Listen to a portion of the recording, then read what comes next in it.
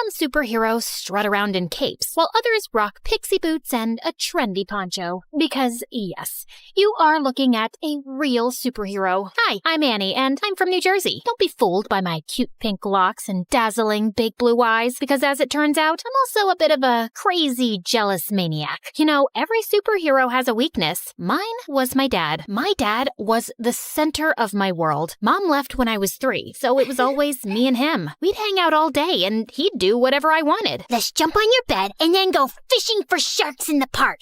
I've just made the bed and it's raining outside, but whatever makes you happy, my angel. My dad was the best. He was my superhero. We did everything together and made a big effort to share each other's interests. For example, he learned the names of all the dogs from Paw Patrol. You're such a Sky. In return, I learned to play chess, which was Dad's favorite game. Kapow! That's a check and a mate. One time, when I had a high fever, I asked him not to leave my side for 1 minute. I promise, Annie, I never will. And I totally believed him. He even made a pulley system to get the Uber food delivery to my bedroom window without leaving my room. But then, the worst thing happened. A couple of days later, instead of making me breakfast, he grabbed his car keys and let a babysitter in. I must go to work today, Angel Annie. Teresa will look after you. No, Daddy, I'll go with you. I'm sorry, sweetie. I have to go alone. It's for the best. Why? Because we need the money to live. Fine. If you want to leave, you'll have to step over me, and everyone knows that's bad luck. And to my surprise, he actually stepped over me to leave. I hated babysitters and caused as many problems as I could to get my dad to come back. He used to be late for work pretty much every day and had to sneak out during lunch and leave early to take care of me. So you can imagine what happened next. I got fired. Yay! Daddy's at home forever! Yeah! I was ecstatic, thinking things would go back to normal when I got the biggest shock of my life, kindergarten. I cried all the way and threw a total hissy fit at the front gates. Why? To learn and get a good job when you're older. Jobs suck! You'll make lots of friends. Friends suck! I hated it and let everybody know that I did. I hate it.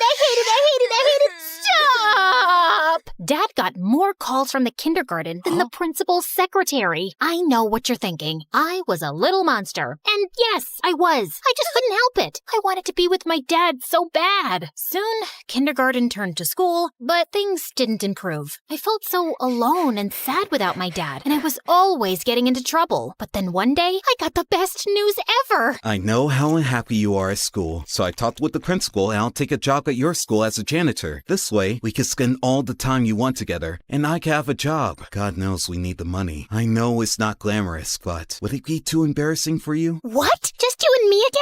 This is the best job ever! But there is one condition. You must behave, because if not, I'll get fired. You promise? Oh, I promise. Pinky promise! And for some years, things were amazing. We drove to school and worked together, sat together at lunch, and whenever he'd go past my classroom mopping the floor, he'd give me a goofy wave. For the first time, I focused on my schoolwork because I didn't want to mess up our arrangement. Other kids were even inviting me to parties. You should go. Make some friends. Maybe you could come with me? Annie, you must learn to do things without me. Rely on other people. Really? Maybe you're right. I guess I can go for like half an hour. Nah, let's just hang out here and watch TV. But then it all changed. I was supposed to be meeting some peeps at the movies, but then remembered Dad's favorite TV show was on. So I decided to go back home and watch it with him. But when I opened the door, I found that Dad was having dinner with a woman with candles and flowers on the table. Annie, Angel, I wasn't expecting you. This is Fern, my new friend. Hello, Annie. I've heard so much about you. It's great to meet you at last. Funny, I've heard absolutely nothing about you. I was hoping we'd spend some time with Fern, Annie.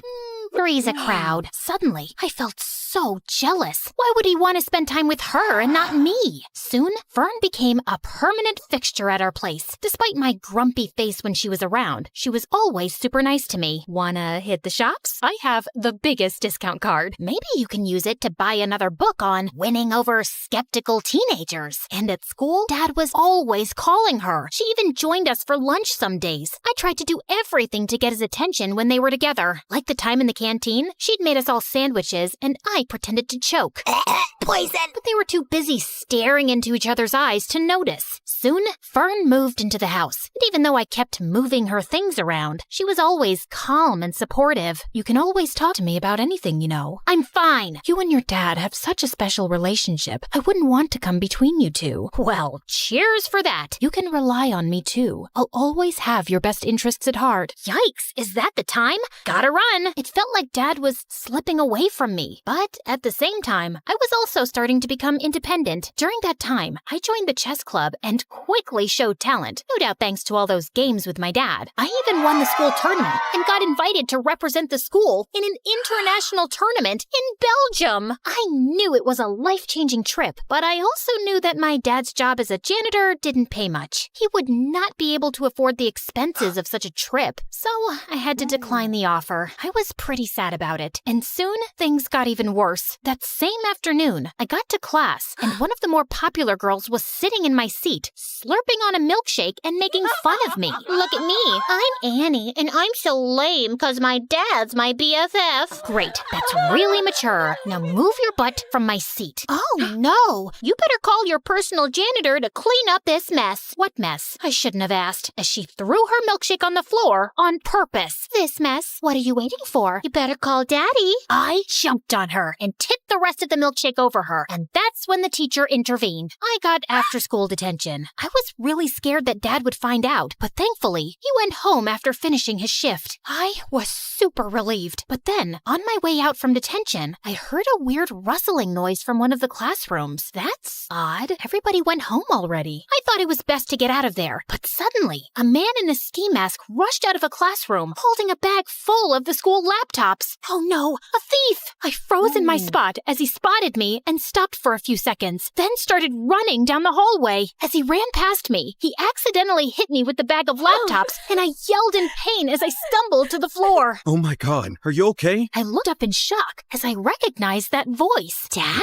Suddenly, he dropped the bag and ran down the hallway and out of the school. I tried to follow him, but he was too fast. So I sprinted home, and there he was, Dad, completely out of breath and with the ski mask in his hand. The first thing he told me was to keep my voice down so Fern wouldn't hear. Dad, seriously? Stealing from the school? Are you crazy?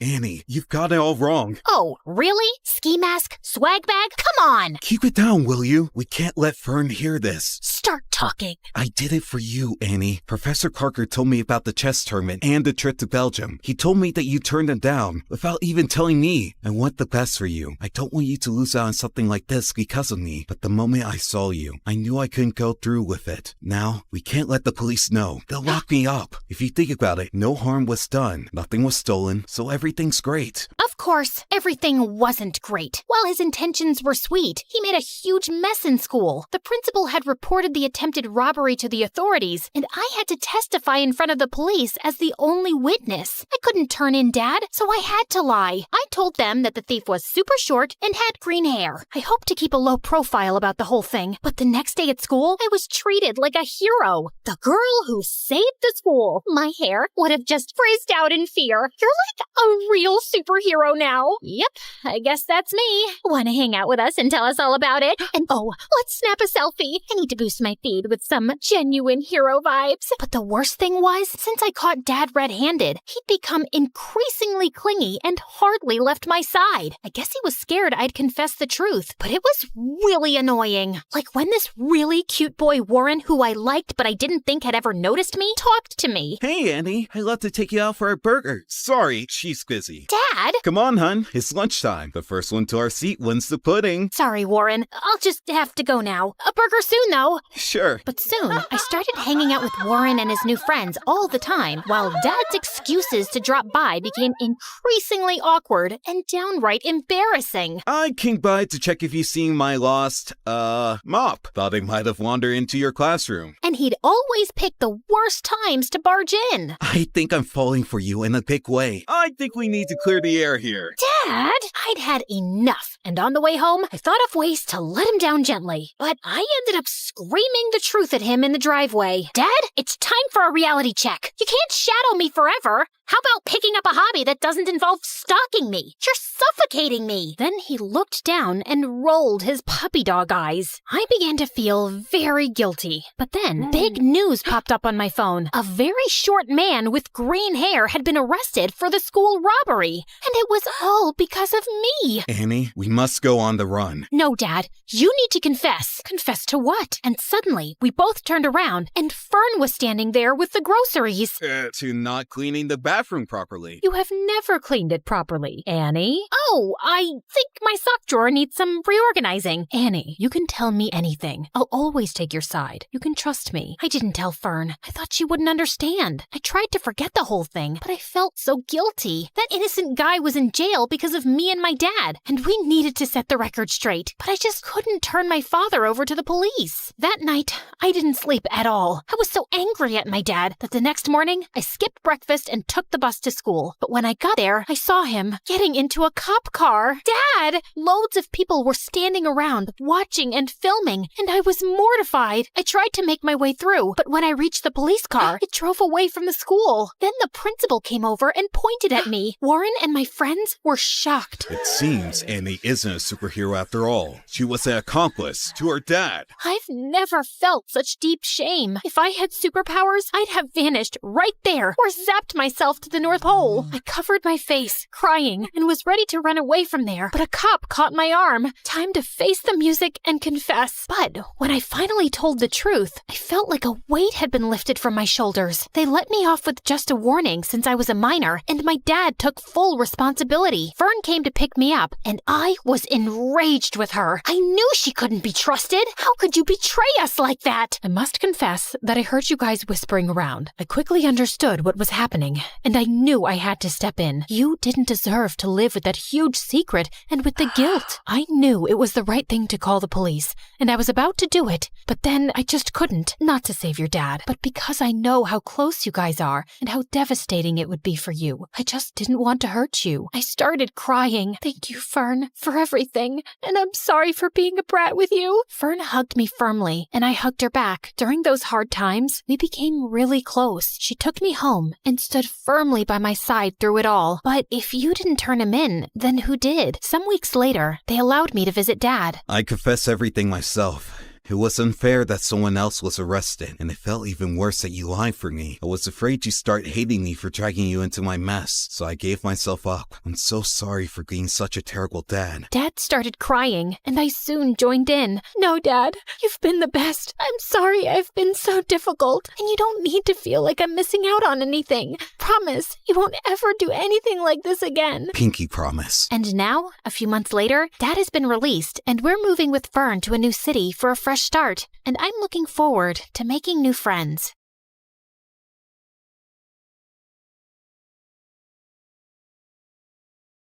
I was just minding my own business in the convenience store when suddenly a hooded guy jumped at the cashier and pulled out a gun. Give me some cash. All of it. Now. Everyone started to panic, except me. I'd actually been waiting for this moment. Hey, idiot. Everyone gasped as the robber turned to me. I then walked up to him while slowly removing my jacket. It's so hot in here, don't you think? Back off, sweetheart. I have a gun.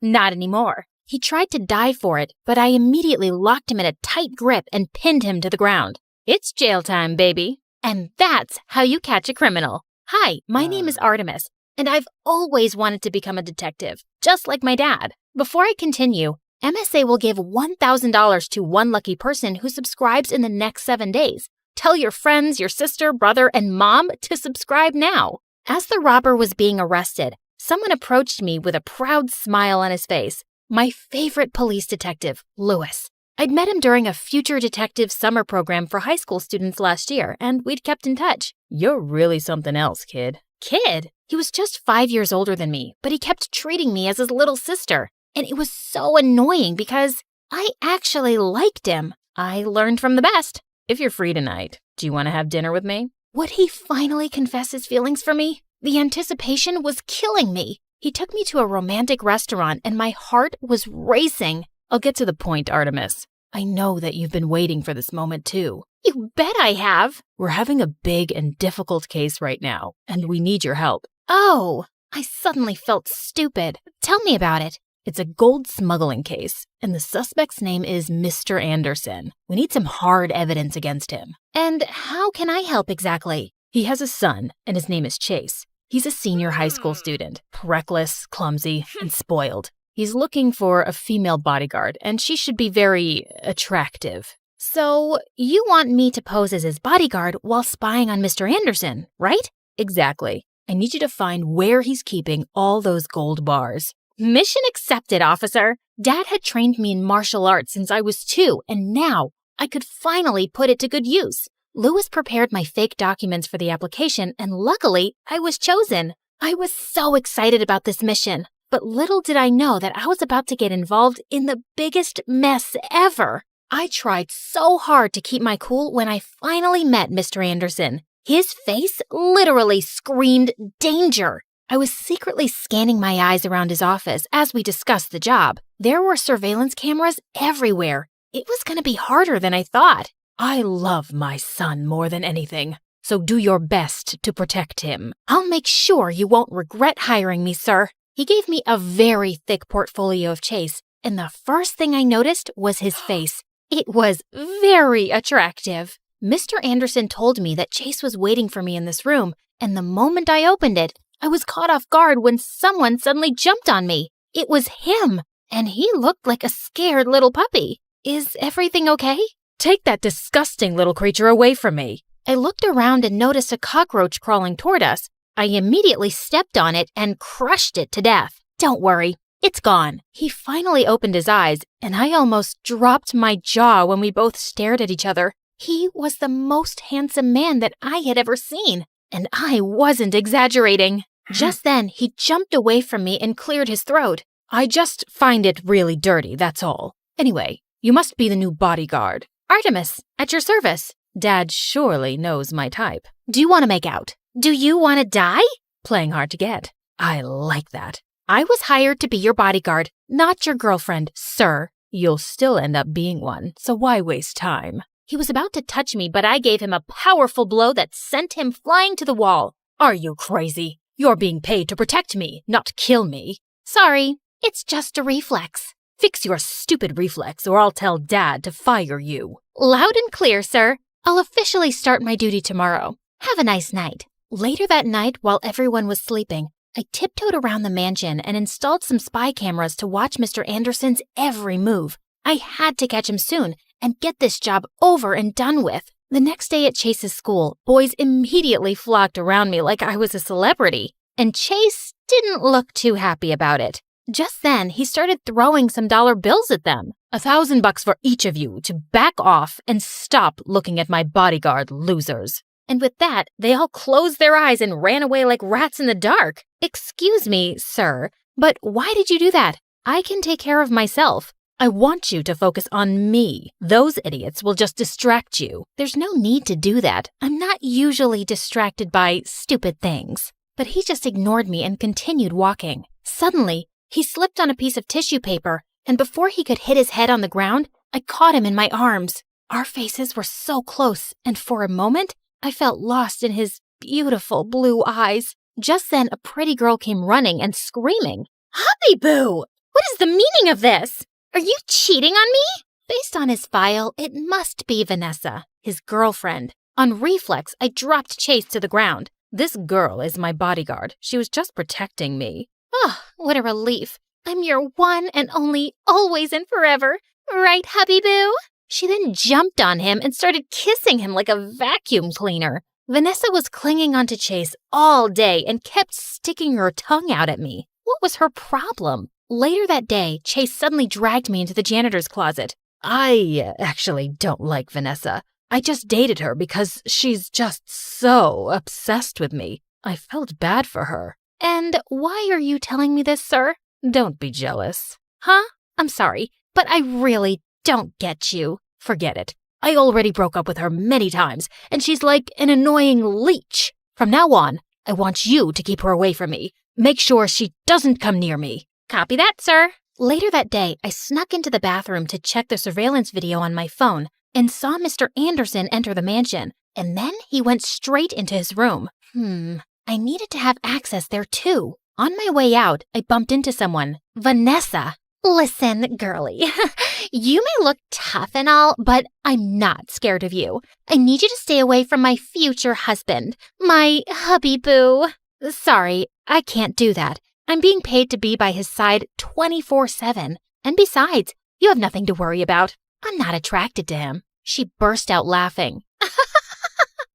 Chase is the most beautiful guy in the entire universe. There's no way you're not attracted to him unless you're a lesbian. OMG, are you?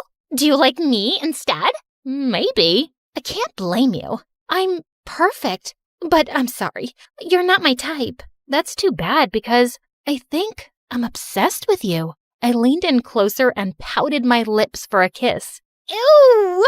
Get away from me! My little stunt was effective because anytime Vanessa came close to Chase, I made pouty lips at her and she ran off. But I wasn't exactly celebrating. It had only been a week, but I wanted to give up already. Chase was a total pain in the butt and such a big baby. He would complain over the smallest things. One time he was making a huge fuss about a mosquito bite. How could you not stop it from sucking my precious blood? I thought you had great reflexes. See? It's swollen. You're not gonna die from it, sir. Relax. One time he decided to skip school just to go shopping for a new yacht. As we were walking towards the port, we bumped into some guys who looked like gangsters, and he actually knew them. It's a perfect day to break some skulls, don't you think, Chase? What do you want, Brody? Your girl. She looks like my next girlfriend. He was about to touch me, but suddenly, Chase jumped in and shoved him to the ground. Don't you dare touch her, dummy. Brody went berserk. You stupid dirtbag. He was about to punch Chase, but I was able to block his fist just in time. I'd run home to Mommy if I were you. I twisted his arm and he went screaming in pain. Get her, boys. I threw a couple of my karate moves and they all fell to the ground in no time. I turned to Chase and he looked stunned. He was still speechless, even in the car. When we got home, he just sat in front of me and stared at my face. Is there any problem, sir? You're the prettiest and coolest girl that I've ever met. Do you know that? He lifted his hand to touch my face, and I just shivered at the contact. You know what happens when you touch me, Chase. So get your hands off me before it's too late. Suddenly, his happy face turned sad as he pulled away from me. I'm sorry. I won't bother you anymore. Well, that was weird. I needed to find that secret room with the gold bars as soon as possible before things got any weirder. But whenever I had the chance, I looked all around the mansion and found nothing. One day, Mr. Anderson had a business trip and he'd be away for a week. It was finally my chance to work on his room. After making sure everyone was asleep, I went to his room and while I was checking his drawers, I felt someone watching me from the door. Chase, what are you doing here? I was looking for you. In the drawers? I don't think I could fit in there. Oh God, I needed to distract him. And then I did the unthinkable. I walked up to him, grabbed his face, and kissed him on the lips. And worse, I kinda enjoyed it. Whoa, what was that about? I've been craving your lips. I knew it. No one could resist me, not even you. I guess you're right. Anyway, we have to sleep now. It's late. How could I when you just kissed me? I tried getting rid of him, but he was persistent. First, he insisted we watch videos together on his favorite channel, MSA, for 2 hours. And then he even made me sing him a lullaby to help him sleep. When he was finally asleep, I just found myself staring at his face. He actually looked like a beautiful angel. Snap out of it, idiot! The next day at school, Chase did something that gave me the shock of my life. He announced to everyone that we were dating. And Vanessa went wild. This girl is a lesbian, and I'm the one she actually likes. She's only getting back at you because she's jealous. Chase ignored her and got on his knees instead. To my surprise, he started tying up my shoelaces. Silly girl, what if you trip and hurt yourself? I then pulled him to the side and confronted him. What in the world are you doing? You like me, and I like you. So we're dating, right? Are you crazy? If your dad finds out about this, we're dead. Don't worry. He's too busy to even check up on me. From now on, I'll protect you and serve you instead, okay? I kept on refusing, but he was unstoppable. He was just around me all the time, and it was driving me crazy. All he did was stare at me 90% of the time. Could you please stop that? It's freaking me out. I could stare at you forever. You're just too pretty. I sometimes doubt if you're even real. During classes, he kept reaching for my hand just to hold it. During lunch, he would feed me and just watch me eat. He was acting like the perfect boyfriend, and I had no choice but to play along to protect my cover. Ugh, what had I gotten myself into? Later that night, I called Lewis and reported everything, including my fake relationship with Chase. I need you to stop entertaining any distractions and finish your mission ASAP. Understood? He sounded mad, and it made me feel bad. I'm sorry, I'll do better. The only place I hadn't checked yet was Mr. Anderson's bathroom, and I had to do that first thing in the morning. But I woke up to see Chase smiling at me with breakfast in bed. Good morning, my love. Eat up. I cooked it for you. The eggs looked delicious, so I decided to have a little taste. And they actually were. I didn't know you could cook. I wanted to be a chef and open my own restaurant someday, but Dad wanted me to be the next CEO of his company instead. Nothing feels better than living your dream. So stop being a loser and go for it. It's your life, not your dad's anyway. I suddenly felt bad knowing that his dad was a criminal. That's the most beautiful thing I've ever heard in my life. I can't help but fall for you harder each day.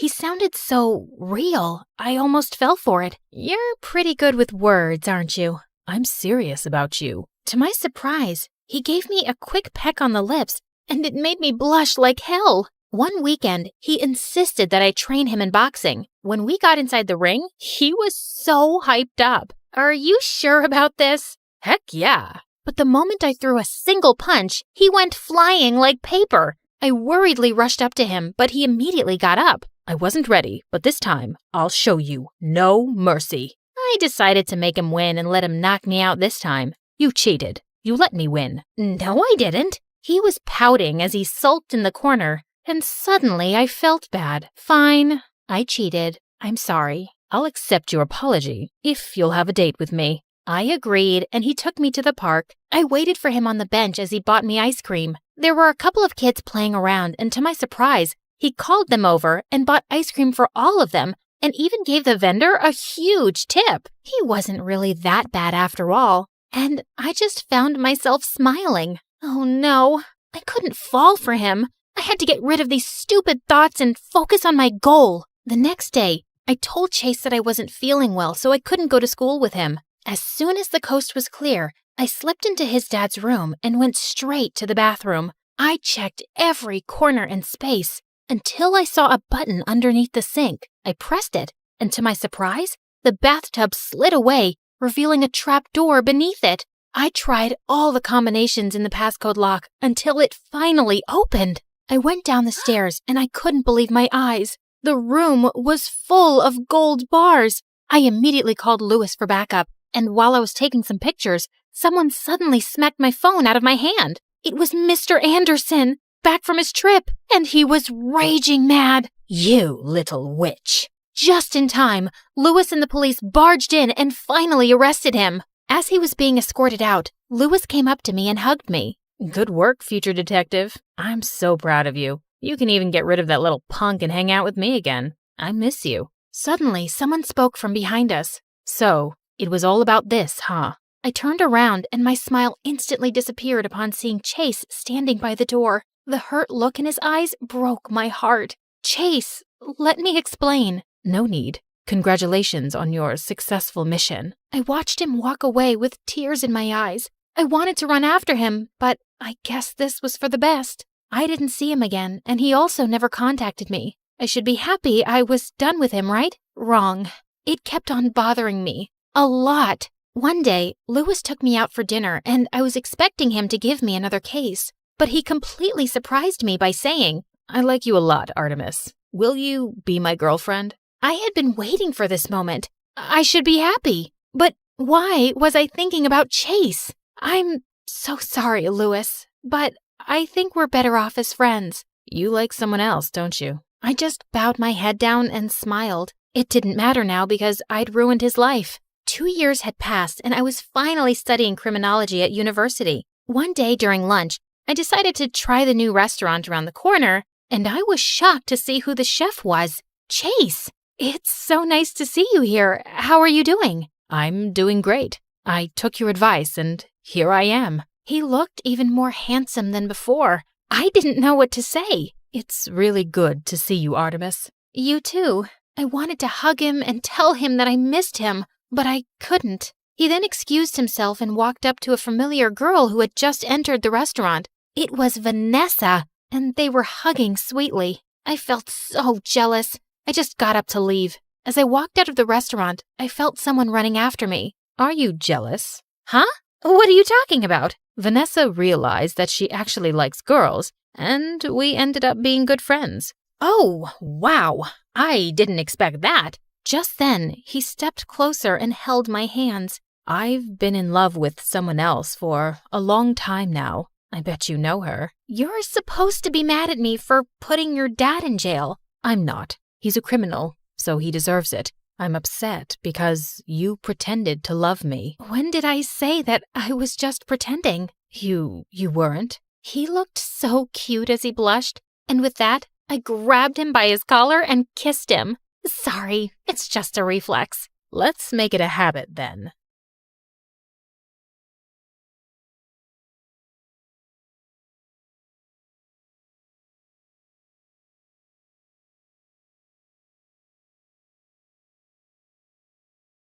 I was standing in the grocery section examining an apple when my eyes shifted to a man nervously eyeing the cereal boxes. I casually dropped a sack of flour into my shopping cart, then hid behind a rack and scanned the man's face on my watch. Suspect identified. Tobias Steele, known for industrial espionage and diamond heists. Approach with caution. Slowly, I moved my cart closer to Tobias. Hey, could you pass me 10 boxes of Fruit Loops, please? I'm too short. Don't you just love Fruit Loops? They're the best. I don't like anything sweet. Everyone likes Fruit Loops, dude. That's just criminal. Tobias looked at me nervously, then suddenly started running in the opposite direction. I flung the sack of flour at his head and he fell. Then I pinned him to the ground. Who are you? Your worst nightmare. Hi, my name is Jane, and I'm a secret agent with the CIA. Please like and subscribe to MSA. I grew up with my scientist dad and identical twin sister Camilla. Mom left us when we were babies, and Dad was always busy in his science lab in our basement, so we weren't too close. Having a twin sister wasn't the greatest thing either, because Camilla and I had nothing in common. She was much more girly and a social butterfly, and we never got along even as kids. We further drifted apart in middle school when she made friends with the school bully Kira, and I got into boxing. Soon, I was acing every competition in town. I was good. So good that at 15, the CIA secretly approached me and recruited me. 3 years later, I'm their smartest agent ever. Of course, my family didn't know. They thought I was a weird, introverted tomboy with a thing for flannel shirts and books. After pinning down another criminal, I was sitting in the school cafeteria when suddenly Kira started sniffing me. Ew, you smell like trash. When was the last time you washed your hair? Or shaved your armpits? About the same time you two said something worth paying attention to? Oh wait, that was never. OMG, shut up. Ryan just walked in. Kira, quick, how am I looking? Fix my lip gloss, will you? Camilla was a popular girl, but Ryan was the star of the school. Football team captain, really handsome, totally dumb. You know the list. Camilla started walking in Ryan's direction, smiling and waving at him, but he just smiled and looked away. Ouch, that was painful. Anyway, just get my milkshake, Cammy, and stop wasting time on these dumb boys. You look desperate. Kira walked away, and Camilla was leaving too, but I stopped her. Why do you do everything she says? She's not the boss of you. And you are? Just keep your nose in your books and out of my business. Got it? Loud and clear. Just then, my phone started buzzing like crazy. My secret phone. And I knew it was time for another mission. This time, it was about someone named Belinda Holland, who was running a secret lab on her private island. My mission was to locate that lab, gather intel, and report back. And Belinda's son, Ryan, happened to be the same guy Camilla was head over heels for. For the next few days, I noted every little detail about Ryan. When he practiced football, what he had for breakfast, even the girls he flirted with, just to find that one golden opportunity to strike up a conversation with him and then get closer. But every time I tried to make a move, something or someone would interrupt us. I was starting to think luck wasn't on my side when one night I caught Camilla sneaking out. Ow, ow, ow! My arm! You're freaking strong for a girl! Gee, thank you. Where are you going in the middle of the night? To a party, obviously. Ryan's mom has this cool resort on a private island, and he's taking me and Kira there tonight. It's kind of a big deal because no one's ever been on it before, and I really want to go. You know how much I like him. Private island. Bingo! It had to be the same island where the lab was located. I mean, how many islands can one person own? I know it's MSA, but let's be realistic, guys. I just had to get to this party. Fine, but are you sure you want to wear that? That dress looks a bit dated. You think? Wait, what do you know about fashion? I know what suits my sister, and this isn't working. Tell you what, you change and I will hold the door for you. Camilla looked at me suspiciously, but then left to change. Once she was inside the washroom, I quickly closed the door and locked it. Dad wasn't going to hear her anytime soon in his basement. I'm sorry, I'll explain everything later.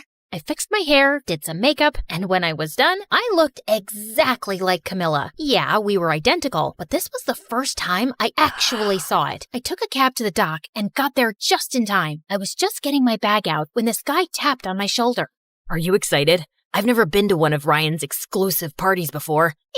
Does this mean I'm famous now? I'm Patrick, by the way, Ryan's cousin. I'm Cam. Before I could introduce myself, the boy screamed and then jumped on me. It's a frog. Oh no, it senses my fear. Please save me. I've never even had a girlfriend or a kiss. Will you kiss me? Please.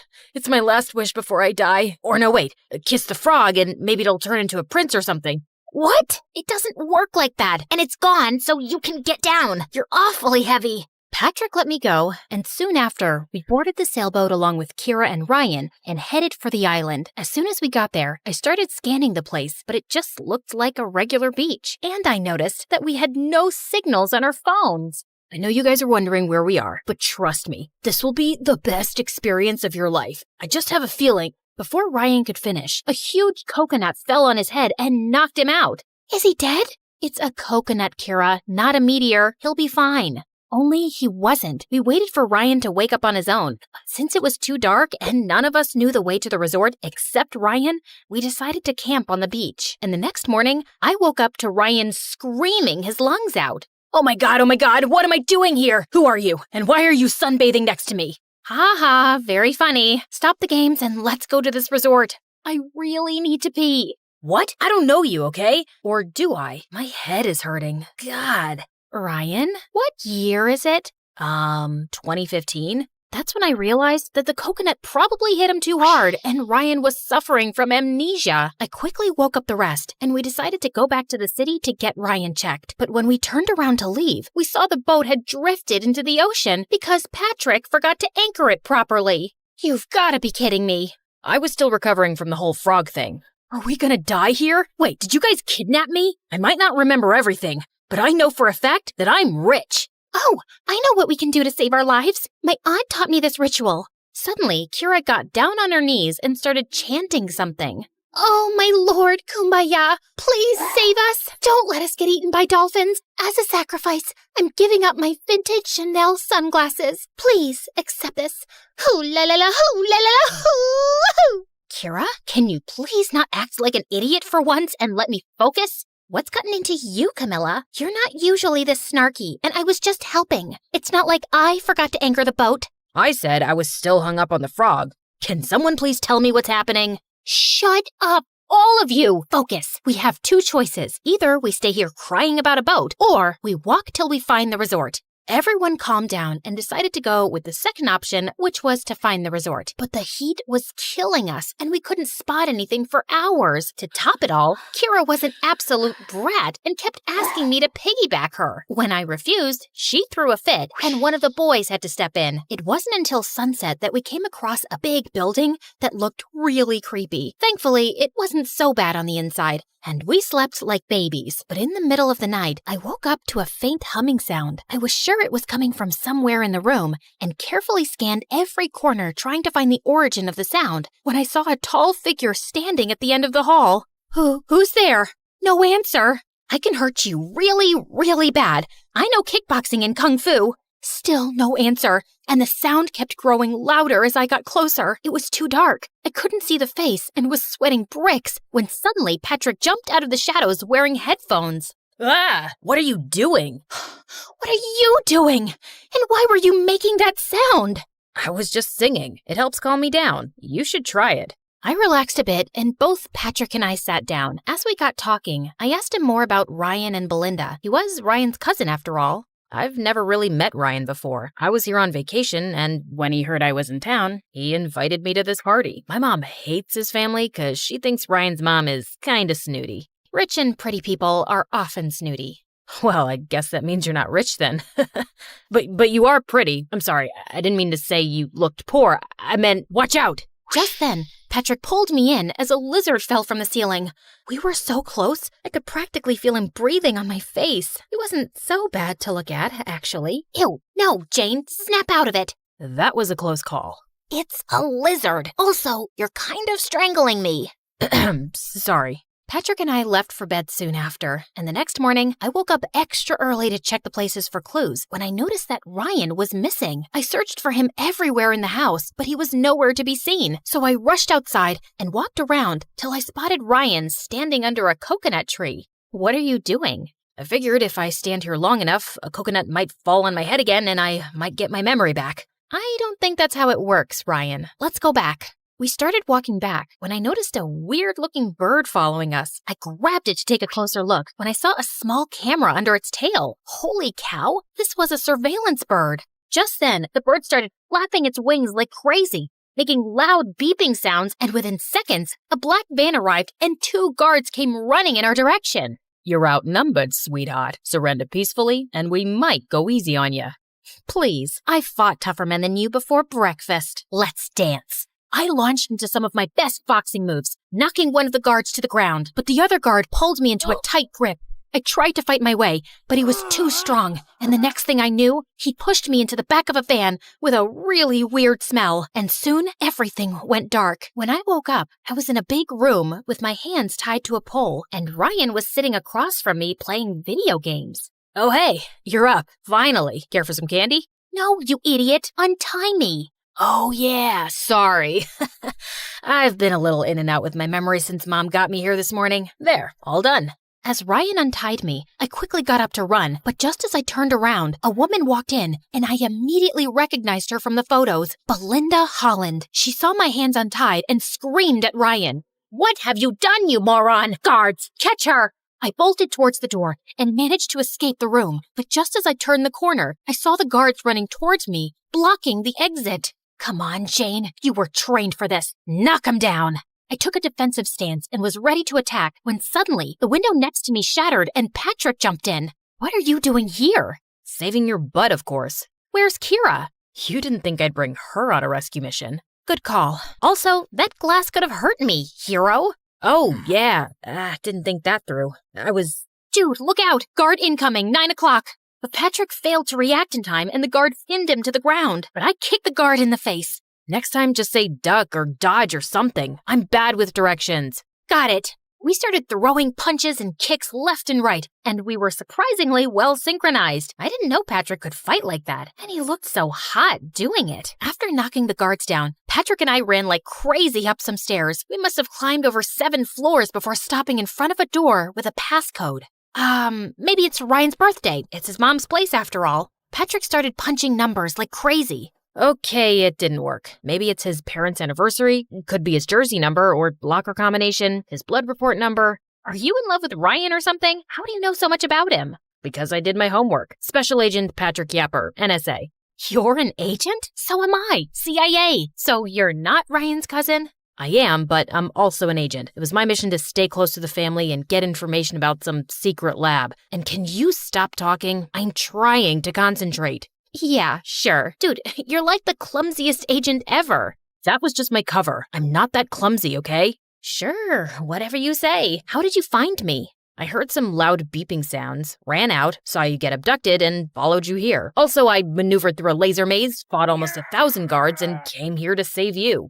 That sounds like an exaggeration. But wait, you came here to save me and not for the mission? Why? What do you mean, why? Because God, I can hear footsteps. I have to break this door down. Brace yourself. Before I could react, Patrick took a deep breath and charged at the door, but it was made of metal and he stumbled backwards right into my arms. There now. All good, princess. Happens to the best of us. I looked around and saw a fire extinguisher, which I used to smash open the lock. When the door flew open, we saw something that blew our minds. There was a huge machine in the middle of the room that looked like some kind of weapon. We were inspecting it when Belinda walked in with her guards and Kira. What are you doing here? I told you to stay back in the room. I couldn't stay back when the love of my life was taken away from me. Camilla, I love you. If we survive this, I'd love to take you out sometime. What? I thought it was obvious. I have always loved you. I was just jealous that you liked that idiot Ryan. No offense, ma'am. None taken. Let's get to the point. You will not be leaving till your dad comes here and gives me the key chemical I need to finish my master project. What chemical? And what's my dad got to do with any of this? Belinda went on to tell me how my dad was actually working for the government and he was the only person who could make the chemical she needed. That's why I asked Ryan to invite you here, so I could use you as bait and get your dad to help me. But unfortunately, my son's an idiot and lost his memory. Also, I didn't know you were an agent, so that kind of messed up my plan. A little tip, cooperate and I might be lenient with you. I have a little tip for you too, ma'am. Don't watch the mouth, watch the hands. With that, I landed a solid blow right on Belinda's face, sending her stumbling backwards. In the meantime, Patrick picked up the weapon and hung it over the railing. One move, and I swear this thing will go over the edge. Patrick, your family, son. Family my butt. You didn't even know I existed till I showed up at your door. Tell your guards to drop their weapons and release Kira. Now. Belinda reluctantly signaled her guards, and when they'd put their weapons down, I took the phone from one of the guards and alerted my team. Within minutes, reinforcements arrived via helicopters and arrested Belinda, seized the lab, and safeguarded the weapon. Ryan, too, was taken in for questioning. When everything was wrapped, Patrick, Kira, and I went back to the mainland, where I saw Dad and Camilla waiting for me. I rushed to them immediately. Why didn't you ever tell me you worked for the government, Dad? You never told me you were a spy either. That's just how things are. But Janie, I am so proud of you. Thanks, Dad. Wait, you're not Camilla? No, I am. Before I could react, Camilla started hitting me like crazy. Who does that to their own sister? You locked me and you took my phone? You know I can't live without my phone. Ow! I'm sorry, but it was important. Ow! I swear to God, if you put yourself in danger again, I will kill you. Are you crying? Aw, I'm glad you're here. By the time I was done meeting with my family and briefing the team on what happened, I noticed that Patrick was gone. I couldn't even thank him properly. And worse, tell him that I might have a little crush on him. A few weeks passed after the operation, and I was informed that Belinda had finally confessed that she was working for an enemy organization. Ryan was sent to his dad in Germany, and I never heard from him again. Kira finally asked Camilla out, but unfortunately, Camilla didn't feel the same way about her, and they mutually decided to take a break from their friendship. Meanwhile, I tried to use all my sources to find out where Patrick was, but it was like he disappeared into thin air. Then one day, I was in a coffee shop when I heard a huge crash. Ow, my head. Patrick, what are you doing here? What happened to your clothes? I got lost, then took a little detour and fell into a puddle. Then 2 minutes later, I walked into a flower shop to get you some flowers, but ended up tripping over something there too. But I know you like to come here often, so I thought of giving it a shot and voila. How did you know I came here? Have you been stalking me? You make it sound like stalking's a bad thing. Stalking just means caring enough to find out things about people that they don't want to tell you themselves. Look, I like you, Jane, and I know I'm kind of clumsy and stupid, and I say all the wrong things, but I was hoping I could get to know you better. But Kira asked you out, and Hold on a second. Kira likes my sister, Camilla. I'm very much into boys, especially clumsy ones. Really? Yes, but you can't disappear like that again. Noted. Now, can I kiss you spy style? Patrick took me by the waist and leaned in to kiss me, but ended up losing his balance and we both crashed into a table. Why am I not surprised?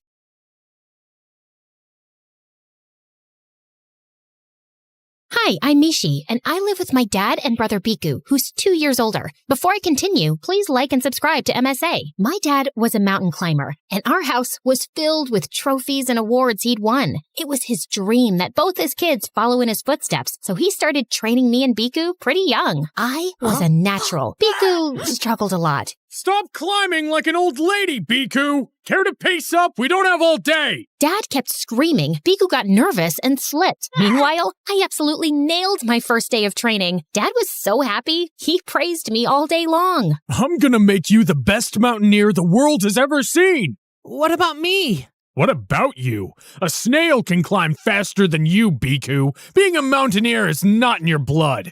But it was my first time climbing, and the guy in front of me kept farting in my face. I got distracted. Don't be a sour loser, big bro. Just accept it. I'm better than you. Or maybe it was just dumb luck. Relax, Snappy. I was just kidding. Don't worry. When I become a famous mountaineer, I will definitely train you to be my assistant. I was joking, but Biku took it seriously and flung his shoe at my head. I ducked, and it hit Dad's trophy shelf, and everything fell to the ground. Have you gone completely crazy, Biku? It's bad enough that you're an absolute embarrassment, and now you're disrespecting my achievements? You're grounded for a week! Biku ran to his room crying, and since then, he just hated me for being Dad's favorite. Every time Dad would praise me, Biku would get angry and do crazy things. This one time, he filled my bed with sand, and another time, I opened my bag and saw a huge spider on my books. I was so scared I almost passed out.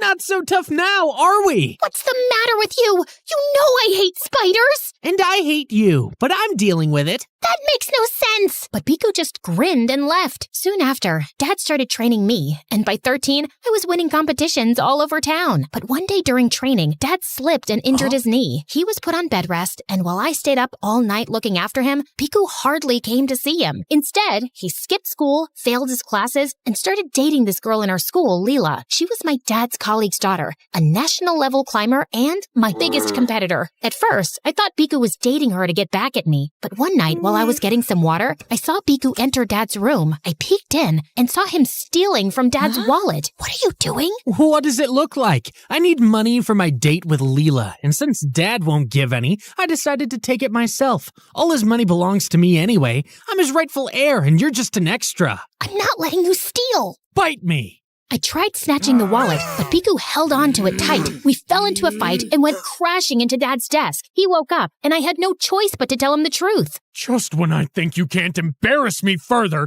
you go ahead and break your own record. I swear I will send you to a military school if you don't mend your ways. Biku left quietly, and we didn't talk much after that. Dad got better, and we started training for a huge national competition, and every climber in the country, including Leela, was participating. One day at practice, I was slowly making my way up the climbing wall when I heard Leela behind me. Can you move faster? I don't want to stare at your butt all day. I'm sure you can find your way around. I can, but I don't want to. Try the wall for amateurs the next time. You're clearly too slow for this one. What's your problem? It's simple. I hate slowpokes. Leela nudged at me, and I lost my balance. I would have fallen to the ground, but my harness saved me. I was so mad at her, but I decided to get even at the competition and worked twice as hard. On the day of the competition, I felt confident, but just as I started climbing, I slipped and landed on my butt. I lost the competition, and Leela ended up winning the first prize. But that wasn't the worst part, because the next day, I was in the girls' changing room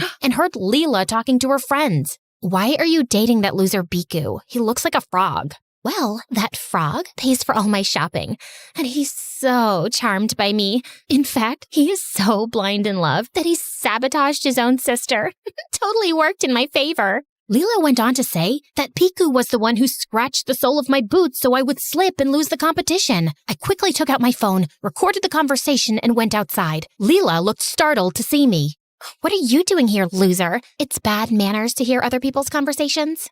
You're one to talk about manners, you lying witch. You've got to come clean to the authorities about the competition or what? You're gonna hurt me, chicken legs? You're definitely asking for it. I wasn't, but I am now. Leela tugged at my hair and pushed me hard. I tried to push her away, but I slipped on something and my head hit the lockers. And the next thing I knew, I was in the hospital with a cast around my hand and Biku standing in a corner. Hot tears filled my eyes as I got up and slapped Biku across his face. I know you ruined my boots to help your sick girlfriend, and don't you dare deny it. I have her confession on my phone. You know, Biku, I always thought that even though we fought a lot, one day you would turn around and tell me how much you love me or that you're proud of me, but all you've ever done is hate me. Why? Because you spoiled everything. I'm the boy. I'm supposed to get all the love and affection, but I just feel invisible in my own house. That's not my fault. If you try to be better, Dad would love you too, but you keep messing everything up. That Leela doesn't even like you. She says you look like a frog, and she used you to get even with me.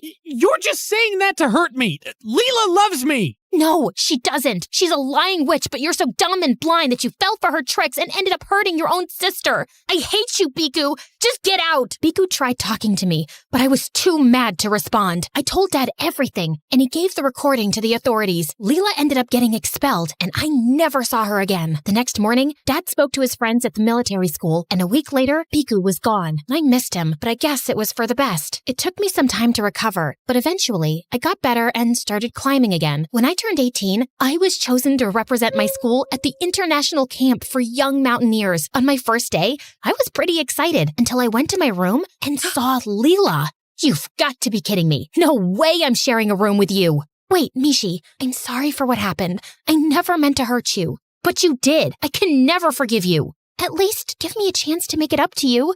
It's too late. I thought I was clear with Leela, but she just got clingier. She left flowers by my bedside, brought me coffee, and left chocolates under my pillow. It was creepy, but I could see she was trying. Then one day during training, the camp instructor announced a challenge where we had to climb a huge wall. As soon as the buzzer went off, I sprang into action, and everything was going great until I saw Leela slip and hurt her ankle. She howled in pain as I rushed to help her up and sat her down on a bench. Why'd you help me?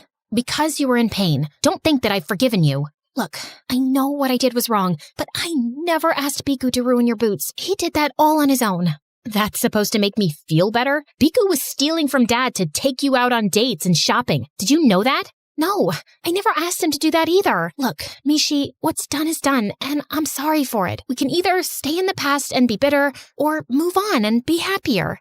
I guess, but it can't happen overnight. I'll wait. Leela and I slowly became friends. After the camp ended, we went to training together and joined our dads on expeditions. Leela was still competitive, but it was fun having her around. But then, Leela found a boyfriend and she was always distracted. She was bunking training sessions and hardly showed up for work. This one time, we were leading a team to one of the toughest treks, and while I explained the procedure, Leela was busy texting. Okay, so we need to use the hack hammer a lot since it's a steep climb. Leela, are you listening? Yes, totally.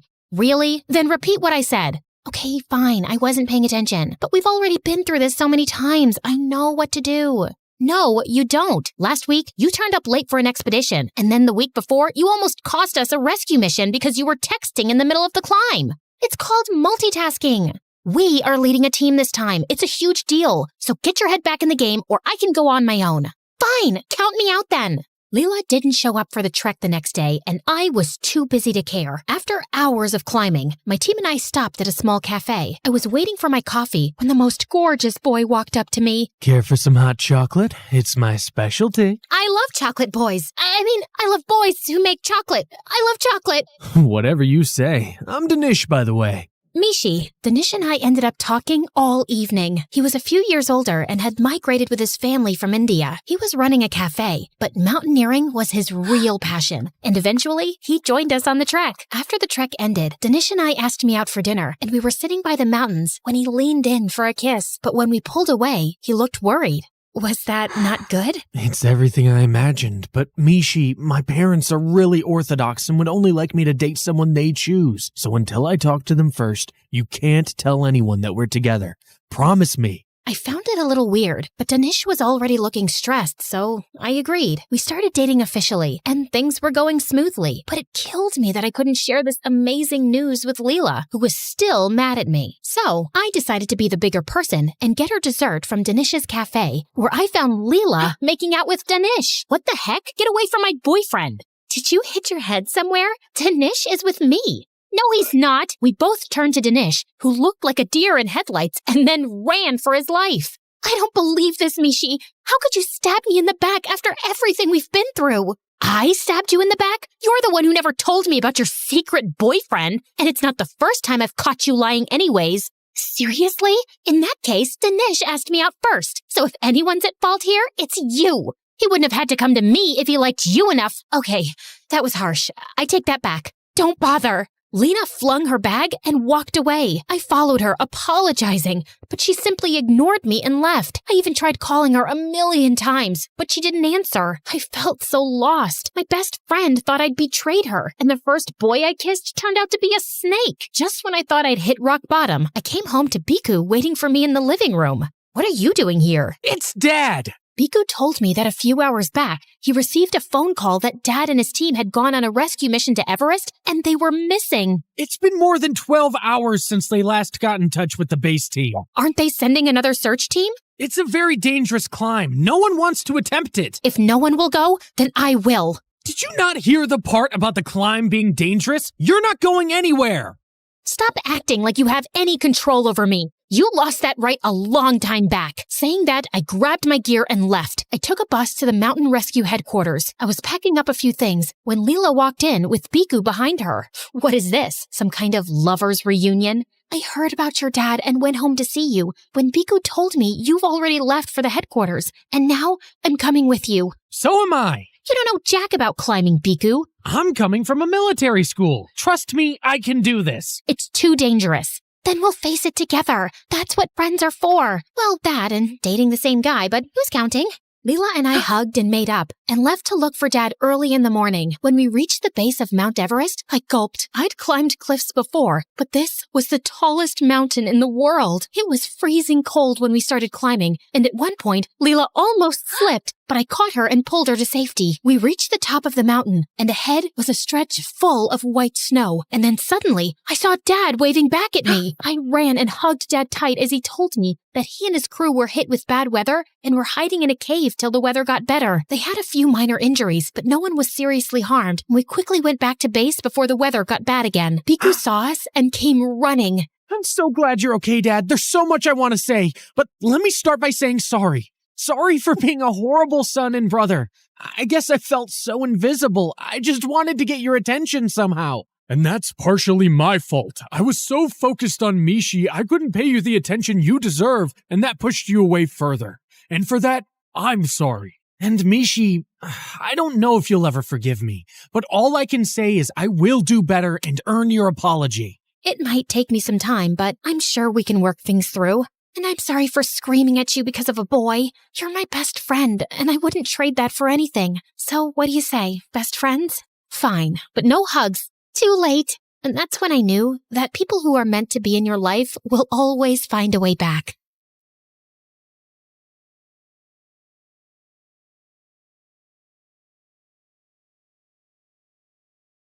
As Hermes, messenger of the gods, I've borne witness to countless tales spun across the tapestry of Olympus. With my winged sandals, I have traveled across the realms of the universe, carrying tidings that have altered fates.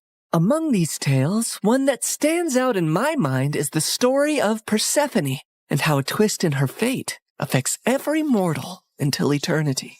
You see, Demeter is the goddess of harvest, and she could turn the earth green with her touch. She made countless flowers bloom and coaxed bountiful crops from the soil. With her presiding over the planet, no living creature ever went hungry. She took great joy in her role, but her heart belonged entirely to her daughter Persephone, the Maiden of Spring.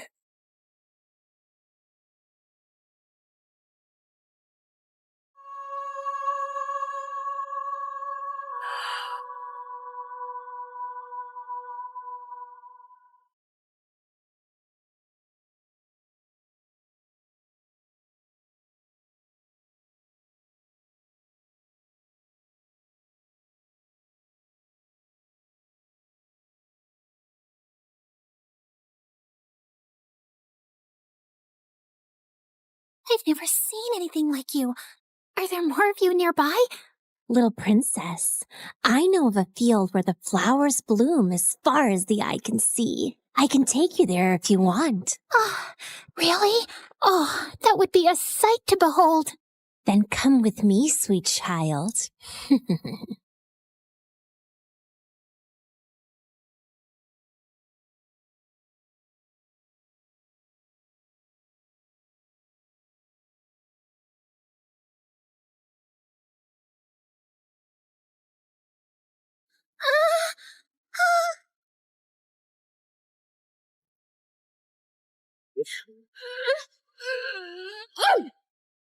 Enough, spirit of mischief! I have given you plenty of chances to change, but it seems all you want to be is a troublemaker. Did you think you could lure my daughter away and I would be unaware? Curse you, Demeter! Why should you and your child receive all praise and adoration when we, the spirits of nature, fade into the background?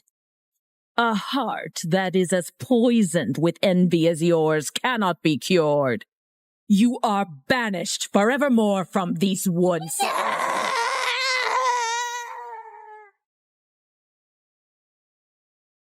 Did you forget that you are not allowed to venture into the forest alone? I'm so sorry, Mother. I only wished to see the magical flowers. And you shall see many wonders, my child, but always within the safety of my reach. The world holds great beauty, but also grave danger.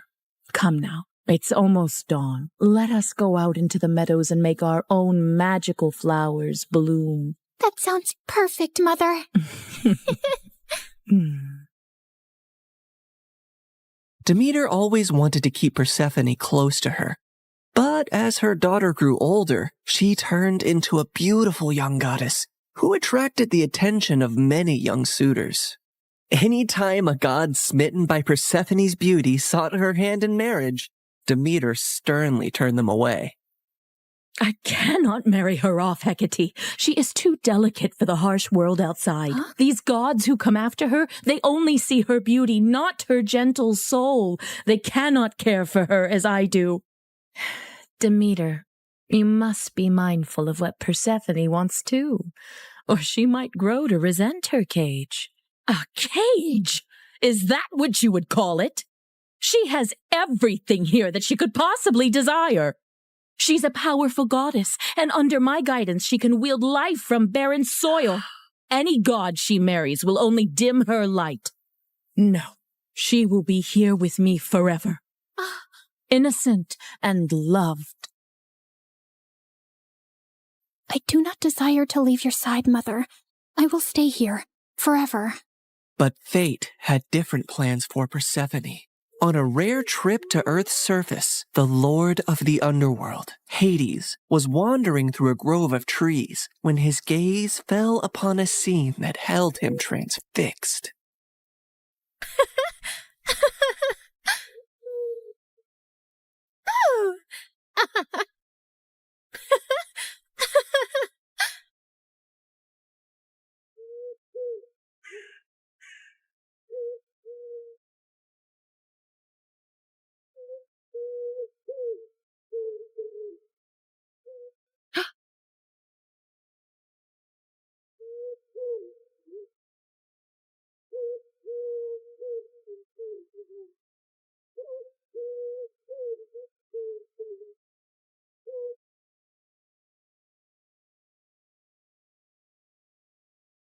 Hades, my lord, you seem to be troubled.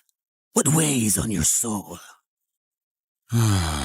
As you well know, when my brothers and I overthrew our father, the kingdom was divided among us. Zeus received the sky, Poseidon the sea, and I the underworld. I've never complained about my lonely lot, and do my duties justice. I don't frolic or play like the other gods, and work hard in my solitude. But mortals and gods alike see me as the embodiment of darkness, and their tales paint me as a monster to be shunned. My realm is necessary, but it is hated by all, as am I. But do they not see that I also have a heart?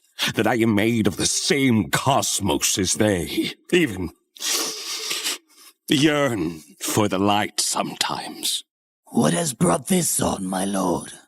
Persephone, she is the light where there is none. She is life where all is death. Ever since I laid eyes on her, I can think of nothing else. But would she ever see past the darkness that cloaks me? Could she ever gaze upon me and see not a lord of despair, but a soul longing for companionship and warmth? Persephone, Demeter's daughter. Indeed, her radiance rivals the dawn, but she is of the upper world. I must have her as my queen, as my wife. Her presence would bring joy and life to a realm that only echoes with loneliness and sorrow. And I must believe that even in the underworld, love can find a place to blossom. My lord, her mother would never allow it.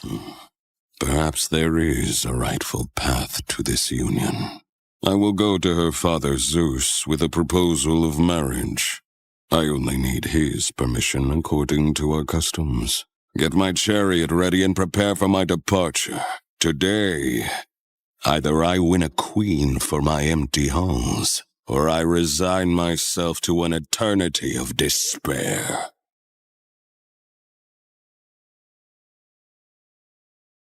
The next day, when Persephone had wandered far from her companions in a field and was kneeling down to admire Narcissus, suddenly the earth beneath her shook.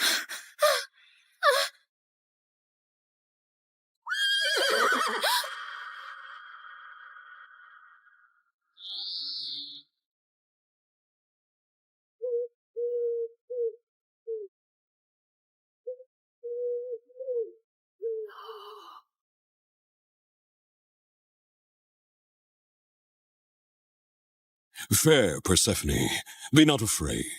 I am Hades, lord of the underworld. My kingdom is vast and rich, but it lacks the radiance of your presence.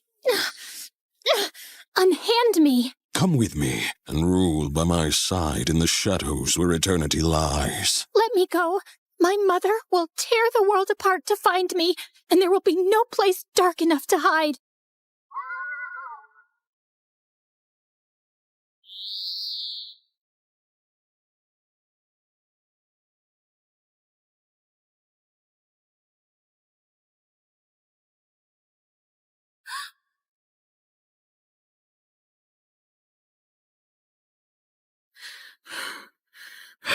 Where is Persephone? Something has happened to her. I can feel it. Leave everything and search for her now. Demeter's grief upon discovering her daughter's disappearance was immense, and as she roamed the earth searching for Persephone, she had neglected her duties. And so, the crops and trees began to suffer. My daughter! My heart! In her desperation, she sought the counsel of her old friend, Hecate.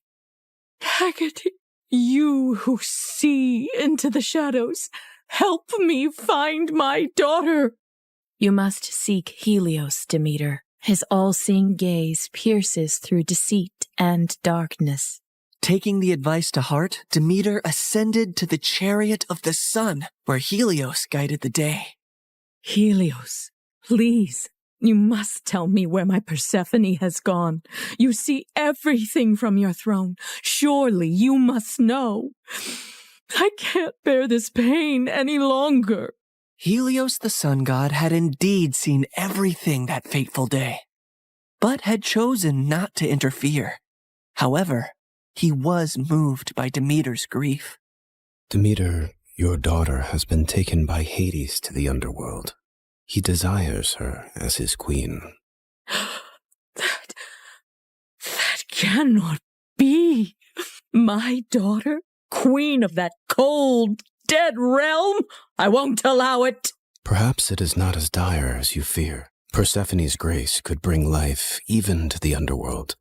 Also, he is one of the most powerful, wealthiest gods in the universe, and she would rule by his side. Is that so terrible? This is an outrage! How dare he take my daughter? Did Zeus know about this too? Zeus allowed it. In her fury, Demeter descended back to Earth. Return my daughter to me, or I will let the earth perish in my sorrow. I will let this world turn into ice and ash. I will plunge it into eternal winter. Meanwhile, in the underworld, Persephone wept in despair and lashed out at Hades any time he tried to speak to her. To rule the underworld by your side? I want nothing to do with you. You've stolen me away from the sun, from my mother. I understand your anger, Persephone. I only hope, with time, you will see me and my world differently. Until then, I will respect your wishes.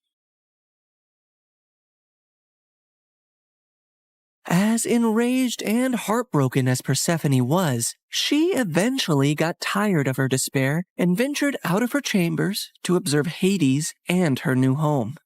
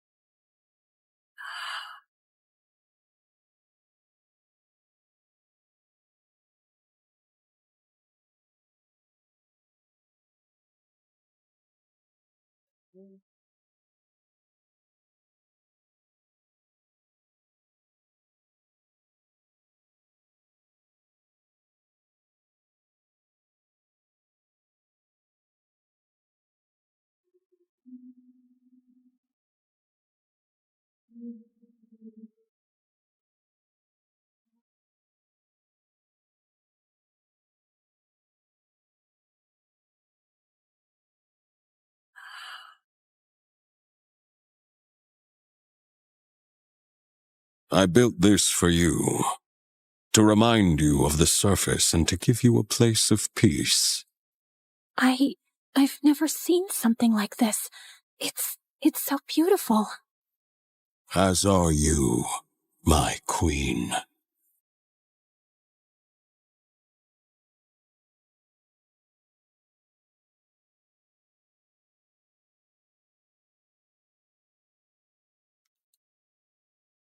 Each realm has its supreme ruler, Persephone. But here, you and I will rule together as equals. You will never be beneath me, but always near me.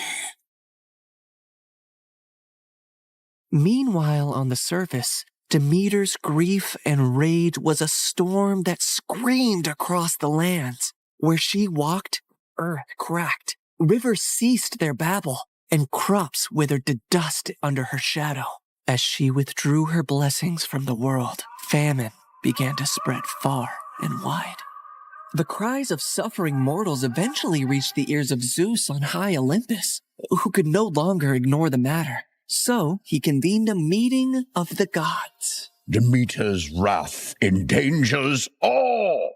We must find a solution that honors both her demands and the laws of gods. If my daughter wishes to leave the underworld, let her return to me, or I shall never again let the earth bear fruit.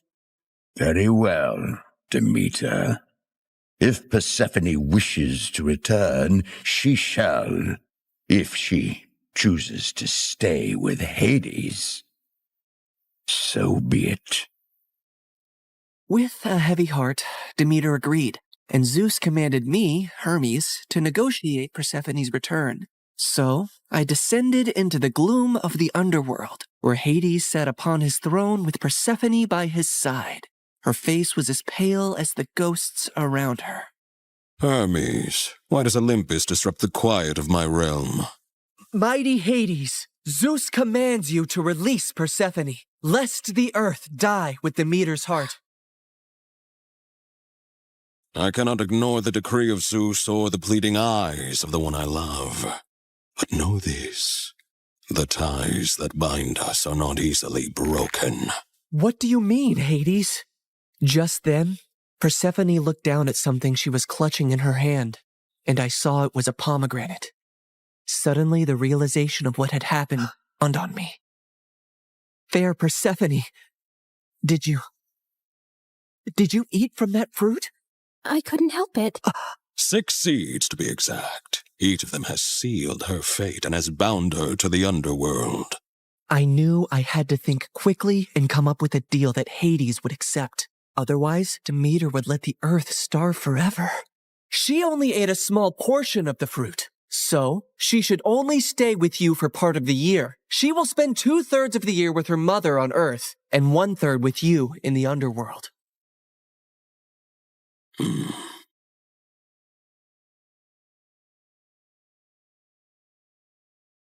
Go now to your mother, but feel compassion kindly in your heart towards me, and do not feel sorrow upon your return. For while you are here, you shall rule as my equal, and have the greatest rights and honor among the gods, as well as my undying devotion. Persephone assured him she would return on the agreed time, and he arranged his chariot for her to depart.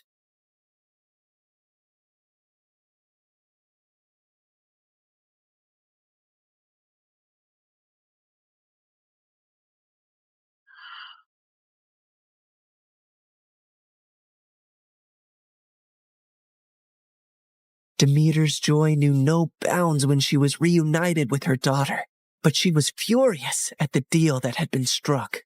How could you possibly eat the fruit of the dead? It is common knowledge that eating anything in the underworld binds one to that realm. Why would you do that, Persephone? It was a moment of great weakness. I wish I could reverse it. I am so sorry, Mother. Demeter had no choice but to accept the deal. And once her wrath subsided, the earth turned green and bountiful again. But when it was time for Persephone to return to the underworld, Demeter began to mourn once more, and winter would arrive, thus setting the cycle of the seasons.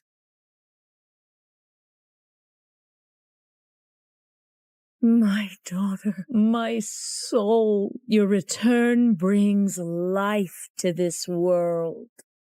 Mother, in the darkness, I've learned the secrets of the deep earth, and in your light, I bring forth life. Together, we bind the world in a cycle of death and rebirth. And so, in this tale of compromise, the dance of the seasons has found its rhythm. An enduring love story was also set into motion, for even eons later, Hades and Persephone are often mentioned as Greek mythology's most happily married couple. I can give you all the wealth of the earth, Persephone, but I cannot give you the sun and the breeze. I know you long for them when you are here. You have given me more than I ever expected to experience in my life, Hades. You have given me respect, power, and a love that is genuine and rare. With you, I feel the most like myself. With you, I feel free. So you do not regret your decision to eat the pomegranate seeds? Never, my love.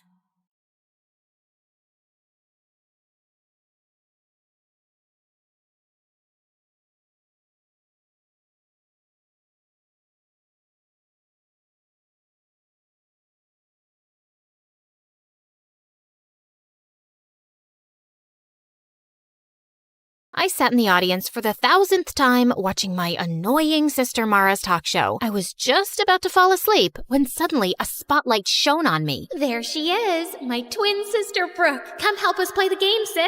Wait, what? Before I could say a word, the audience started chanting my name and my parents nodded at me encouragingly. Mara was waiting on stage with her guest star, who was some famous model. So, Brookie, you and Iris are going to play the card game War, and whoever wins breaks an egg on the other's head. Can I jump off a building first?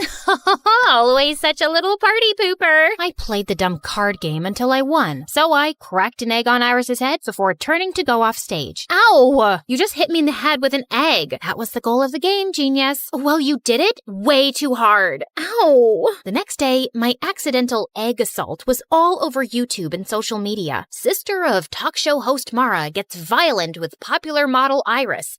So melodramatic. My life wasn't always like this. I'd never asked to live in the public eye. All of this started when my bimbo sister got her own show a year ago and became a child millionaire. Then here I was, just trying to get through high school without punching or kicking walls. Hi, I'm Brooke from Manhattan, and this is my story. But before I rant about my drama, please like and subscribe. Everyone at school brought up the stupid talk show incident. Look, it's Mara's extra crazy sister Brooke. Should we refer to her as the egg beater? I can beat an egg over your head, but don't worry, I'll avoid smashing your new nose. You're always such a witch. This is why nobody at school likes you. She was so cute for thinking that I cared. Anyway, around lunchtime, I headed to the bathroom when suddenly I jumped. One of the most popular guys in school, Lance, was right behind me, smirking. He was a part of a clique of 4 other heartthrobs who all looked like Wattpad princes. You are looking lovely today, princess. You just followed me into the girls' bathroom. I wanted to ask you out on a date. You've never even made eye contact with me before. I used to think you were just Mara's mean loser sister, but when I saw what you did on TV, I practically fell in love with you, babe. I've always wanted a girl with that kind of fire. So I'll pick you up tonight at 8. I didn't answer. I just pushed Lance away from my face and towards the toilet bowl. He landed head first, and I couldn't help laughing. Except later that day, I noticed the rest of Lance's dreamy friends kept staring at me with that same smirk on their faces. In fact, all 5 of them slipped envelopes into my locker asking me on a date. This had to be some kind of joke. I decided to ask Mara about it, since she was the school queen bee and full of gossip. But surprisingly, Mara didn't know anything. Then later that night, she gave me some crazy news. She'd invited all 5 of those guys to come onto her talk show, where she'd set up a competition over who could win a date with me, without even asking me. So what if they're just hitting on you for a joke or a bet? It'll be so much fun. You've never been on any kind of date, and you're in the 12th grade. Please. I finally gave in, but I knew those boys were up to something, and if they were gonna mess with me, I was gonna mess with them too. On the night of the show, I sat center stage behind a table while the 5 idiot heartthrobs lined up behind a rope. Each of them had 30 seconds to impress me. After you pushed me into the toilet, I went and bought you flowers. I also have chapstick to put on before kissing you for our date. Too bad your breath smells like a sewage drain. Next. If you were my girlfriend, I'd take you to a restaurant right on the ocean and buy a giant ice cream sundae with ice cream makes me puke. So I used to be an underwear model, but then I'm embarrassed for you. I had this flown over from Japan. No! By the time the 5th guy, Zeke, came over, I was already exhausted. Then I noticed he was holding a guitar. Oh my God. Brookie, oh Brookie, honey, my heart is yours. Yeah, Brookie, oh Brookie, Brookie, my sassy princess I adore. The audience went wild, and I wanted to cringe. But for some reason, I found myself smiling. So when it was time to choose the guy I'd go on a date with, I chose Guitar Boy Zeke. I just had to remember that he probably didn't really like me, and if he was planning on humiliating me, I had to beat him at his own game. So when I met Zeke for our picnic date, I came wearing my mom's wedding dress.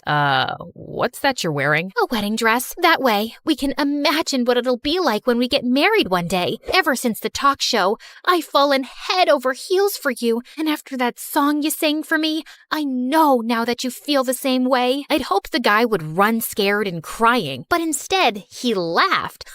I must have really won you over with that song I played you. I'm not done with you yet, Prince Charming. During our picnic, I sat on his lap and made him feed me every bite of food and hold the water cup up to my lips. And when he turned to get a napkin, I started fake crying hysterically.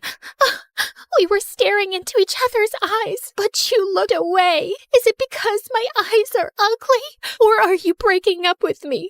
I have nothing else to live for now. You are so extra. I know what'll cheer you up. Let's have a romantic dance. Wait, what? Before I could say a word, Zeke turned on classical music and pulled me up to dance. He started spinning and twirling me around and even threw me in the air. God, he was crazy. Later on, Zeke drove me home, but he said he needed to stop at his house first for something. I decided then I'd confront him. Look, I know you're either dating me because you bet your friends money or you guys want to humiliate me as a joke. Either way, I'm just telling you, I didn't fall for it. I told those guys you'd be too smart to trick. It was Lance's idea to bet money on which one of us can win you over. I never wanted to do it, but I couldn't tell Lance that, because whatever Lance wants, Lance gets. Zeke then told me his dad and Lance's dad were friends, and because Lance's family was rich, his dad was going to pay for a music college Zeke got into. Therefore, he could never afford to ever piss off Lance. And don't tell Lance I said any of this. Please, just let me tell him you fell for me and you asked me to be your boyfriend. I really want to go to music school. Come on, you don't care what anyone thinks, and you're already unpopular and barely have any friends, and no offense. How little self-respect did this guy think I had? I wanted to give him a good slap in the face, but just then, Zeke stopped by this really run-down trailer next to a pile of garbage. Okay, we're here. My dad's sick, so I have to check on him every few hours.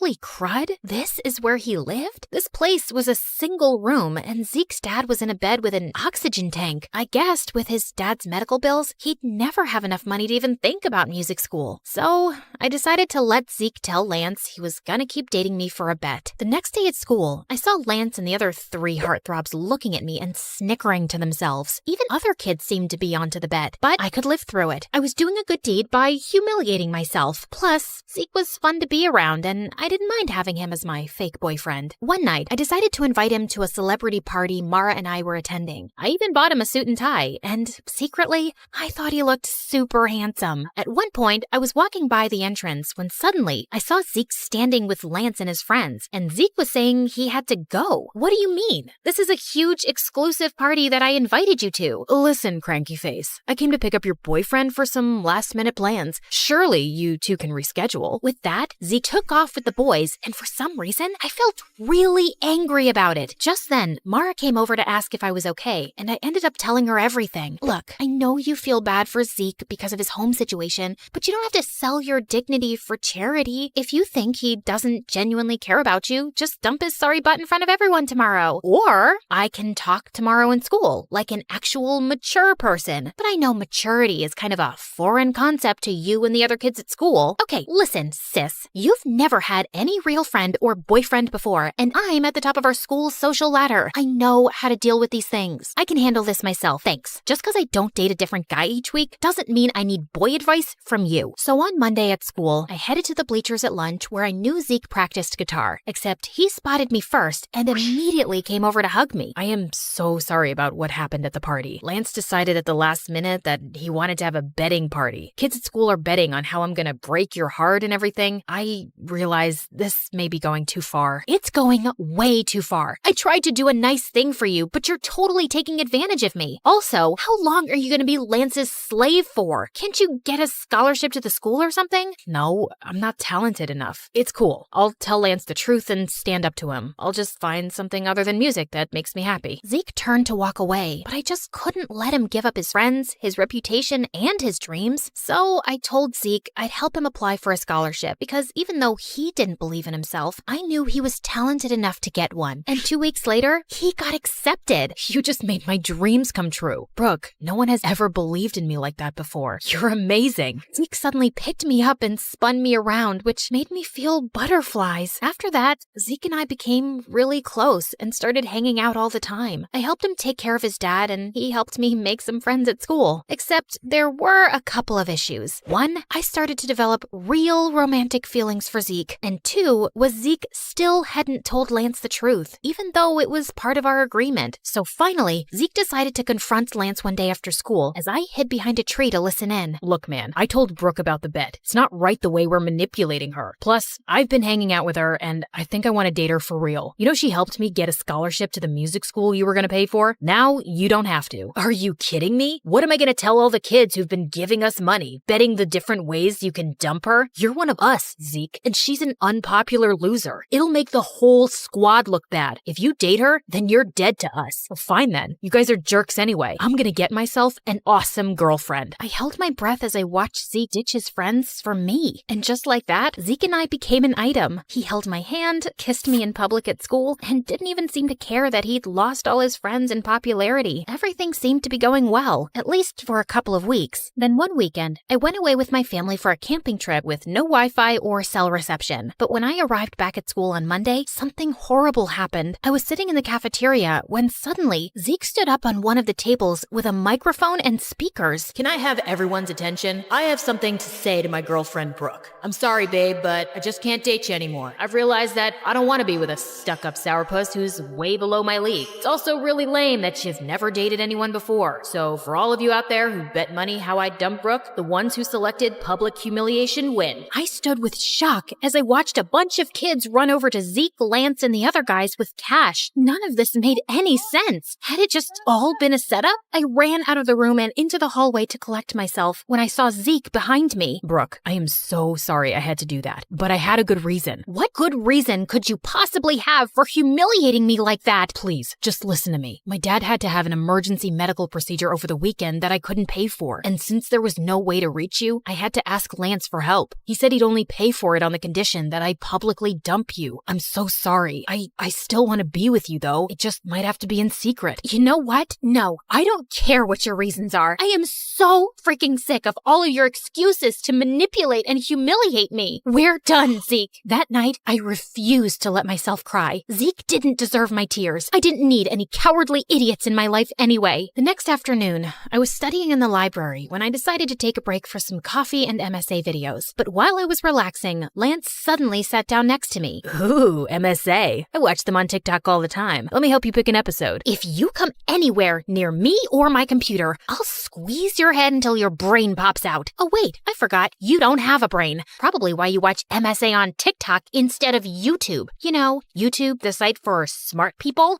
Wow, Zeke must really regret dumping you. Yeah, about that. I know it was you who forced Zeke to break up with me. Why do you have to go around messing with his life and mine? The way you and your friends bet on me and tried to break my heart for fun? How sick do you have to be to want to do something like that? Maybe some people just enjoy messing with other people's lives. You should ask your sister. After all, the whole betting game was her idea. Lance got up and left, leaving me very confused. What did he mean by that? He was probably just messing with me, but I still asked Mara about it, and she got really quiet. Okay, it's true that it was my idea, but let me explain. I just felt bad because our whole lives, you've lived in my shadow. I have everything. Fame, popularity, friends, and you didn't get any of that. So I wanted to find you a cute boyfriend to make you happy. Except none of the guys at school wanted to date you. The only ones who were willing to were Lance and his friends, if they could make money off of it. But I had hoped one of them would fall for you for real. I was stunned and silent as Mara apologized over and over. I knew her heart had been in the right place, but she'd gotten me into such a giant mess. God, I just needed space from everyone. The next morning, I was going through the mail when I saw an envelope from Zeke's music school. To my surprise, they'd returned a check I'd paid as a deposit to confirm his place in the program. Apparently, Zeke had called the college and declined the offer to attend. I thought right away of his sick dad, and suddenly I got a bad feeling. I drove immediately to Zeke's house, but when I reached there, he was sitting outside and playing guitar, looking perfectly happy. Zeke, is everything okay? Did you call your college and decline the offer? Yeah, I just didn't feel right taking your money to attend there, not after the way I treated you. So I'm just gonna save up and reapply next year. In the meantime, I got a job and my dad's doing better. Thank you for believing in me, Brooke. You have no idea how much it means to me. Zeke came over to hug me and I felt those stupid, happy butterflies again. Hey, listen, are you still friends with Lance? God, no. I'm done being his slave. I took a loan and paid him back everything I owed him for Dad. So, if I give you a second chance, that means you can't be an idiot this time. I swear on my life I won't be. I want you back, and I won't have it any other way. So, I guess my sister did achieve her goal of finding me a guy, even though it was in the craziest way possible. Still, maybe one of these days I could thank her for it.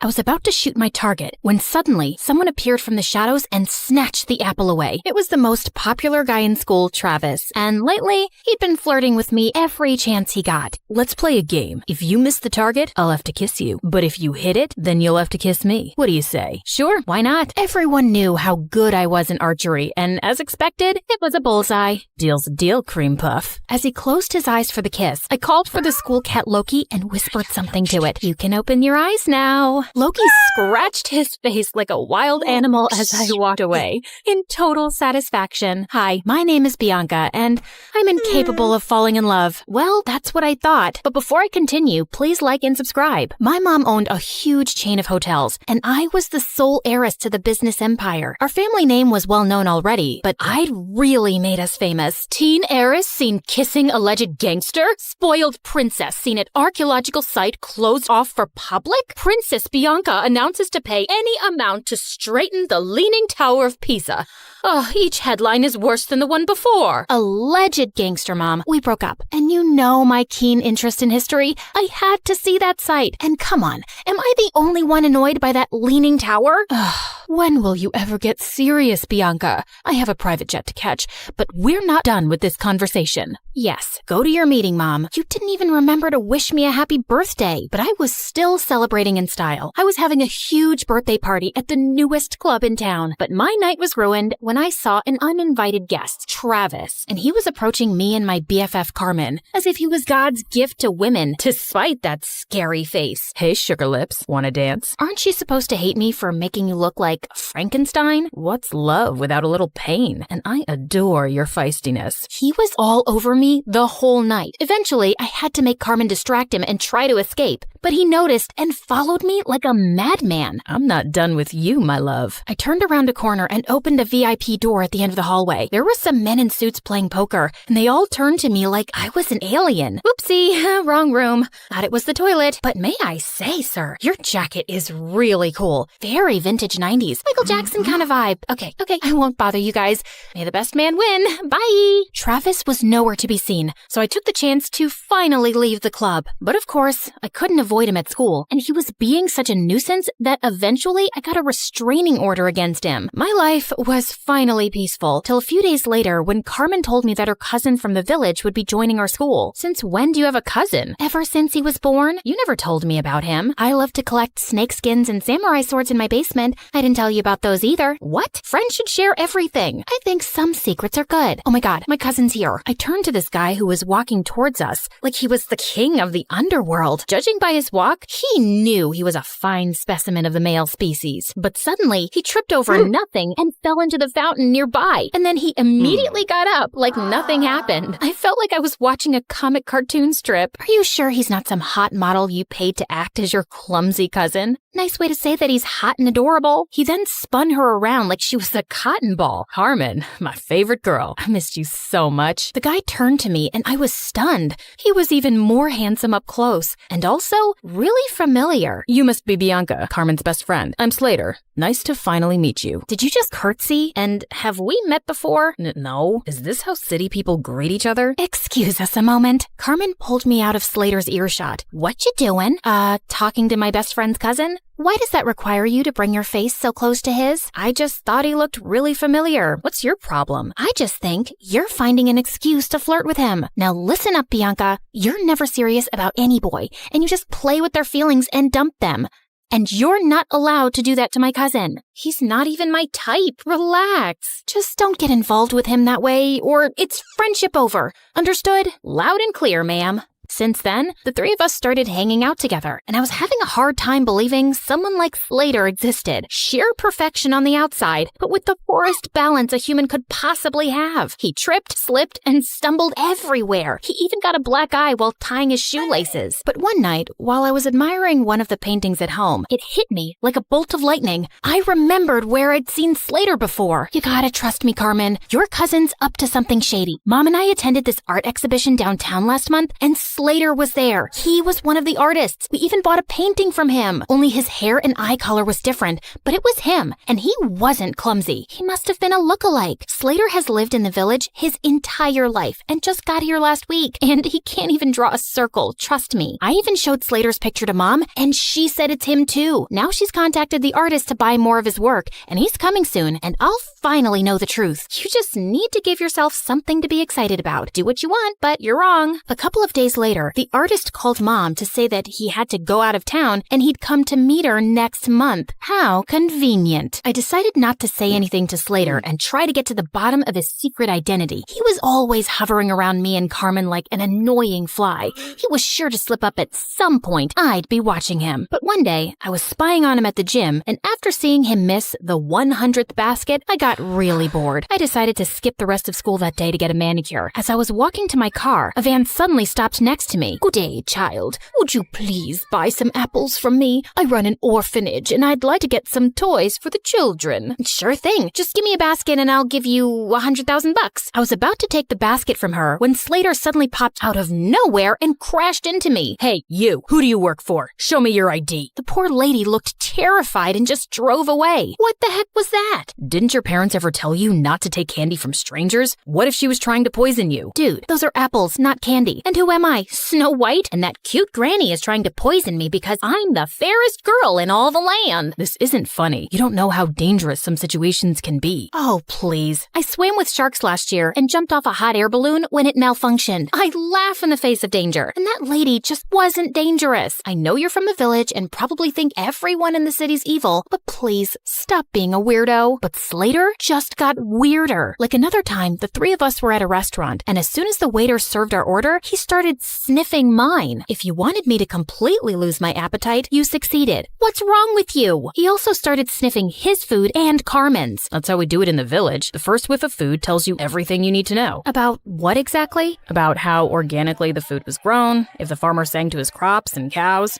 I ordered a giant brownie sundae with whipped cream and sprinkles. Are you insane? Just give me that. Just then, there was a loud crashing sound next to us, and Slater jumped towards me and brought me down to the floor, covering me like a human shield. He was looking down at me, and I was a little breathless. And then, I saw everyone else staring at us like we were mental. Apparently, a waiter had just dropped a tray full of glasses. Oh, my bad. I thought it was a gunshot and maybe some robbers had come in. I just acted on instinct. Wait, let me get this straight. So you thought it was a dangerous situation and your first instinct was to save Bianca? Hello, what about me? Your own flesh and blood? Slater muttered some apologies while Carmen kept scolding him, even if he was crazy. It was really sweet how he tried to protect me. One weekend, Carmen told me that the cheer captain was throwing a party, just for the cheerleaders and all the boys. I felt curious to see how Slater would act at parties with other girls, so I dashed over to the venue and spied from the bushes. But I couldn't spot him anywhere. I knew how girls looked at him. He was probably surrounded by the cheerleaders. Well, what did I care? I took this opportunity to practice my amazing singing. I can buy myself flowers, write my name in the sand, talk to myself for hours, say things you don't understand. Suddenly, I heard a sound right behind me. Slater, what are you doing here? Same question for you. I came here to sing flowers, 'cause there are flowers here, duh. What about you? It's too loud inside, and everyone was acting wild. It was scaring me. Just then, a huge bug came flying at our faces, and Slater tried to smack it away, but he ended up slapping me instead. Oh my god, I'm so sorry. My hand is so stupid. Bad hand. Gosh, Slater, why are you so freaking clumsy? I don't know, just born that way, but I get even clumsier around you, 'cause attractive girls make me nervous, and you're the most beautiful I've ever seen. What do you mean? You know what I mean, Bianca. It suddenly hit me. He was attracted to me, and that could make things complicated. I had to avoid him from now on before Carmen could misinterpret things and unfriend me. But the very next day, I caught him in the janitor's closet with his butt stuck in a mop bucket. Jesus, what have you done this time? Can you just help me, please? I think I got a cramp. As I pulled him up, our lips accidentally touched and my tummy fluttered. Just then, someone gasped from the door. Carmen! Girl, it's not what you think. I followed her to an empty classroom and tried to explain. I swear, there's nothing romantic going on between us. He's too dumb and clumsy for me, and I'm certain he's a liar. Excuse me? That's my cousin you're insulting. And you say these things, but I feel like you're attracted to him. Just don't get attached to him, okay? He's not right for you. Of course, duh. I already knew that, but I was a bit bothered by what Carmen said. Why did she think he wasn't right for me? A few days later, I was practicing archery alone when suddenly an arrow came flying from somewhere and almost hit me. I turned around and saw someone behind a tree. I dashed over and found Slater. What are you doing here? Trying to kill me now? No, what? What just happened? You happened, Slater. You nearly sent an arrow straight into me. You're a hazard to society. Oh God, I'm so sorry. I didn't realize my arrow came your way. I mean, I didn't even know anyone was here. I would never hurt you, I swear. But let me make it up to you with an ice cream shake. Come on, let's go. I wasn't finding his act convincing. Why was he always around me? He was beginning to seem as obsessed with me as Travis. And what if he tried to hurt me on purpose with the arrow? By the way, are you free tonight? I want to talk to you about something. Just you and me, alone. Okay, sure. But we're alone right now. You can't tell me over ice cream shakes? What ice cream shakes? Oh, yeah, that. No, tonight's better. I'll send you the pin location. Driver, I'll get off here. Thanks. See you later, Bianca. And then he just jumped out of the car and walked away. This dude was so weird, but I was really curious about what he had to say. Later that night, I was surprised to learn where he was taking me. The rooftop of an old building. There was no elevator, so we had to climb 8 flights of stairs, and he was holding on to my shirt like a kid. Wait, what if he tried to push me down? Can you move away? I need some personal space. But what if I trip and fall down the stairs? You know how clumsy I get. Why would you invite me to a rooftop then, idiot? You'll see. When we finally reached the top, I was surprised to see a candlelit dinner. What's all this? Obviously a date. Were you expecting a crime scene? Didn't your cousin warn you about me? She did, but I just don't see why she's so against the idea of you being my girlfriend. You're beautiful and amazing. She was trying to protect you because I have a history of not being good with relationships. May I know why? And before I knew it, I just found myself opening up. Growing up, I saw how my dad broke my mom's heart and left her for another woman. Since then, mom's not even the same person. She just buries herself in work. And dad kind of broke my heart too. Leaving like that, I'm just afraid to let anyone come close. I know that you don't trust me, but I hope that someday you will, and I'll get to know you better. I feel like you're someone worth knowing. He looked at me earnestly and then started leaning in. I found myself closing my eyes, and when his lips touched mine, I felt something electric. Wait, that was a mistake, Slater. I care a lot about my friendship with Carmen. I can't. Okay, I understand. But later that night, all I could think about was Slater and that kiss. Maybe I could talk to Carmen and she'd come around, but I still couldn't shake off the idea that Slater was lying about himself. As luck would have it, Mom told me the next day that the artist was back in town and he was displaying his work at a gallery that night. Well, Slater wasn't going to be the only one in disguise. I went dressed up as someone completely different, and I was thrilled to see him. He might have a different style, but I was certain it was Slater. And as I was walking past him, I accidentally tripped and fell forward, scraping his arm with my pen. I'm so sorry. I'm not very good with the walking. Clumsy, like you people say. Oh, it bleeds. It's fine, miss. I'm okay. Excuse me. I need to use the bathroom. And the next day at school, Slater was wearing a full-sleeved shirt, just like I'd expected. So I spilled my juice all over him. Oh my God, you're wet. You'll have to change your shirt. It's fine. It'll dry up. No, you'll get sick. I won't. I'm as strong as a cow. I tried a few more tricks, but he was able to avoid all of them. I guess I just had to do it by force. After our classes, I followed him outside school, and just as I was ready to jump on him from behind, he turned around and pinned me to the wall. Bianca, why were you trying to attack me? How did you know, Spider-Man? And all I wanted to do was this. I pulled up his sleeve, and sure enough, he had a long cut on his arm. Ha! So you're really that artist. I've exposed you, you big fat... Suddenly, there was a growl behind me. I turned to see 2 guys holding 2 rabid dogs and pointing at us. Bianca, just run. Slater grabbed my hand and we ran like crazy from the dogs. After sprinting down several blocks, he pulled me into an old building and we ran up the stairs. We climbed all the way to the rooftop and we could hear those guys behind us. Okay, there's no other choice. We gotta jump. Excuse me? I must have heard you wrong. And what is going on? Questions later. And what's the matter? I thought you laughed in the face of danger. Ha. Now is not the time to be sarcastic. Just hold on to me and you'll be fine. Do you trust me? Of course I don't trust you. You're the clumsiest idiot I've ever met. Listen, Bianca, I'm not who you really think I am. I just need you to trust me right now, okay? I won't let anything happen to you. I promise. My instincts told me to trust him, and I did. And what happened next was the most thrilling thing ever. We went flying through the air, then landed straight in a garbage dump. Ew, fish heads. Come on, this isn't over yet. I needed answers about why I was currently running a marathon with my BFF's mystery cousin around the city. Slater, why are these people after us? Listen, something happened. He didn't get to finish because the gangsters finally cornered us. Slater pushed me inside one of the diners as he started fighting them expertly. What were these kung fu ninja moves? He was so hot. Just then, one of the guys came up behind him with a metal chair. I looked around for anything I could throw at that scumbag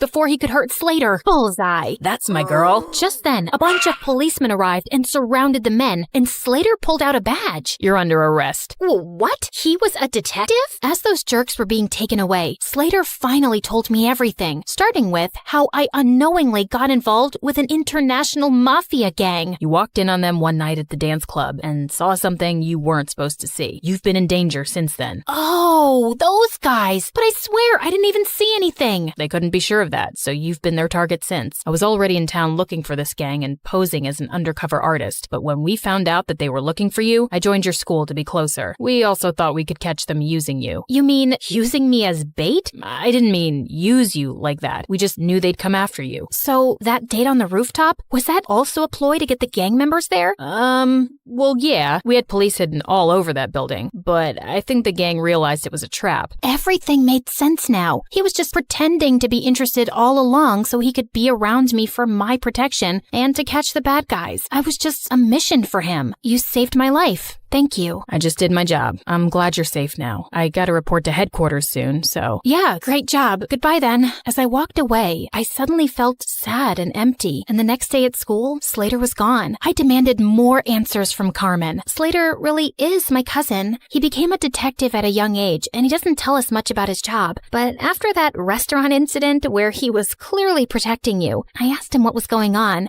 and he said it was something related to you, but it was confidential. So that's why you didn't want us to get closer. Yes, because he was just here for his job, and he doesn't form attachments. I didn't want you to get hurt. I'm sorry.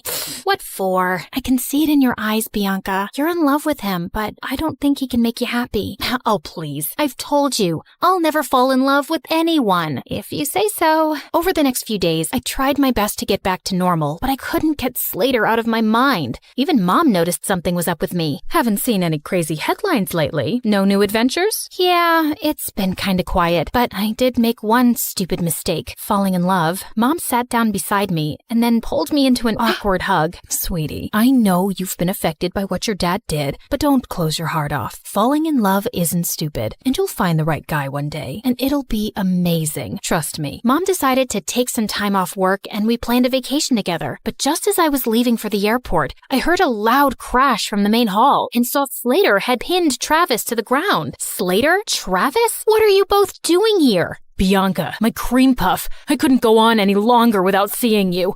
I can't live like this. You really need to tighten security around here. Found him crawling through the dog door. As Slater handed over a screaming Travis to the guards, he turned to me. Why are you here, Slater? Same reason as Travis, actually. I really missed you. Wait, where are you going? Sorry, can't disclose the location. It's top secret, so whatever you want, make it fast. I got another mission. Okay, so what is it? I need you to fall in love with me and be my girl. Oh, well, that sounds like it's gonna be a very hard mission. I'm not afraid of challenging assignments. He pulled me in for a kiss and then hit his forehead against mine. So you're naturally clumsy. Only when I'm in love.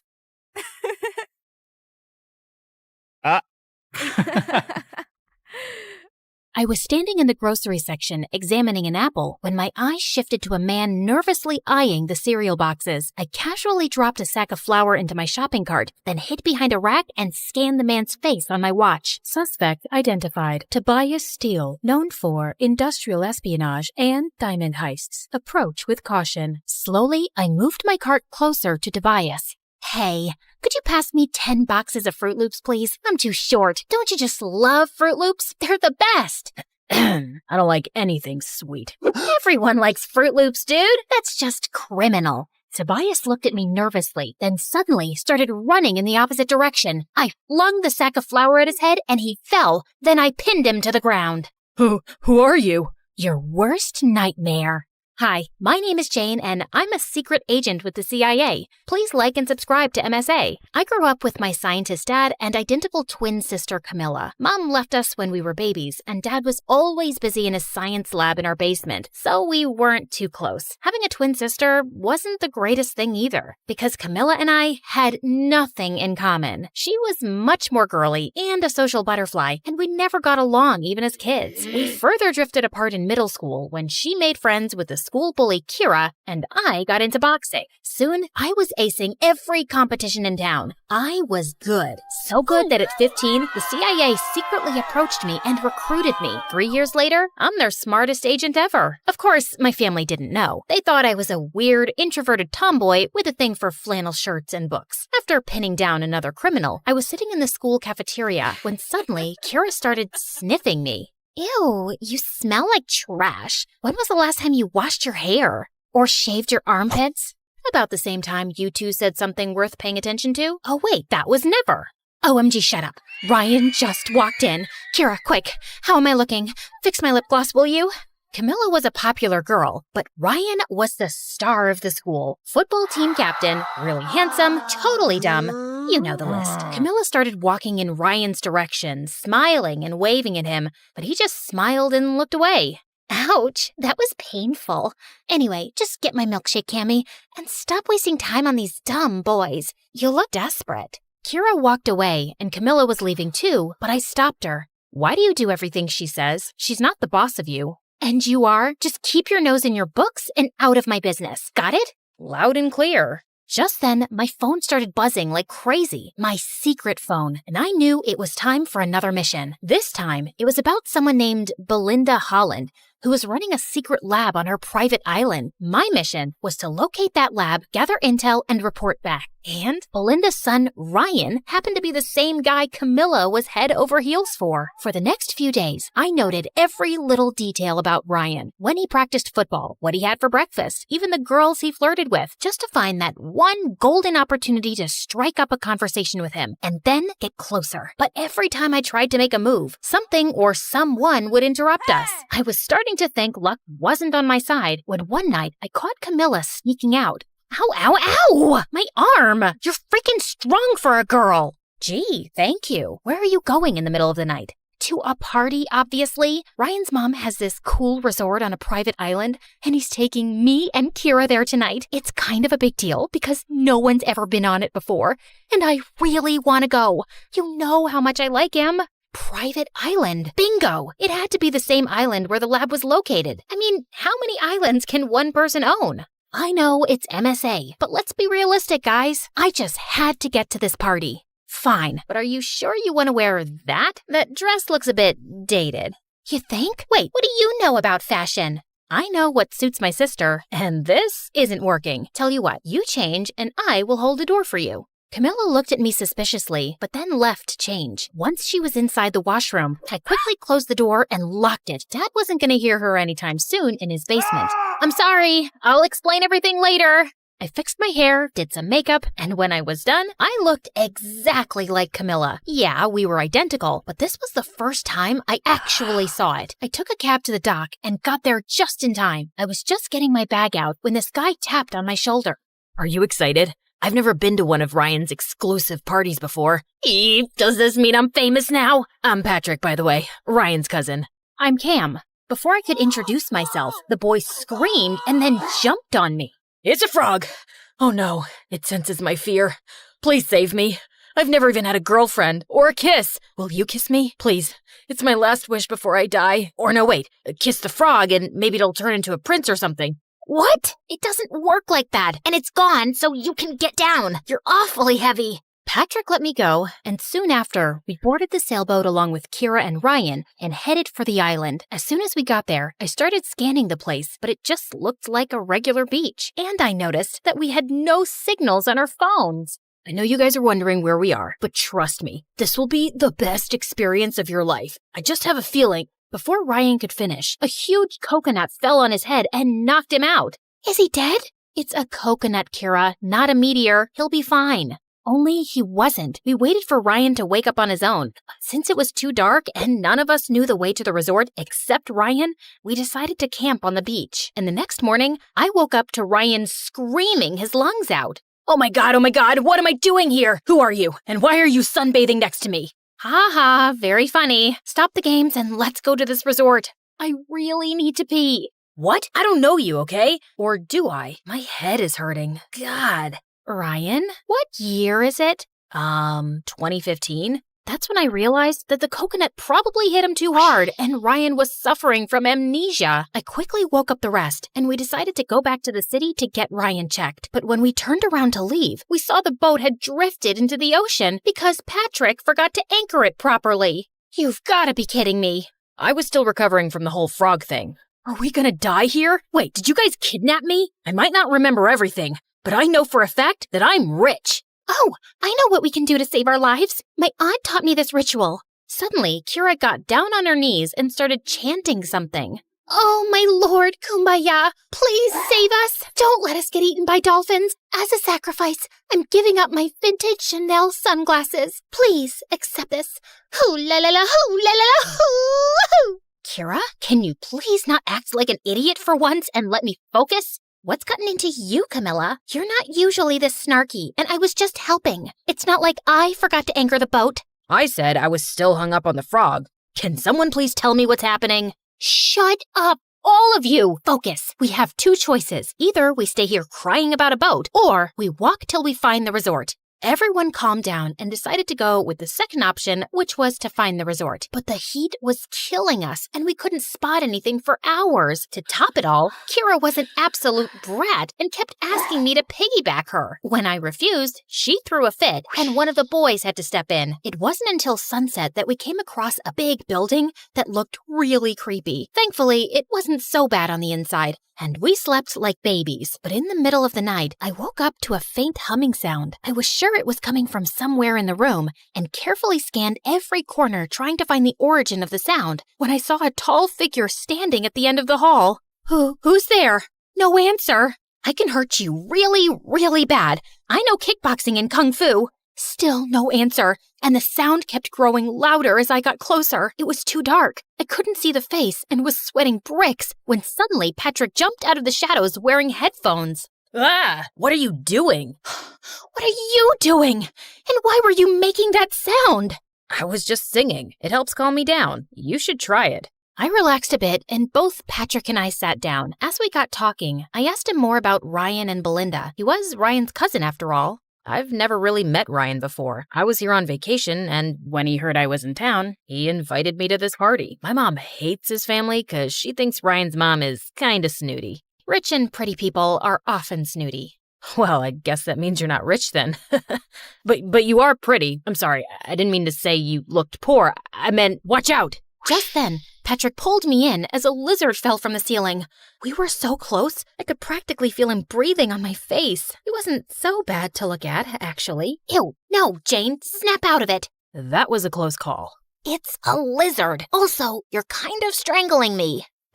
Sorry. Patrick and I left for bed soon after, and the next morning, I woke up extra early to check the places for clues when I noticed that Ryan was missing. I searched for him everywhere in the house, but he was nowhere to be seen. So I rushed outside and walked around till I spotted Ryan standing under a coconut tree. What are you doing? I figured if I stand here long enough, a coconut might fall on my head again and I might get my memory back. I don't think that's how it works, Ryan. Let's go back. We started walking back when I noticed a weird-looking bird following us. I grabbed it to take a closer look when I saw a small camera under its tail. Holy cow, this was a surveillance bird. Just then, the bird started flapping its wings like crazy, making loud beeping sounds, and within seconds, a black van arrived and 2 guards came running in our direction. You're outnumbered, sweetheart. Surrender peacefully, and we might go easy on you. Please, I've fought tougher men than you before breakfast. Let's dance. I launched into some of my best boxing moves, knocking one of the guards to the ground, but the other guard pulled me into a tight grip I tried to fight my way, but he was too strong, and the next thing I knew, he pushed me into the back of a van with a really weird smell, and soon everything went dark. When I woke up, I was in a big room with my hands tied to a pole, and Ryan was sitting across from me playing video games. Oh, hey, you're up. Finally. Care for some candy? No, you idiot. Untie me. Oh, yeah, sorry. I've been a little in and out with my memory since Mom got me here this morning. There, all done. As Ryan untied me, I quickly got up to run, but just as I turned around, a woman walked in, and I immediately recognized her from the photos, Belinda Holland. She saw my hands untied and screamed at Ryan. "What have you done, you moron? Guards, catch her!" I bolted towards the door and managed to escape the room, but just as I turned the corner, I saw the guards running towards me, blocking the exit. Come on, Jane, you were trained for this. Knock him down. I took a defensive stance and was ready to attack when suddenly the window next to me shattered and Patrick jumped in. What are you doing here? Saving your butt, of course. Where's Kira? You didn't think I'd bring her on a rescue mission. Good call. Also, that glass could have hurt me, hero. Oh, yeah. Didn't think that through.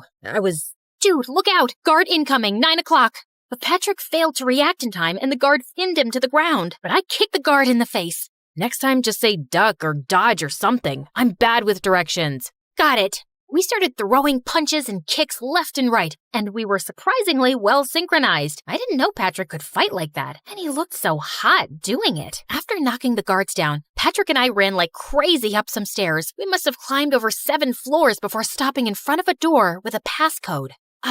Maybe it's Ryan's birthday. It's his mom's place after all. Patrick started punching numbers like crazy. Okay, it didn't work. Maybe it's his parents' anniversary. It could be his jersey number or locker combination, his blood report number. Are you in love with Ryan or something? How do you know so much about him? Because I did my homework. Special Agent Patrick Yapper, NSA.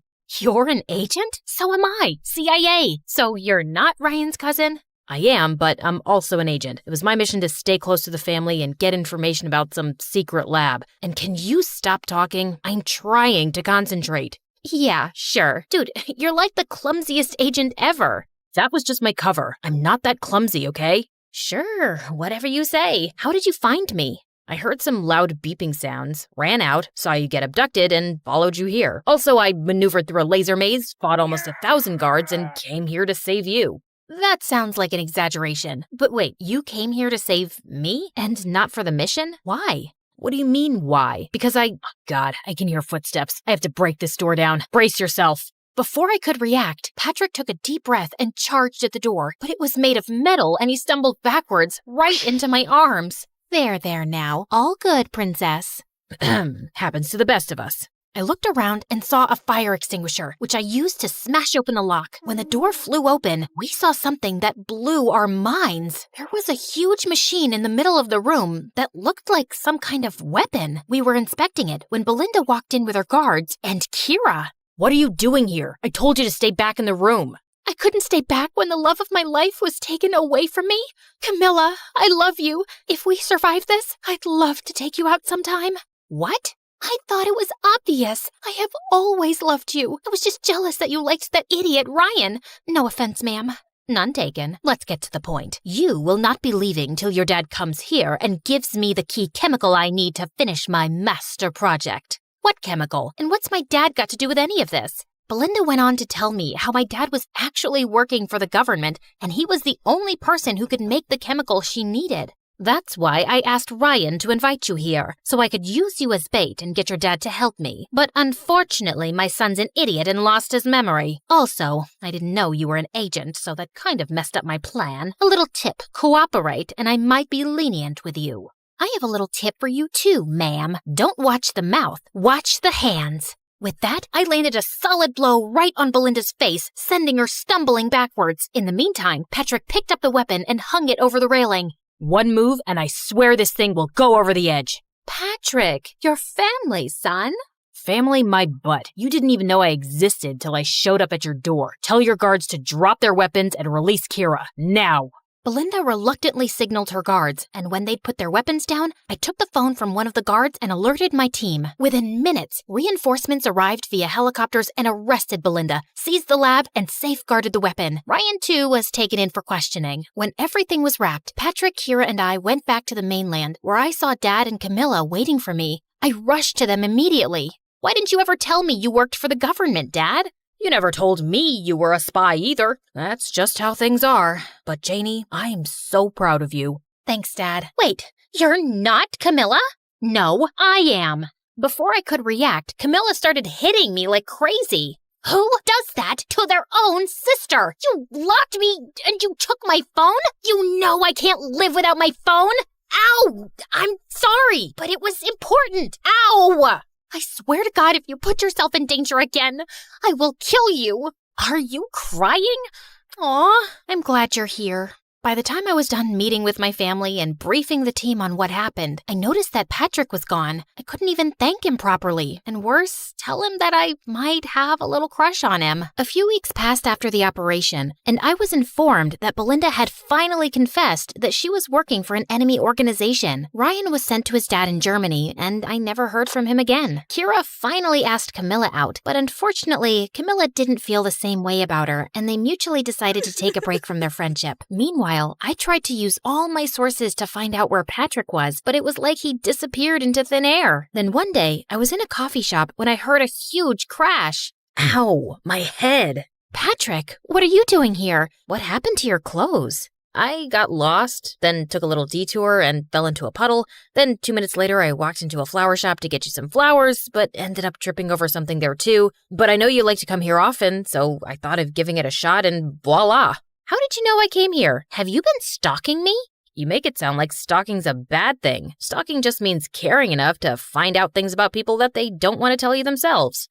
Look, I like you, Jane, and I know I'm kind of clumsy and stupid, and I say all the wrong things, but I was hoping I could get to know you better. But Kira asked you out and... Hold on a second. Kira likes my sister, Camilla. I'm very much into boys, especially clumsy ones. Really? Yes, but you can't disappear like that again. Noted. Now, can I kiss you spy style? Patrick took me by the waist and leaned in to kiss me, but ended up losing his balance and we both crashed into a table. Why am I not surprised?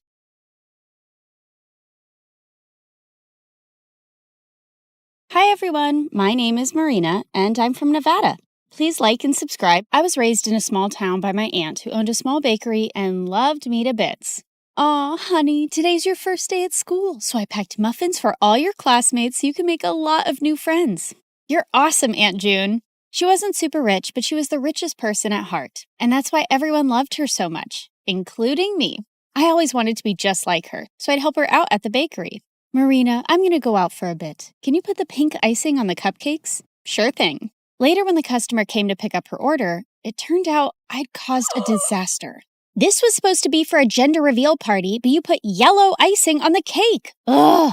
That wasn't the first time I mixed up colors. My aunt knew something was wrong with me. Turned out I had color blindness, and I couldn't differentiate between certain colors. Is it going to be like this forever, Aunt June? I'm afraid so, honey. But cheer up, because I've got a brilliant idea.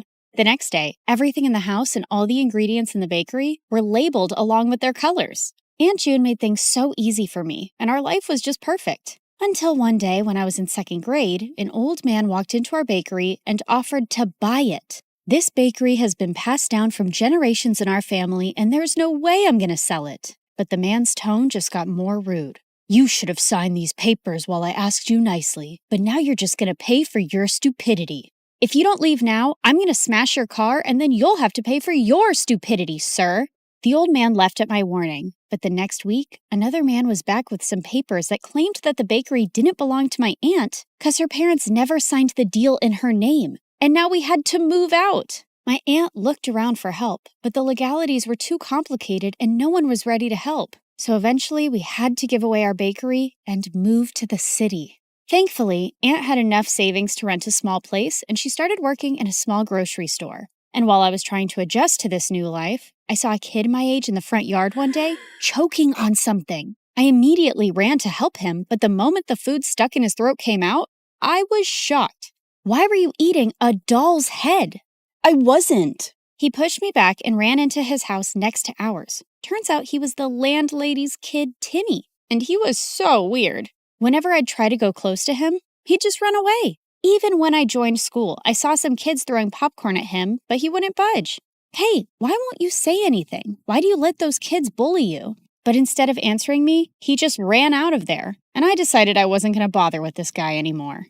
But later that night, I was in my room when I heard someone crying.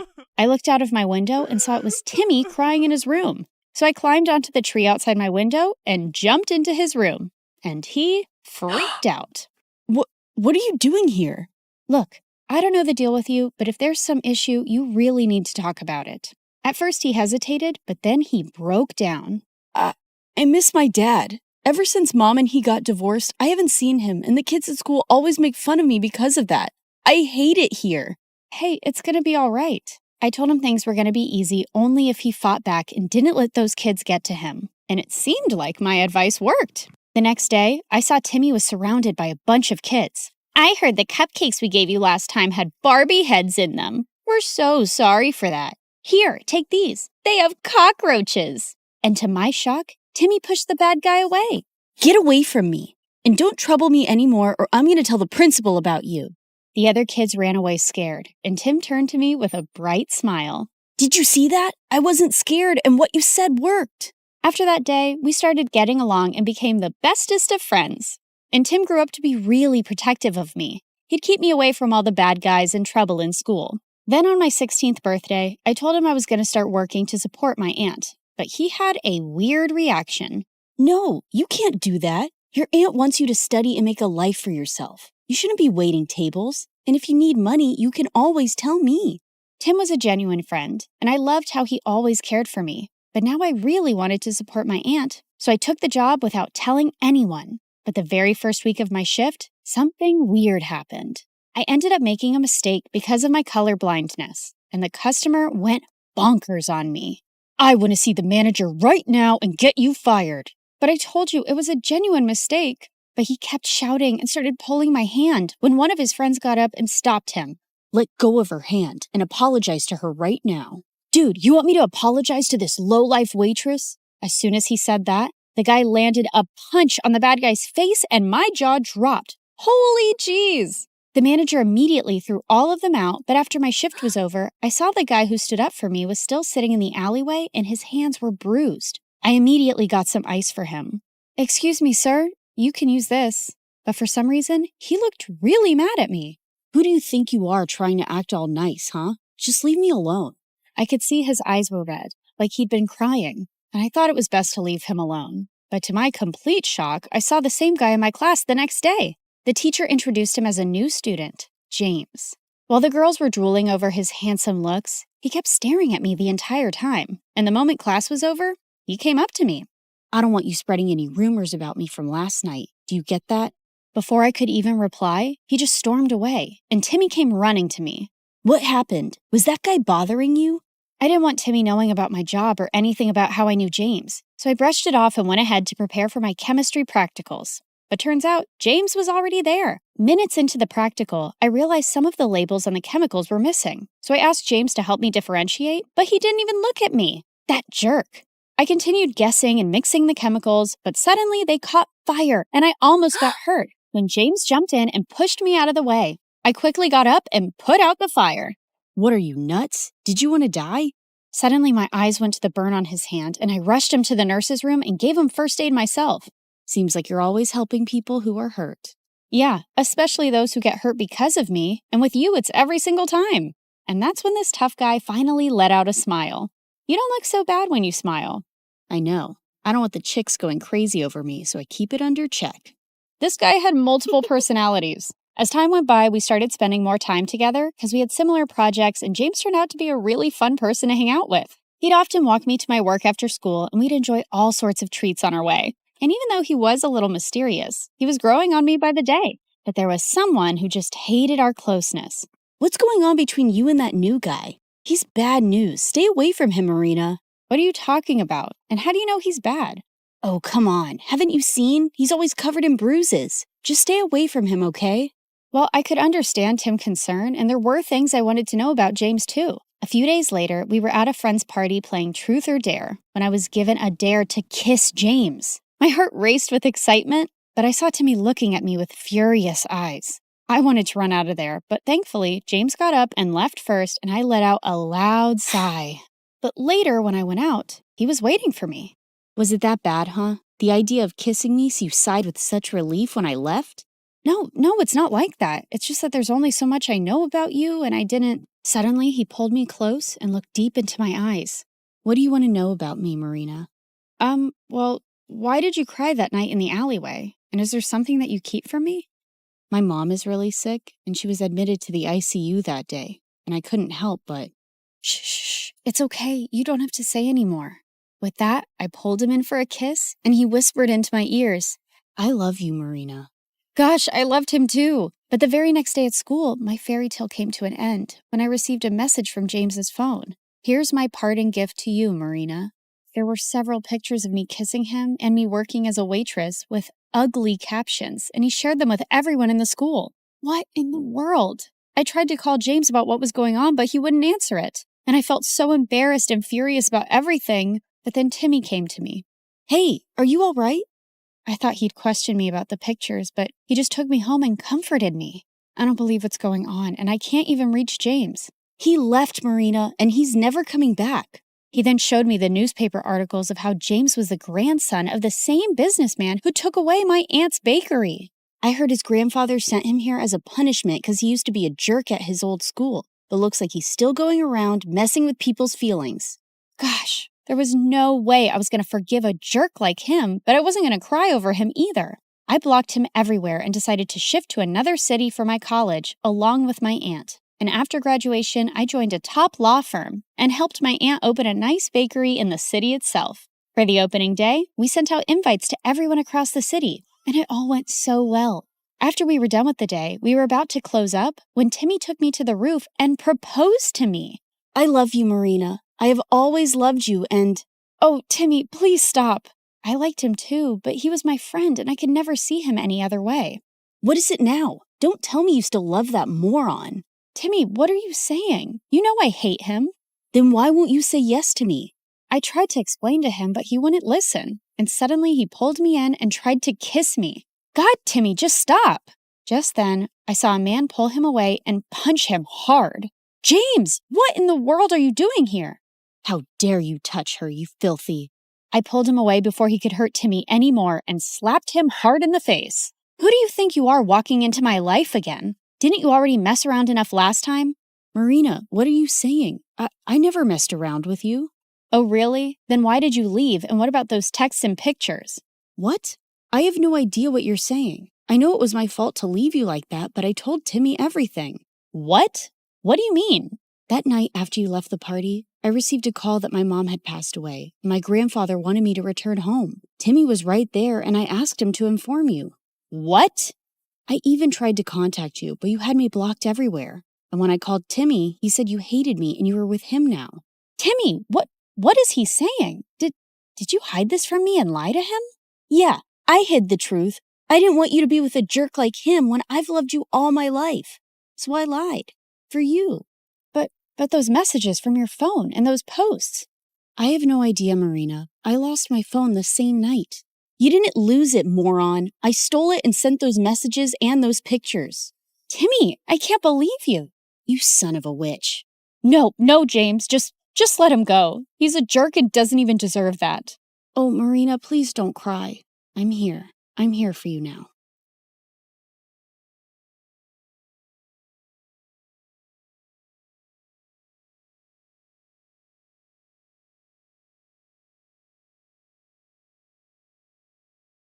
The morning bell echoes through the halls. 1,000 voices bouncing off the wall.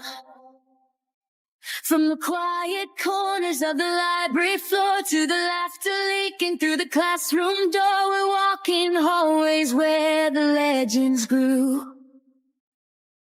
But today the ink is fresh and the story's new.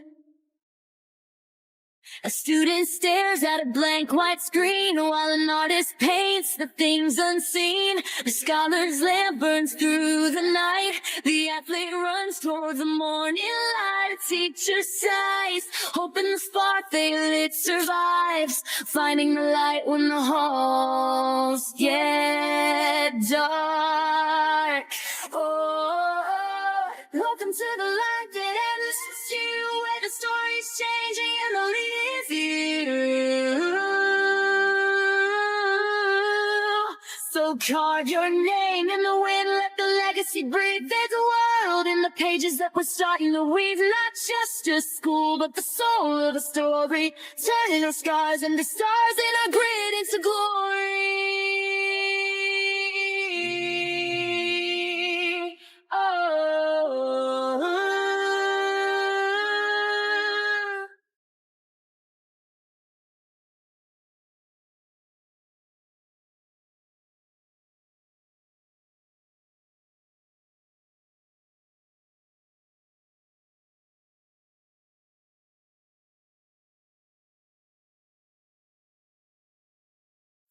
Okay, deep breath, Audrey.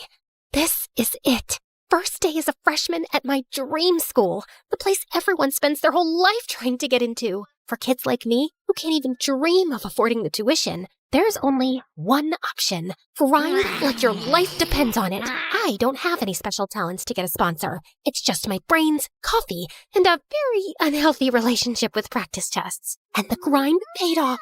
I made it through ultra hard mode, the entrance exam. Welcome to My Story University, also known as MSU. This place isn't just a world-class institution. It's a living campus of scholars, athletes, and artists from every walk of life. Some of you got here through hard work and exams, others through sponsorships, scholarships, or family legacy. But no matter how you arrived, one thing is true. You're here now, standing at the start of something extraordinary. To be here means you've made it through one of the toughest selection processes in the country, or at least convinced your parents to pay for it. Either way, you've earned this moment. So take a breath, look around you, because from the moment you pass through this gate, your story begins. Wow, just listening to her made me feel so excited. Just then, the student beside her stepped forward, literally bouncing on her toes. She's probably one of the prettiest girls I've ever seen. Hi, freshmen! Welcome to MSU! I'm Anya, sophomore, event planner, and your official chaos guide for today. All right, before anything else, keep your brand new ID close. It's your golden ticket. Tap it on the scanner at the first gate, add a fingerprint check, and boom, you're officially inside MSU. Very spy movie, I know. Now, everyone form lines. Trust me, once you scan in, the real MSU magic begins. Lines formed in no time as students started to pass through the entrance gate. I was grinning from ear to ear when someone hit me from behind. I stumbled forward and turned, glaring at whoever just ruined my perfect moment. And that's when I saw him, a tall guy with broad shoulders and messy hair that looked annoyingly good, like he woke up and the wind just styled it for him. And of course, handsome. Sports drama poster handsome. My bad. Didn't think you'd stop dead in the middle of the line just to admire the scanner. I narrowed my eyes at him. Perfect. 2 minutes into MSU, and I've already run into Mr. Sponsored Athlete with a smug grin. He chuckled, clearly not offended. In fact, he looked way too entertained. Only an entrance exam kid would call me that with a straight face. Entrance exam kid? Like it was stamped on my forehead? Don't worry. I'm sure your sponsors didn't pick you for your brains either. Okay, fair. You've got bite. I'm sticking with you. Please don't. Excuse me. Flirting's cute and all, but can you scoot? My first crush just walked through the gate, and I am not missing this. My face instantly went tomato mode. Relax. We'll let you chase true love. Ladies first. Thank you. Thank God she swapped places with Mr. Sponsored Athlete. I was able to focus again. Then it was my turn. I stepped up to the scanner, swiped my ID, pressed my fingertip, and the gates slid open. A security guard by the arch tipped his cap at me, smiling like he'd been waiting all morning just to say this. Welcome to MSU. Big day, huh? You're gonna love what's waiting on the other side.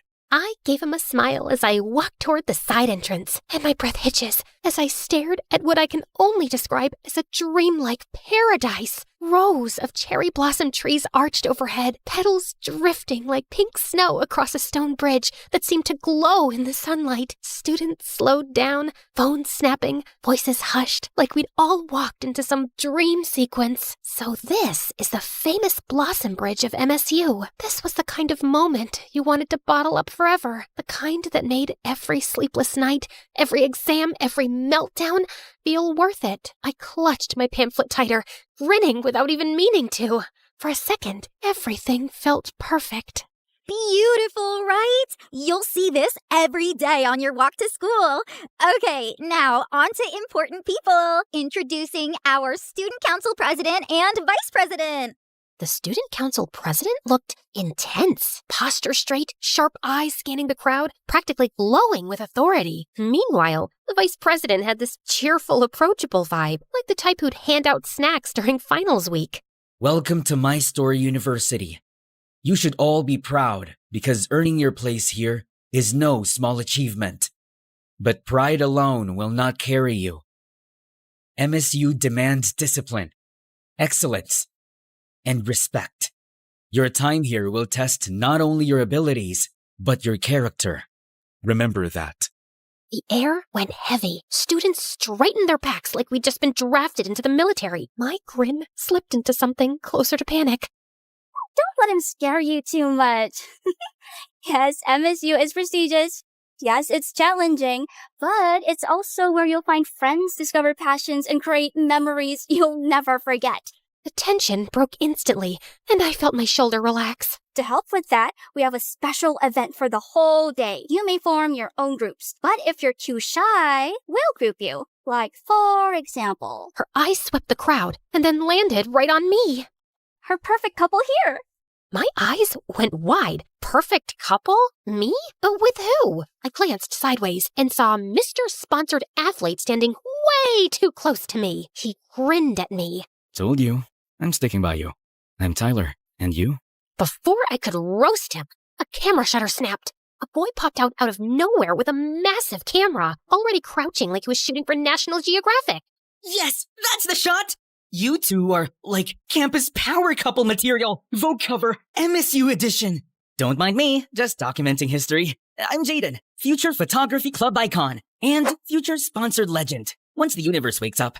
I mean, come on! Sponsors don't just fall from the sky, but these shots? Portfolio gold! So yeah, I'm grouping with you two. No debates. Lighting's immaculate, chemistry's insane. Ooh, you're literally my muses now! Ugh, holy pachoochie! I almost went to heaven studying hard day and night to enter MSU, and I ended up with a smug boy and shutter weirdo as my group on my first day? Pray for me. We went to the school auditorium, and I was stuck between my team. The ceremony kicked off with the basics about the school system and classes. Freshmen, it is my honor to present the man who not only leads this university, but built it into what it is today. The owner and president of My Story University, Mr. Lucian Valcorin. The hall erupted into applause. A spotlight cut through the room as Mr. Lucian stepped onto the stage. Tall, broad-shouldered, every detail immaculate, a dark, tailored suit, and an aura so strong it silenced the room the moment he looked at us. Handsome, almost too handsome, in that untouchable, dangerous way. Okay, yeah, that's definitely a vampire businessman. He wasn't wrong. A deep, velvety voice filled the room, sending a chill down my spine. Welcome, my dear freshmen, to My Story University. Here at MSU, we aim to shape you into the best versions of yourselves. Our university is more than just a campus. It's a community, one you may never want to leave. His lips curled into a smile, teeth just a little too sharp. We're currently expanding MSU's reach by adding classrooms right by our beloved cemetery. And soon, we'll be bringing MSU to the moon. Wait, what? Did I hear that right? Heads whipped around. Murmurs rippled through the hall. Just kidding. I was only trying to wake you up. Some of you looked like you were about to fall asleep. The tension broke into nervous laughter. A few students even clapped in relief. Then his gaze sharpened again, sweeping across the crowd. Now, before your studies begin, there is a tradition every freshman must take part in, the Freshman Quest. For the whole day, you will explore this campus, facing challenges of the mind, body, and spirit. It's not about victory, it's about growth. That is what My Story University stands for. Each choice you make, each lesson you carry, forges a new page in your story. Do not forget, today marks the beginning of your journey toward success. This is where your legacy begins. The hall erupted in genuine applause, excitement buzzing like static in the air. Thank you, President Lucia. Freshmen, your orientation continues with the first phase of your freshman quest. Your initial challenge awaits inside the Grand Library. Grand Library? Totally my thing! Students buzzed with excitement, groups already chattering about strategies. I adjusted my bag and straightened my stuff, ready to dive in. Except, of course, I wasn't alone. Bet you're dying to boss us around already. Boss you around? Why would I? I mean, I saw your notes. You scream perfectionist. I gasped, because I totally was. Wow, rude. I would not call it bossing around. I'm leading our group. Yes, boss. Why, you... Perfect! Tension, drama. I love it. This quest is practically a reality show. Ah!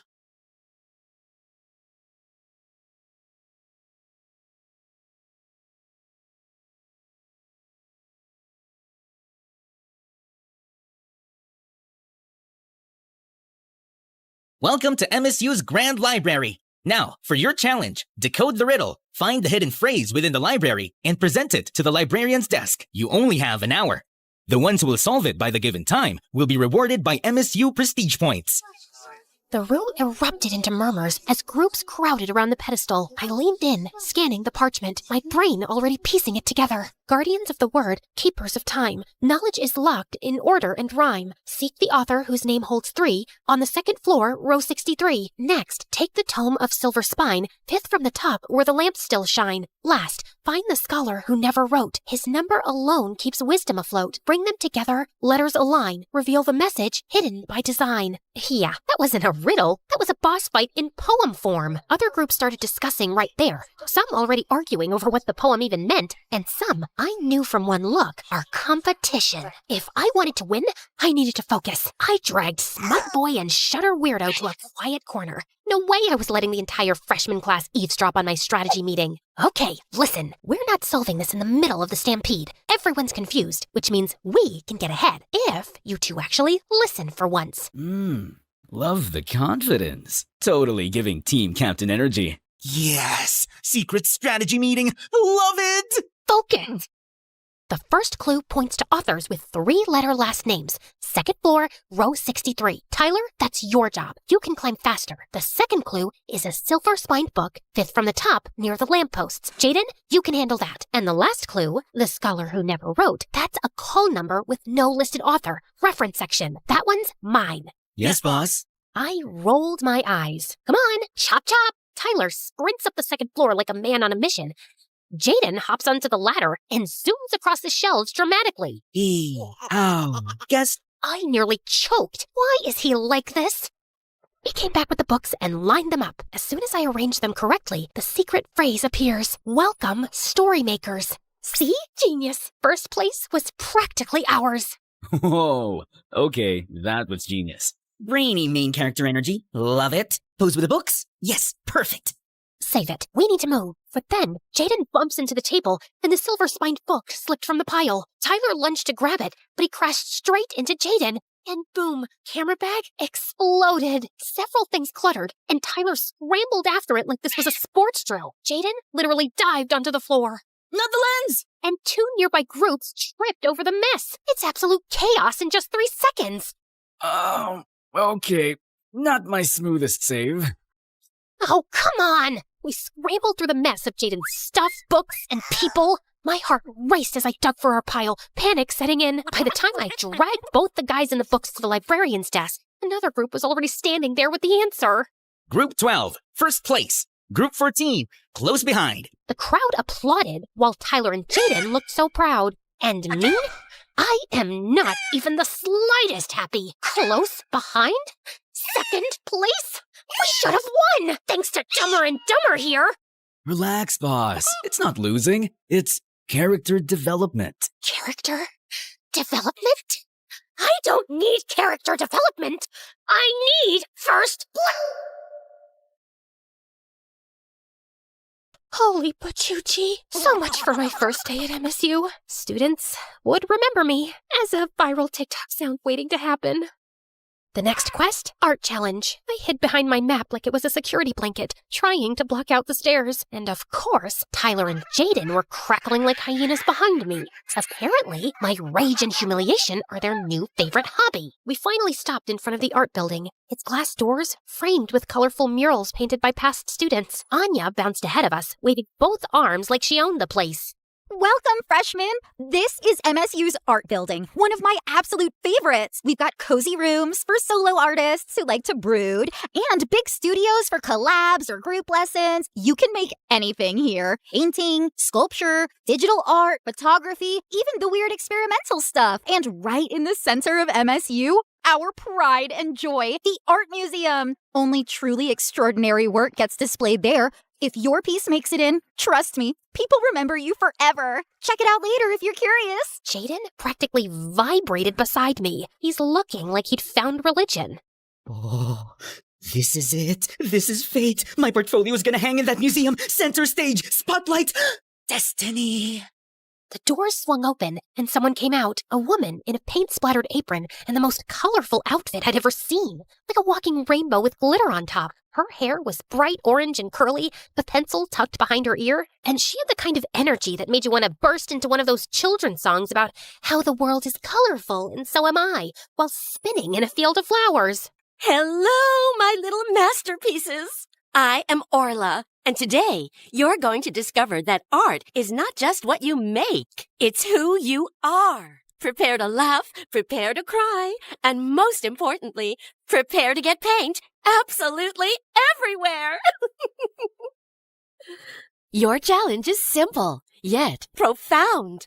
Each group gets one canvas. Together, you must create your very own team mascot. It can be anything. Bold, wild, ridiculous, iconic. Don't play it safe. Safe is boring. And in art, boring is the only true failure. Boring is totally not my thing. Holy Pachuchi, just looking at my teammates made me nervous. The canvases were passed out, brushes clattered onto the tables, and the room instantly filled with chatter and the smell of wet paint. The three of us stared at the big blank canvas in front of us. All right, here's the plan. One canvas, one mascot. I'll sketch something smart and symbolic, then we'll discuss colors later. Yes, boss. It took me a while to create a pencil drawing of our mascot, and I was actually satisfied with it. Okay, for the colors. Tyler just dunked a brush into the paint like it was a soup spoon. This mascot needs fire. Boom! He slapped a massive red streak across my careful outline, and I nearly had a conniption. If there's fire, it needs protection and something cool.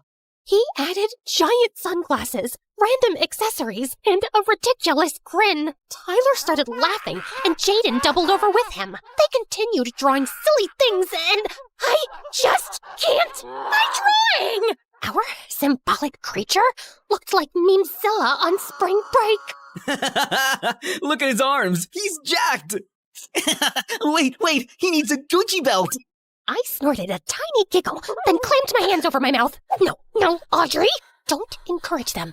Stay strong. My eyes caught the team near us, and holy Pachuchi! They looked so artsy and serene, like they'd been born holding paintbrushes, and their mascot was a masterpiece. Relax, boss. Ours has flavor. Jaden added glitter to the sunglasses and posed proudly. And style. Don't forget style. They just kept laughing, while I was practically combusting on the spot. I stared blankly at my pamphlet, now all wrinkled, like how I feel on the inside. Years of grinding. I ended like this. Day 1 of my dream school, and instead of rising to the top, I was sinking fast. Tyler approaches, hands still in pockets, still grinning. Jaden lingers a few steps behind, camera lowered for once. So, this is where you host your dramatic breakdowns? I'm not breaking down. I'm just frustrated. Yeah, no kidding. You nearly bit my head off in front of the entire art building. Because you won't take anything seriously! Tyler's grin faltered, his voice cutting sharper than usual. And you take everything too seriously. Newsflash, boss. It's supposed to be fun. My chest tightened. I shot to my feet, clutching the pamphlet like it might keep me steady. Fun doesn't win. I worked my whole life to get here, and now I'm stuck with two clowns dragging me down. Tyler's eyes narrowed, his arms crossing. Maybe the problem isn't us. Maybe it's you who are so obsessed with being perfect. You forget this isn't just your quest. The words hit harder than I expected, and heat rushed to my face. I didn't have a comeback, not one that wouldn't make it worse, so I spun on my heel and stormed off, leaving both of them in silence behind me. I went behind the school crying, for a variety of reasons, but mostly I feel bad about lashing out at Tyler. He's right. This is supposed to be a fun event. I should let go of the tension and exhaustion from all that studying for years to get here. I need to apologize later, sincerely. Then maybe we can actually enjoy today's event together. But then, later came, and the tension was still thick between me and Tyler. Jaden was caught in the middle, throwing out jokes, trying to lighten the mood, but it's not working. I gave Jaden an apologetic smile, and he just grinned back and mouthed, "Don't worry, it's cool." Then I glanced at Tyler. My stomach twisted immediately. Come on, Audrey, just open your mouth and say you're sorry. Attention, students. I lost my chance to say something as two teachers walked in. The female teacher looked like she just walked out of a drama poster. Long, straight black hair, sharp eyes that could probably see straight through you. Beautiful, but terrifying. The type who made you sit up straighter without even realizing it. The male teacher was her complete opposite. All smiles. Tall, broad-shouldered guy in a tracksuit, whistle hanging from his neck. He had that athletic dad energy. Warm smile, easy laugh. The kind of teacher who'd crack a joke right before making you run 10 laps. Settle down. This is your final challenge. Oh yeah! Time to see if you've got brains and brawn. Don't worry, kids. Only a little pain is involved. Good afternoon, freshmen. I am Ms. Hoshino, your instructor for logic and strategy. I also teach mathematics. This is Coach Ramirez, head of physical education. But you can just call me Coach R. Easier to shout across the field. All right, final challenge. Brain power, muscle power, team power. If you don't work as a team, you're gonna eat dirt. Let's see what you've got. I gulped. Our team isn't exactly working right now. I am so gonna eat dirt. There are 3 rounds. Listen well. Assistant stepped forward, holding sealed envelopes with different colors. Your final challenge will test perception, reasoning, and endurance. Round 1, a visual puzzle. Each group will receive an image cut into fragments. Your task is to reconstruct it correctly. Only then will you move to round 2. Round 2 is a logic puzzle, a riddle requiring critical thinking. Solve it, and you advance to the final round. Round 3 is simple. A long-distance run to the finish line. 1 runner per team. Fastest across wins. The assistants dropped the first envelope on our table. Tyler ripped it open, spilling a dozen oddly shaped scraps of glossy paper across the surface.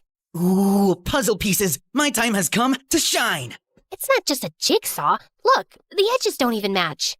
Please, I've spent years framing shots and lining up angles. This is basically Photoshop, but in real life. His hands moved fast, rotating pieces, sliding them into place. Tyler and I tried to follow, but he was already halfway there before we could blink. Not gonna lie, he's kinda cracked at this. A few final clicks, and Jaden smoothed the last piece into place. The image formed into the blossom bridge in full bloom, glowing under a spring sky. And that's how you turn chaos into art. Done! Miss Hoshino stepped over, gave a curt nod, and handed us the second envelope. Well done. Proceed to the logic round. Tyler slid the second envelope across the table. My fingers hesitated for half a second before I tore it open. Inside was a folded card with a riddle written in elegant script. I speak without a mouth and hear without ears. I have no body, but I come alive with air. What am I?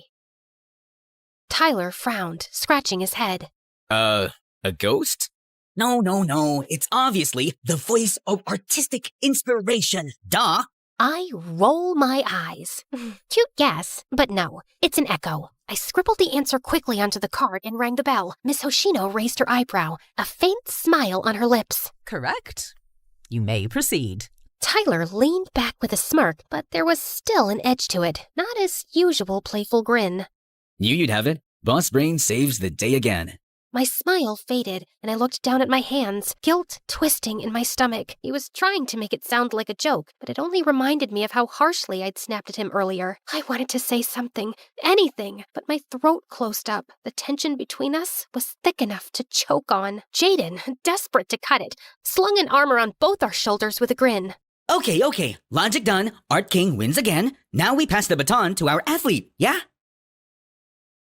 All runners to the field! This is your last leg. Finish strong! We moved toward the track, but my stomach churned. I felt dizzy, but I managed to hold myself up and forced myself to walk. The teams lined up on the athletics field, the track stretching out in front of us like it went on forever. Tyler bounced on his heels, loosening his shoulders. Jaden adjusted his camera, already trying to get action shots. I stood off to the side, but my vision swam. The skipped lunch, the stress, it all caught up at once. The whistle blew just as my knees buckled. The world tilted and I stumbled forward, but Jaden caught me just in time. Audrey! Tyler was instantly there, crouching down, his usual smirk gone. Hey, what's wrong? I blinked my eyes as I shook my head, feeling embarrassed. I'm fine. Just skipped lunch. Dumb, I know.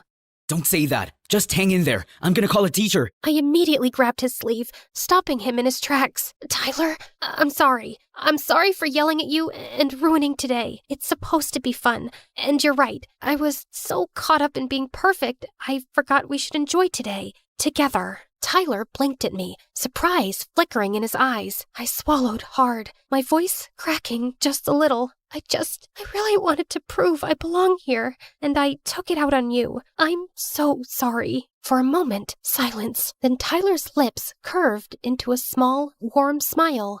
Hey, no problem. I've been yelled at worse during practice. He ruffled my hair playfully, but assuringly. Just rest. I'll handle this.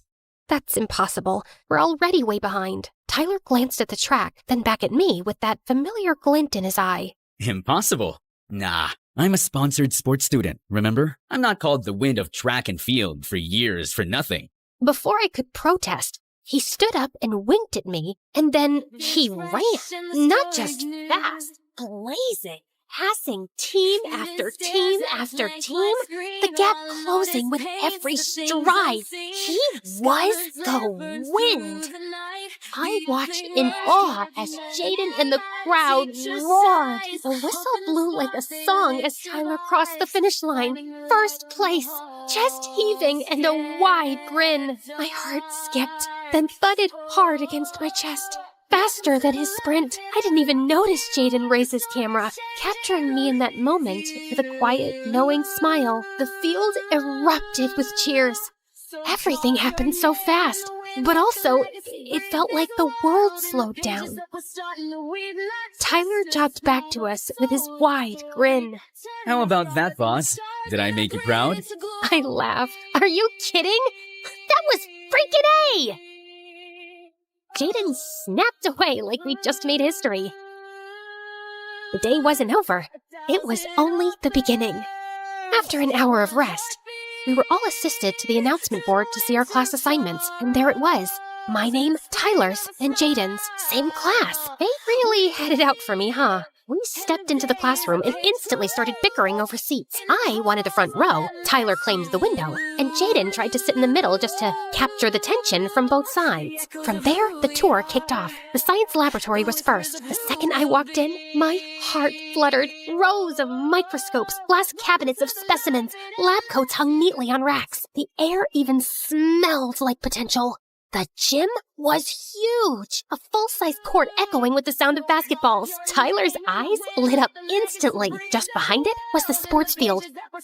And Tyler was in his element, high-fiving Coach R like they were old friends, and younger athletes chasing him as if they were already their hero. Jaden, he practically screamed when we reached the photography club room. He gasped so loud people turned, then begged the club president to let him live there forever. And from there, the day blurred into moments stitched together. And there's a lot more to explore. We walked leisurely on the Blossom Bridge at sunset, petals drifting around us. For once, I didn't feel like I had to walk fast. We laughed, and the sound felt lighter than it had all day. For the first time since stepping off that bus this morning, MSU didn't feel intimidating. It was alive. It's our school, where our journey begins. The sky deepened into twilight, and lanterns flickered to life one by one until the whole campus glowed like a magical realm.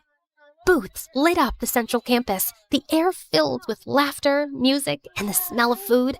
This is just pure happiness. Freshman night has officially begun. Each of us was given an envelope with our very first MSU points. To use them, we just tapped our ID and fingerprint at every stall. Like magic money, we bounced from food stalls to game booths, Tyler somehow winning me a giant plush with one throw. He plopped it in my arms before I could argue. Congrats, boss. You're a winner too. Thanks. Soon, the lantern walk began. A glowing river of students weaving through campus and ended at the campfire. Flames leaping high into the night. Cheers echoed. Sparks danced skyward. For once, I wasn't stressing about perfection or plans, just living, and it felt good. The bonfire roared higher. Music drifted through the crowds as students paired off, some laughing, some swaying in clumsy circles. Tyler turned to me, his usual smirk, softer now. Come on, boss. Dance with me. My heart stuttered. 1,000 excuses buzzed on my tongue, but his hand was already out, waiting. Before I knew it, I was stepping into the circle, firelight flickering across his face as he pulled me close. The world felt smaller, warmer. We both turned. Jaden stood there behind his tripod, grinning like he just caught the cover of a magazine. Perfect. Firelight, romance, history in the making. Before either of us could protest, he barreled in and hugged us both, nearly knocking me off my feet. I'm so glad it's you two. We're gonna make the next few years at MSU unforgettable. We all burst out laughing, tangled in the world's messiest group hug. And for the first time that day, it didn't feel like chaos. It felt like home. MSU Freshman Quest. It wasn't perfect. It wasn't according to plan. But maybe that's the point. The best stories aren't flawless. They're unforgettable. This is My Story University, a place where ambition awakens, your dreams take shape, where passion becomes flame of purpose, where friendships deepen into lifelong bonds, and each moment becomes a page in the legacy only you can write.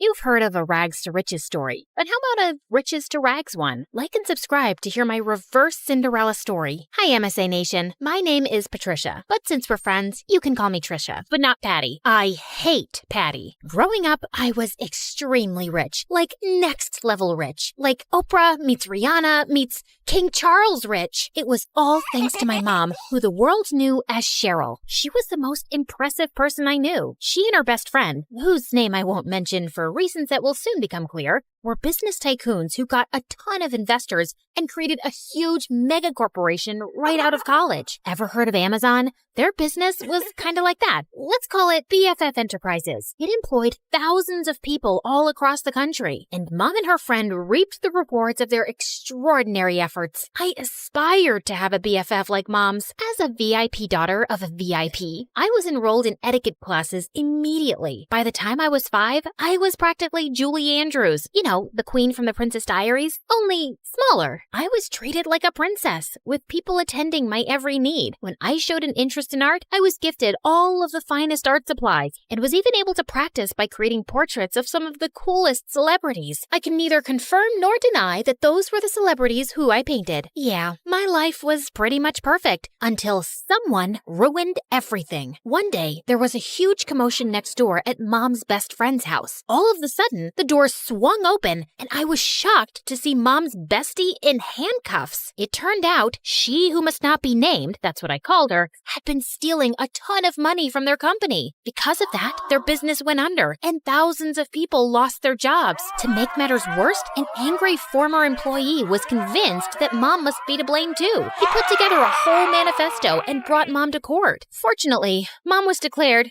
innocent. I knew she always would be, of course. She who must not be named was proven guilty and sent to jail. The employee who had lodged a case against Mom ended up behind bars for defamation too. Mom's name was cleared, and she and I lived happily ever after. That's the end of my story. Thanks for tuning in. Just kidding. It got a whole lot worse from there. Even though she was innocent, the public knew Mom as the face of the company, and they were mad. Mom and I weren't exactly well-equipped to fight off an angry mob, so the government intervened for our safety, and we were forced to join the Witness Protection Program and completely change our identities. We were given cover stories and everything. So, remember before when I said my name was Patricia? Well, that was sort of the half-truth. I had a different name before all of this mess. A gorgeous name, but that and everything else were taken from me when she who must not be named ruined my life. I was pulled from my life of glamour and ease and relocated to here. Yeah, the house was a serious downgrade from what I was used to. See what I mean about an opposite Cinderella story?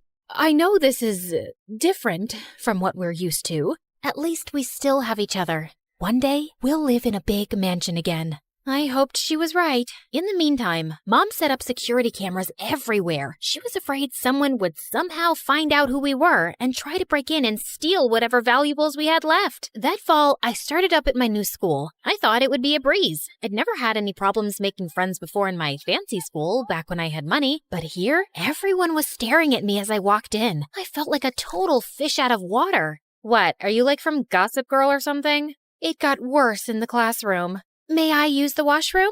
Mayhaps the princess would like a peasant to escort her. And even worse than that in the cafeteria. Look, Gossip Girl thinks she's at a royal banquet. Here, have some slop like the rest of us, princess. I was about ready to blow my cover and demand Mom let us move back to our old life when... Hey, leave her alone. Your mama sure would be mad if I told her that this is how you minded your manners. Wow, thank you for that.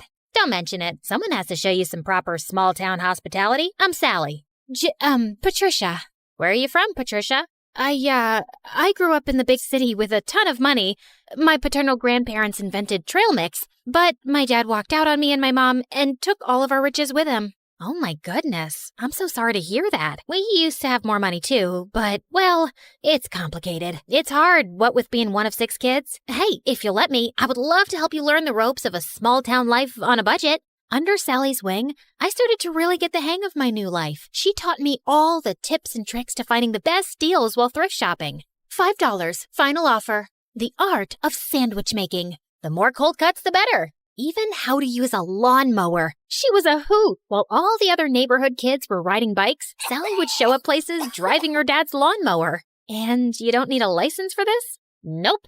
Weirdly, though, I never actually saw Sally's dad, but more on that later. Sally encouraged my painting, even if it meant using unconventional canvases. She was the most thoughtful friend I ever had. In turn, I taught Sally all about how to host a proper high tea and even how to ballroom dance. Sally was a total girly girl at heart, and I could tell she appreciated feeling like a princess for once. Over time, Sally and I became inseparable, and we especially loved taking her lawnmower out for joyrides. Hey, instead of zooming around town, why don't you put that machine to good use and mow my lawn? I'll throw you $20. $30, final offer. The haggling skills Sally taught me were really coming in handy, and that's how Sally and I started earning some extra cash. In the beginning, we had a handful of customers, mostly our friends' parents, who paid us to mow their lawns and rake their leaves. But then, Sally had a fabulous idea. Trisha, you're such an excellent artist. We should offer painting services too. You can even do customized designs. Oh my gosh, Sally,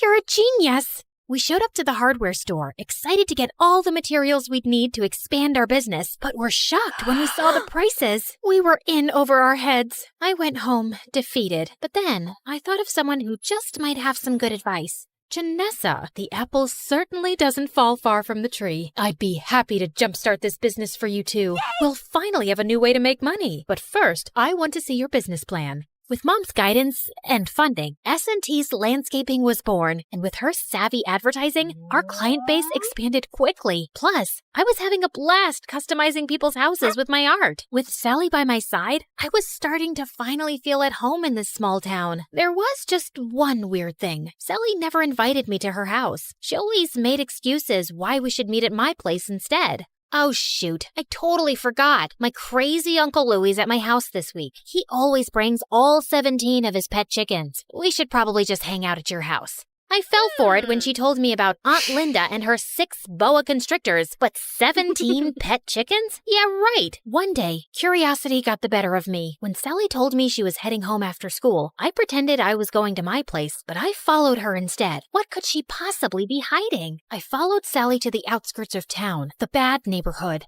Whoa, Sally lives here? The trailer barely looked big enough to hold a twin bed. How could Sally and her 5 siblings and her parents even fit in there? Just then, I lost my balance and fell to the ground with a huge thud. Trisha? Sally, I can explain. I thought Sally was going to start screaming at me, but instead, she started crying. I'm sorry I never showed you my home.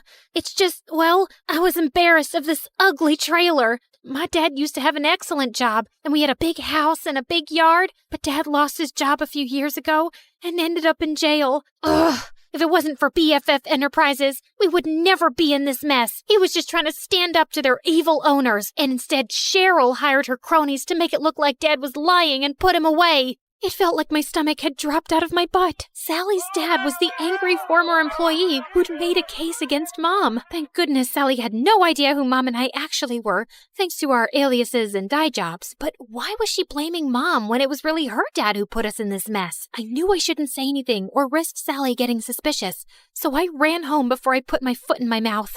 Trisha, wait! Was it something I said? I avoided Sally the rest of the week, which wasn't easy. I felt so conflicted. Sally was my best friend, but she hated my mom and blamed her for her dad being in jail. So, I decided to get Mom's advice. I need to talk to you. Sally's dad is your angry former employee who ended up in jail. Oh, come on now, Trisha. What a strange joke. Why was Mom calling me Trisha? At home, she always called me by my real name. Mom, this is serious. Sally has no idea who I really am, or that you're actually the co-founder of BFF Enterprises. Just then, Sally popped up from behind the couch, and suddenly, Mom's behavior made sense. Sally, it's not... I can't believe this. I thought we were best friends, and all along, your family is why my family is suffering?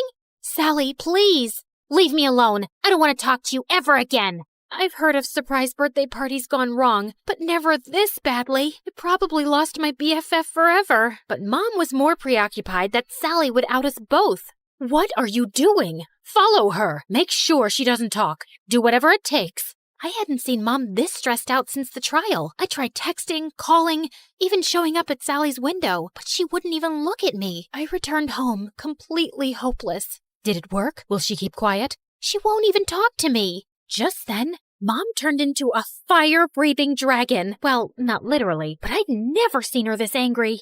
Then we need to move again, now. But this is her home. Sally is my friend. Some friend. As soon as she talks, I'm going to jail. Mom, what are you talking about? Why would you go to jail? The judge said you were innocent. Of course he did. I bribed him. My business partner and I were both stealing funds from the investors because we deserved more. But unlike me, she was dumb enough to get caught and unwilling to do whatever it took to stay out of jail. And Sally's dad figured it all out and tried to get me behind bars too. But I showed him I am not to be messed with. I couldn't believe it. I was so blinded by all of her generosity over the years. I'd never even once suspected that she could have done anything criminal. And I felt so awful for Sally and her family. They didn't deserve this. But then again, how could I choose between my mom and my best friend? What Mom said next, though, made everything totally clear. You got us into this mess. Now you have to get us out. Me? I'm just a kid. You're the one who was so greedy that you stole money and ruined your company and all of your employees' lives. You even let your own best friend take the fall. You cared so much about money, you forgot about what really matters, friendship. Trisha, come back here. My name isn't Trisha, Mom. It's Janissa. So, let me reintroduce myself. Hi, MSA Nation. My name is actually Janissa. Pretty, right? Okay, back to the action. I grabbed the security cameras on my way out and headed straight to the police station. It had our conversation and Mom's confession recorded. The police took my mom away, and because I had just turned 18 recently, they let me take care of myself. And that night, the story was all over the news. I knew I'd done the right thing, but I'd never felt lonelier. The next morning, I woke up to a knock at the door. Sally, you have to believe me. I didn't know about my mom. She told me everything for the first time yesterday. I can't believe you did that for me, Patricia. Well, I had to. It was the right thing. I mean, sure, I probably could have bounced from town to town with Mom for years, pretending to be someone I'm not, but I don't want to be like Mom, throwing my friends under the bus and not caring about hurting other people. I would choose friendship over luxury 1,000,000 times. And, by the way, my real name is Janissa. It took months, but after campaigning tirelessly, we finally got Sally's dad out of jail and back home where he belonged. With Mom behind bars, I was finally free to come out of hiding. Even though I was totally free to move back to the city, I decided to stay put in this small town. After all, this had become my home. I even asked Sally's family to move in with me. Plus, Sally's dad was able to take over the landscaping business. With him in charge, business is booming. Everyone is just so thrilled that he's back home where he belongs. We did have a company name change, though. I'm just so happy to have my best friend by my side.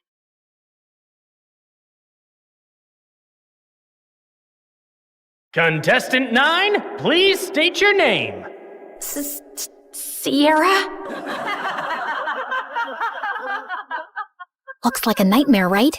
Hi, I'm Sierra. And ever since I could talk, I've had a stutter. I didn't think much of it until I moved to a new town when I was 6. Welcome to the neighborhood. I'm Dean. This is my daughter, Kelsey. What's your name, sweetheart? Sierra. Why do you talk like that? It was the first time anyone had asked me that. It wouldn't be the last. My stutter happened frequently, but it got worse when I was nervous. My mom barely noticed or cared that I had a stutter, or that I really existed. She was always working. And my dad? Well, he left the picture a while ago. Most days, Mr. Dean would watch me after school, and Kelsey and I became fast friends. We did everything together. Played at the park, put on fashion shows, grabbed ice cream at Scoopy's. When we went out as a trio, I'd secretly pretend that Mr. Dean was my dad, and Kelsey was my older sister. In those moments, it felt like the family I'd always wanted. But things started to change when Kelsey's mom announced she wanted a divorce and moved out of state. After that, Kelsey started to change. She wasn't just upset. She was furious. She yelled at everyone, and once even smashed the living room furniture in a fit of rage. She lashed out in class and got held back a grade. And if her dad hadn't been the superintendent, she probably would have been expelled. By middle school, we ended up in the same class, and Mr. Dean dropped us off on the first day. Wow, your daughters are so beautiful. Aren't they? I'm a lucky dad. Kelsey looked like she was about to explode. I'm Kelsey. I'm his only daughter. My mistake. And what's your name? Sierra. Sierra? Why do you talk like that? Yeah, can you not speak properly? Or are you stupid? The class erupted into laughter, and I could feel my face burn. Since then, Kelsey wasn't my friend anymore. A real friend wouldn't do that. Through the years, Kelsey's hatred only grew. Anytime I had an accomplishment, she had to ruin it. Opening night of the school play, she stuffed worms in my costume. She threw her birthday party on the same day as mine every year and literally paid people to skip mine. At the science fair, she unplugged my volcano as the judges walked by, so it just looked like a sad pile of paper mache. And during my middle school graduation speech, she just had to make a scene. And so, I want to say how proud I am of our class. We did What the glitch here is trying to say is we did it. Congratulations, grads. Party at my house tonight. Everyone's technically invited, but only cool people should show up.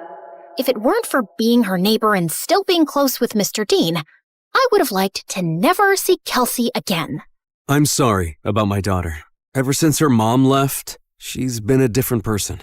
I just wish she wasn't so mean. You shouldn't be ashamed of something you can't control. At the end of the day, your stutter is something that makes you unique.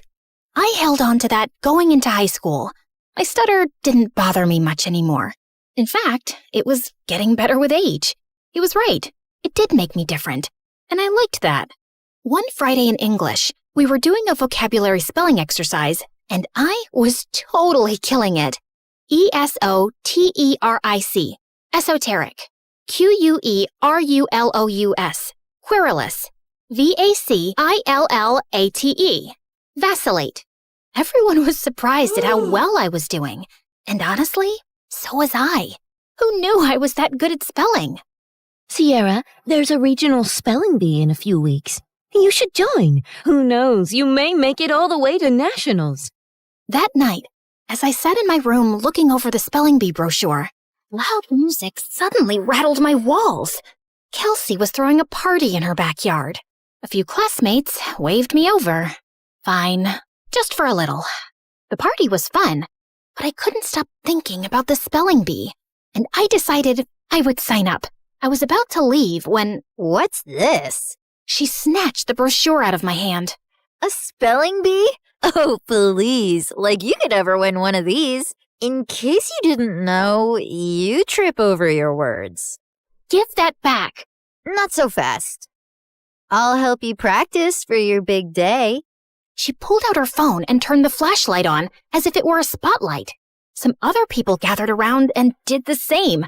I felt blinded by all the lights in my face. Why don't you show us what you got? Nothing screams fun like watching you butcher the alphabet live on stage. Your word is quiberate. That's not even a word. Okay then, your word is pathetic. I'm sure you're quite familiar with that. IRRELEVANT. Irrelevant. I'll use it in a sentence. Kelsey is irrelevant. Now give me back my brochure. But she ripped it into pieces and threw it up like confetti. I took a small step in her direction.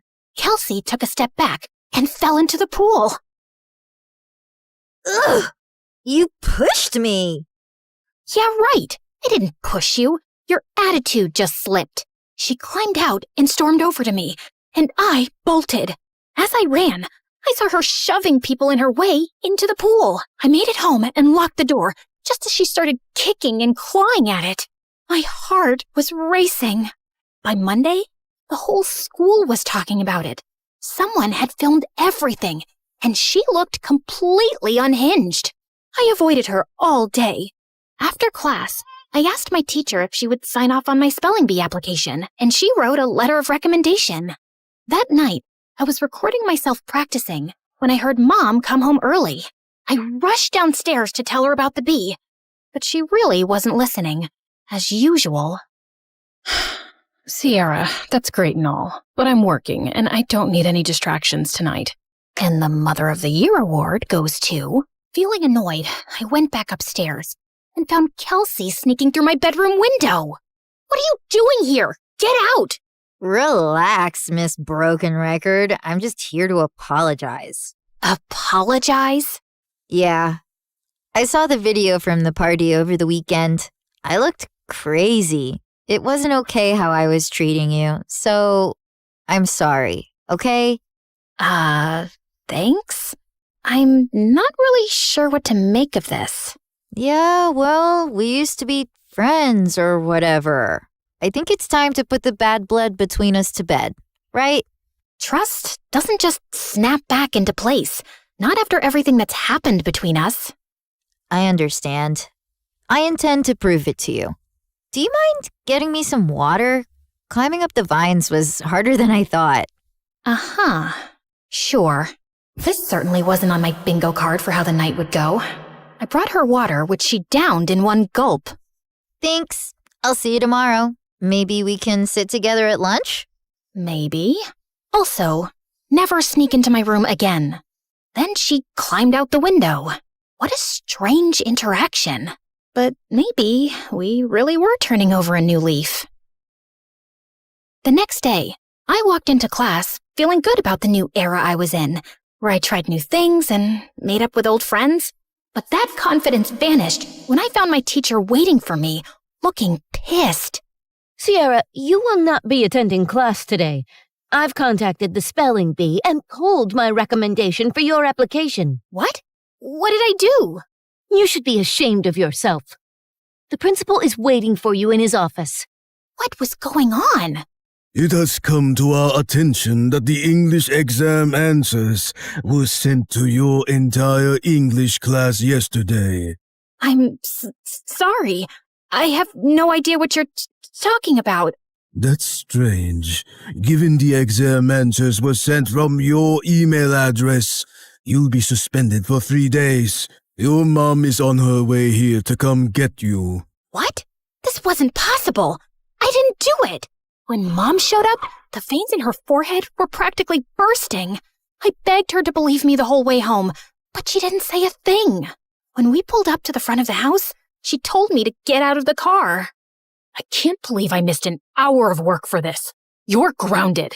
Then she just drove off, and I burst into tears.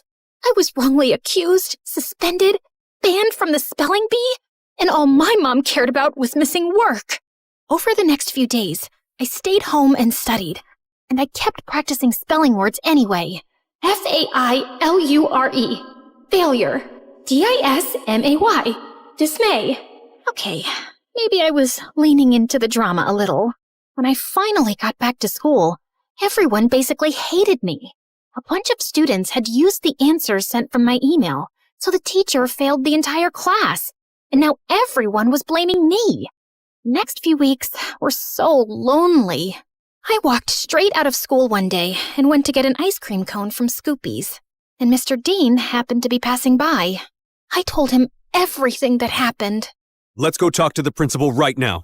It was nice to have one person who actually listened and seemed to care.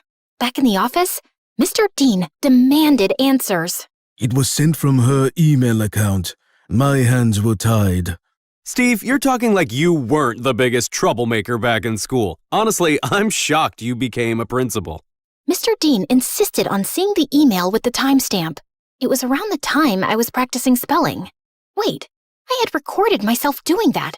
I pulled out my phone to prove it. We watched me spelling, then leaving when Mom got home.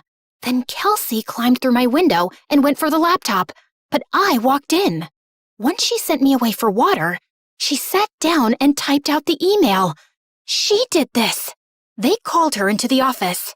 Dad, what are you doing here? You framed Sierra for stealing exam answers when she's completely innocent. I did not. He showed her the video. Of course you go to defend her. She's never been completely innocent, Dad. What had I ever done to her? The principal and I had front row seats to their screaming match. Kelsey got suspended for a week, and the principal and teacher apologized to me and reinstated me in the spelling bee. That night, I heard a commotion outside. I looked out my window and saw Kelsey stuffing suitcases into her car. I'm over you, Dad, just like Mom was. She slammed the door, rammed the car into the garage, and peeled out of the driveway. I ran to Mr. Dean, who was covered in food. What happened? We were in a huge fight about what she did to you, and she threw everything in the fridge at me. I kicked her out, and she's gone to live with her mom. As much as I wanted to jump with joy at the thought of never seeing Kelsey again, I didn't want things to be like this. Mr. Dean looked crushed as he walked back inside, and I followed him to help clean up the mess.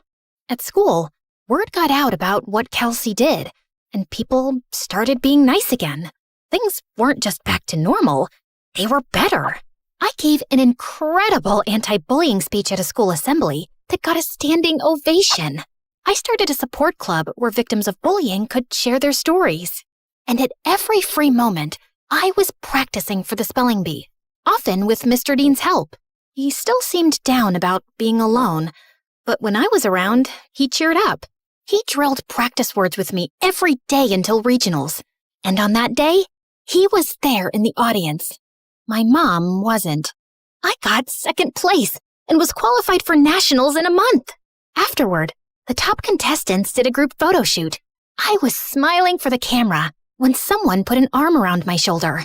I looked up. It was the guy who won first. You were a great competitor out there today. Congratulations. His accent, his eyes. Suddenly, I forgot how to breathe. Thanks. Where do you come from? Where do you come from? Sierra, are you kidding me? Is that how you speak, or did I just fluster you? Oh, no. I just have a stutter. It's adorable. I'm Leon, and I'd love to get your number. We should talk more, since we'll be seeing one another for nationals next month. Yes, please. We exchanged numbers, and I practically floated back to Mr. Dean. It felt like the best day of my life. When we got home, Mom was on the porch, arms crossed. She rolled her eyes when she saw us together. And where have you two been? The spelling bee, Mom. Remember? I won second place. She did amazing. You should have seen her. I'm sure, but I was too busy with the logistics of moving. Moving? Work wants me to relocate to California within the next couple of weeks. Mom, no! I have nationals next month. Well, that's too bad. Work comes first. You know that. Work always comes first for you, Mom. It's never me. Oh, stop being so dramatic. What if she stays with me until the end of the school year? What? I have Kelsey's empty bedroom. She can compete in nationals, finish out the year, and then move out to California. Please, Mom. Fine. Within a week, Mom was gone, and I had moved into Kelsey's old room. Mr. Dean cared in a way my mom never had, and this new life felt good. And to top it off, Leon reached out. He was a foreign exchange student from Spain living in New York, and we hit it off instantly, texting all night, every night. We had so much in common, and he was so easy to talk to. I had a major crush. One night, I even felt bold enough to tell him. I was losing sleep, slipping in school, and didn't care. I had never felt like this about someone in my life. Leon and I even planned our first date the night before nationals. That weekend, I was behind on prep, but I was more excited to see Leon than I was to compete. We planned to meet at a park, and I spent hours getting ready. I waited for him at the park. He was 5 minutes late, then 15, then 30.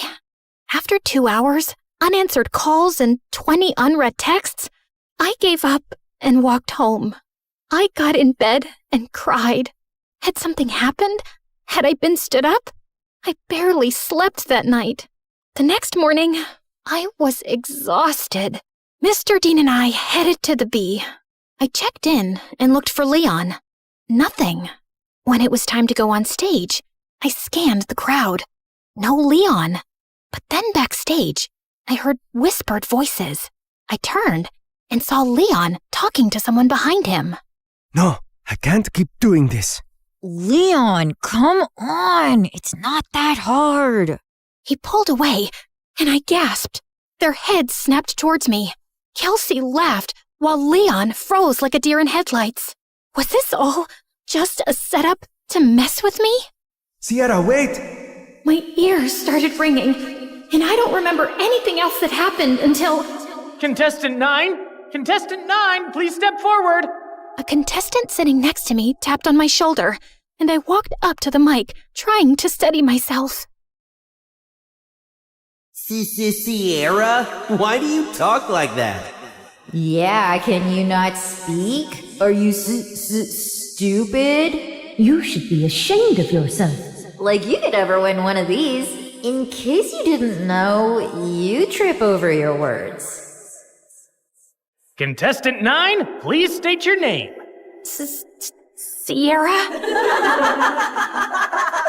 Your word is vicissitude.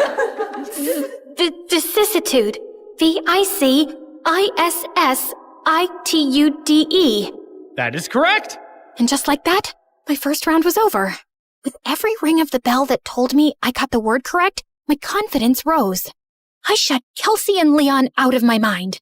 Contestants were dropping like flies, but I stayed strong. Until it was just Leon and I. Your word is appoggiatura. Appoggiatura. A P P O G I A T U R A. Appoggiatura. I'm sorry, that is incorrect. Sierra, if you can correctly spell the word, you will be our national spelling bee champion. Appoggiatura. Appoggiatura. Appoggiatura. That is correct. I did it! The audience went wild. I got my huge new trophy and went to the lobby to find Mr. Dean. But I heard Leon's voice behind me.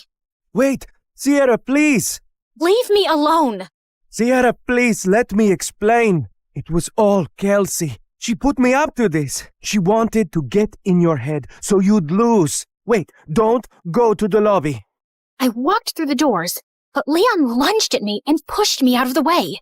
The doors had buckets of slime and feathers on them, which all fell on Leon. Why did you push me away? I was trying to save you from this. Listen, Kelsey moved to my school and found out I was going to regionals for the spelling bee.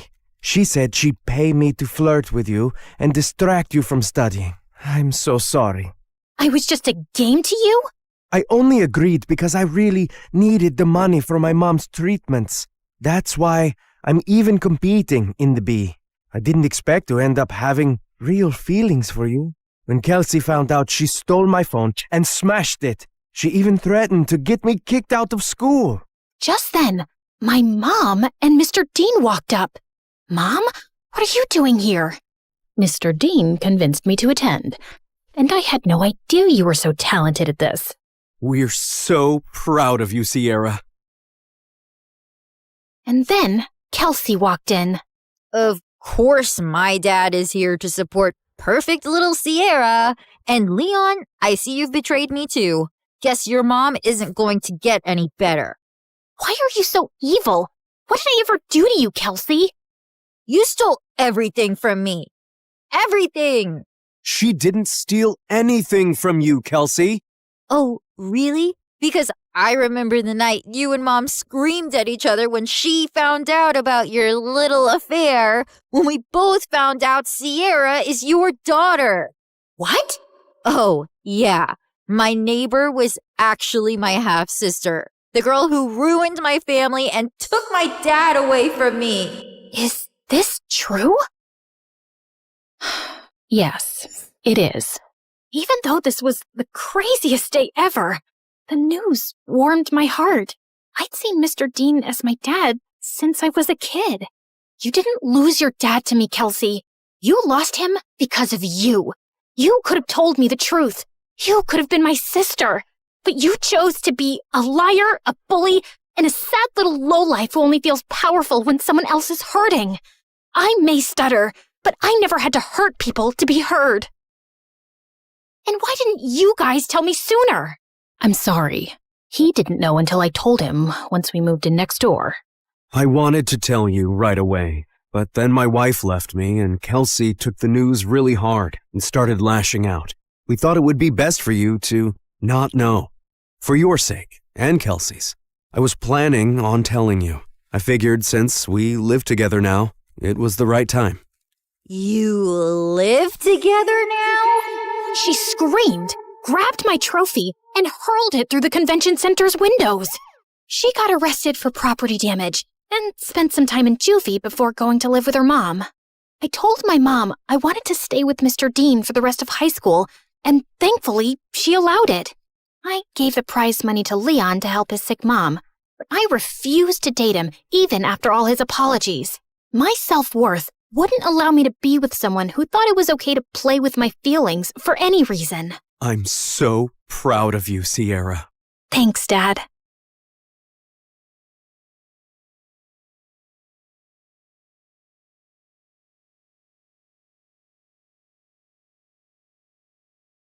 Hi, I'm Jessica from Napa Valley, and I have a weird story to tell you today. But first, please like and subscribe because MSA will give $1,000 to one lucky person in the coming 7 days. I lived in a beautiful house surrounded by trees. I had a good life, but growing up, I didn't get along too well with my family. For starters, my mom was like a 5-year-old trapped in an adult body. All she wanted to do was run around and play. Mom's idea of having fun was a water balloon fight with me and my older brother Dylan, and I found her childish behavior so annoying. I could never study in peace without hearing Mom sing show tunes around the house. Come on, you little bookworm. Let's bake some cupcakes. Don't you know how to have any fun, you nerd? Ugh, see what I mean? But the only person worse than Mom was Dad. He was barely home since he was a fancy businessman who traveled a lot. And when he was home, he treated us like servants. Bring Daddy some juice, will ya? My toes hurt and I can't move. There's not a lot left and we're saving it for tomorrow morning. Oh, so maybe you should be the one who goes on 5-hour flights to earn money for us. I kinda hated being around all of them, so I spent most of my time alone reading and practicing my violin. But when I got to 11th grade, things took a crazy turn. Mom told me one morning that we were taking in an exchange student. She's from Tokyo. She'll go to your school and live with us for 4 months. Isn't that exciting? Sure, but we'll have to clean the kitchen first so she doesn't run crying. Be happy, Jessica. Now you'll have a live-in friend to bore to sleep while you play your violin. I sure hoped she wouldn't be a live-in headache like Dylan. That weekend, we all drove to the airport to pick up our Japanese guest. Her name was Queenie, and she looked like a goddess out of a wonderland. Even her fingers were beautiful. Thank you for having me. Truly, it means so much. It's our pleasure, sweetie. Look, I got you a stuffed welcome panda. Mom? Hi, I'm Jessica, and I'm the normal one in the family. Please, don't judge me based on them. Oh my goodness, this is so sweet. Can one of you help me with my bags? They're heavy because of all the books I brought. Wait, Queenie was into books? I loved this girl already. She and I were talking about our favorite authors on the way home, and after that, we really started to bond. It was nice finally having someone I had stuff in common with. Queenie was also super helpful around the house, so both of my parents adored her, especially Dad. Aren't you amazing? How about I buy a present to thank you for all your hard work? Maybe new shoes or gold earrings? I would have bought some for Jessica, but all she cares about is school and homework. That's very kind, but you guys have already done enough, really. Then one night, Queenie and I decided to go on a walk, and she grabbed a jacket from the coat closet. Oh, that's actually Dylan's. But it's so comfortable, and I don't have any warm jackets. Can't Dylan lend clothes to his guest? You can't just take someone's jacket without permission. Give it back. I don't want you wearing it. Fine, here you go. I'll just freeze to death then. Come on, Jessica. Dylan looked really mad, and suddenly he pulled me aside. What's her deal? After all we're doing for her, she gets this worked up over a jacket? I don't get why you can't just lend it to her for 10 minutes. Because there's something about that girl I just don't like. You mean 'cause she's actually sophisticated and has manners? Makes sense why you wouldn't like her. Dylan just looked angry and stormed off. Jeez, what a drama king. He probably was just jealous that Mom loved Queenie so much. He'd always been Mom's favorite. The next day at school, I was studying for exams in the library when Queenie came in and sat next to me. Hey, girl, listen, I just want to apologize about Dylan being so mean to you. He must have forgotten to take his meds. Don't worry about it. Actually, I was wondering if you could help me with my English assignment later. I'm still not fully comfortable with the language. Yeah, of course. Thank you so much, Jessica. I'm really grateful for you. Queenie hugged me super tight, and I realized I was her only real friend here. I could just feel how sad and lonely she was. I waited for Queenie at her house for several hours, but she didn't show up, even though I called and texted her 100 times. Then finally, Queenie arrived carrying a small box. Sorry I'm late. I was buying you a present. Here, open it. Aw, Queenie, you didn't have to get me. At that second, I saw a hissing rat and I started to scream. Jessica, calm down. This is a pet rat. I have one just like him at home. He's so sweet. Just hold him. Queenie let the rat crawl on my arm, but he bit me. Minutes later, I had to go to the emergency room, and Queenie burst into tears. I swear, I had no idea that rat bites were poisonous. I have the exact same one at home, and he's such good company. It's okay, Queenie. The doctor said I'll be fine. Just don't go around giving people pet rats in the future. Queenie just kept apologizing and hugging me. I felt bad for her, but man, it had been an exhausting day. And for some reason, things kinda went downhill after that. Queenie wanted to be around me 24/7 and do everything together. I was thinking I could come with you to your violin lesson today. I've always wanted to play an instrument. I have a recital tomorrow, Queenie, and don't take this the wrong way, but I need a little space. We already go to school together and live in the same house. Of course, I totally understand. Your mom wants me to make dinner anyway. I was relieved that Queenie wasn't upset, but when I knocked on my violin teacher's door, I saw he looked mad. What is it now, Jessica? Haven't you caused me enough stress today? Caused you stress? What are you talking about? Your mother called in to tell me you wanted to quit the violin for good. The recital is tomorrow night. I have 24 hours to find a replacement. My teacher slammed the door angrily, and I was so confused. Why would Mom tell him I was quitting the violin? I went home to confront her when I saw Queenie standing by the kitchen, smiling at me. How was your violin lesson? Was your teacher disappointed that you quit? How did you know about that? Wait, unless you were the one who said I quit? Yeah. I was a little hurt that you didn't let me observe your lesson. So I thought a good punishment would be taking the violin away from you for a while. I'm sorry, punishment? Queenie, you're not my mom. How could you do that? Playing the violin is one of the only things that gives me joy. Like you already don't have enough joy in your life? You don't appreciate anything your family does for you, especially your mom. You make it so obvious that you think she's dumb. You're just an ungrateful witch. That made me so mad that I slapped Queenie hard across the face, and then I stormed off to my room. I refused to speak to Queenie that whole morning and didn't even say thank you when she made me breakfast. I suppose all sisters fight once in a while. Honey, Queenie's going to come to school late today. We have to renew her passport. Good. Get it renewed ASAP so she can go back to Japan. And she's not my sister. Jessica, what's gotten into you? Queenie just smirked at me and I left. I tried to forget about her at school, but around lunchtime, I got a text from her. Jessica, where's your mom? I haven't seen her all morning. Is she okay? What was she talking about? Hadn't they gone to the passport office together? I called and texted Queenie to find out more, but she didn't answer. And when I called Mom, her phone went right to voicemail.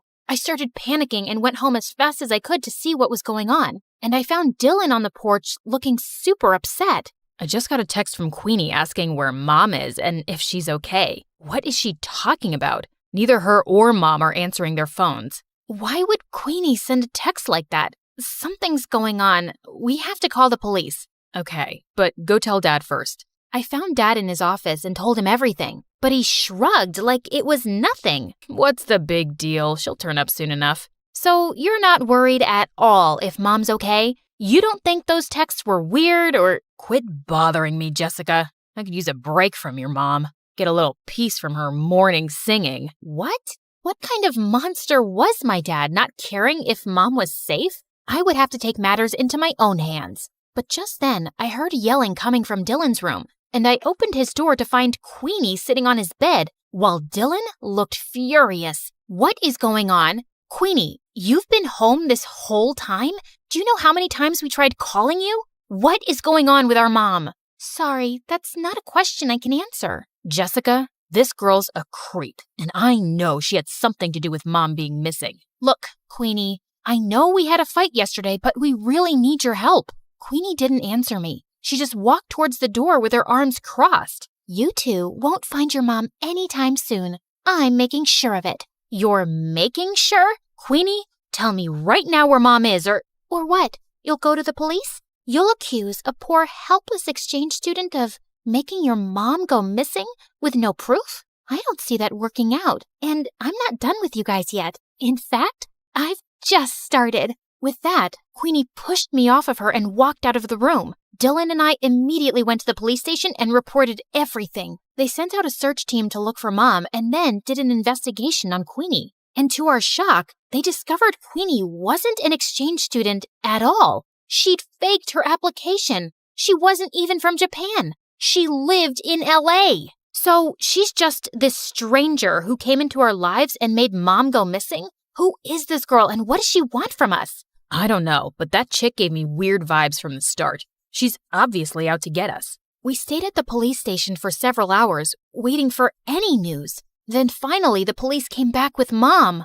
Oh my God, what happened to you? It was Queenie. She said she had to show me something important, then drove me into the middle of the woods and threw me out of the car. She just left me there without my phone. I was just lucky some forest rangers found me. But don't worry, I'm all right now. Just then, some policemen walked in with Queenie. Looks like Mommy made her way out of the woods. You're a monster, Queenie. We know everything. How you kidnapped Mom, how you faked your exchange student application. Who are you and why are you trying to ruin our lives? Because you ruined my life first. When I was 10 years old, your dad conned my parents out of all their money and disappeared, and we ended up having to live on the streets. My mom had a mental breakdown. Your dad is a criminal, and I finally tracked him down because I wanted him and his perfect family to suffer the way I did. I was speechless. I knew Dad had been a jerk, but he was a crook too? Queenie was admitted into juvie, but we insisted that the police look into her family's case. And 2 days later, the police came to us with some news. It turned out that Dad was part of a group of con men that had been going around in disguise all over the country for years, scamming people. And as soon as Dad got home, they arrested him. He kicked and screamed and shouted at us to do something, but we didn't. A part of me almost felt relieved to see him go. I am so sorry, you guys. I never knew much about your father because he always told me to mind my business and kept everything a secret from me, and I stopped asking. That's why I was never happy in our marriage. He was the worst. He never cared much about you or us. You did everything for us, Mom, and I really appreciate you. I'm so sorry if I looked down on you for being messy or childish or whatever. Now come on, let's go talk to the police to get Queenie's family help for their situation. Be grateful for the life you were given. Every day is a gift.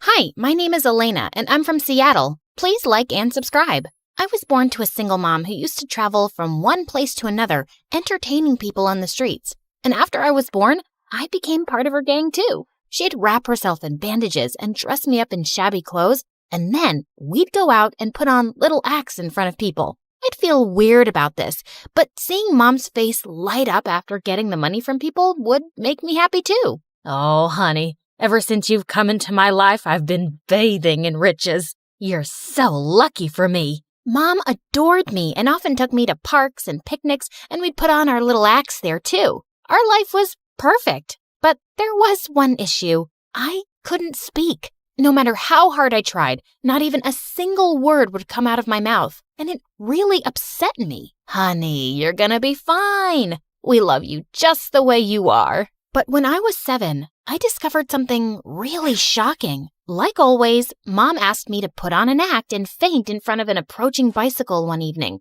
But surprisingly, the man went all bonkers on us. Get the kid out of my way, you morons! OMG, what have you done to my daughter? I know people like you. Frauds. You rob innocent people like this, but I'm not gonna fall for your act. Suddenly, a crowd gathered, and Mom broke into tears, and I couldn't keep still. I got up and hugged her. Look, she's totally fine. Huh?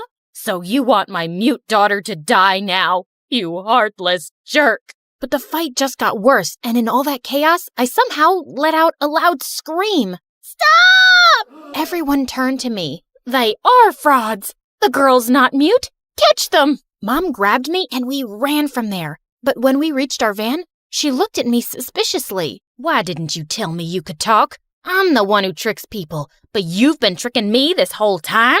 She did what? I had so many questions, but again, I couldn't speak. Later, she took me to a doctor and we discovered that I was just a late speaker. And with practice, I could speak like the other kids. But my happiness was incomplete because now I knew the reality. My mom was a con artist who made fools out of people and took money from them. Come on, baby. We're getting late, and this time make sure you don't shout or scream. You're a good girl, right? No, and I'm not going anywhere. What? Why? You liar. Bad. How can you say that, honey? I had no means to raise you. That's why I got into this business, and now you're saying I'm bad? Do you know, if I stop doing this, you're gonna have to give up on so many things, all your favorite foods and trips? Can you do that? Well, maybe she really had no option, but I knew that this was wrong, and I refused to be a part of it anymore. I told her to stop with the stupid acts and get me into school, or I'd go to the police. So we shifted to Seattle, and there, Mom got me enrolled in a public school. I made tons of friends, and I was the happiest there. But then, in the 7th grade, things took a wild turn. A woman named Mrs. Miller came knocking on the door and claimed that she was my birth mom. That's rubbish. She's my daughter. The woman told us that she discovered some years back that I got exchanged at birth, and ever since then, she'd been looking for me. I don't believe you. You look like some fraud to me. And believe me when I say I can smell 'em. Mom!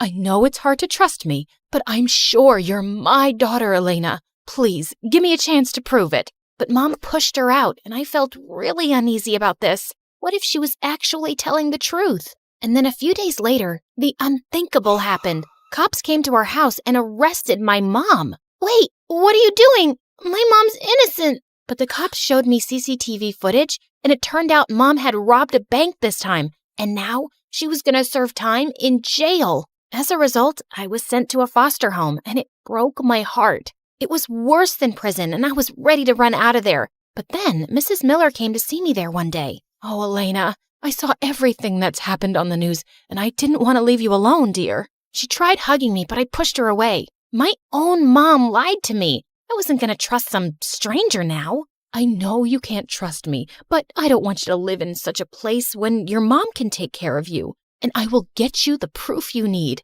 Mrs. Miller kept persisting, so I agreed to get a DNA test, and just like she'd said, the results were a match, and she was indeed my birth mom. I was super shocked by this revelation, and moving in with her seemed so much better than rotting in this filthy place. So I agreed, and she took me to a palace-like house. My birth mom was frickin' rich. This is going to be your home now, sweetie, but I need you to promise me something. The girl who was switched with you, Stella, I haven't told her about any of this yet. I've loved her like my own child, and I want more time to speak with her about this, okay? I promised not to say a word about it, but as we entered, a cute little boy bumped into me, and we both fell on our butts flat. Ouch, that hurt. Hey, are you okay? I helped him up, and Mrs. Miller told me that he was my younger brother, Jeremy. And indeed, we looked so much alike, but he seemed really shy and ran away. Later during dinner, Mrs. Miller introduced me to Stella.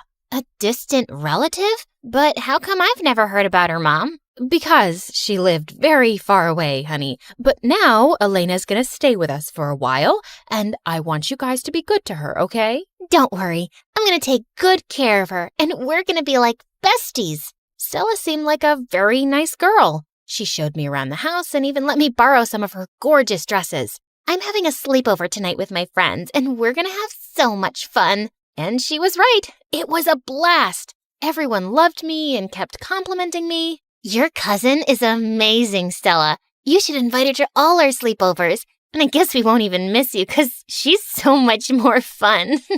Gosh, these girls were so funny and crazy. They asked me some questions about my family, and I came up with some random lies. But Stella looked a bit suspicious. The next few days were amazing. Mrs. Miller would take me out shopping, and we'd have so much fun getting to know each other. She even took me to her workplace, and I got this proud feeling knowing that she was a top lawyer in a huge firm. And soon, I wanted to be just like her. But that night when I was asleep, I heard some strange noise in my room, and I saw someone going through my stuff. It was Stella. What are you doing here? Oh, well, I was just checking up on you. Go back to sleep. Saying that, she rushed out of the room, but I felt really uneasy and I couldn't sleep after that, so I went downstairs to the kitchen for water. And there, I found Jeremy hiding behind the kitchen counter, binging on ice cream and cookies. Caught you. No, please don't tell anyone I was here. I swear, I didn't eat anything. Hey, it's okay. I'm not telling anyone. Relax. After he calmed down, I asked him what was wrong. I I binge eat when I'm nervous about anything. What are you nervous about, Jeremy? I always fail all my subjects and all my friends make fun of me, and we have tests coming up. It's freaking me out. What if I helped you with your studies? Really? Yeah.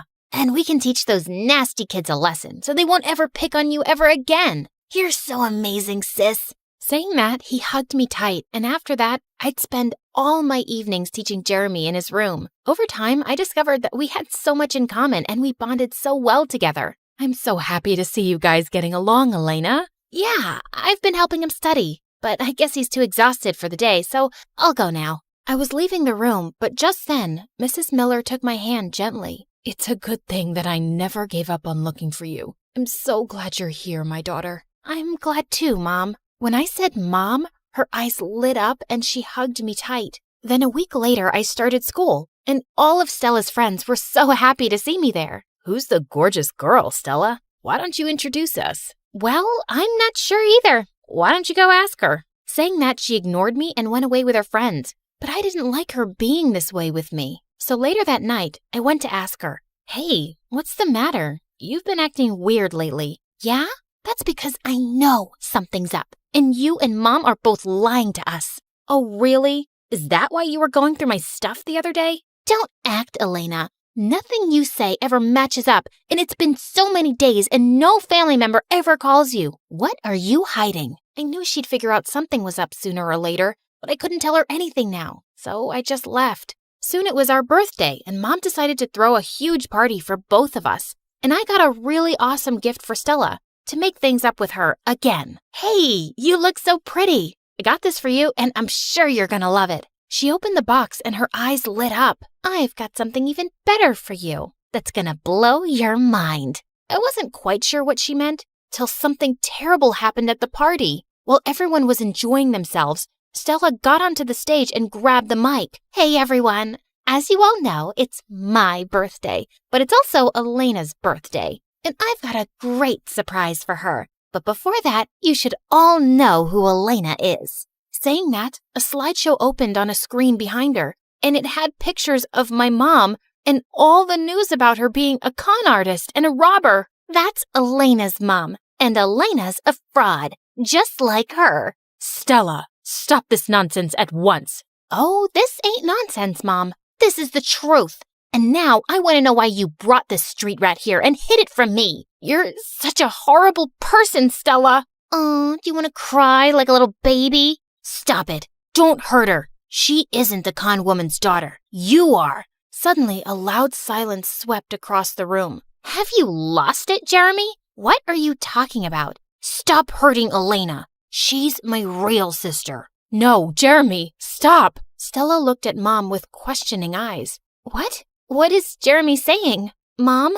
Mom remained silent, and the look on Stella's face changed and she ran to her room. After that, Mom asked all the guests to leave. Jeremy, how did you know this? Once, I heard you talking on the phone about how you were looking for your daughter who got exchanged. And that night, when you came into my room, I wasn't sleeping, and I heard Elena was my real sister. Oh, Jeremy, but you shouldn't have said this in front of everyone. You were crying, and Stella was hurting you, so I immediately went up to Stella's room, but she wouldn't let anyone in. Even Mom tried talking to her, but she didn't come out of her room for a few hours, and I decided to break in through the window. But when I got there, I saw she was lying unconscious on the floor. We immediately rushed her to the hospital, and the doctor said she was all right, but she just passed out because of shock. Later that night, when she gained consciousness, I was right next to her. What are you doing? Get away from me. Stella, calm down. I know it's a big shock for you, and I can understand how you feel, but please, listen to me. I don't want to hear anything, Elena.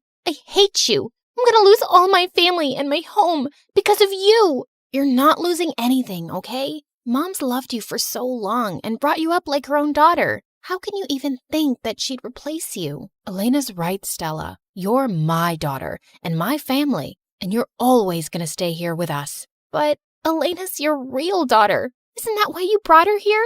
And now even Jeremy loves her more than me. She is my daughter, but so are you. I love you both equally. Yeah, I love you both equally too. I'm sorry for what I did.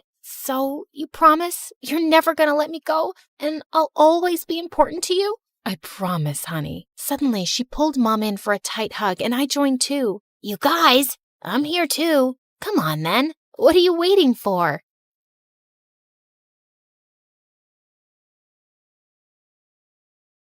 Hi, I'm Leah from Indiana. Before I continue, please hit like and subscribe. Since I was a baby, I was meant to be a dancer. I could dance before I could even walk. I would do the cha-cha while cleaning my room, and bust a move while brushing my teeth, and of course, I was shaking it all the way to and from school. People smiled and laughed when they saw me, but I never cared. When I was 10, I would watch my friends head off to dance class after school. It would tear me up inside to see them living my dream. I came home one day as my mom was finishing her makeup. Mom, can I please go to dance class? All my friends are going. You're not going. You have no idea how much that class costs. There was no other parent to ask at that time. Just me and Mom and whoever she was dating that week. But Mommy, please. I swear, I'll do your laundry and chores, and when I make money from ballet, you'll get makeup from Sephora. I'll take you shopping, whatever you want. Pretty please. This means everything in the world to me.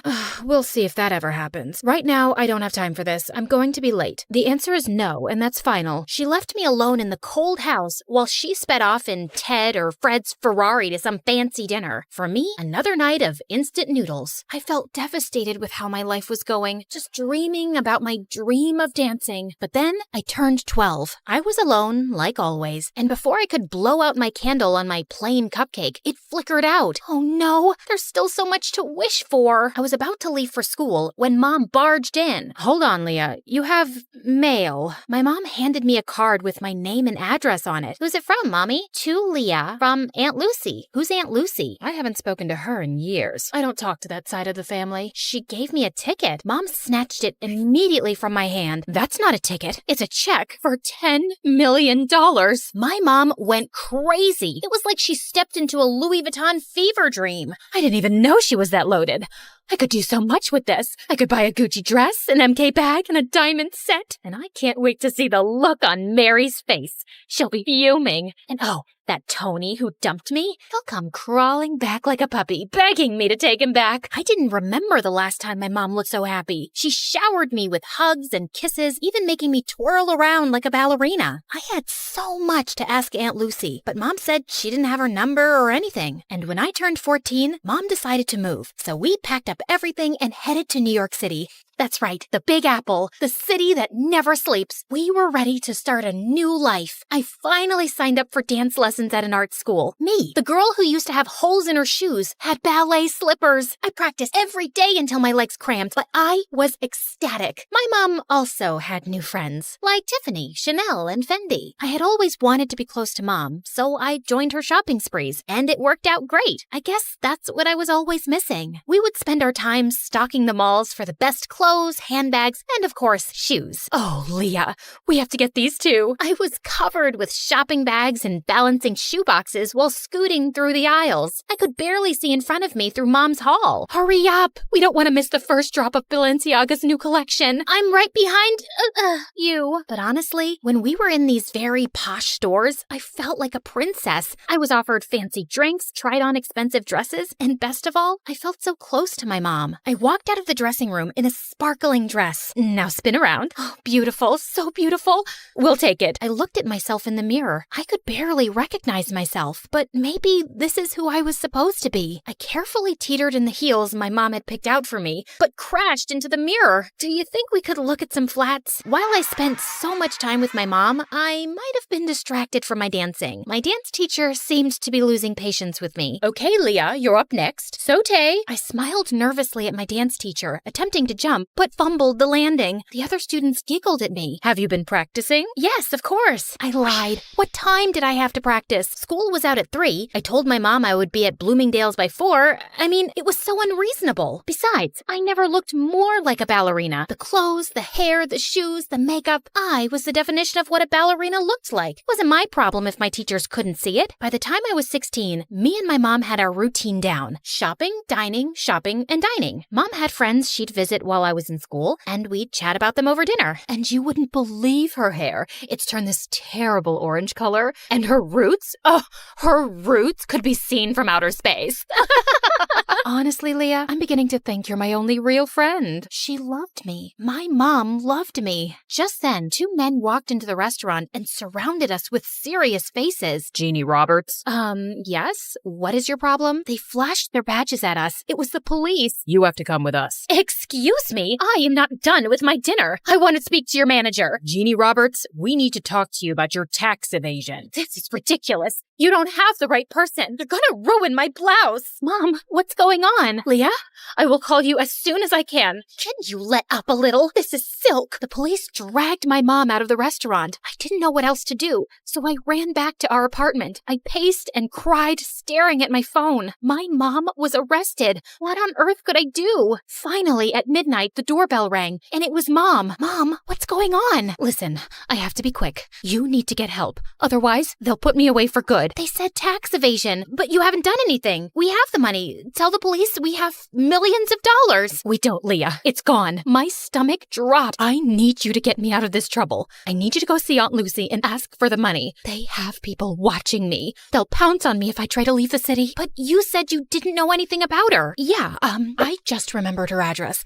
Go to her and get the money so I can get out of here. I had no other choice. It was just me alone, and I had to save my mom. I hopped on the first train I could find. There were 1 million people on the subway, and I squeezed my way through the crowd. The train car jerked, and the guy's soda splashed all over my face. He glared at me. Hey, watch it. But he splashed me. Finally, I arrived at my aunt's house and knocked on the door. Her house towered over me with dozens of closed shutters and fading awnings. I'm not interested in buying anything. I'm not selling anything. I'm Leah. Are you Lucy? I'm looking for my great Aunt Lucy. Leah? I ran to her and opened my arms for a much-needed hug, but I was taken aback when Aunt Lucy sidestepped me like she was avoiding a bug. Do you know you look very sticky? I know. I took the subway here. My mom asked for your help. You helped us before, and we appreciate it, so I didn't help you. Well, with the money you graciously gave us, you helped us a ton. That was your father's last investment. I was instructed to cash it out and send it to his next of kin. That's you. My dad? I can only recall bits and pieces of him. I know. You're not missing out. So, Jeannie's in trouble. You want something from me? Why should I bother? We're family, aren't we? I always disliked your mother. Spoiled, selfish, and vain. Does the apple fall far from the tree? You look just like her. But I didn't look like myself. She wanted me to leave, but I couldn't. She was my only hope. I kept pestering and pleading with her for days,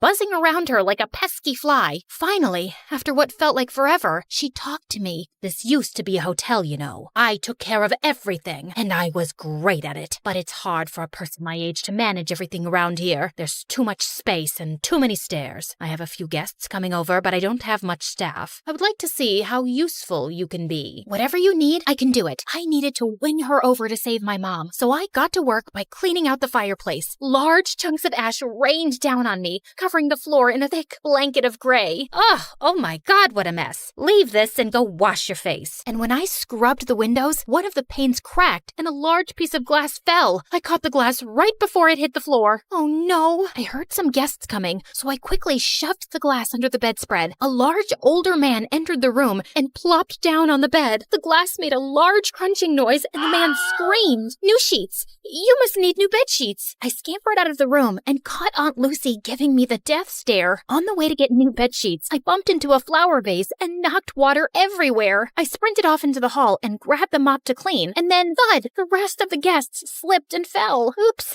I think I forgot the wet floor sign. Ugh, it's gonna be one of those days. I totally screwed up, and I knew there was no way she'd forgive me. So I hid from her, and when she finally found me, I started bawling like a baby.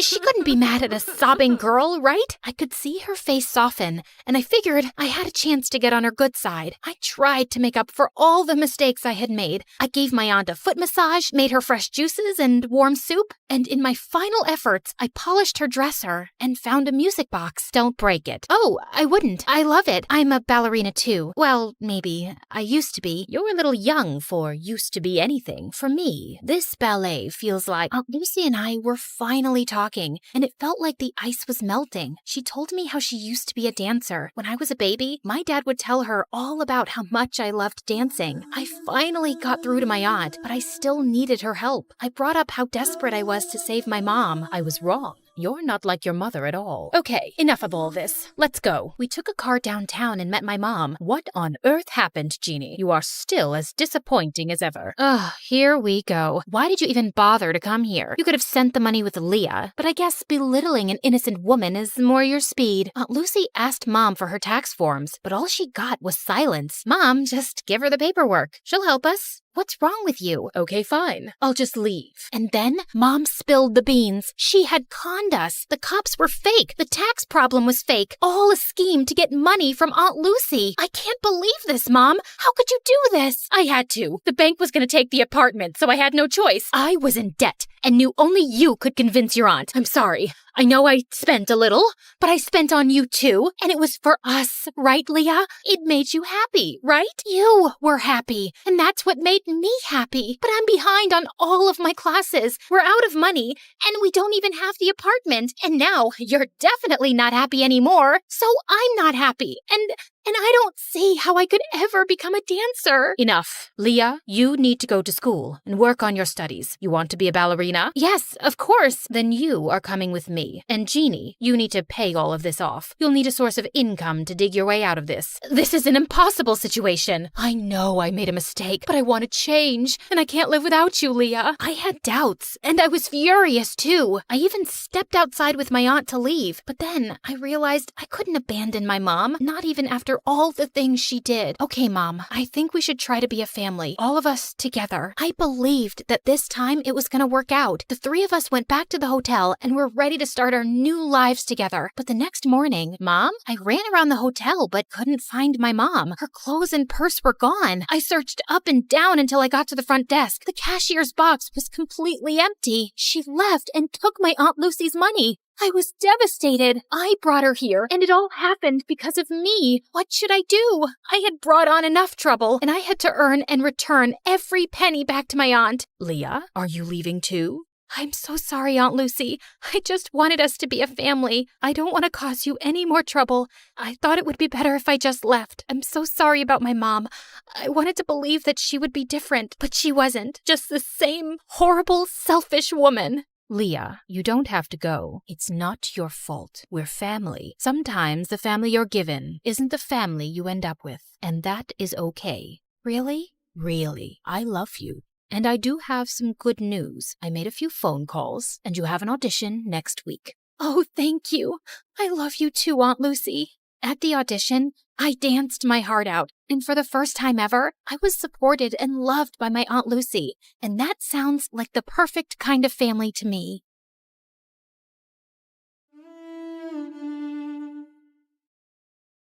You could say that I was born with a brush and an eyeshadow palette in my hand. I was always obsessed with makeup, and I even sneaked into my mom and dad's room at night to practice on them. A little pink eyeshadow, some red lipstick, and glitter. Perfect. Hi guys, I'm Regina from Seattle, Washington. Before I continue, please hit like and subscribe. I had a happy family. My dad was in the Army and was as big as a bear and as strong as a lion. When I was little, I used to daydream about all the exciting missions he went on. Daddy is defeating tigers today. He's building a hospital for children in Africa. Despite how proud I was of my dad, I couldn't help but miss him. Luckily, my mom was amazing too. She worked at a cosmetic store, so she was like my personal shopping assistant and taught me everything about fashion and makeup. But everything changed when I turned 7. Mom fell madly in love with an accountant, and Dad let her go. Will Mom ever come back? I don't like to see her only through video calls. My baby girl, I know you're sad. But see, your mom is happy and will be happy too. I'll get a desk job and I'll take care of you from now on. But even though Dad was so sweet, he was an Army man and he didn't know any better. So he would wake me up at 5 every morning with a trumpet to go for a run. He could only cook beans and sausage. And when it came to my hair, the brush is stuck. Ouch! Let's watch a tutorial, okay? Before I end up completely bald. After a good dose of online tutorials and MSA videos later, Dad finally evolved into a normal parent. Here's your packed lunch and your PE bag. Ready for school? Thank you, Daddy. You're the best. Except when it came to boys. When I was in middle school, one of my classmates gave me a chocolate heart for Valentine's Day, and I showed it to him. Dad, look! A boy asked me out. My dad snatched the chocolate and ate it in one enormous bite. No boyfriend until you turn 21. You'll have time once you're grown up, but right now, you need to focus on your studies. Okay, Dad.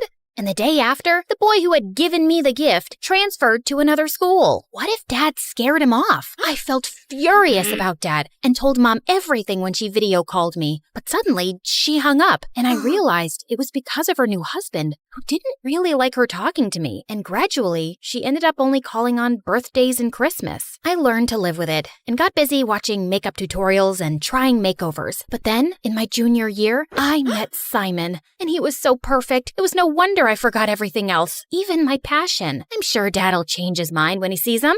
Hey, Dad, I'm bringing a friend for lunch today, okay? Sure, bring her over. It's a boy. I expected Dad to explode, but he said nothing. Ooh, did he change his mind? But I was wrong. So wrong. When we got back from school, Dad opened the door without a smile and stared at Simon before turning back towards the kitchen. Your dad's kinda scary. Him? No, he's sweet, fluffy.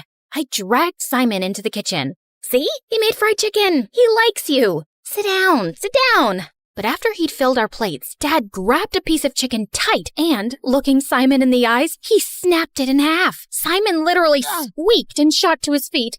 I suddenly remembered I have to water my fish. I mean, iron my plant. Bye. After that, Simon dumped me, and everyone started whispering that my dad was a crazy, dangerous dude. I thought all the guys would stay away from me now, but I was stunned when they all asked me out to prove they were daring and not scared. Ha! See, Dad? Your strategy backfired. It felt like being on The Bachelorette, with everyone trying to win my heart. Too short, too tall. Lame joke. Smells bad. Ew. Yeah, you'll do. But like a dragon guarding a princess, my dad made them all run away. That was until the next year when James transferred to our school. As soon as he walked in, I knew he was the one. Tall, with abs like a washboard, and hair that looked straight out of a conditioner commercial. He was the captain of all the school teams, top of the class, and richer than Elon Musk. Well, a little poorer than Elon Musk. Oh boy, is it even legal to be this hot? I was pretty, but for someone in James's league,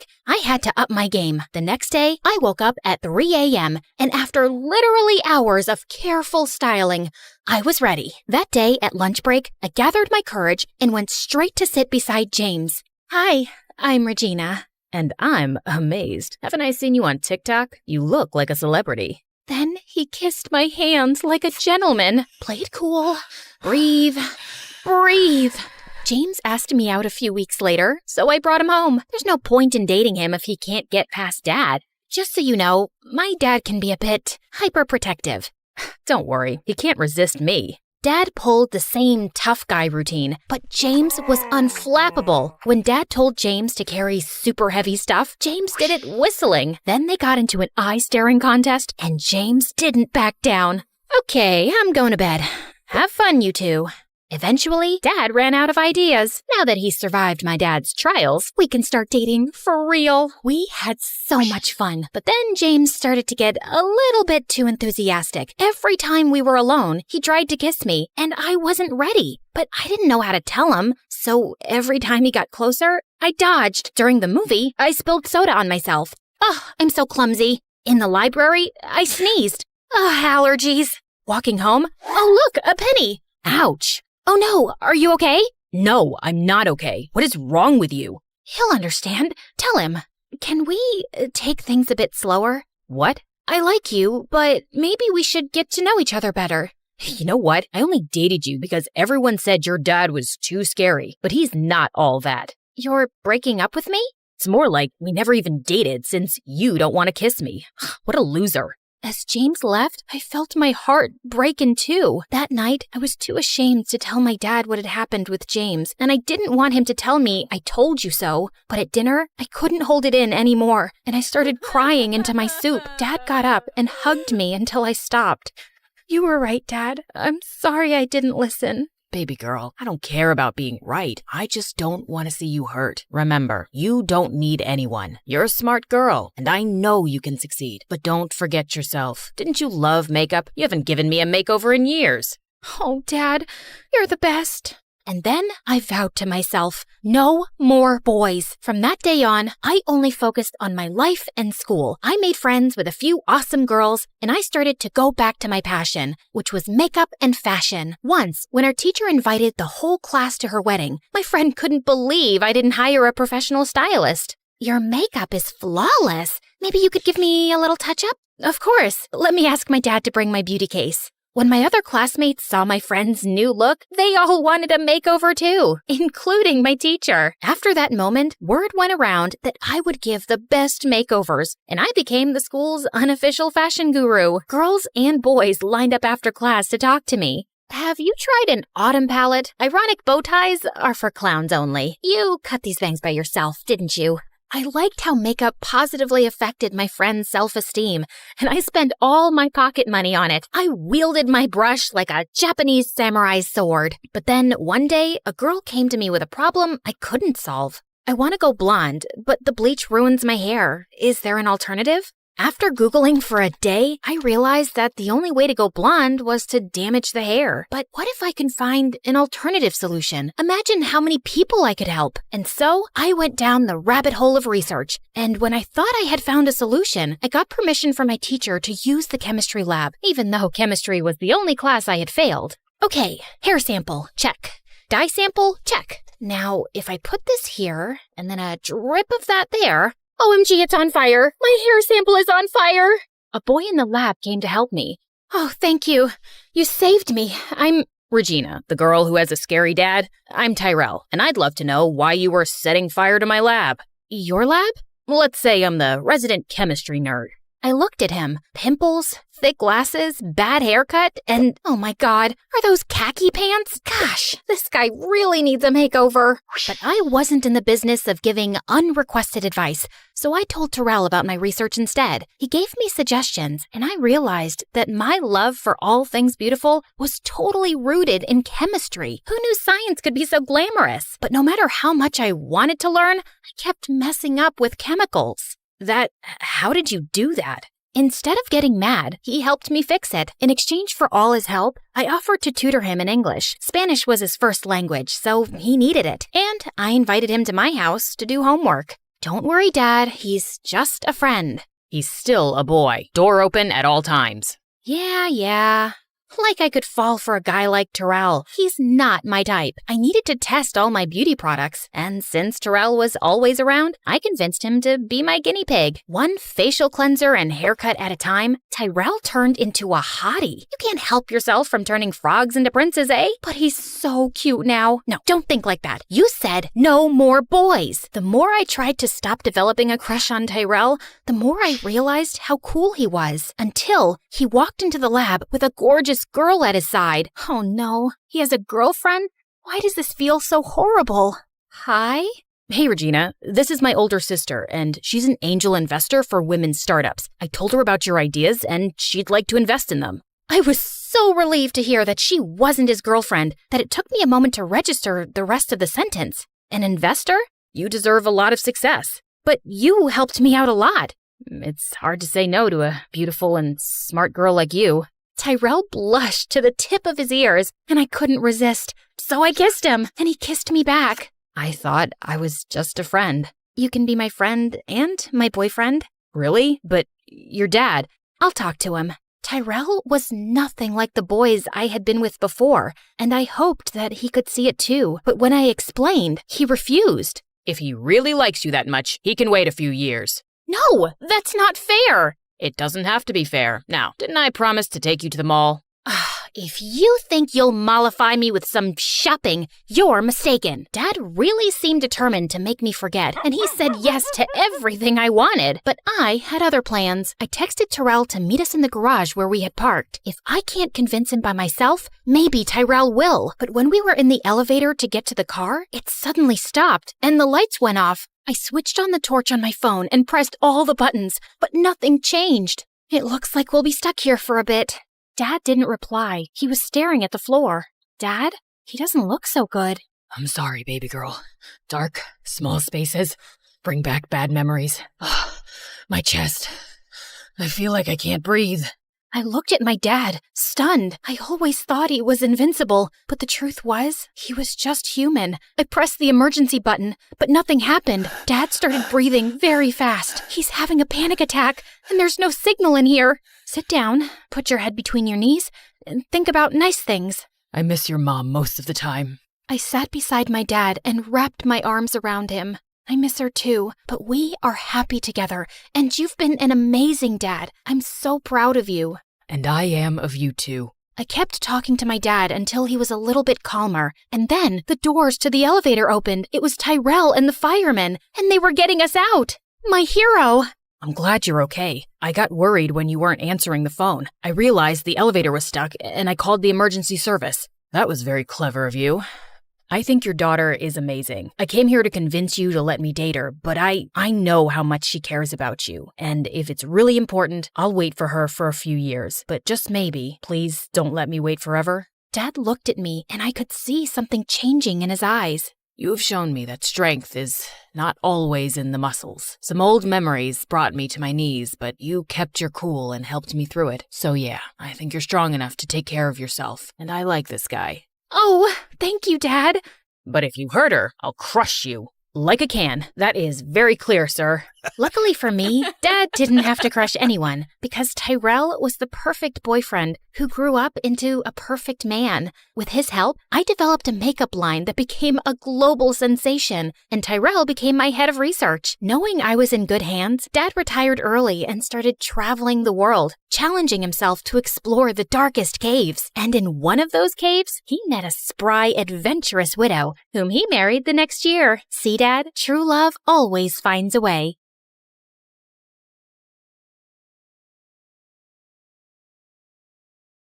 Hi, I'm Alvita from Jamaica. Please like and subscribe. My parents were the most successful members of their family. Dad was a lawyer and Mom was a doctor, and they always worked really hard and bought their dream mansion in a posh neighborhood. And then they were blessed with me. Whenever their family and friends met me, they were dazzled by my shiny dark hair and big green eyes. Wow, you guys are so lucky to be blessed with this beauty. Alvita will definitely be a model one day. As I got older, modeling never interested me much, but I did love talking. Whenever my cousin Maya came over to visit, we loved playing newscasters. In today's news, it looks like there's going to be a heavy thunderstorm. Don't forget to take your umbrellas, people. And thank you for watching Maya and Alvita News Time. Maya was the same age as me, and we were pretty close. But in the 4th grade, my parents hired a casting agent for me. And soon, I got a presenter's role for a kids' TV show. Things changed in my life after that, and I didn't have much time for Maya when she came by. You want to go roller skating today? Oh, Maya, I have to go through my script for tomorrow's show, plus homework. I know, you're very busy. Soon after, I became more famous and her family grew richer, which was great. But I couldn't help noticing that people around us started acting so fake. Once in 8th grade, Maya's mom threw her a party, and when I got there, she made a huge fuss over me. Oh, Alvita, darling, thank you for coming. I know how busy you celebrities are. By the way, you looked gorgeous in this week's show. Thank you, Auntie. This is for Maya. Oh, you brought a present. You didn't have to. Your presence is a gift for us. Maya, Alvita got you a present. Come thank her. Oh, Alvita, thank you so much. Whenever Maya hugged me now, I always had this feeling like she was rolling her eyes. Aunt insisted that Maya open my present right away, and they both looked disappointed at the watch inside. It's very nice. Thanks. I don't know why I was expecting a gold bracelet. You know, like the one your mother gave you on your birthday. But the watch is nice, too. Could I have the receipt, darling, in case I need to exchange it? Why would you need to do that? Oh, just in case it doesn't fit Maya. We went to the same school and we were in the same class. Once in 9th grade, we had a fun fair in school and we bought raffle tickets. And I won a prize. It was a huge package with really fancy chocolates from Switzerland. How come you're always so lucky, Alvy? I don't know. It just happens. We'll share the chocolate at recess, okay? But at recess, the entire class crowded around me. Apparently, Maya had told everyone that I was sharing the chocolates with the whole class. And now I had no choice. Maya, why did you do that? Oh, come on. It's not like you don't have the money to buy dozens of these packages.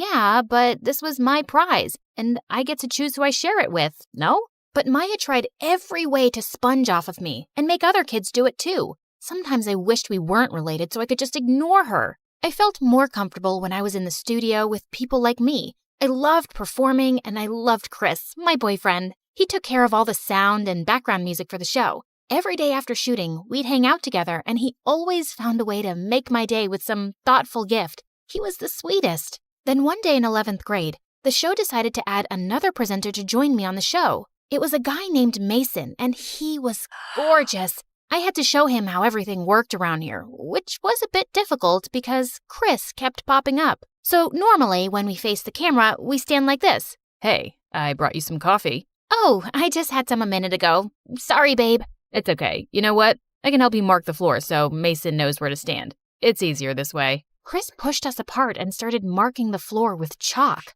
But Chris, this position will be very difficult for the cameraman. He's too far away from me. Don't worry about that. They'll manage. I'm Mason. And you are? Oh, I'm Chris. I work here too. I'm Alvida's boyfriend. We love each other a lot. Chris just turned into an insecure maniac after Mason joined us, even though Mason showed no signs of liking me. But we had to spend a lot of time rehearsing lines together, which seemed to really bother Chris. One time we were about to go on air when suddenly Chris walked onto the set wearing a ridiculous heart costume and playing the violin. He then bent down on one knee and proposed. Marry me, Alvida. Chris, I'm still a teenager. You can't be serious. Yes, I am. You just have to say yes now. We can get married later. No, can you please stop this? You're really embarrassing me. Chris stormed off and he didn't speak to me for 2 days. But soon after, I decided to talk to him. And when I went to his office, he was trying on a blonde wig. Chris, what are you doing? Just checking if blonde hair will suit me. Is it because Mason is blonde? No, not everything is about him. Chris, I love you because you're sweet and kind, and I won't stop loving you just because there's a new guy on the block. You have to trust me, okay? After our talk, Chris felt a little better, and he started relaxing. When I got home that day, Maya was there, looking like an ostrich egg about to pop. Oh, Alvida, I've been waiting for you. Why? Is something wrong? Yes, I'm in trouble, girl. I watched your show, and I immediately fell in love with your co-host. Please introduce me, please, please, please. I can't do that. It's against studio policy for me to introduce desperate fans to our cast. But I'm your cousin, not some weirdo stalker. Come on, Alvida, please. Can't you do this little thing for me? Alvida wouldn't stop begging, so the next day after school, I took her to the studio. And she was so embarrassing. She was flirting with everyone, even the director.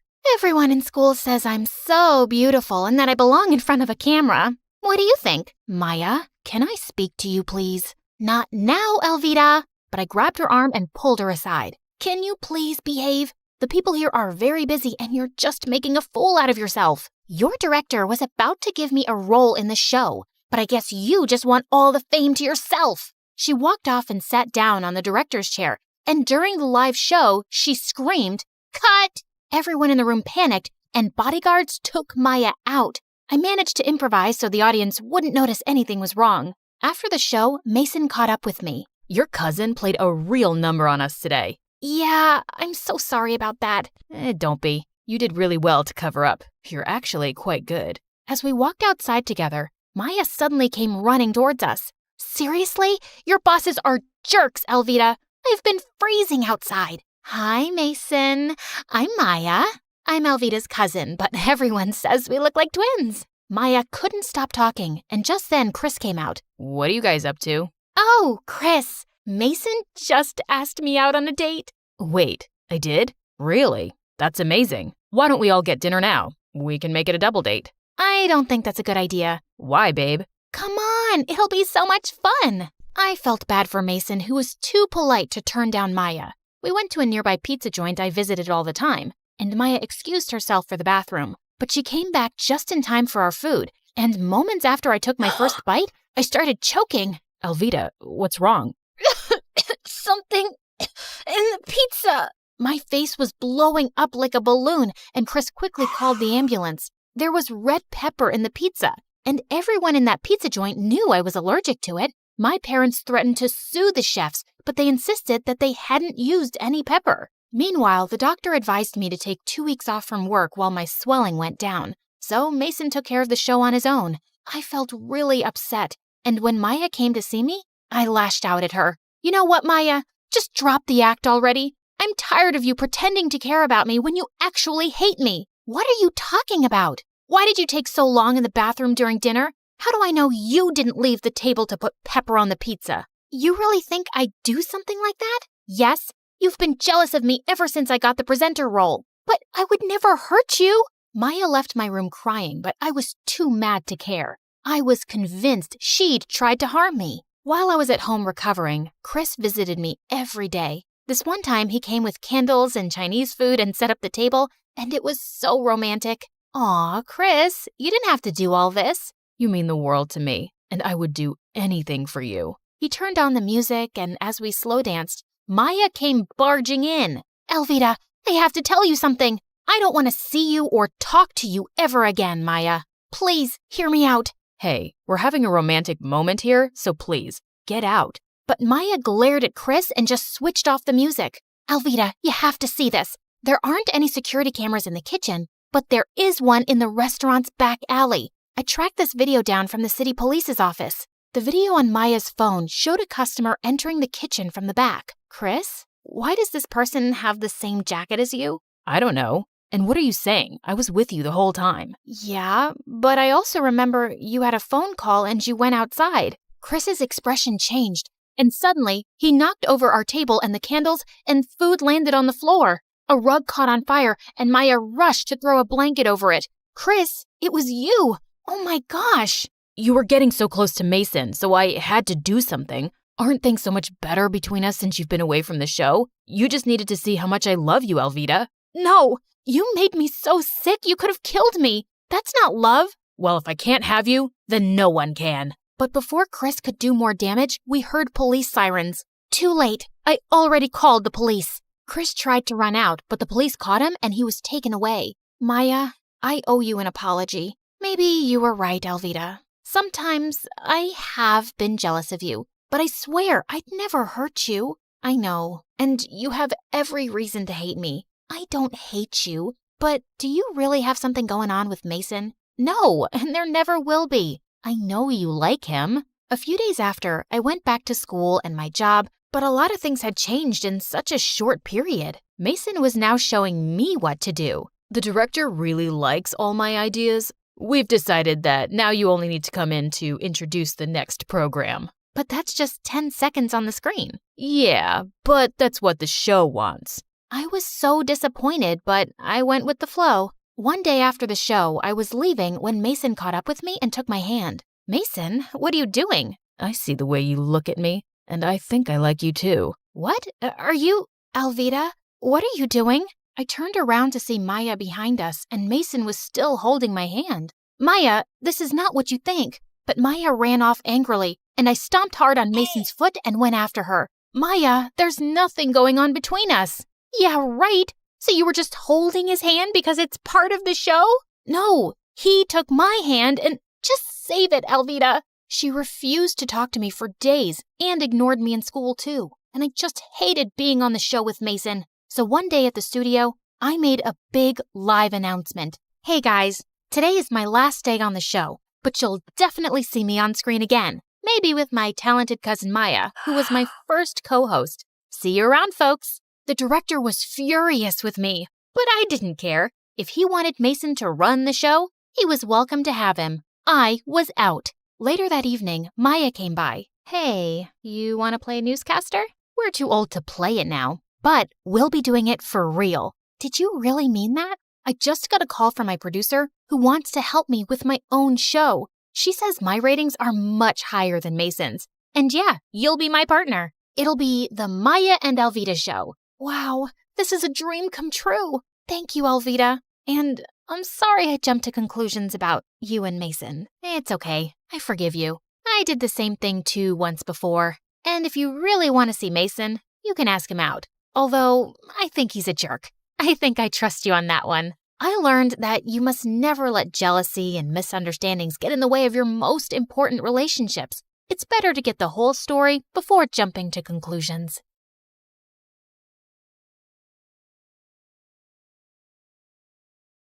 I was peacefully dozing off on a plane to China when suddenly someone yanked my hair and chomped on my ear like it was a snack. I whipped around to find a naughty-looking boy. Ow! Seriously? Keep your teeth to yourself, kid. He then burst into tears and his mom turned to me. 你竟敢对他大喊大叫，他还是个孩子。 I wish I understood Chinese, but her dramatic glare made it clear I was the villain here. I tried to dive back into dreamland, but the woman next to me had other plans. She woke up and started chewing her gum like a goat who hadn't eaten for 300 years. It was so loud that people from 30,000 feet below could hear it. Excuse me, could you tone that down, please?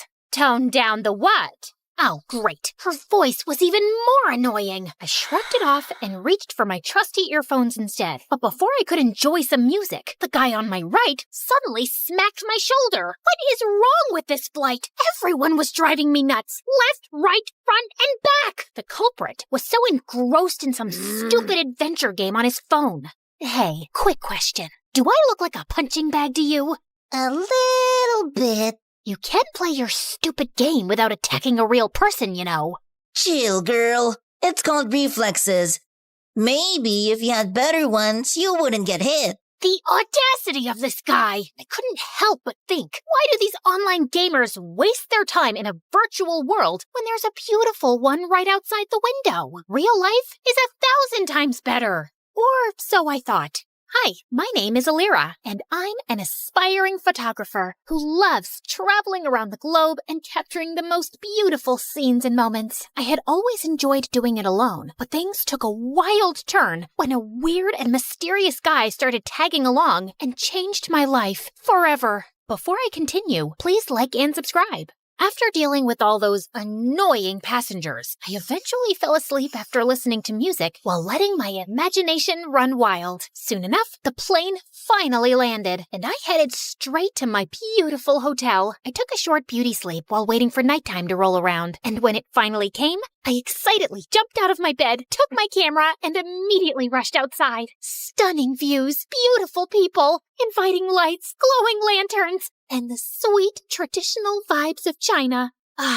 This is the dream. Walking along the streets, I stumbled upon a guy sleeping on a bench. Judging from all the stuff around him, he must be homeless. Poor thing. I found myself clicking pictures of him, my camera perfectly capturing his struggles and hardship from every detail of his form. Just then, a green owl suddenly appeared from behind the bench, perched on the sleeping guy as if he owned him, and scowled at me. Relax, little buddy. He's all yours. To my surprise, the guy woke up and scowled at me too. Who are you? And what are you doing here? His eyes then lowered to my camera. Were you taking pictures of me while I was sleeping? Duh, I was taking pictures of the street, but you were blocking my view. It's not my fault you were sleeping there. That's a terrible excuse for disrespecting my private space. The private space? That's rich coming from you, who is sleeping on public property. Delete my pictures, or I'm gonna delete it myself. Don't you dare touch my camera! Do you have any idea what it takes to capture a beautiful moment or view? The countless hours, the right timing, the quest for the perfect angle. I pour my heart and soul into every shot. Those aren't just pictures. It's a piece of me, a piece of my struggle, my passion, my life. So please, don't take that away from me. I trailed off when I realized that he was now holding my camera and swiping through the shots. But how? So you're not only homeless, you're also a snatcher. Give it back, you jerk. I lunged at him to retrieve my camera, but he suddenly vanished. I spun around, and he was still swiping. This guy, I swear to God. In all fairness, you have quite a remarkable talent for capturing beautiful images. What do you think of me now? Just some lousy, try-hard photographer? I snatched the camera back, and this time he didn't resist. He practically handed it over. I immediately checked my gallery and realized he hadn't deleted anything. Relax. I usually don't meddle with other people's business. Unlike you. I tried glaring at him, but I felt like I ended up pouting, which made him smirk. Oh, well, at least I finally bumped into someone who speaks English. I'm so tired of racking my brains and using weird hand gestures to understand what the locals are saying. He ignored me and started picking up his things as if preparing to leave. So, where are you from? Not from around here. I see. Where are you going? I don't know. Maybe under the bridge, at the back of the junkyard? Just anywhere with a roof where I can recharge my energy, so I can continue my pursuit of answers to my questions. Just then, a sudden rumble of thunder echoed through the streets. I think you should speed your pursuit up, because the rain is about to pour, buddy. I don't mind the rain. It helps me think better. But your owl doesn't. He stopped in his tracks when he realized that I was right. You know what? Why don't you just come with me to my hotel? I'll get you a room. It's just nearby. I appreciate your hospitality, but I don't need your pity. Oh, look. Mr. Grumpy Bench Guy is being such a drama queen. Fine. But the moment the rain stops, we're out. Another thunder rumbled as we started walking away. When we reached my hotel, the receptionist immediately greeted me with a question. 给你朋友另一个房间? As I scrambled for my translation book, Hatham suddenly swooped in. Shida, Ching. Did you just speak Chinese? I speak multiple languages. I have a constant hunger for endless knowledge. So, you're a polyglot. So cool. That's literally my dream. But learning another language is so difficult for me. What's your secret? Oh, I use this splendid application on my phone, Duolingo. Oh, I have heard about it, but I never tried it. It has a fun and engaging approach to learning a language. It's like casually playing a game, which is a pretty good motivation for the learning process.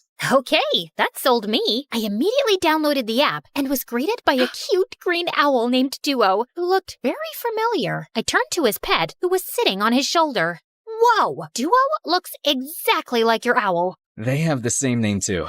Just a little warning. Duo's nice and helpful, but he can be a little persistent sometimes. But it's also for your own good. Well, he seems to be a cute little guide. I went straight to my first lesson, and I was already liking it. Shui means water. Shui? Gosh, I am so thirsty. I need some shui.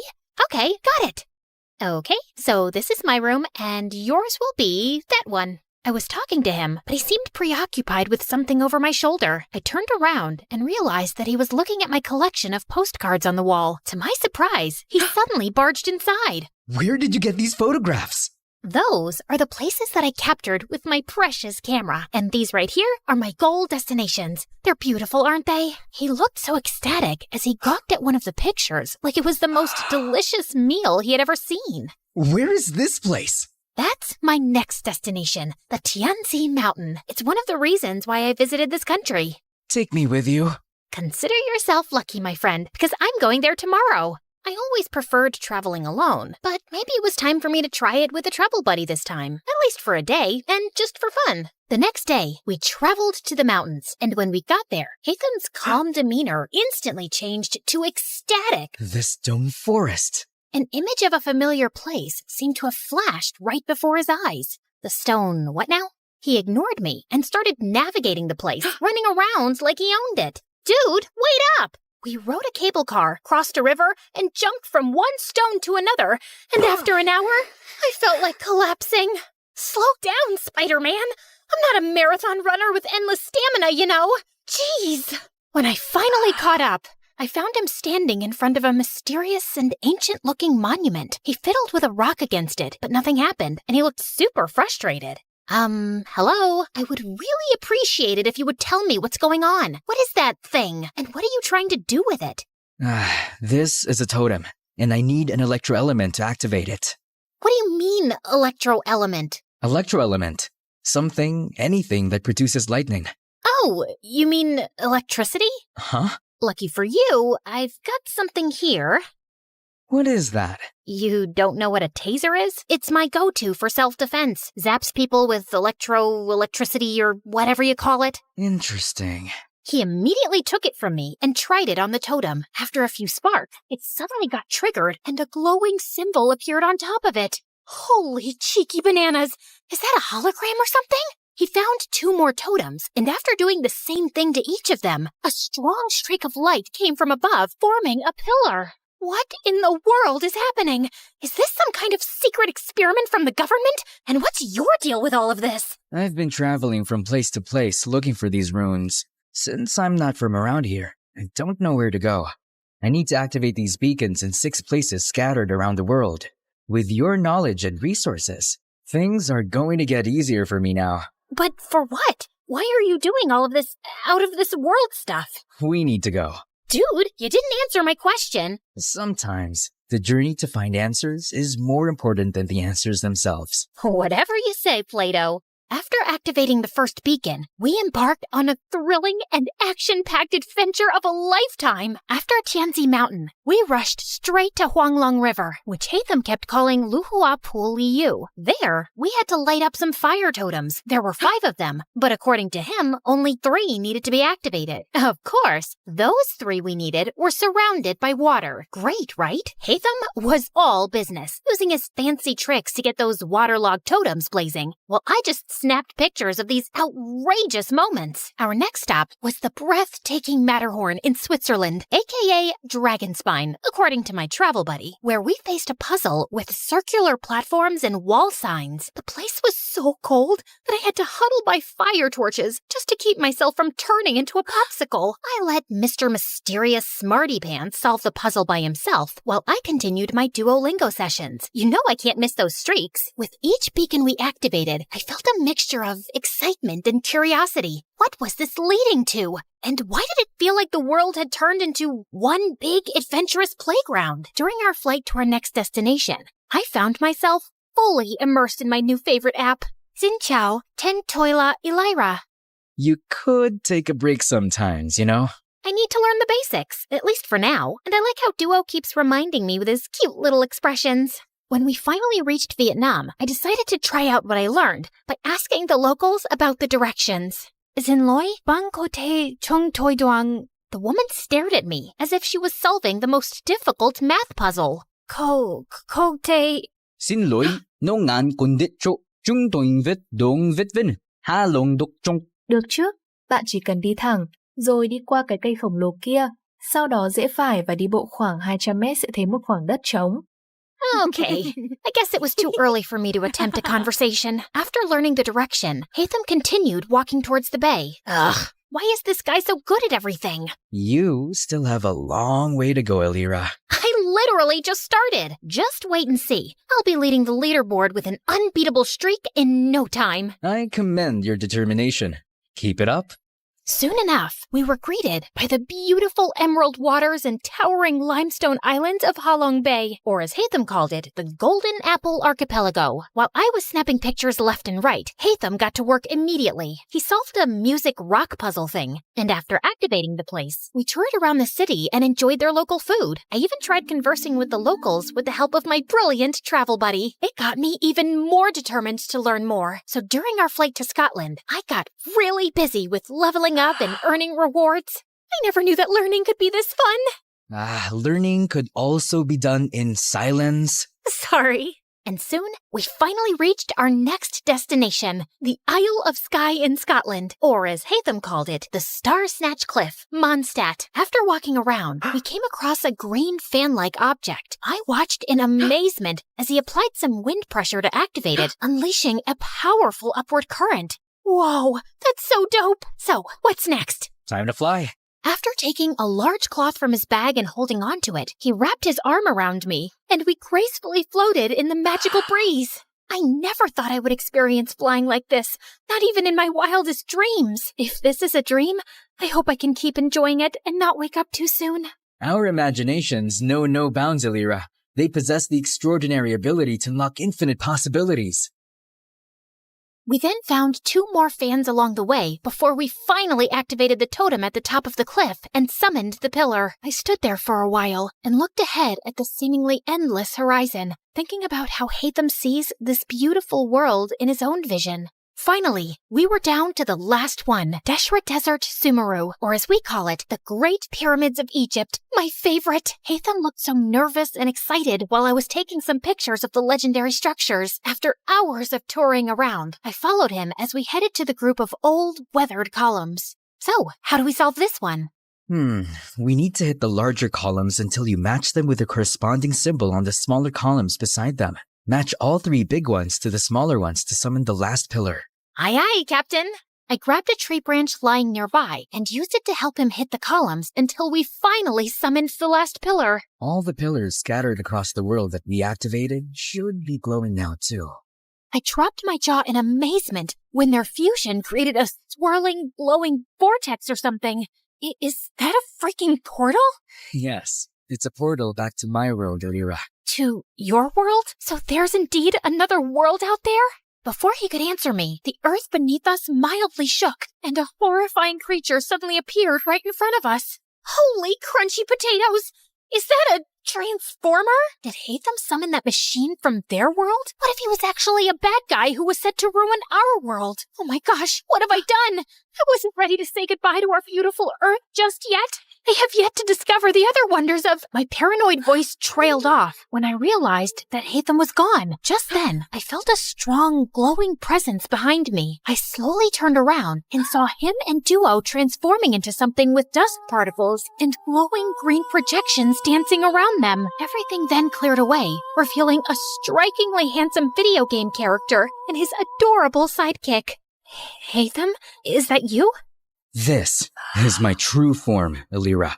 And my real name is Zal Hatham, a scholar from Sumeru, and our academia scribe. That machine in front of you is a primal construct, only found around the desert area of Sumeru. This machine enemy is often found guarding the temples and ruins, and I need to defeat it. So it's like the final boss in the game, and you're the brave hero.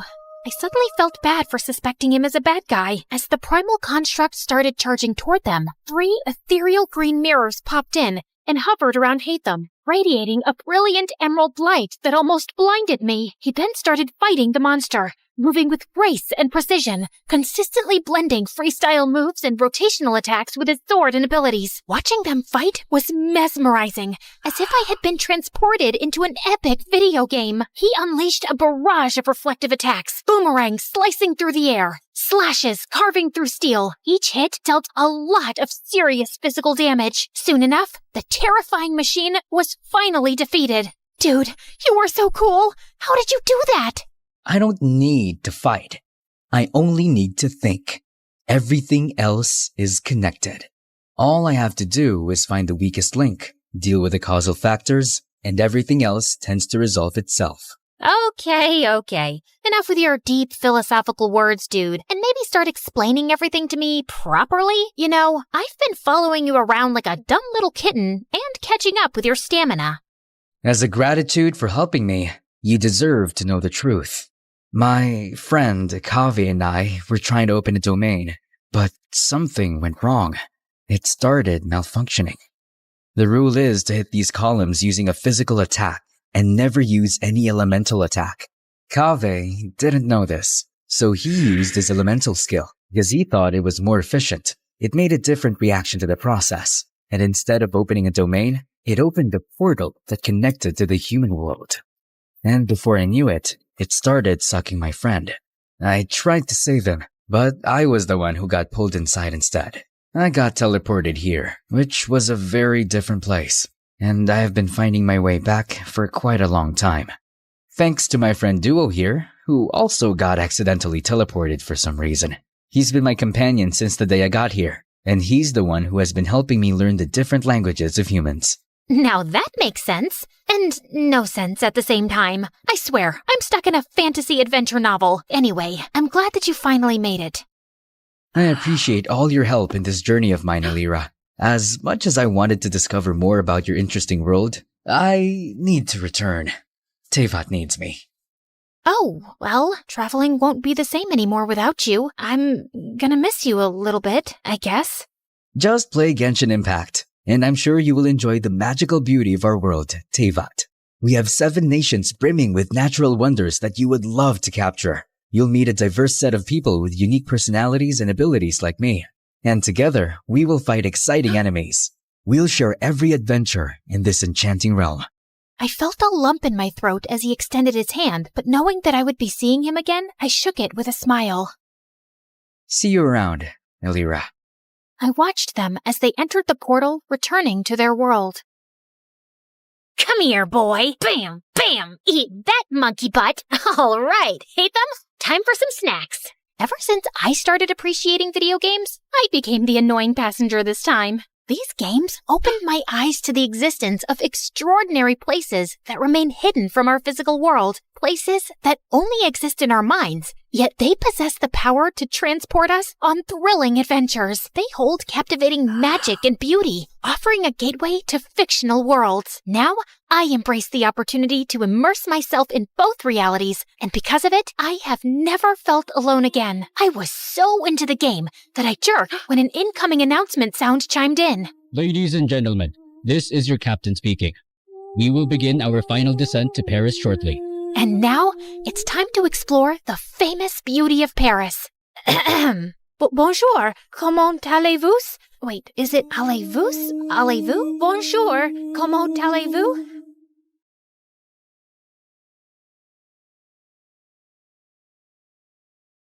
You're never here when my tears dry.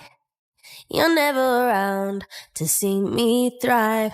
When it's my birthday or my day off, you got other plans and can't show up. I woke up in the middle of the night feeling extra thirsty and almost passed out when I saw the time. It was 3 a.m., the devil's hour. I tried to go back to sleep, but I just couldn't. Come on, girl. Ghosts aren't real, but dehydration is. So hold yourself together and get your ice-cold water. I silently prayed as I went down to the kitchen. Suddenly, I caught someone moving in the shadows. Holy Mother of God! Was it the devil?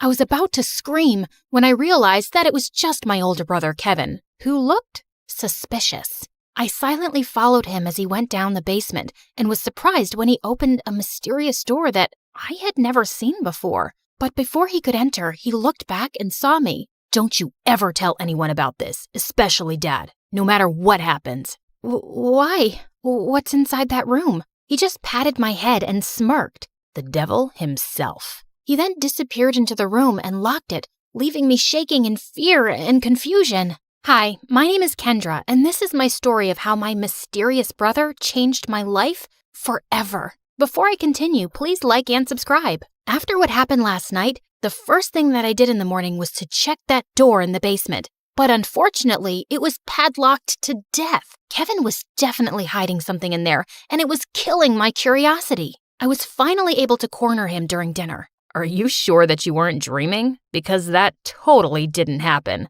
That night was really weird, so he could be right. Our conversation was cut off when Dad joined us. Son, it's time for you to take over the company. We will be holding a gala next weekend to introduce you to everyone. They're all so excited to meet you. But Dad, no buts. You're graduating in a few months, so prepare yourself. I don't want any problems. Understood? Of course my brother couldn't say no to him. He was always Dad's favorite, his golden boy, the perfect son. While me, I was just a stranger to him. If Mom was still alive, things would probably be different. Later that night, when I was about to sleep, I almost screamed when I saw Kevin leaning against my door. Can I help you? What makes you feel alive, Kendra? Huh? What's with you? Why are you being so weird? The less you know, the better. Good night, Peanut. Peanut? Where did that come from? That was the weirdest and longest interaction we've ever had. He was a year older than me, and we had never been close growing up.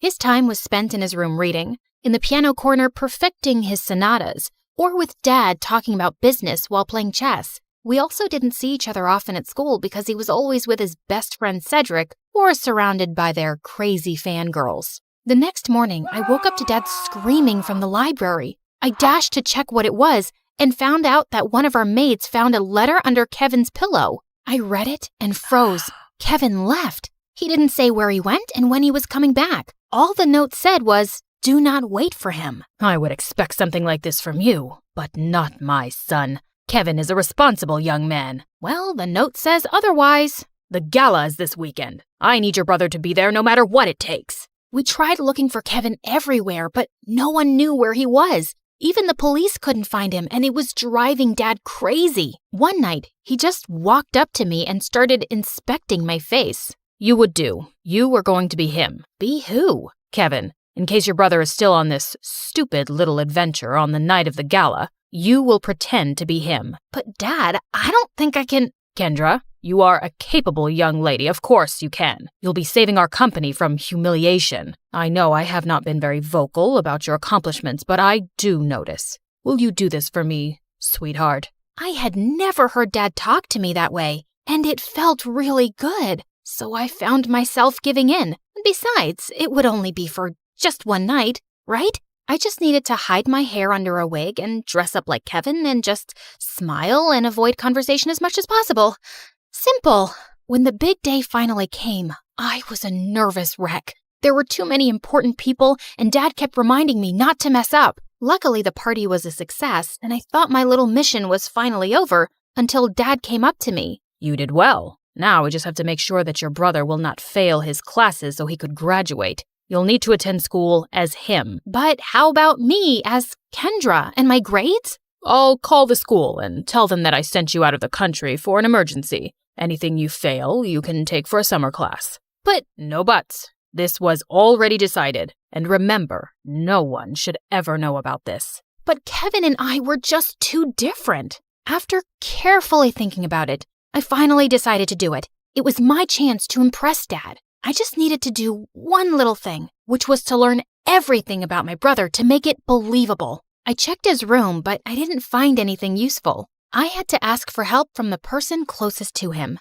Cedric. But there was one problem. At school or whenever he visited my brother, I would usually lock myself in my room because every time our eyes met, I felt like passing out. The guy looked like a demigod, and I just couldn't handle him. But this time, I had no choice, and I knew exactly where to find him at school, the music room. As I peeked into the room, I saw him playing the violin, and I was instantly mesmerized. Just then, he stopped playing and smiled at me. Just avoid his eyes, and you'll be fine. Did it tickle your soul? Huh? The rhythm, the passion, the climax.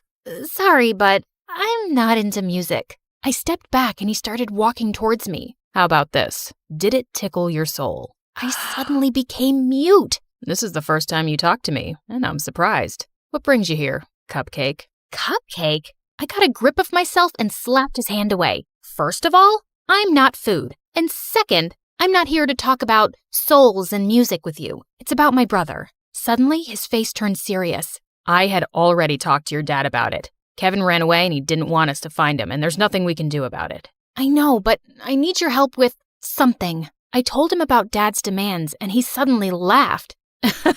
That's a ridiculous idea. You two look similar, yeah, but you're too cute and girly to be a boy. Wait, he found me cute? I excused myself to the bathroom, and after calming down, he was nowhere to be found. It took me a whole day to finally find him playing violin in the school garden. So, are you going to help me with this, or are you just going to play your violin all day? I only help people who can look me in the eye. Ugh, why was he being like this? I gathered up all my courage before finally meeting his eyes, and thankfully I was able to control myself until he smiled. You have the same eyes as your brother. They're very pretty. So he liked my brother's eyes? That was fruity. Whatever. Now, where do we start? Your appearance. And I think it needs a lot of work. For the makeover, he brought me to the mall to cut my hair short, and it took me several hours to finally say goodbye to my precious long hair. After accepting the fate of my hair, we tried on some clothes similar to Kevin's fashion.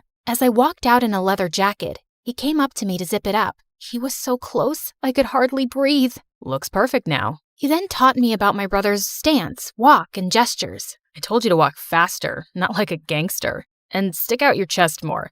Think of yourself as the hunkiest man alive. Like this? He held my hips to guide me, and I felt like exploding from the sparks. Just then, I noticed some girls around drooling over us. Both guys are so cute. I'll take either of them. They look so in love. OMG. Love wins. Great. And now we were a gay couple. Cedric coached me about Kevin's interests, and I was surprised. I didn't know my brother was such a dork. He loves SpongeBob so much, he even thought of diving into the ocean just to look for its real-life version. But one revelation made me tear up a bit. And he adores you so much. But he thought you didn't like him, so he always chose to give you space. What? That's not true. He's too protective of you. He even told me not to talk to you because he thought I'm trouble. Oh, yes, you're definitely gonna be trouble. To my heart. That weekend, we continued practicing until I looked convincing enough, and when we finally got to school, I just stayed close to him and smiled at people from time to time. I was doing an excellent job at being my brother until it was lunchtime. We sat at their usual table for lunch when suddenly someone sat on my lap and kissed my cheek. It was Lauren, the prettiest and coolest chick at school. What in the frickin' pregnant duck is happening? What? You hate my kisses now? You look like you've seen a ghost. I turned into the ripest tomato when she giggled into my ear. I could never hate such a goddess like you. Wow. Since when did you become this cheesy? I gave Cedric a panicked look, but the jerk was trying his best not to burst out laughing. I kicked his leg under the table and his wince was satisfying. I then excused myself in the bathroom and dragged him with me. There, he revealed that Kevin had been dating Lauren for a while now, and I had no idea about it. Lauren had been all over me for the next several days. This was totally normal, of course, except for the little detail that I was not her actual boyfriend. And through all of this, Cedric remained an unhelpful idiot who was clearly enjoying my discomfort. We were walking to our last class when someone suddenly grabbed and pushed me against the wall. You're acting weird lately, and I like it. Before she could kiss me, I acted like there was a bug inside my shirt and ran away. I needed to talk to Cedric. As usual, I found him in the music room. We need to tell Lauren. Suddenly, Lauren appeared from behind me. Tell me what? Wait a minute. Don't tell me that you guys are dating? What? Cedric finally stopped playing the violin and grinned at me. I'm straight, but I don't know about your boyfriend. Aw, baby. You know I would accept you however you identify, right? Well, that's good to hear. Lauren looked like she bought it, and I just found myself exploding. I'm not Kevin. I'm not your boyfriend. I'm his sister Kendra pretending to be him. I then explained everything to her. Oh, okay. Explains why you look and act differently. That's it? No violent reaction whatsoever? I'm used to Kevin's quirks. So, anything I can do to help with this mission? Just don't tell anyone about this.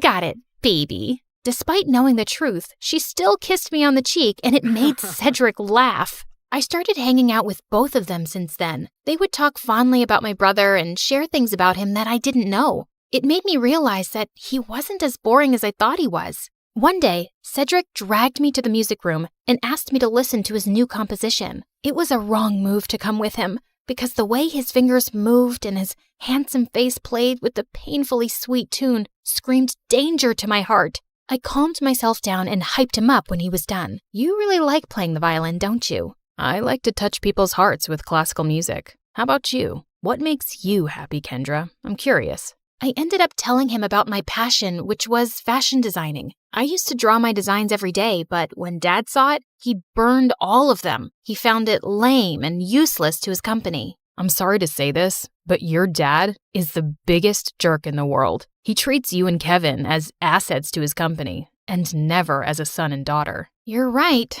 but it just made me crave for his love and approval. Someday, I hope you'll be able to find the courage to do what you need to do. You have me now, you know. I'll take care of you. He leaned in closer, and I thought he was going to kiss me, but to my surprise, he pulled away and walked back to the platform to play again. What was that all about? After the incident in the music room, I started thinking that maybe Cedric liked me too, until one day I heard him talking to Lauren in an empty classroom. You like Kendra, don't you? What are you talking about? She's off limits. And besides, she's just like the little sister I never had. Those words were enough for me to accept the truth, that Cedric will just be my dream.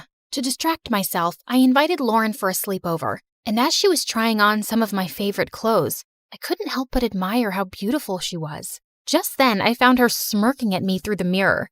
Are you falling in love with me now? What? No, I wish I was as pretty as you. Oh, honey, you are prettier than me, and not to mention cute. She ended up knocking on my drawers, spilling some things. There was one thing that suddenly caught my attention. A peanut. What was it doing there? Suddenly, I remembered Kevin calling me a peanut before he ran away. Why don't we crack it open? Maybe he left a secret message or something. And he actually did. I'm finally alive. Wait a minute. That night before he left, he asked me what makes me feel alive. Lauren and I then came up with a mission to find the answer to that question. Your brother is too mysterious sometimes. Maybe Cedric knows something. But unfortunately, he was useless. One day, Dad suddenly called me and started asking about Lauren. I learned that she's dating your brother. Her parents and I are talking about a very important business deal. We will have dinner with them tomorrow night. Make sure to be extra attentive to her.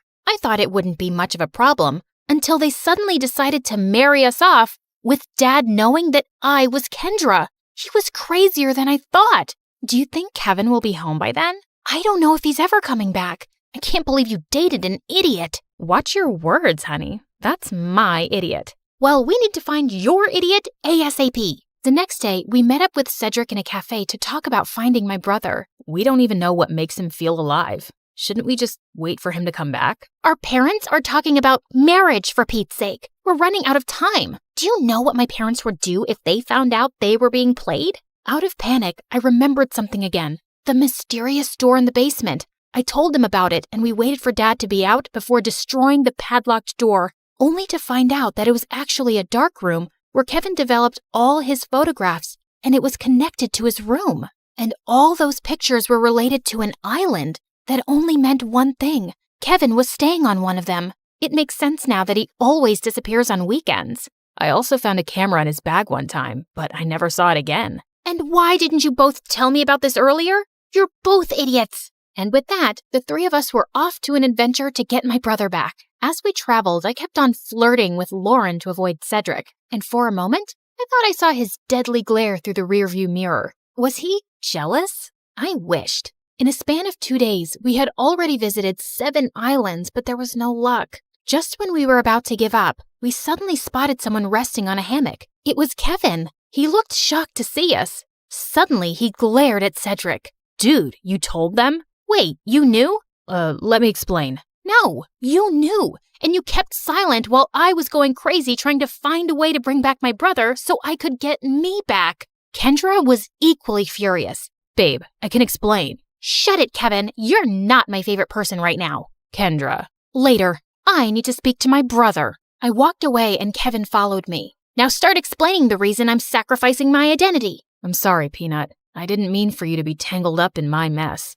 I felt stuck and suffocated because of Dad's expectations. I always knew I would have to take over the company someday, but I didn't know it would be this soon. I thought I would have enough time to still do what I love, to enjoy every island and see its beauty through my lens. But suddenly, I didn't even have a year, so I panicked and I ran away. I'm such a coward. It didn't take a second for me to melt. No, that's the bravest thing I've seen you do. All our lives, I've only ever seen you nod to Dad's every demand. I'm proud of this version of you. I convinced him to come back, but he ended up convincing me to ditch Dad and come with him. After everything that happened, I just realized one thing. Dad wasn't worth it. So I agreed. Lauren is amazing, you know. She didn't deserve to be left without a word. I know, Peanut. I guess I have a lot of making up to do. Good luck, Walnut. Later that day, he spent his time making it up to Lauren and talking to Cedric, while I was left alone doodling some cute dresses on the sand. My brother then came up to me and asked me something. Are you mad at Cedric? I asked him not to tell anyone. Keeping this from you must have been very hard for him. I understand, but you like him, don't you? What? No, I mean... Don't worry. I finally gave him the go signal. You two can kiss or whatever. As soon as he left, Cedric walked up to me with an earth-shattering smile. Can we talk? I couldn't look at him in the eye again. About us. I've always fancied you, you know. More than violins. I felt like melting at his confession. I told him about the reason why I'd been avoiding him all these years, and he responded to it by finally kissing me on the lips. Thank God I didn't pass out. So, did it tickle your soul this time? Yes. Finally.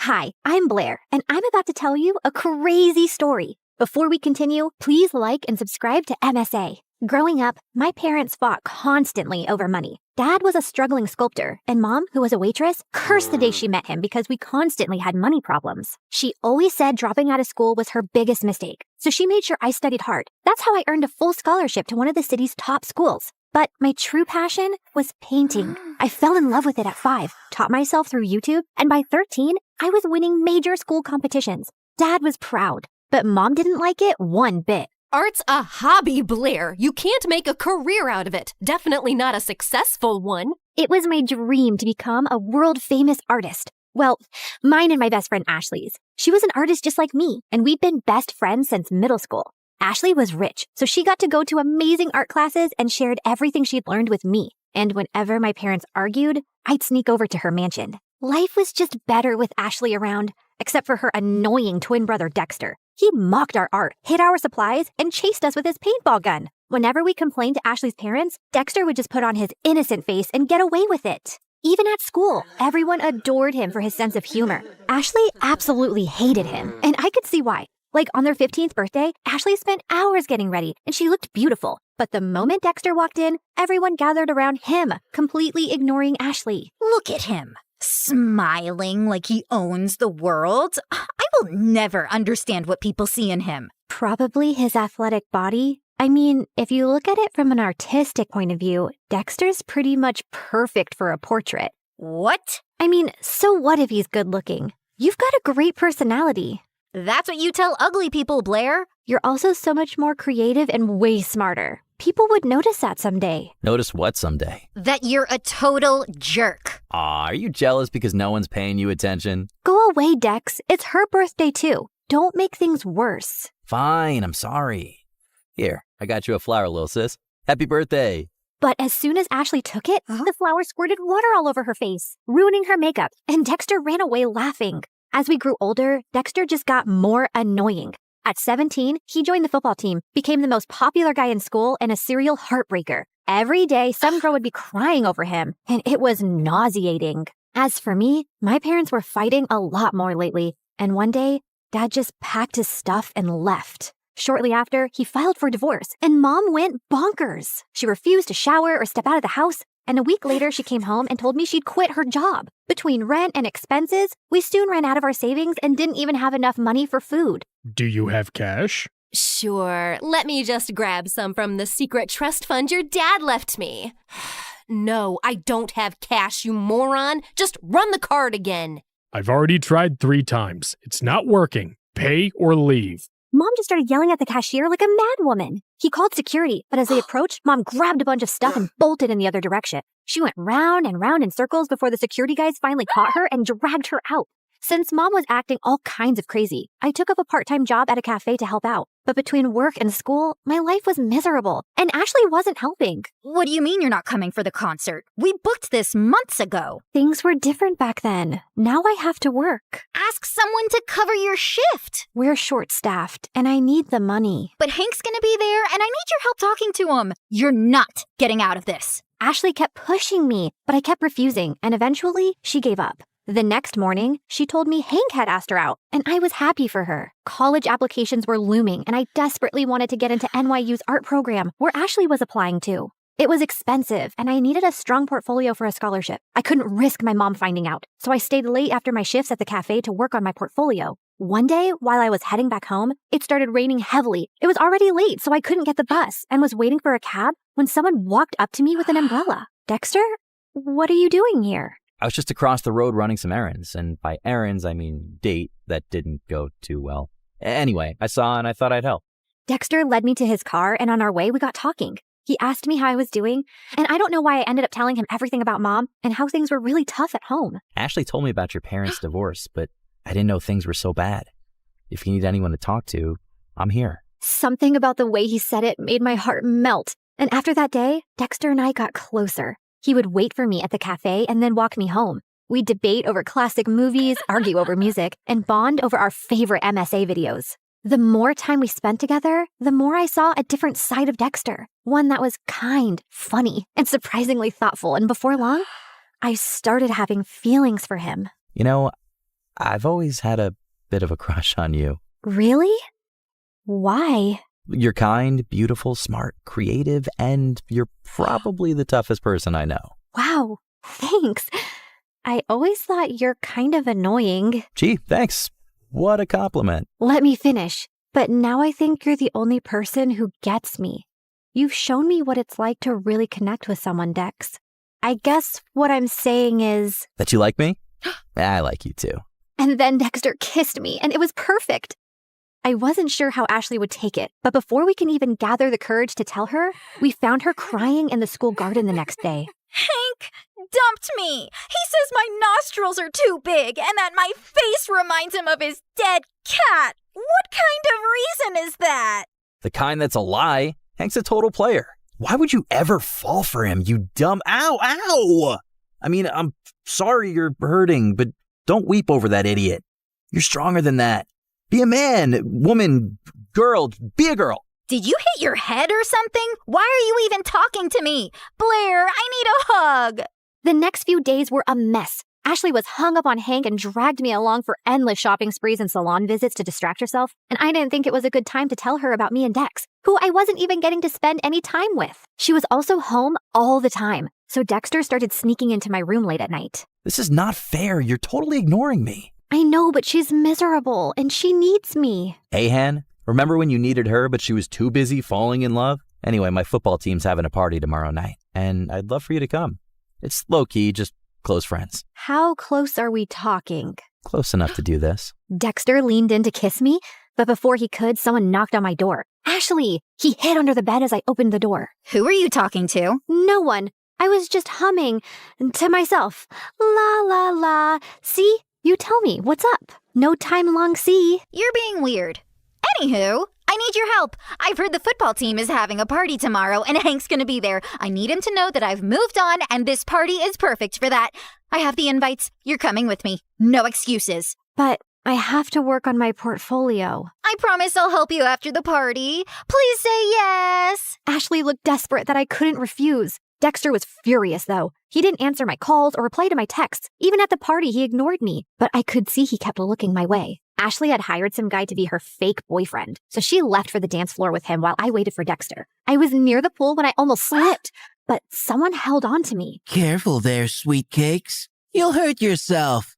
Blair, right? I'm Hank. I know. Great. Then let's skip the introductions and dance. I don't want to. Come on. She said no. I turned around and saw Dexter looking furious. And who are you? Her boyfriend? Yes, now back off! Or what? You'll hit me, pretty boy? You bet I will. Dexter punched Hank right in his face and he stumbled backward. Hank charged at Dexter and the two got into a fight. Everyone gathered around and I caught sight of Ashley's face in the crowd. She looked furious. I ran over to her, but I slipped and fell in the pool. I don't remember much after that, but when I opened my eyes, I was in a room with Dexter and Ashley staring at me. What happened? You passed out. You don't know how to swim? I didn't exactly grow up with a pool in my backyard, so no, I don't. You're bleeding. That's no big deal. Yeah, no big deal. Just like it's not a big deal to hide from your best friend that you're dating her idiot brother. How could you not tell me? I don't know, okay? I freaked out. You've always hated Dexter, and then you'd just broken up with Hank, so I didn't want to rub my relationship in your face. You don't have to treat me like I'm a child who doesn't have a handle on her emotions. Anyway, you've chosen Dexter. Although I can't understand why him out of all the boys on the planet. But you did, and you're my best friend. So I'll accept it on one condition. Never, never make out in front of me, or I'll projectile vomit all over you. Deal? Deal. After that, things went smoothly. Dexter and I could now date openly, which made me really popular. One of his friends asked me to create a portrait for her dad. He loved it so much that he gave me a lot of commissioned work. Soon, I was making enough to quit my job at the cafe, and life became a lot easier. I even finished my art portfolio and was working on some last-minute changes one night when Mom barged in. You're applying to an art college? Why didn't you tell me? Who told you? Doesn't matter. Have you forgotten how much we've struggled because of Dad? And who will even pay for this college? I don't have that kind of money. I'll get a scholarship, Mom. I made a portfolio. Look. No, art school is too expensive and not worth it. You'll join a community college and stay close to me. Now give me that. Mom snatched the portfolio from me and left. I followed her, but she locked herself in her room. No matter how much I begged, she wouldn't open the door. Mom didn't get out of her room the whole day, and since submission was only 2 days away, I had no choice but to give up on my dream. I was talking to Ashley and Dexter about it when he came up with a brilliant idea. Dad knows the dean personally. How about I talk to him and get you a personal interview? And we can ask my friend whose dad bought paintings from you to let us borrow those. It could be your portfolio. That'll work. It should. I'm not letting you give up on your dreams, Blair. What about Mom? She just has to make peace with it. I know you love her, but what she's asking of you is not fair. She's acting like the kid in this relationship. The interview was scheduled for 2 days later, and I spent every second preparing. On the big day, I felt really confident. But as I was on my way, I got a call from the admissions office saying that my interview was canceled. Apparently, I had called and canceled my interview, claiming my mom was unwell, even sending medical reports as proof and withdrawing my application because I needed to take care of her. I tried telling them so many times that it wasn't me, but they just cut the call. I had no idea how mom had found out about my interview, but I was furious that she'd done this. I went back home to confront her, but to my shock, I found her passed out on the floor. I called 911 and immediately rushed her to the hospital. On my way, I messaged Dad, and by the time we reached, he was already there. And what he told me next shocked me. A month ago, your mom fainted at work and was diagnosed with a rare heart disease. She needs a transplant, but since she couldn't afford it, she turned to me for help. But why didn't you tell me? We're trying to arrange money, and we wanted to wait till then to tell you. She didn't want to worry you. And here I thought she was lying when she submitted those documents. What documents? I explained about NYU and my interview with the dean. I don't think your mom's behind this. She was skeptical, but after seeing your portfolio, she was impressed. She told me she was changing her mind about you pursuing an art degree. I thought she threw my portfolio away. No, sweetie. She was proud of you. But Dad, if Mom didn't call them, then who did? Does anyone else know that she's sick? Yeah, Ashley's dad knows. We needed money for tests, so I asked him for a loan and sent pictures of your mom's report to prove it. I told him to keep it a secret so you wouldn't find out. I immediately understood who might have done this. But just to be sure, I called the admissions office and asked them for the number they received the call and reports from. And when I saw who it was, my mind exploded with anger. I took a cab, reached Ashley's place, and barged into her house. You called the admission office and told them that my mom was sick and I won't be attending the interview?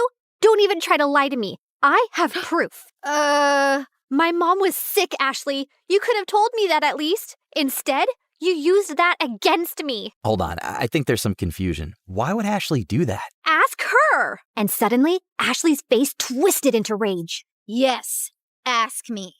Ask me why I'd go out of my way to make your life miserable, Blair. It's 'cause I hate you. There, I said it. I hate you. First, you were my best friend, and you chose to date the person I hate most, my doofus brother. It was bad enough my parents always chose him over me, but even you? Also, I couldn't stand how perfect your life was. You have a football jock boyfriend. Everybody loves your art. Everybody loves everything about you. Heck, even the boy I likes you more. I didn't want to go to college and be second to you again. So I told your mom about your art school plans, hoping she'd stop you. And when she failed, I used the pictures and did what I had to. I can't believe I trusted you. I thought you were my best friend. How can you do this to me?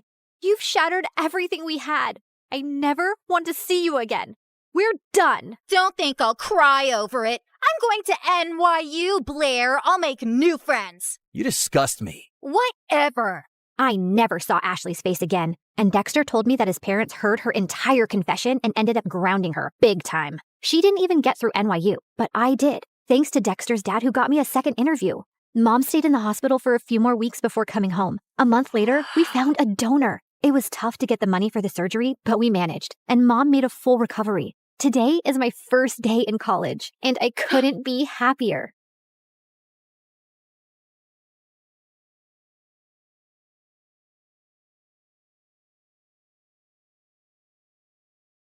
Little Natalie's tummy couldn't stop growling. She had been hungry the whole afternoon, but it was evening now and her mom wasn't home yet. Those rich people should stop making my mom work so much. I wish we'd never moved from France. Mom didn't have to work so hard there like she does here. As she walked outside, she heard loud music coming from the biggest mansion in the whole countryside from afar. Her tummy told her to go there, and she found out there was a large party happening in the garden. Natalie started drooling when she saw the huge feast. She tried to sneak in, but a group of women blocked her. Where do you think you're going, little girl? I'm hungry. Can I have some meat, please? And a glass of juice, too? Just look at her dirty clothes and hands. Disgusting. You're not welcome here, child. Be off with you. Natalie was so mad at their meanness. Just as she turned to leave, she noticed a young boy around her age hiding in the bushes, and he looked furious. He was staring at a maid who was being scolded by the lady of the mansion, Mrs. Harrison. "How can you serve these fruits in a stupid basket? We have an expensive tray for this. Another mistake, and you're fired." Mr. Harrison was trying to calm his wife down when their daughter Harper, who was the same age as Natalie, was making things worse. I don't have the mood to eat those fruits anymore, Mom.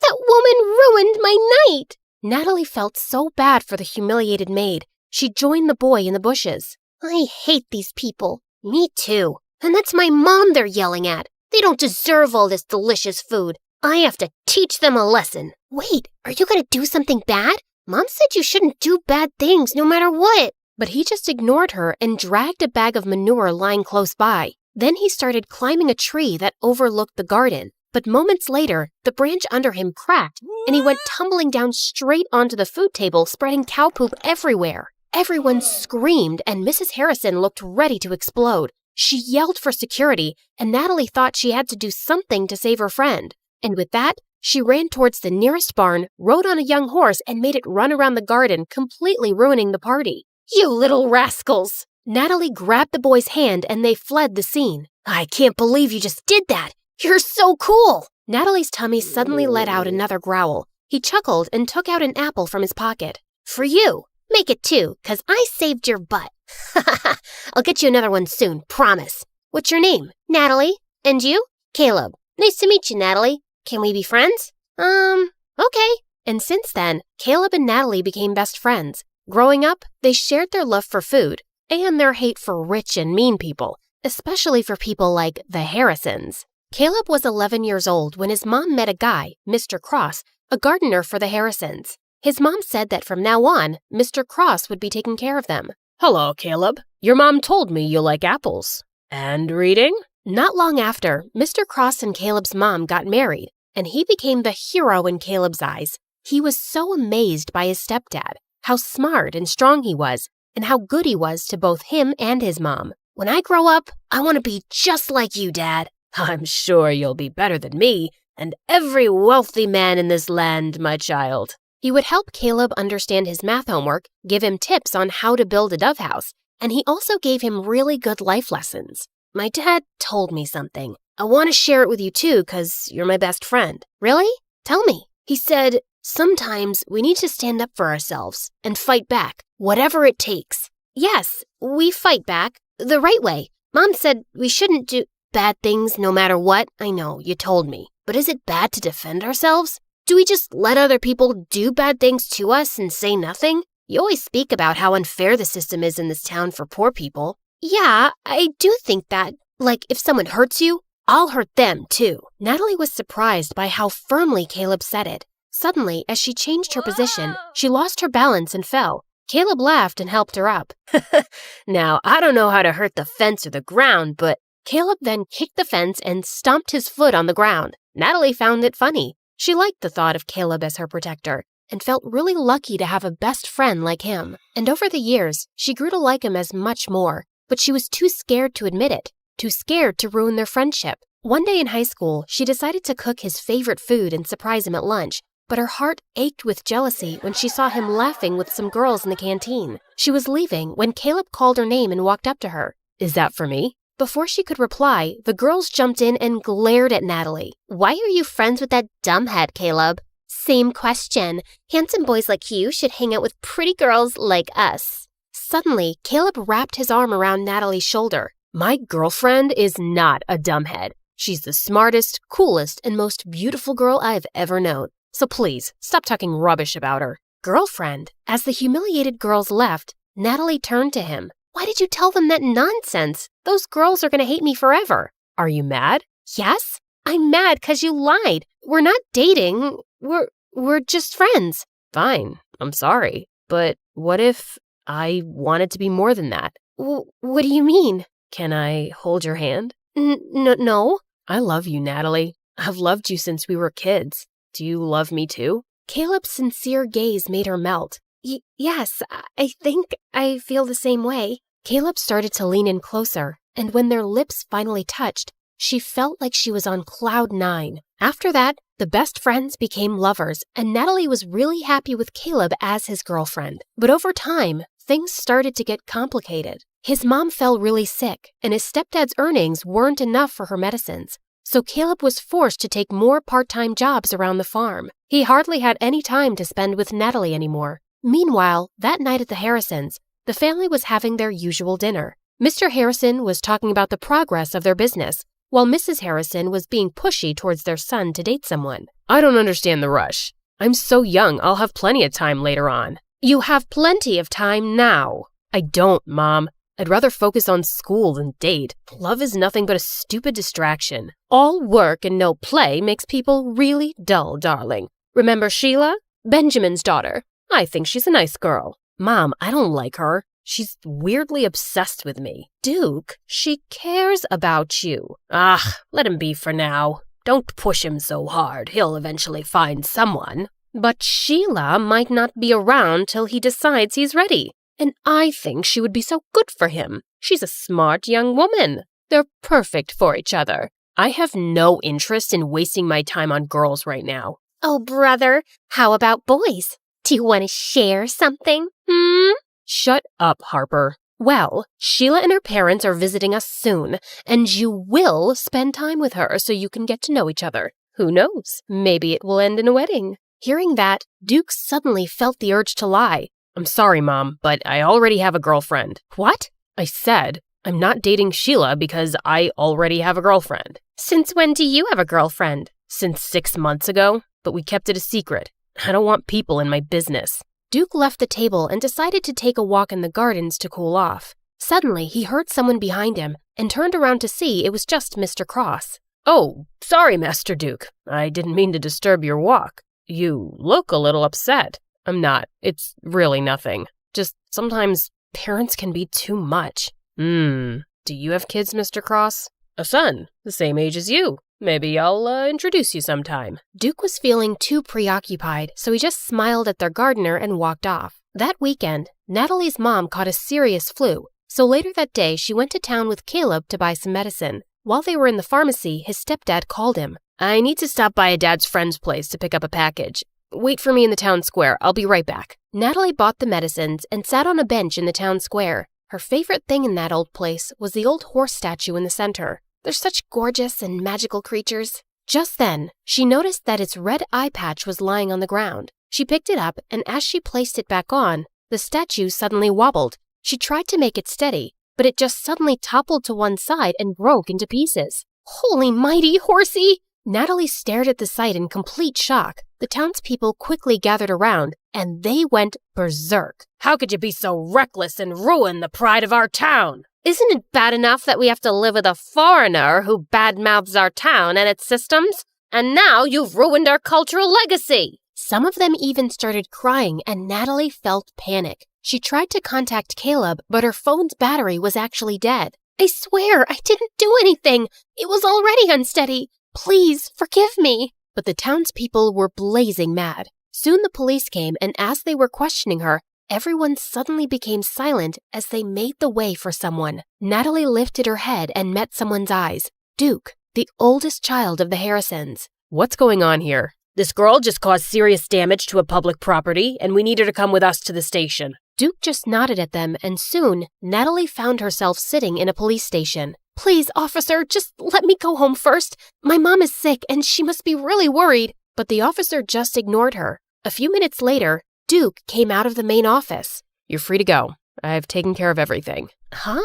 What do you mean? I paid $50,000 for the fine and damages, so you won't go to prison. What? Why are you doing this? You don't even know me. Because I need you. What? What do you mean? Duke then dragged her outside the station to talk. Listen, I need you to work for me as my fake girlfriend for a month, and I'm going to pay you for it. I'm sorry, but can you repeat what you just said? I'm not sure if I heard it right. I think you did. You don't look like you have any hearing problems. Is that how you joke? Because it's super lame. Even hyenas won't laugh at it. Do I look like a clown to you? How can you offer me a ridiculous job when you don't even know if I have a boyfriend or not? Look, I don't care whether you're single or whatever. I'm not interested. I just need you to pretend to be my girlfriend and convince everyone that we're in love, especially my family. But why would you need a fake girlfriend anyway? You can just have a real one. Just choose any girl but me. You rich people are used to getting whatever you want anyway. I asked you to be my fake girlfriend, not to become an interviewer.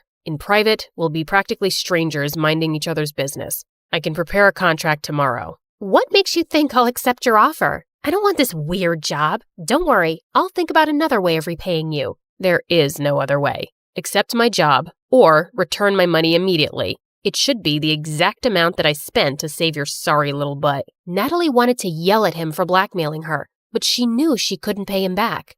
Let me think about it. I don't have much time. I'll give you a day. Let's meet at the cafe tomorrow, same time as this. Before Natalie could say anything more, he turned around and left. When she got home, she found Caleb's messages saying that he'd be staying at his stepdad's friend's house for the night. Natalie really needed to talk to him, but she was also worried about how he would react. She also didn't want to tell her mom about this yet and stress her out. So later that night, she went to her favorite spot on the farm to think it over alone. Suddenly, Caleb appeared beside her. Hey, what are you doing here? Wait, Nat, are you crying? Tell me what's wrong. She didn't have a choice but to tell him everything. Are you serious? You shouldn't have let him help you. He took care of it himself, and I could never pay $50,000 on my own. But of all the girls, why does he want you? This is stupid. I thought Harper was evil. I didn't expect that her brother would be worse. Look, if he didn't help me, I'd be cold and miserable in jail right now. But he obviously helped you just to force you into this stupid job.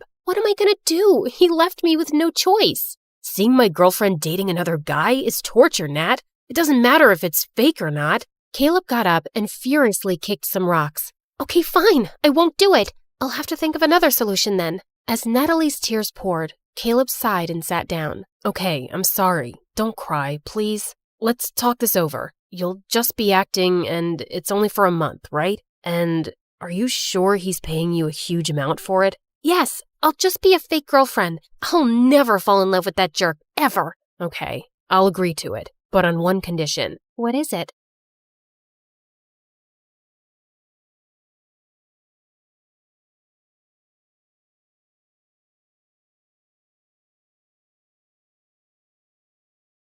Hi, I'm Alicia, and I'm about to tell you how I met the love of my life. But before we get into that, please like and subscribe to MSA. If there's one thing you have to know about me, it's that I wasn't an ordinary little girl. Being raised by a single father who was an ex-army officer does that to you. I had rules, discipline, and responsibility drilled into me since I was very young. And growing up, I found other kids my age really immature. I don't know why he'd break up with me. I wore the clothes he liked, woke up at 5 every morning to do my hair because he liked them curly, and pretended to love watching wrestling. Excuse me, but I need to get that muffin. Can't you see that I'm crying? My boyfriend just broke up with me. Aw, I'm so sorry. You know, it reminds me of the time my dad took me for this obstacle course, and I twisted my ankle so badly, the doctors told me I'd never be able to walk again. But I didn't lose hope, and here I am. How is that the same thing? It's not, because that was an actual problem, but yours is just a bunch of high school nonsense. Now move your butt, please. Needless to say, I didn't have a lot of friends, and I didn't care either. My life was all sorted out. Graduate school, get into a good college, work, and retire. But then I turned 18 and met Arthur. He was a transfer student from Greece, and boy, was he dreamy. The first time I met him was in gym class. We were playing catch, and I was so lost in looking at him. I totally missed the ball, and it hit me right in the face. I fell on my butt, and Arthur came running. Are you okay? You're bleeding. It's nothing. I'm used to much worse. On second thoughts, I might need a doctor. Arthur smiled and carried me to the nurse's office. The entire time I was there, he sat next to me, and later he dropped me home. We became friends after that, and slowly I fell for him. He was smart, mature, and sweet. If there was one guy I wanted to date, it was him. So I decided to ask him out, except I didn't know how. So I turned to MSA for help, and it did not disappoint. Rule number 1, never let your crush know you're interested in him. Avoid eye contact and do not speak at all. The next day, when Arthur waved at me in the hallway, I wrinkled my nose and turned away. He sat next to me in class, but I didn't pay any attention. But then in the cafeteria, he caught up with me. Are you avoiding me? Me? Avoiding you? Oh, don't be silly. I was just really busy thinking about global warming and how it's impacting the fish population. Oh, that reminds reminds me. I have to water my my plants. I'll see you around. And I just ran before I embarrassed myself further. After that epic failure, I turned to step number 2. Dress up nice and behave like a total diva. I went shopping, picked up a bunch of dresses, and the next morning, it took me 2 hours to get ready. I thought I looked great, except the moment I entered, everyone started pointing at me and laughing. Oh my god, why is she dressed like a peacock? What is that on her face? Did someone finally punch her for being a know-it-all? I was so embarrassed. I immediately turned around and ran for the bleachers. I was still sulking when Arthur walked up to me. If you rub your lips anymore, they're gonna fall off. This lipstick won't come off. Ugh, it's so annoying. Let me help you. Also, I'm not saying you don't look good with makeup, but you actually look way prettier without it. Really? Does that mean you'll go out with me? Are you serious? I wanted to ask you out for the longest time, but everyone in school told me you're a cold-hearted cold-hearted girl who hates people. That's not true. I hate dumb people. There's a difference. So, you and I, dinner tomorrow? I'd love to. My first date with Arthur was perfect, and he told me that his parents were divorced like mine, and he lived with his mom and 9-year-old brother Charlie. We started dating soon after, and spent all our time together. People in school were also nicer to me since I was Arthur's girlfriend, and even Dad liked him a lot. Life was just better with him in it, until things started getting weird. Some days he would come to school looking like a half-dead zombie, and other days he would skip school altogether. His grades were slipping, we were barely seeing each other, and I knew something was wrong. So one day when he canceled our date, I went to his place with his favorite ice cream. But when I knocked on the door, some kid opened up. Hi, you must be Charlie. Is your brother around? Is that ice cream? Give me it. Hey, that's not very nice. Say, ma'am, could I please have that tub of ice cream? Repeat after me. Sure. Ma'am, give me the ice cream or I'll kick you. And Charlie kicked me on my shin, snatched the tub, and ran away. As I yelled out in pain, Arthur came running downstairs. Alicia, why didn't you tell me you were coming? When would I tell you? You hardly talk to me these days. I know. I'm sorry. It's just that Mom's getting married again. The guy doesn't want Charlie in his life, and Mom loves her stupid boyfriend so much that she decided to move out, leaving me in charge. Why wouldn't you tell me that before? Because it's embarrassing, and I didn't want to drag you in my mess. I'm already a part of your mess, and we'll get through it together. Okay, I know that was a bit cheesy, but Arthur looked like he was going to break in a million pieces, and I really wanted to help him. Besides, how bad could a 9-year-old be? Turns out a lot, because Charlie was a total devil. He would cry over the smallest things, throw tantrums if he didn't get his way, and would constantly butt into my dates with Arthur. We hardly spent any time alone. I was pretty sure he just hated me. Like one time, I was waiting for Arthur in his living room, and Charlie kept giving me death stares. Something on my face? I was just trying to figure out how someone can look like a horse and a camel at the same time. That's kind of mean, Charlie. And you're kind of ugly. Anyway, have fun on the date. It won't last long. And 10 minutes into the date, Arthur got a call from the babysitter that Charlie had locked himself in the washroom and we had to run back. Then another time, it was Dad's birthday and I had planned a really cool surprise for him. I'd invited all his old friends from the army. Arthur helped me deck up the place and I was arranging the cake when Charlie walked up to me. Oh, wow! This cake looks yummy! Give me a piece! Only after my dad cuts it. But I'm hungry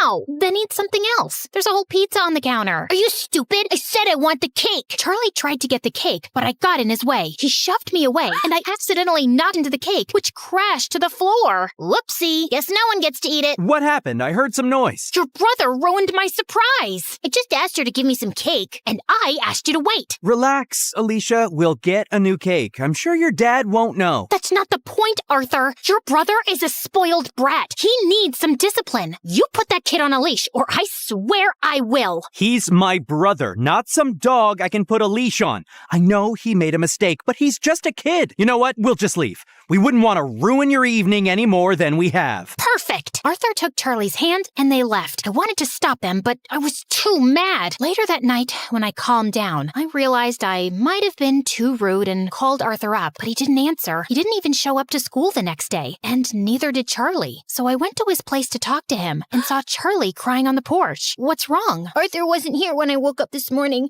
and I don't know where he went. Did you call him? He left his phone behind. Then why didn't you answer when I called? Anyway, don't worry. We'll find him. But till then, you're coming home with me. No, I don't like you. You don't have to like me, but I'm not leaving you alone till Arthur gets back. So annoying. We waited the whole day for Arthur to show up or get in touch, but he didn't. By nightfall, I decided to sleep in the lounge and offered Charlie my room. If you need anything. The next morning, Arthur was still a no-show. I couldn't reach his mom either, and then remembered he'd told me she was out of the country on her honeymoon. Next, I asked his friends and colleagues, but none of them knew where he was. Eventually, I contacted the police, but even a week later, they had no news of him, and I was worried sick. What could have possibly happened to him? Meanwhile, Charlie refused to go to school or shower. He mostly kept himself locked in my room and reacted rudely to any nice gesture I made. I was losing my mind. So I turned to Dad for help, and he promised he'd get a word out to his colleagues in the army to track Arthur down. I still don't know what to do with Charlie. He shuts me down every time I try to talk to him. He's been through a lot, Alicia. What he needs is some distraction to keep his mind off things.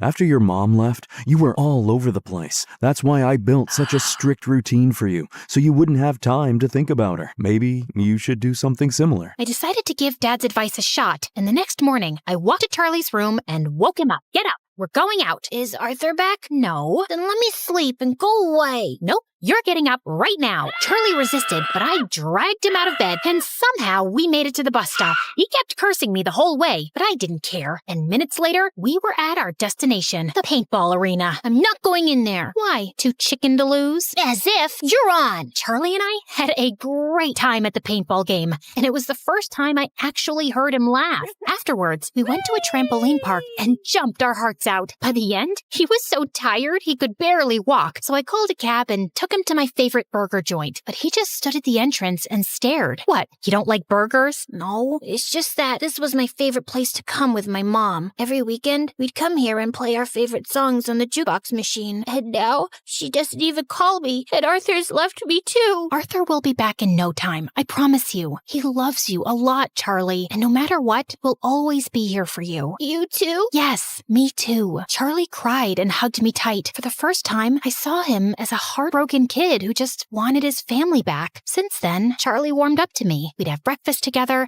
and he would always make my bed when I got home from school. He was a lot calmer and hardly threw a tantrum. I couldn't wait for Arthur to come back and see how much progress Charlie had made, but we still had no leads on him. I wanted to be strong, but with each passing day, my hopes of ever seeing him again were getting dimmer, and it broke my heart. Finally, one night, I broke down in front of Dad. I don't think Arthur's coming back, Dad. It's been weeks, and no one knows where he is. If he was in town, we would have found him by now. And Charlie, he's lost his mom and might lose his brother too. What can I even say to him? What? I turned around and saw Charlie standing at the door. You've been telling me all along the police will find him. You said you were sure. No, I'm sure he's fine, Charlie. I was just... Stop lying. Why do all grown-ups lie so much? I hate you. All of you. And Charlie just ran out of the house. Dad said he'd go after him. And as I was sitting in the kitchen in despair, the phone suddenly rang. It was the police, saying they'd found Arthur in a hospital close to town. I rushed to the location and texted Dad on the way. The doctors at the hospital told me that Arthur was brought in a few days back by the forest rangers. Apparently, he went on a hike and got injured, and since then, he'd been in a coma. I was sitting next to him when Charlie walked in with Dad. How is he? He hit his head, but he's out of danger. Doctors say there's a very good chance he'll be just fine. Charlie, promise me, no matter what happens, you and I will never fight again. I promise. I will never scream again,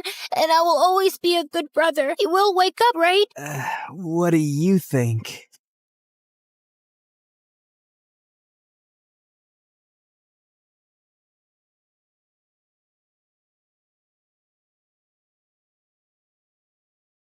It's a funny thing about most human parents.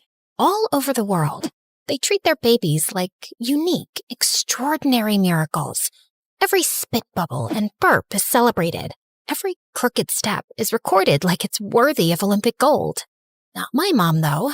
She never kept records or celebrated milestones. My dad had left before I was born, so she was too busy keeping a roof over our heads to even notice me much. Also, by the time I turned 4 and still hadn't said a word, I think she'd quietly accepted that her kid might grow up to be deeply ordinary, which is why she probably never took me to a doctor.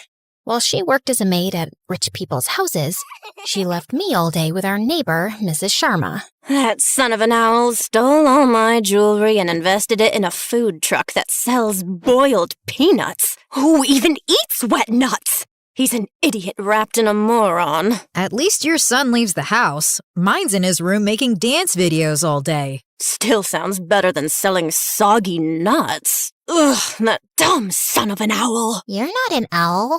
I saw your dead husband's photo. He's not an owl either. Therefore, it makes no sense to call your child the son of an owl. Did she just speak? Did she just say therefore?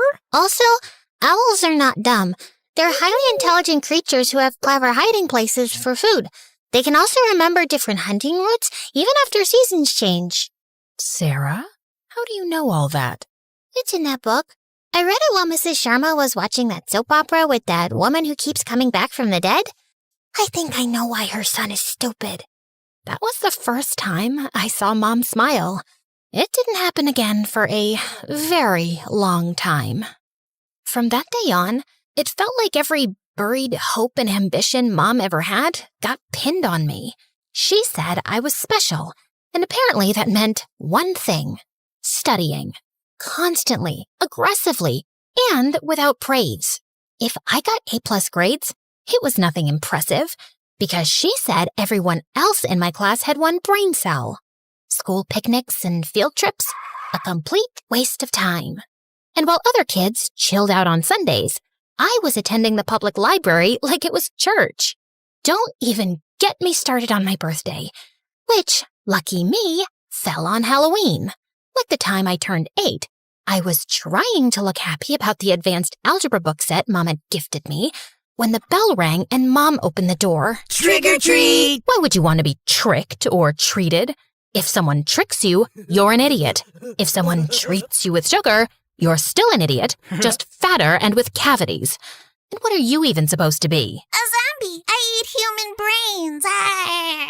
Looks like someone ate your brain. Lady, do you have candy for us or not? No, but I have something better. Sarah, bring your birthday dessert.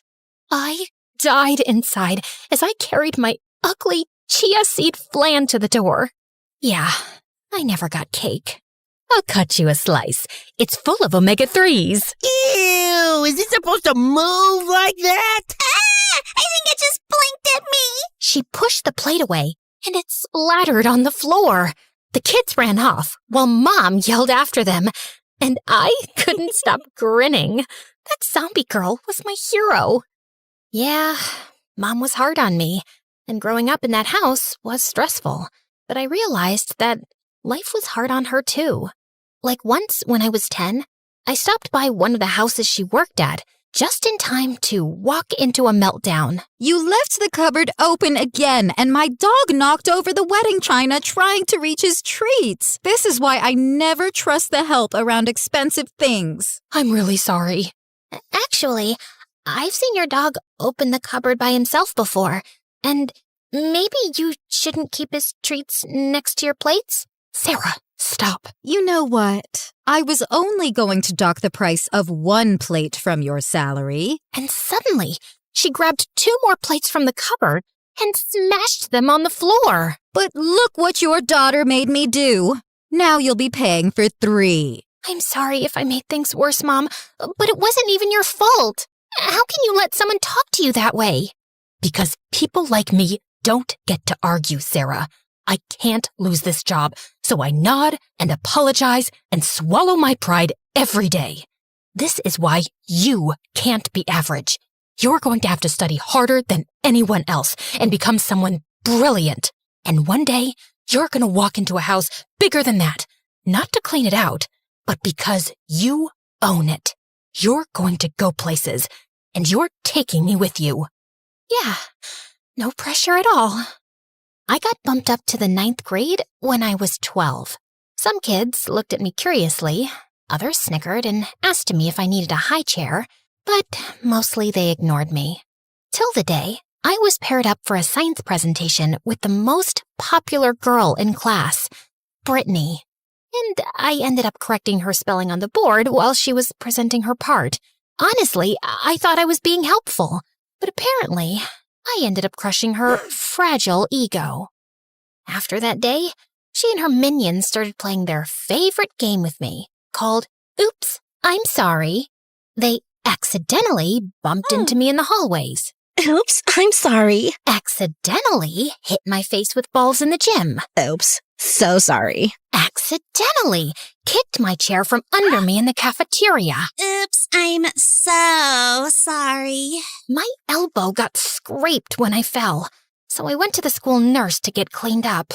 I've seen you around, and I actually feel sorry for you, honey. Kids like you just don't have a normal life, honey. I know a few who got bumped up a couple of grades, and they all ended up with mental illnesses. Turn a little this way, honey. Just then, Brittany burst into the room with some white stuff all over her hair. Nurse, save me! Save my gorgeous hair! A freak put gum in it! And then she appeared.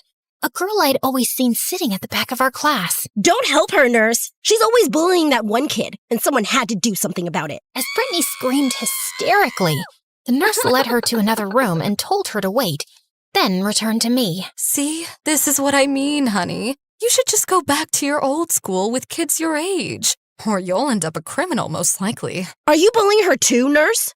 Are you telling her she doesn't belong here? You know, I have a lot more gum, and I'm not afraid to use it on you too.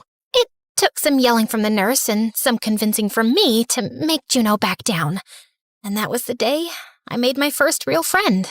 We started hanging out every day during recess, and then after school too.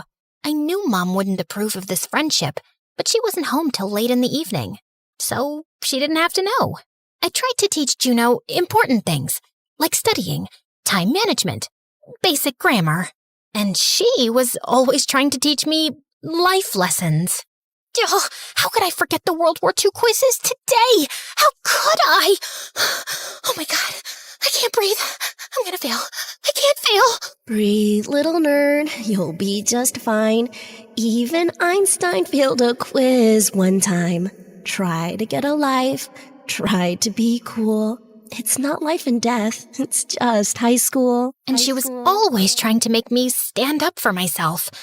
Like the time she told me to meet her in the schoolyard after hours. We are gathered here today so you can learn to grow a spine and stop being a soggy breadstick. Ouch. You don't have to be so harsh. Okay, sweetie, we are gathered here today so you can learn to grow a spine and stop being a soggy breadstick. Now picture I'm Brittany. What do you really want to say to her? Brittany? I think you're kinda mean. Ew, are you trying to write her a love letter? Please stop kicking my chair. Are you clenching your butt? Unclench immediately and let out the rage. You shouldn't have poured soda in my backpack, you witch. Yes, give me more of that. Tell me something you hate and have never said out loud. I hate Jessie Flan, Mom. It looks like it was made from alien boogers. Just smile at me sometimes and get me a freaking chocolate cake, woman! Oh no, I'm sorry. Your mom. What? Oh my God, your face. I hate you! I didn't know how fast everything would change, but for a little while, I just got to be a kid with a best friend, and it was glorious. One evening when I got home, I was surprised to find Mom there earlier than usual. Your mock SAT scores came today. Quite pathetic. For a genius. I didn't have much time to prep, but I'll study harder for the next try. Oh, I'm sure you will. Now that your little adventures with that girl are over, you think I don't know where you go after school? Clearly, she's distracting you. She's not a bad influence, Mom. She's the only reason I don't feel like I'm suffocating all the time. Oh, poor you. Suffocating in a house you live in for free, with everything handed to you. And all you have to do is study. But no, you've got other priorities, like hanging out with some loser. You don't even know her. She's kind and brave and funny. I know her family. They're poor and cheap. And what are we, Mom? Royalty? Juno's my best friend, and I don't care if you don't approve. I felt shocked at myself as Mom looked at me. She got up and left the room. The whole weekend, she gave me the silent treatment, and the guilt started eating me up. Maybe I had been slacking lately. She worked without a break so I could focus on studying. I couldn't screw up. Hey, baby genius. Why have you been ignoring my texts all weekend? We have to try this new ice cream place after school. I can't. My SAT mock scores weren't good, so I need to catch up with prep. You're 12. You've got like 500 years before the SATs matter. And seriously, none of this exam stuff is that important. Yes, it is. It's important to me, because I don't want to be a nobody stuck here for the rest of my life. You mean, like me? Well, you do treat everything like it's a joke. Not all of us can do that. Some of us have real goals, and people counting on us. Right. And some of us are just clowns with no future and zero expectations. Got it. Good luck catching up then. She avoided me for days after that, and I told myself I needed less distractions right now. And then one day, she didn't show up. Class, I have some difficult news. Juno was in an accident yesterday. She's in the hospital and is still unconscious. I'll share visiting details after the lesson. If she's brain dead, how would we tell the difference? I felt like I couldn't breathe. I ran out of the classroom, out of the school, tears blurring my vision. Juno had to be okay. She just had to be. So I could tell her I was so sorry. I stayed by her side for days. I couldn't focus on school or mock exams. I couldn't even really care about what Mom thought. She wasn't stopping me from visiting Juno at the hospital, but she didn't sit by me either. A few days later, I was getting a candy bar from the hospital vending machine when I spotted Mrs. Sharma and Mom talking down the hallway. How's Juno doing now? Still the same. And Sarah hasn't gone to school in 2 weeks. It's not like Juno is missing much either way, but my child is. And who knows how long that girl will be a vegetable anyway. Just then, Juno's mother appeared around the corner, looking furious. If this is how you talk about my daughter, I don't want you here. And take your precious child with you. Our family's going through a lot already. We don't need you to make it worse. No, wait, I'm so sorry. But her mom just walked into Juno's room, slamming the door shut in my face. Mom reached for my arm, but I jerked it away and ran off in tears. And that was the last time I saw Juno. I found out a few days later that her family moved her to a facility in another town for better treatment, but no one told me where exactly or how to get in touch. Something broke between me and Mom after that. Not that she was ever great at emotions, but when I needed her the most, she offered me no comfort or apology. She gave me nothing. And because of her, I treated the one person who cared like she didn't matter. And I never even got to say goodbye. After that, I turned exactly into what Mom wanted. An overachieving, emotionless machine. I studied through birthdays, holidays, and mental breakdowns. I skipped meals, skipped grades, and skipped childhood entirely. By 15, I had a high school diploma and a full-ride scholarship to a great university in the city. So, Mom and I packed our bags and left. Then in my second semester, I pitched the idea of a fashion app for a class project. So, you upload photos of your clothes, and Stash Tag scans, tags, and sorts everything. Then it builds outfit combinations, finds discounts on matching items, and even connects you to a resale platform for stuff you don't use anymore. Basically, it's your closet, but smarter. My professor loved it and said he knew people who'd be very interested. Before I knew it, I was pitching the idea to real investors. And then, Stash Tag blew up overnight. TikTok lost its mind. Fashion bloggers and stylists were calling it revolutionary. And just like that, I became a millionaire before I was legally allowed to drive. We had everything Mom ever dreamed of. A house bigger than any she'd cleaned. Respect. Security. She even started her own business called Bright Minds Academy, a prep center for SATs and college applications built on the slogan, I raised a genius. Let me help you raise one too. I was happy for her, really. I'd worked hard so she could live this life one day, but I'd also worked hard to get away from her. So, at 19, I'd quietly applied to a master's program in literature some months ago, just because I wanted to do something for me. The university was across the country, and my flight was tomorrow. I was going to tell her tonight, over dinner.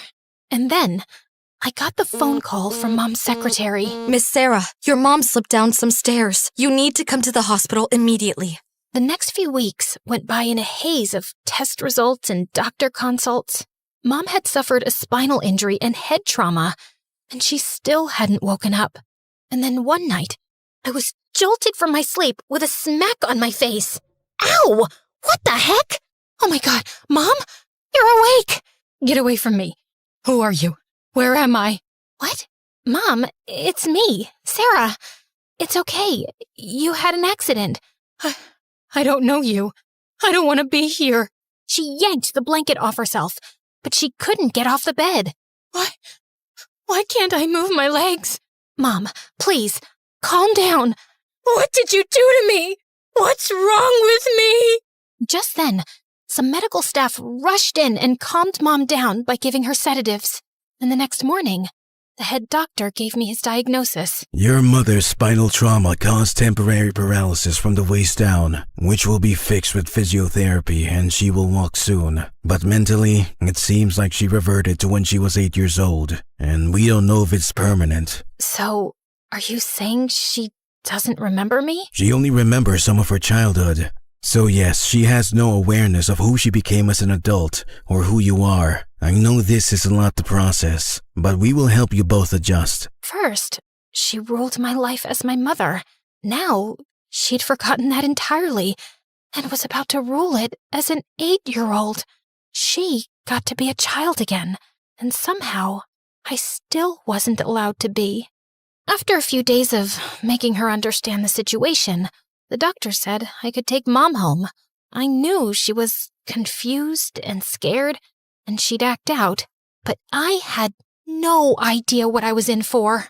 I hired qualified nurses and maids for her, and she kept chasing them all away. She pushed me in the bathtub! She locked me in the supply closet and wouldn't even let me out to pee! She headbutted me when I tried to wake her up for lunch. I decided to take some Zoom meetings from home to keep an eye on her. And I had a new surprise waiting for me every day. Like the whoopee cushion she placed on my chair, which made a big fart noise the second I sat down. And the next day, I jumped up in pain when I sat on a toy porcupine. And the day after that, I didn't find anything on my chair. But as soon as I sat down, my feet landed straight into a tray of green slime. I was so sick of her stupid tricks. Especially when I found out she was funding them with my Amazon account. And anytime I tried to talk to her, it was just so difficult to get through. So, the doctor said I shouldn't call you Mom anymore since it makes you so uncomfortable. Yeah? Also, because I'm not your mom? Right. So I'll just call you Mary then. Nope. Only my friends call me that. You can call me Your Majesty. Yeah, that's not happening. Suit yourself. Mary, can you please put that away and eat your food? You need to take your meds after this. Mary? Mary? Mary? Your Majesty? Yes, servant? Please finish your food. Okay, servant. Don't you think that sounds a lot better than Sarah? There was a girl in my class named Sarah, and I hated her. Then why did you name me Sarah? I don't remember naming you, but if I did, maybe it's because I hated you too. Her childish, spiteful words got under my skin, and I just wanted to scream. A few days later, I took her grocery shopping with me, and after she kept chucking vegetables out of my cart and throwing in candy, I told her caretaker to wait with her at the front of the store. Gosh, I just needed a few minutes of peace. Hey, excuse me? Just wanted to say something. Sorry, I don't want to fill a survey or sample any products. That's not what I was gonna... Also, I'm running late for something, so... Okay, cool story. Just wanted to know if the note stuck to your butt was a deliberate fashion choice. Wait, what? I turned around and pulled a paper off my skirt. Kick me, I'm stupid and boring. Ugh, my mom did this. That's a bit immature. Yeah, well, she's the worst 8-year-old ever. I'm sorry, did you say 8? Just then, I heard a loud crash and went running to the front to see cans of tuna on the floor, right next to her caretaker. Where's Mom? She pushed me into the tuna display and bolted outside. As I dashed out the door, the guy caught up with me. I'll help you find her. So, am I looking for a grown woman or an 8-year-old? She looks 40, but she's mentally 8. She's in a wheelchair, and she rolls super fast. Wow, I have so many questions. But okay, got it. A passerby overheard us and said he'd seen a woman in a wheelchair going to the park nearby. As we ran down the jogging path, I suddenly spotted her. Oh my God, she's heading for the balloon vendor. Mom crashed straight into the balloon stand. The vendor tripped, balloons flew away, and kids screamed. As we shouted apologies and finally caught up with Mom, I grabbed the handles of the wheelchair, and then she flung herself onto the ground. Please help me. My daughter is so mean. She says I deserve to be in a wheelchair because I'm ugly. Oh, now I'm your daughter? Cut it out. And she doesn't even let me watch MSA, but you definitely should. Like and subscribe now. She's just jealous of the amazing main characters because they're all prettier than her and smarter and better. Will you stop talking? That's how she screams at me all the time. I know one day she will get rid of me so her shady boyfriend with weird tattoos can move into my room. Someone call the police! Help! It took me 10 minutes and a giant ice cream cone to finally make Mom shut up. I called my driver to bring the car around, and as Mom's caretaker helped her in, Adam loaded her wheelchair in the trunk and turned to me. So, do you have a shady boyfriend with weird tattoos? Ugh, of course I don't. Great. In that case, would you like to go out with me sometime? Seriously? You want to ask me out after all this? It's the most alive I've felt on a Tuesday afternoon in years. Look, it seems like you have a lot on your plate, but if you ever feel like venting over coffee, let me know. He handed me his business card before he left, and I found myself smiling all the way home. Later that evening, I couldn't find his card in my pockets. Then I remembered I put it in one of the grocery bags, so I went looking for it. I was sure I put that guy's card here. I saw it in the trash a while ago. The chocolate cake I bought today? Why is it in here? I threw it out. I can't stand the sight of chocolate cake. Oh, and I just remembered. I threw the card in the fireplace. Why would you do that? Just for funsies. That's it. I'm done being nice to you. You are not helpless. You know exactly what you're doing. You think you can live under my roof, eat my food, disrespect me all the time, and I'll just keep taking it? No! And since you have nowhere else to go, you will respect me, and you will follow my rules, or there will be consequences. I knew I shouldn't have snapped, but for once, she looked at me and didn't see someone she could push around. In the next few weeks, I told myself it was just tough love, that I was hard on her for her own good, like telling her not to waste her brain on useless things. Are you 6? Or too slow to handle a book without pictures? I like this stuff. A guy with laser eyes just blew up a soda machine. Yeah? Well, I like the idea of you not staying dumb forever. I snatched the comic and replaced it with a math textbook. Start with the first chapter. I'll be quizzing you. And of course, it was my job to make sure she had a good diet as well as discipline. No sugar after 8 p.m. You've got the brain of an 8-year-old. Not the metabolism. And I didn't need to praise her for every small thing, right? Even if it was her starting to walk. See that? I'm getting better every day. Congrats. Did you want a trophy for something as basic as walking? No, just showing you I'm almost ready to run. Great. Maybe you can start off by running to a job interview. You think I can't survive without you? Please, I know you can't. But I knew I was becoming my mother, and I didn't know how to stop, or if I even wanted to. A couple of days later, I had to go into the office, and just as I got out of the car, I was surrounded by yelling reporters and flashing cameras. Sarah, is it true your mother ran a scam through her SAT prep academy? Did she bribe colleges to admit rich kids? Were you involved? What on earth were they talking about?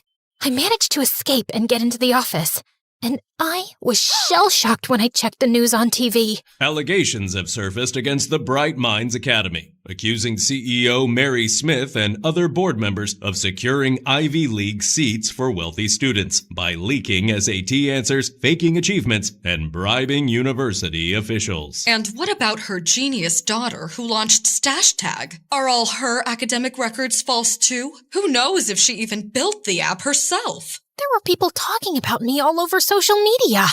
The whole day went by in a haze of disbelief. How could my mom's name be at the top of a scheme that helped rich parents rig the system so their kids could skip the hard work? I finally asked my secretary to release a press statement that my mother was mentally unwell after her accident and unable to give a response. Then, I slipped out from the back entrance to avoid reporters and made it home. I stood at the door, my hands trembling on the doorknob. Then, I took a deep breath and walked in. I found Mom in the living room, watching a news channel, which she immediately switched off when she spotted me. I saw the news. I swear, I didn't do anything bad. Yes, you did. But I don't remember doing anything bad. That's the whole point. You don't remember anything. I did everything you wanted. I gave up my childhood. I worked so hard to be extraordinary. And then you just went and ruined it all. Now everyone thinks I cheated too, that I'm a fraud. And you just get to forget everything so easily. How could you do this to me, Mom? I'm sorry. I promise. I'll listen to you from now on. I just don't know what I did that was so wrong. Am I a bad person? Will I go to jail? As I looked up at her scared face, I realized that I was being so unfair. The person I wanted to scream at, to demand answers from, to hate. She wasn't here anymore. And I just had to be better than her. No, you didn't do anything bad. It's just a misunderstanding. I'll take care of everything. I promise. I shared Mom's medical records publicly, and she was exempted from the trial. But her academy was dissolved, and the other board members got 2-year prison sentences. Meanwhile, I was stuck in meeting after meeting, trying to convince journalists and investors that I had nothing to do with the scandal. One evening, I walked into the office parking lot and noticed the lights were mostly out. Just as I got close to my car, I spotted a shadowy figure leaning against it, holding something long in his hand. Without another thought, I turned and bolted, and I heard him follow me. Hey, wait a minute! I reached into my bag, turned around, and pepper sprayed the man in the face. He stumbled and fell to the ground. And just then, the lights came back on. Ow, my eyes! Oh, my eyes! Oh my God, Adam? Why were you lurking in the dark like that? It wasn't dark when I got here. I thought you had a weapon. Now I see it's just a baguette. Did you get it for me? No, I bought it for my breakfast. Can you focus on maybe helping me? I pulled out my water bottle so he could wash his eyes. You never called, and I should have taken the hint, but no, I had to come and get maced in the face. My mom threw the card away, so I couldn't call you. I saw the news, and I reached out to your office many times, but your secretary never got back. I'm a PR specialist, and I wanted to offer my services if you need them, or just my support if you need that. I'm sure things have been pretty rough. Thank you. Let's talk over dinner. I hired Adam, and he started helping me clean up my image. On his suggestion, we got my university professor to do a public interview backing my claim that Stash Tag was my original idea for a class project. Slowly, the frenzy died, and people moved on to juicier gossip. Adam and I got close in the process, and with him around, things didn't feel like they were always about to fall apart. Mom had been good lately. She was treating me well and helping around the house. And one evening, she even surprised me with a small tea party, for which she'd ordered cakes online, a chocolate one for me and vanilla for herself. So, what's your deal with chocolate cake? Why do you hate it? After my parents' accident, I had to live with my aunt, and I hated it there, so I acted out a lot. Auntie always said chocolate cake was only for special kids with good manners, which was never me. Every birthday, my cousins got this big chocolate cake with candles and frosting, and I never did. So, I started saying I hated chocolate cake. Like, if I couldn't have it, I'd pretend I didn't want it. And then, I guess I started hating it for real. I felt a lump in my throat. She'd never given me details of her childhood before, and I'd never asked. How about you try it now and see how you feel? Mom stared at it uncertainly, then took a small bite. She seemed surprised by her own reaction, and blinked hard, like she was trying not to cry. It's really good. Yeah? How about you and I go to Paris and try the world's best chocolate cakes? I think we both deserve some fun. Maybe my mom didn't know how to love better, because no one had ever loved her right. Maybe the wrong things she'd done came from always being in survival mode and never feeling safe enough. And choosing to forgive her and being different from her, maybe that was the smartest thing I would ever do. Because letting go of your anger takes real strength and wisdom. Breathe, little nerd, you'll be just fine. Even Einstein failed a quiz one time. Try to get a life, try to be cool. It's not life and death, it's just high school.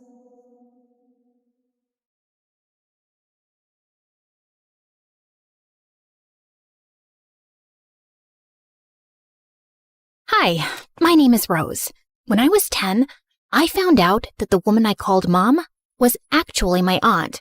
My biological mother had given me to her as an act of charity, since my aunt couldn't have children and my mom already had 3.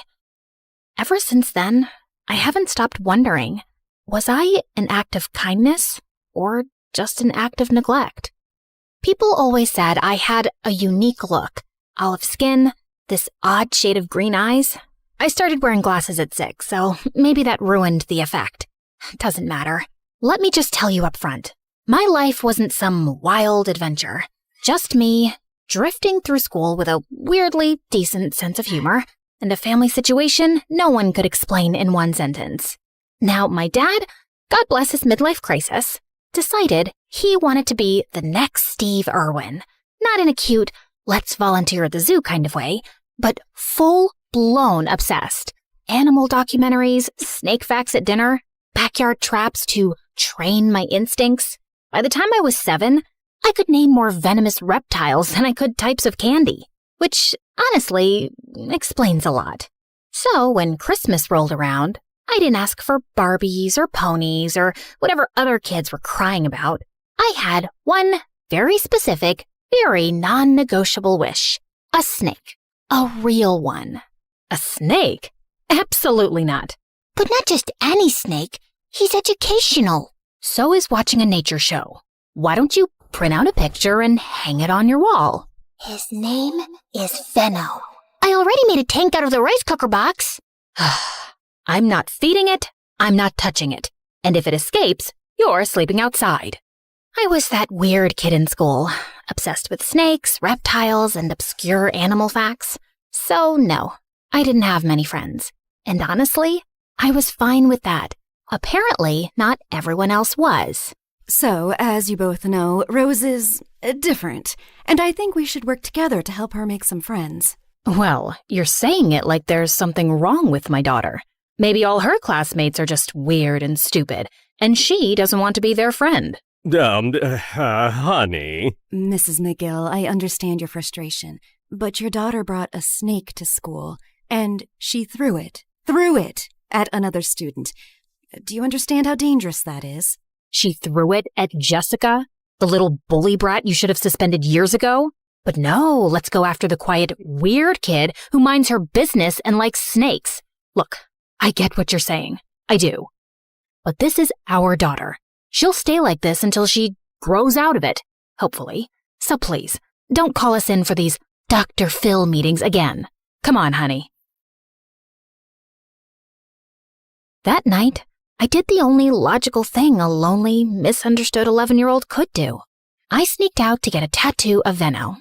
But the guy at the shop called my parents before the needle even touched my skin. And yes, I got an earful the entire way home. Things stayed the same until I turned 17. And then, everything changed. I stumbled across this online ad for something called the Reptile Lovers Retreat. It was this once-a-year, deep-in-the-jungle kind of event, a snake nerd paradise where people from all over the world camped out and swapped stories about their pet snakes and lizards. Next thing I knew, I was on a private jet for the first time in my life. Turns out, the whole retreat was organized by Matthew, a teenage billionaire with a thing for snakes, drama, and 5-star everything.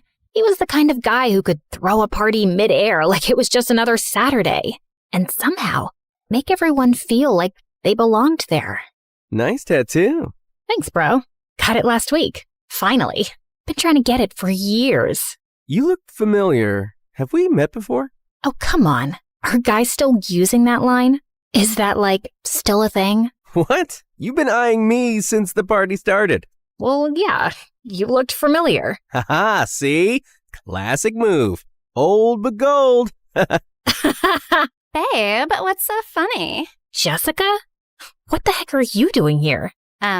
Existing. I'm here on a trip with my boyfriend. I'm not some weirdo snake girl who flies across the world just to hang out with reptiles. Take it easy, babe. Anyway, nice to meet you. Sir. Roser? She means loser. But yeah, that's me. I barely had time to process what was happening before the world tilted sideways. Literally. We were falling fast. Then crash. Everything went black. Where am I? The world around me was buzzing, but somehow we all survived. We were bruised, shaken, and freaked out for sure, but no one was seriously hurt. Just a lot of stunned faces and a growing sense that we were officially in the middle of nowhere. My vision was a blur without my glasses, but I tried to keep my head in the game. Come on! Where's the signal? I don't think there's any service out here. What do you mean no service, you stupid losers? How are we supposed to? All right. First things first. We need water. I'll look for a stream or anything nearby. Just stay here, don't panic, and for the love of snakes, don't wander off. We need to keep track of everyone and conserve energy until we know what we're dealing with. I'll come with you. Babe, it's so humid out here. You mean dangerous, yeah? Fine. I'll come with you. No way I'm letting you wander off alone with that ogre. I rolled my eyes, and the three of us started walking. My eyes started itching, and Matthew told me they looked red. For hours, Jessica kept making snide comments whenever she could squeeze them in, but I was too focused to give her the reaction she wanted. It's so humid. I swear I just felt a bug crawl into my shoe. Welcome to the wilderness, babe. Why are you even on this trip, Matthew? You look like someone who's never even been outside a spa. Excuse you? I'm very outdoorsy. My family made me do survival camps every summer. Learn grit. Apparently being born rich means you have to earn your personality. Hey, Rose, remember in 5th grade when you brought that snake to school? You were running to the bathroom and it got out of your bag and you turned around to grab it, then peed your pants? I'm sure that didn't happen. Come on, Jess. Yes, it did. I remember because it was my 12th birthday that day.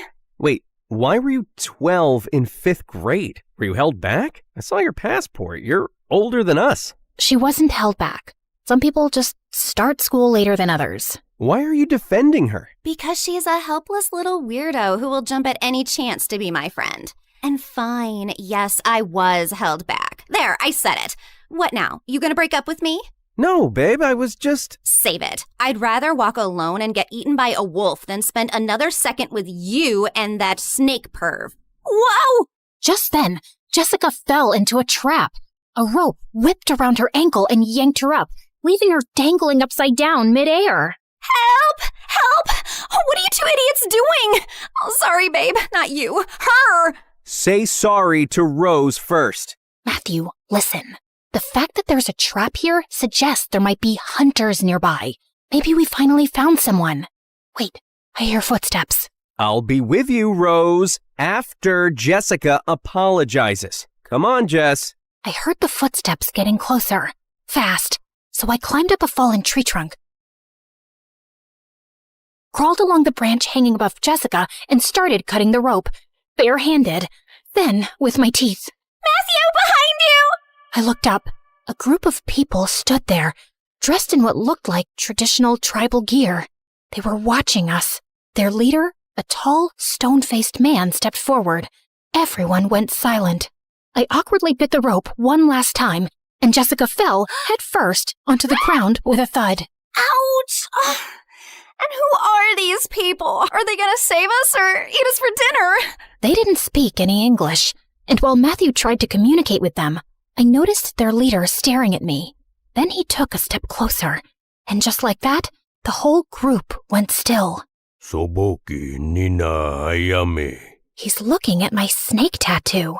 Then he turned to his people and said something in a language I didn't recognize. Suddenly, they bowed to me, like full-on prostrated. The leader gave a signal.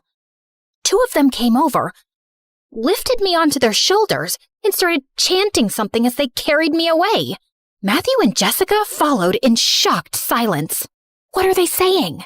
Shikboko mayon koslaki fi. I think he said, I like the cut of your jib, kid. You've got guts. We were taken to the center of the tribe, where dozens of teepees circled around in open space. The leader climbed onto a rock and gave what felt like a heartwarming speech. I mean, it sounded heartwarming. Then again, I had no idea what he was actually saying. Once again, the entire tribe bowed down.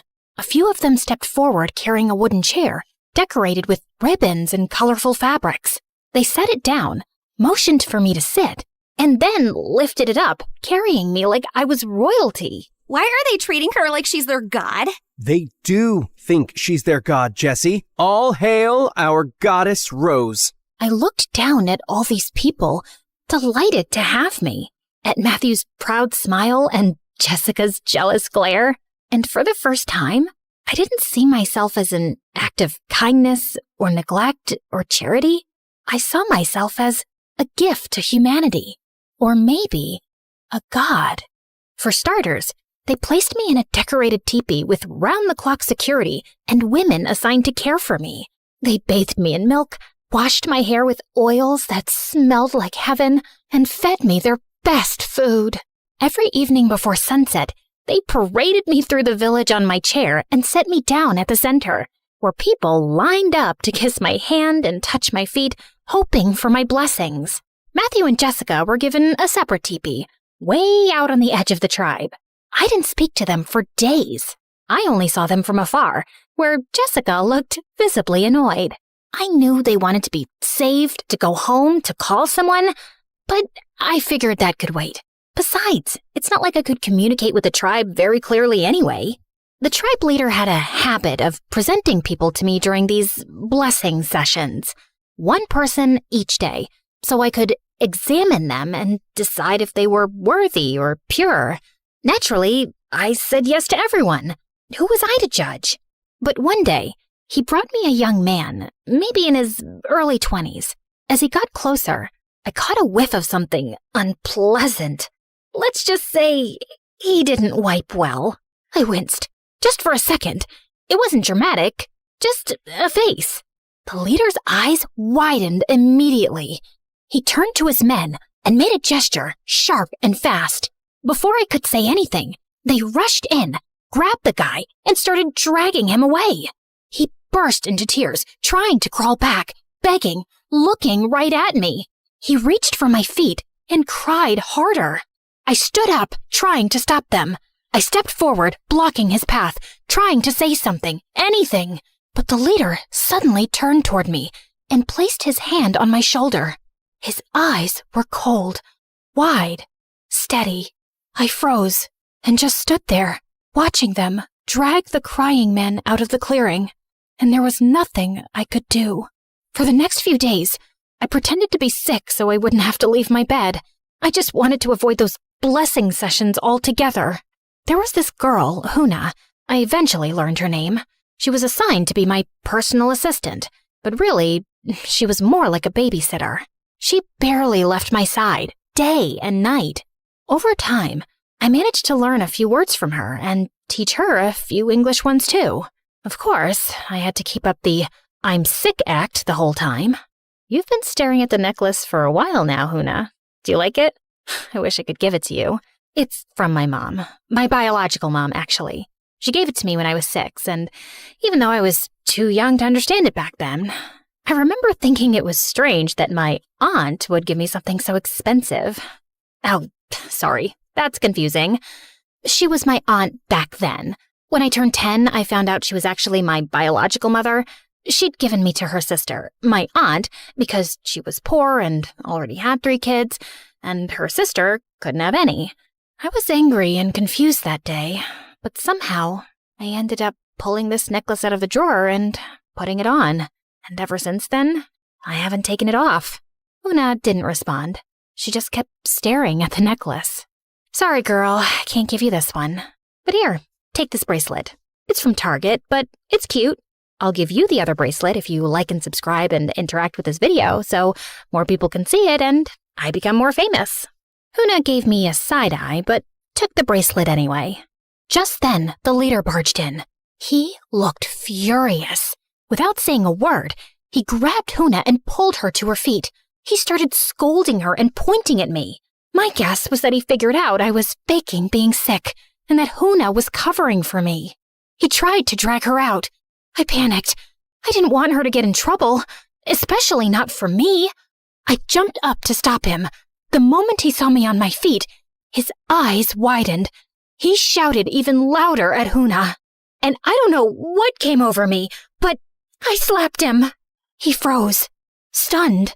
For a few seconds, no one moved. Then he just turned around and walked out. Huna, I'll give you the necklace, but you've got to help me with something. Eventually, I managed to explain, at least partly, that I needed her to sneak Matthew and Jessica over to me. She looked hesitant, but after I gave her the necklace and pleaded for what felt like hours, she finally reluctantly agreed. That night, just before dawn, she stuffed them into the giant bags they usually use to carry firewood and placed the cart near my teepee's entrance. Matthew and Jessica snuck in quietly. You better get us out of here before I kick your butt, you little miserable smackhead. I wouldn't use miserable here, Jess. In case you haven't noticed, she's literally a god here. She's still a stupid loser to me, and don't you ever defend her again. You did it before, and you're doing it now. I'm warning you, Matthew.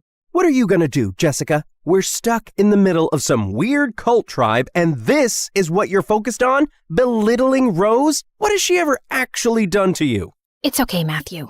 Thanks, but let's just focus.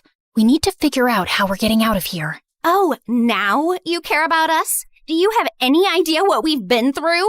We wake up at dawn, get sent to the mountains to hunt, whatever that means, and then we're out in the fields all afternoon. All we get to eat is plain rice and dry corn, while you're here eating fish and meat and bathing in milk like some freaking goddess. You're letting this whole thing get to your head, maybe because deep down you know how worthless and dirty you are. Just a smug little snake-loving mutt. Jessica, enough! Cut it out, all right? Huna sensed something was wrong. She stepped in, trying to gesture for Jessica to calm down. Oh, what do you want now? Instead of standing there like some useless statue, why don't you go fetch us something decent to eat, huh? Food, stomach, hunger, food. You hear that? She shoved Huna toward the entrance. Matthew rushed to stop her. I'm tired. I want to go home. I miss my bed so bad. It's okay. Calm down. Rose will help us figure this out. She's does anything right. She killed my brother. Yeah, she did. You didn't know that, huh? We were best friends, Rose, for 10 years. And then that night, you showed up crying, pouring rain, screaming about your mom and whatever. My brother, he came running down to check what was going on, and he tripped over you. Yeah, she was lying on the floor crying because she's that dramatic. He just had surgery, okay? He wasn't supposed to fall. Now he's in a coma. And every time I see you smiling and pretending like it didn't happen, I see him lying there. You didn't just ruin our friendship, you ruined everything. Jess, that's not fair. You can't blame her for that. I'm sure Rose is sorry. God knows how sorry I am. I think about it every single night. I've said I'm sorry more times than I can count. Yeah?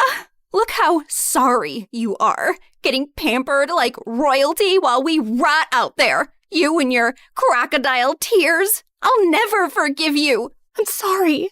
I'm sorry. I'm sorry. I was crying hard. That incident never left me. It came right after I found out about my mom and aunt. And then Jessica completely cut me off. She hated me. Made sure everyone else did too. That's when I started isolating. When I got more into snakes. They didn't judge. I took a shaky step forward, trying to reach out, maybe just to plead. But Jessica looked at me with pure disgust. Then she spat on me. Don't you dare touch me, you pathetic little freak! She stormed off. Matthew tried to shout after her, but she was already gone. He followed a second later. I stood there, wiped her spit off my cheek, and blinked my last tear away. The next day, during the blessing ceremony, the leader brought forward a few villagers like usual, but I didn't even look at them. I shook my head. He stopped, looking confused. I scanned the crowd. Then slowly, I raised my hand and pointed at Jessica. The crowd turned to look at her. Jessica didn't move. Her eyes locked on mine, wide and panicked. Her face went pale. You wouldn't dare, Rose. The leader ordered his men to bring her forward. She didn't resist. She walked with them, calm, composed, almost proud. When she got closer, she looked straight into my eyes, cold, like she was daring me. What are you going to do, Rose? So now I'm just Rose, not a pathetic loser anymore? She didn't say a word, just stared. But her eyes were saying, do the right thing. I looked at the leader and gave the signal to take her away. No, please, stop! Rose, tell them to stop! He tried to run toward us, but a few of the men held him back as Jessica walked away silently, without a fight, never once looking back. That night, I sat in my teepee with the worst headache of my life. My eyes were burning. I'd already kicked Huna out because I needed a break. Some rest without someone hovering around me like I was prey. Just then, Huna tiptoed back in, dragging Matthew by the ear. Matthew, why were you outside walking around my teepee? Do you know how dangerous that is? Good evening, Rose. Couldn't have a bad one if I tried. I needed to talk to you, and I didn't know how. Ow! Seriously, tell her to let go of my ear. If you're here to talk about Jessica, save it. She got what she deserved. I've been silent enough. I get your pain, I really do, but she's been through a lot too. I mean, I wanted to break up with her, but ow! What is her hand made of, metal? It's okay, Huna. You can let go of his ear now. I was gonna break up with her before the trip, but her dad asked me to wait. He's a friend of my dad's. Said she wasn't doing well, that this trip might help. Her therapist thought nature would fix things, I guess. She's all he's got. I just wanted to get her back safe. All of us. Boo and who?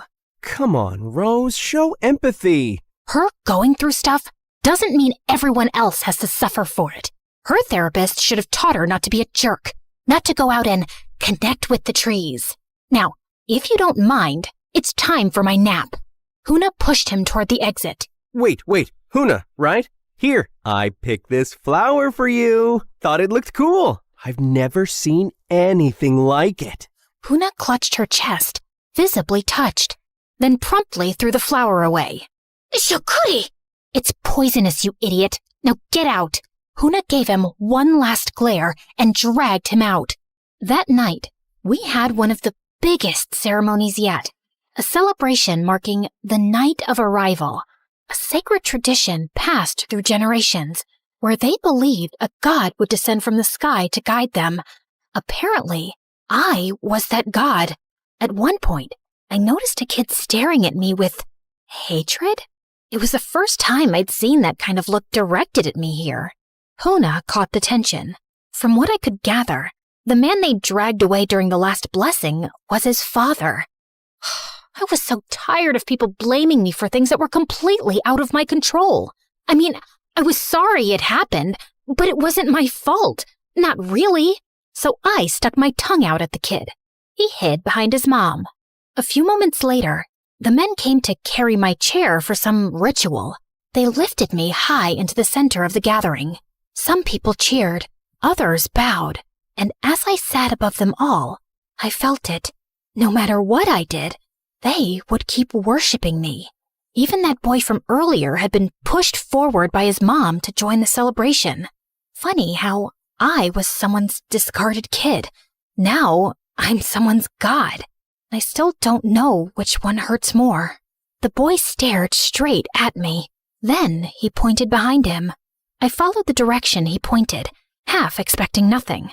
But then, completely unrelated, I saw a glow. The glow was faint at first, but it quickly grew into visible flames, rising higher and spreading fast through the dark. I raised my hand and pointed, and the music slowly faded as people turned to look. Then came the gasps, and the shouting followed soon after. Panic broke out, and someone rushed to carry me away to safety. The next morning, smoke still hung in the air. Half the village was reduced to skeletons of ash and cinder. And yet, no one cried. Instead, they moved with an eerie calm, lining up in silence, carrying the last of their grain, jewelry, hand-carved trinkets, all for me, for their goddess. Children clutched burned dolls. Old women limped barefoot across blackened earth, as if none of it mattered, as long as I was safe. They would have done anything I asked, anything. And for a second, I didn't hate that. That scared me more than the fire. How can I be a goddess if I can't even help them? I'm just an idiot, like Jessica always says. I attract chaos everywhere I go. The leader had dragged me away the moment he saw the flames. While others burned, he made sure I was untouched and adored. Now he stood beside me, perfectly clean, arms folded, like nothing had happened. Why isn't anyone upset? Just then, the leader spotted a woman near the back of the line, clutching something under her clothing. His face darkened. He barked something in his language and pointed at her. She froze, then slowly stepped forward, shaking. From beneath her clothing, she pulled out a small bundle of dried herbs and placed it at my feet. Her child clung to her side, coughing quietly. No, keep it. It's yours. You need it for your child. I tried to hand it back, but the leader yanked it from my hands and gave it to his men. He pointed at my hair, then nodded approvingly, muttering something about the herbs, as if they were meant for me, as if some miracle hair treatment was more important than a sick child. What is wrong with you? These people lost everything, and all you care about is them giving me things? What am I going to do with all this stuff? What kind of leader are you? Just then, I spotted Jessica in the crowd and ran to her. Are you okay? Why do you care? If you must know, I was assigned to clean the poop hole. Guess the fire saved me. Never thought fire could be a blessing, but here we are. We need to find a way off this island, Rose. I know, but we can't just leave them like this. We have to help them. Well, gee, isn't that wonderful? Help yourself first, Rose. Before I could respond, The leader started shouting orders, telling the villagers to rebuild. No rest, no mourning, just obedience. First we were asking how we'd survive the jungle. Now I'm wondering how we survive him. His men approached me again. I knew what that meant. Back to the teepee. Back to playing goddess. I didn't resist. I just walked silently, trying to figure out how the heck we were going to get out of here. That night, I sat in my teepee, waiting for Huna to sneak in Matthew and Jessica. But just then, I heard voices outside. I peeked through the fabric and saw the leader and several villagers gathered, tense and angry. In the center was Huna. The leader was holding my mom's necklace. They must have found out she had it and assumed she stole it. But why wouldn't they ask me first? Why jump to punishment? That was it. I stormed out and pushed through the crowd. I grabbed the leader by the horned band on his head and stared down at him. Everyone, he's not pure. I don't give him my blessing. Take him away. Why are you looking at me like that? I said, take him. But no one moved. They all looked down. And then, quietly, so did he. His chin dipping just slightly, like he'd expected this. Like he knew they would choose him over me, even now. So who do you fear now? God or man? I walked over to Huna and helped her to her feet, and for a second, everyone just watched, waiting for me to lead, to fix it. The weight of it hit me all at once, and it made me realize something. Maybe my biological mom didn't give me away because she didn't love me. Maybe she was just overwhelmed, trying to survive with more than she could carry. I used to hate her for that, but now, faced with such a big responsibility to help Huna and the others, I finally understood how overwhelming it could be. And I was going to make a different choice. I wasn't walking away. Inside, Matthew and Jessica were already waiting. Hey, Huna. Looking lovely today.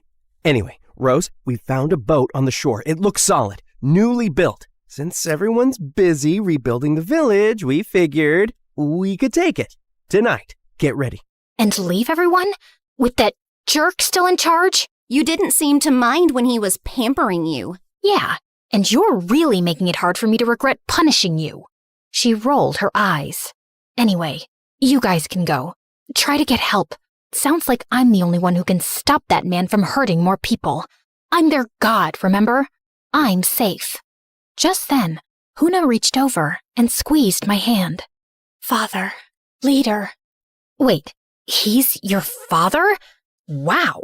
This man just keeps giving. Huna gestured for us to wait and slipped outside. 5 minutes later, she returned with folded clothes, disguises. We changed quickly and followed her out. We walked through the woods in silence for about 20 minutes. Remind me again, why are we following this primitive girl deep into the jungle? What if she's leading us to be sacrificed? Let's go back, guys. I mean, this place is messed up enough, even for you, Rose. They think I'm something sacred, like a spirit their ancestors waited for. The tattoo, the crash, the timing, it all fits some old legend, I guess. Yeah, plus those weird red-green eyes and your olive skin. I mean, you're also like goddess-level beautiful. Whoa, look at that! We had arrived. In front of us was a hidden stash. Crates of food, piles of fruit, and even gold. Not a few coins, but full chunks and trinkets. All hoarded by the leader, probably taken from the people or gathered during raids. I wasn't even sure if he knew what gold was, or just kept it because it looked shiny. We need to leave tonight. If we make it to the mainland, maybe we can bring help, especially if we tell them about this. Smart thinking showing us this spot, Huna. Huna blushed, smiling shyly. Jessica rolled her eyes and ran toward the pile, stuffing gold into her pockets. If I'm gonna die in the ocean, I might as well die rich. I'm staying. I'll help these people. Or die trying. Just then, I spotted something. Movement. A snake slithering behind Jessica. I lunged, grabbed it, and flung it into the woods. It was right behind you. Are you okay? Yeah, I'm okay. Thanks, Rose. I gave her a small, tired nod. Come on, let's move. We've got some escaping to do. Why are you so excited about this? You do realize it's not one of your yacht trips, right? Yeah, and I was sent to jungle camps before I even learned how to shave. My dad called it character building. Character and mosquito bites. We get it. You're rich but humble. Very Disney Prince of you. The three of us laughed, and we kept walking toward the shore. Are you guys sure about this? More than ever. And I want to say something. I think I'm sorry for blaming you all these years. Look at me now, facing death and holding on to the thing that kept me bitter. Great speech. Now let's move on, babe. Don't babe me. I know you've been planning to leave me since forever. Just waited because you felt sorry for me. Pray I don't kill you on the way. Or maybe I will. Therapy is all about release, right? Hey, Huna, take care, all right? And then, to everyone's surprise, Huna hugged him. What was that? Seriously, what was that? What can I say? Everyone loves me, tribal or not.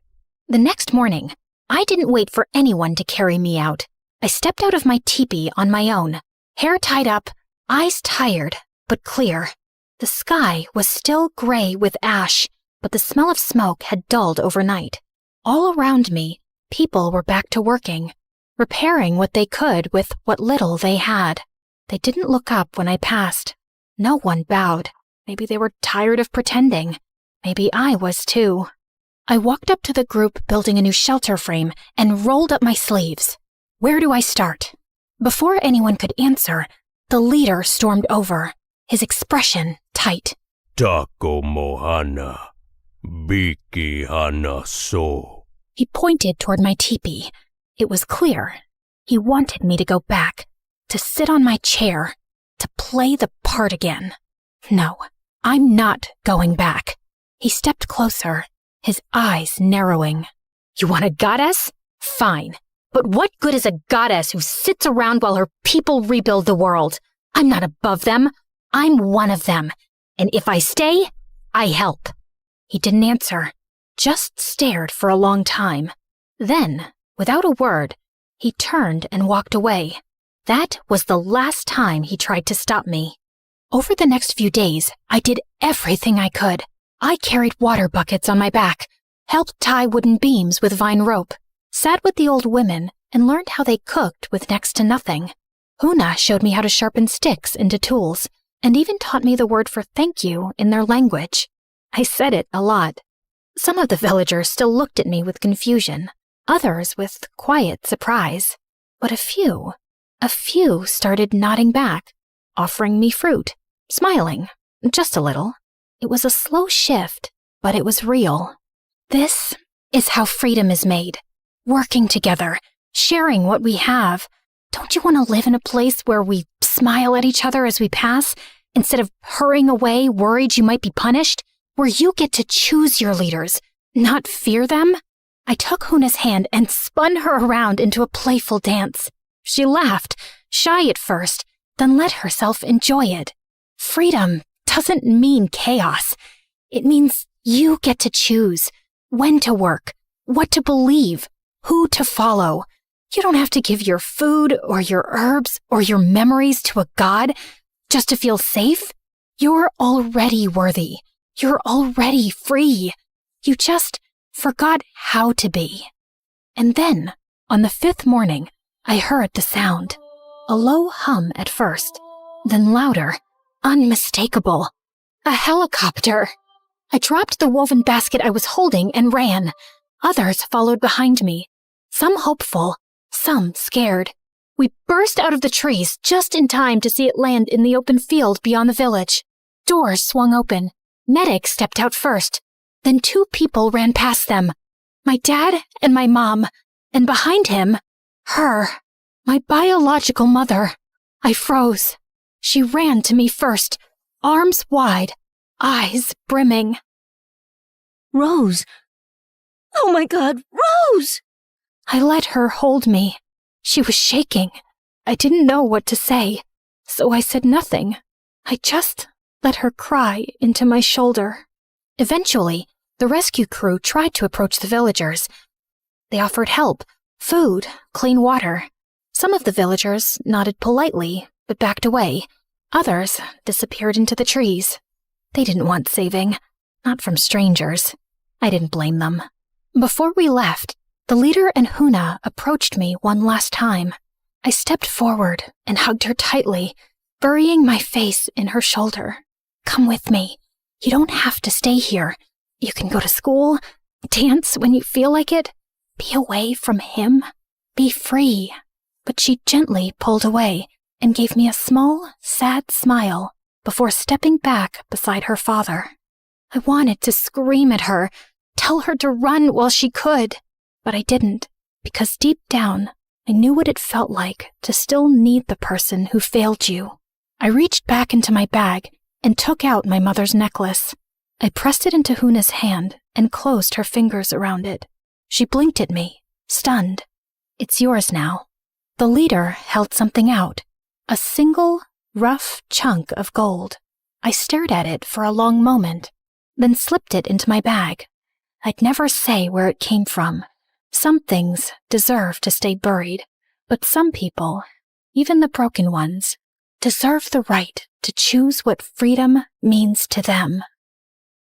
Man, I'd kill to live this life. Freedom at its finest.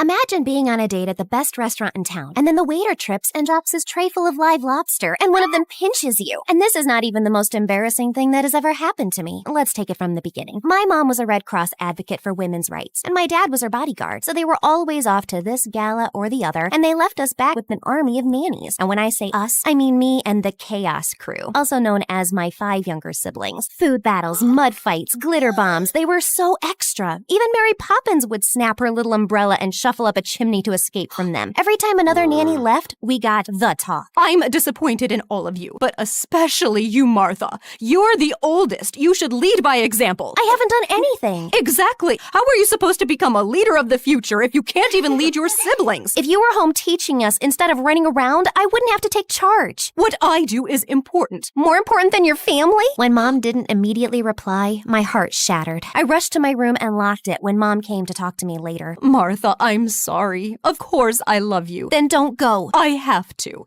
But we'll talk when we come back. I promise. Maybe it's better if you never come back. It was like fate really had a twisted sense of humor and heard me. Mom and Dad did not return from their last trip to the Amazon. I felt like it was my fault that they didn't return. My punishment. The police sent out search parties and even used drones to look at their plane that disappeared, but they couldn't find anything. It's a lot, right? But stay with me. You've already liked and subscribed, haven't you? Don't cry. Mom and Dad will come back. Dad's a tough bodyguard and Mom's faster than a tiger. I'll take care of you in the meantime. I'll be a leader, Mom, just like you wanted. Please come back. But I was only 15 and I knew nothing about adulting. I was suddenly surrounded by lawyers asking me questions and making me sign things. Just pretend you know what you're doing and you'll be fine. Yeah, it wasn't fine. One of my mom's lawyers turned out to be a total snake. He conned his way into getting guardianship over everything, and then he kicked us out and took control of all the assets. You can't do this! Oh, what? I'm sorry. I couldn't hear you over the sound of all the money you just signed off to me. Wait until Mom and Dad are back. They'll send you to jail. You mean when they come back from the jungle? Well, I've got a fortune to spend. Goodbye. I was super angry, but I didn't have time for it. The Chaos Crew had turned into a miserable bunch, and I needed to take care of them first. Right, first step, let's find a place to live. We all put our birthday cash together, and it was enough for a couple of months' rent. Finding someone willing to rent to a group of teenagers was quite a challenge. So I had this crazy idea to dress up like an old lady, and somehow managed to get us a lease. Luckily, it was still the summer holidays, so I had time to take up all the gigs I could find, like a plant manager, where I literally had to water plants, cornfield pollinator, and even party entertainer. These children are wilder than my siblings. Let it go! Let it go! Ah! Here, let me help you up. At least my colleagues are all kind. My siblings pitched in as well. They baked tons of cookies and sold them, pretending to be Girl Scouts, and they muddied everyone's cars at night so they could offer a wash-up service in the morning, at a premium, of course. Who knew that being little devils would come in handy? By the time school started, I had turned 16, and we had all transferred to public public school. I was so nervous on the first day. And then I got to class and all the desks were already taken. Well, now I'll have to stand in the corner like a potted plant. But then a girl sitting in the last row waved at me. She was dressed in this bright orange shirt with space buns, and her desk was hidden under a pile of comics. Come here, we can share. There's a desk under all that? Where can I get a chair? We'll share mine. By the way, I'm Bree. You can call me Brilliant. Bree was a weirdo, but she was also pretty awesome. She gave me all her notes and knew all the juicy gossip. That girl there, her mom works in marketing, so she always knows the latest discount codes. And that one there, don't talk about her nose. We became best friends, and eventually I told her about my story. I want to save up enough cash so I can find my parents. You're so strong. I want to be like you. You're perfect the way you are. I'm not. I'm almost 17, and I've never had a boyfriend. Everyone I confess to just rejects me, and Darius doesn't even know I exist. Darius was Bree's crush and the captain of the school's chess team. Are you sure he's the right guy for you? He is the one. I can feel it. And this time, I'm going to get my confession right. Bree's plan was as crazy as she was. She got dressed up as a chess piece and painted the whole club room as a giant chessboard with a banner that said, "Will you be my checkmate?" But when Darius walked into the door, he freaked out. Where is it? What? My chessboard! There was a game I've been playing since I was a freshman! We just moved it. There? Darius was so furious, he wanted to call the principal. And then one of his friends intervened. I didn't see who he was because I was too busy pulling a crying Bree away. Thank you, mysterious dude. After that, Bree was done with the guys. And honestly, I had my own problems to deal with. Like the time I was getting out of the shower and this gigantic cockroach came out of the drain. I screamed and hit it with the shampoo bottle, but then even more of them started crawling out. Eek! It's an invasion! Oh yeah, it happens. Why do you think the flat was so cheap? We tried spraying them with gas, but the crawlers kept multiplying. We need a new flat ASAP. Martha, wise up and ask for a raise. But when I showed up for my part-time gig at the party entertainer company, the door was sealed off with bright yellow FBI tape and the entire place cleared out. Oh man, I loved this job. At least you get to keep the costume. What costume? These are my normal clothes. That is very creative. I never thought I'd meet someone more colorful than Bree. Hey, wait a second. Cute, smart, and probably colorblind. He's just perfect. Jasper, how would you like to meet a friend of mine? The moment I introduced Bree and Jasper, it was insta-love. They were like two very colorful peas in a super bright pod. And shortly after, they started dating. Martha, you are a lifesaver. I was seriously starting to think I'd be a crazy cat lady forever. It was an easy match. You have so much in common. A couple of months later, it was Jasper's birthday party, and he introduced me to his sister Trinity, who was like a Wednesday to his Enid. Wow, and they came out of the same womb. I can't believe someone like Jasper found such a cute girlfriend, and I'm still single. All the boys care about is looks, and no one cares about brains. As I watched Trinity cut marshmallows into cubes and stack them into perfect columns, I realized there was at least one boy who could appreciate her, so I texted him. Oh, I hope I won't regret this. The party was in full swing when, "What's Darius doing here?" Actually, I invited him. What? Trust me. Hey, Darius. Hi,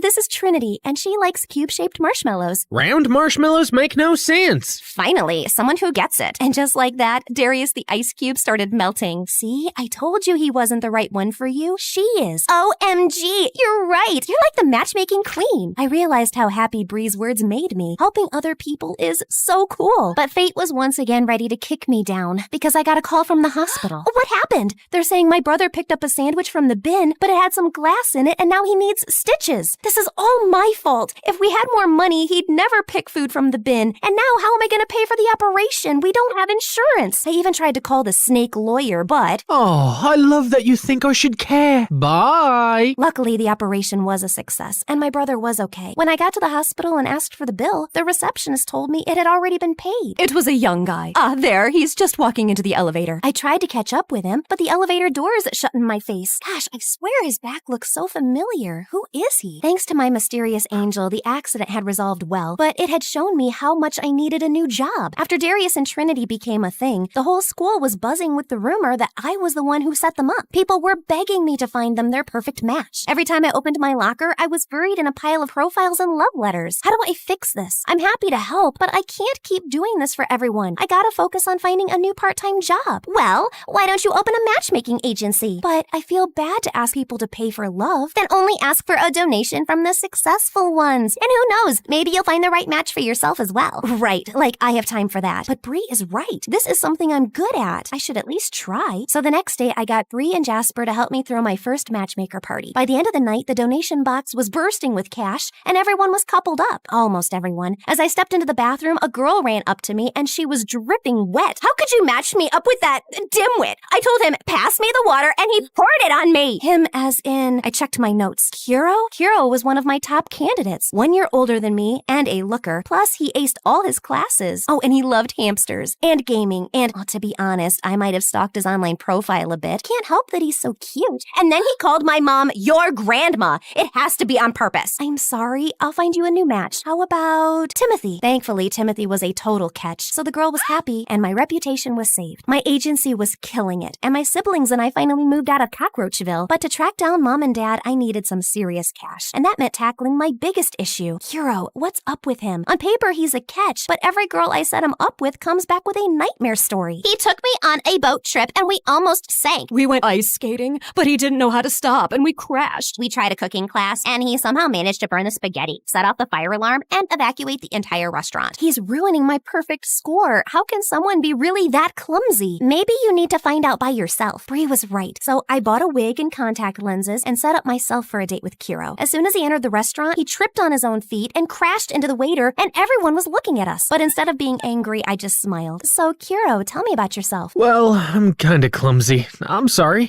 It's not so easy to scare me. I mean, I survived a cockroach invasion. A what? So I told Kuro everything about my horrible flat and crazy summer jobs. He laughed and then got back from the toilet with a whole roll stuck under his shoe, which then led to the lobster accident, which I told you about already. And, gosh, he really is a menace. You're giving up? Never. The second date was better. We only got a batch full of super salty popcorn. The third date was almost normal. And by the fourth, I realized he'd done nothing clumsy. Wow, I guess he was just nervous. I started to get so comfortable around him that I even told him about my mom and dad's disappearance. Don't lose hope. I bet they're still out there somewhere. I know they are. If it hadn't been for that awful lawyer. What lawyer? After I explained how we got conned, Kuro was super mad. I can't believe he can get away with something like that. He's a lawyer. Who is the police gonna believe? There must be some evidence. The more I listened to Kuro, the more I realized he was right. I didn't have time or money before to go after him, but now it's time for the Chaos Crew's return and get our revenge. That night, we went to our old house and stuffed some old rotted beans in all the air vents. Less than half an hour later, the people inside were opening all the windows. Stage 2, go! Dressed up as a cleaning crew, my siblings rang at the door while I sneaked through a window. It was dark, but I grew up in this house. I know it like the back of my hand. I waited until the Chaos Crew started to fill all the vents with flour, making everyone cough, and then I went into the study. Okay, focus. He won't leave around a folder with evil plan written on it,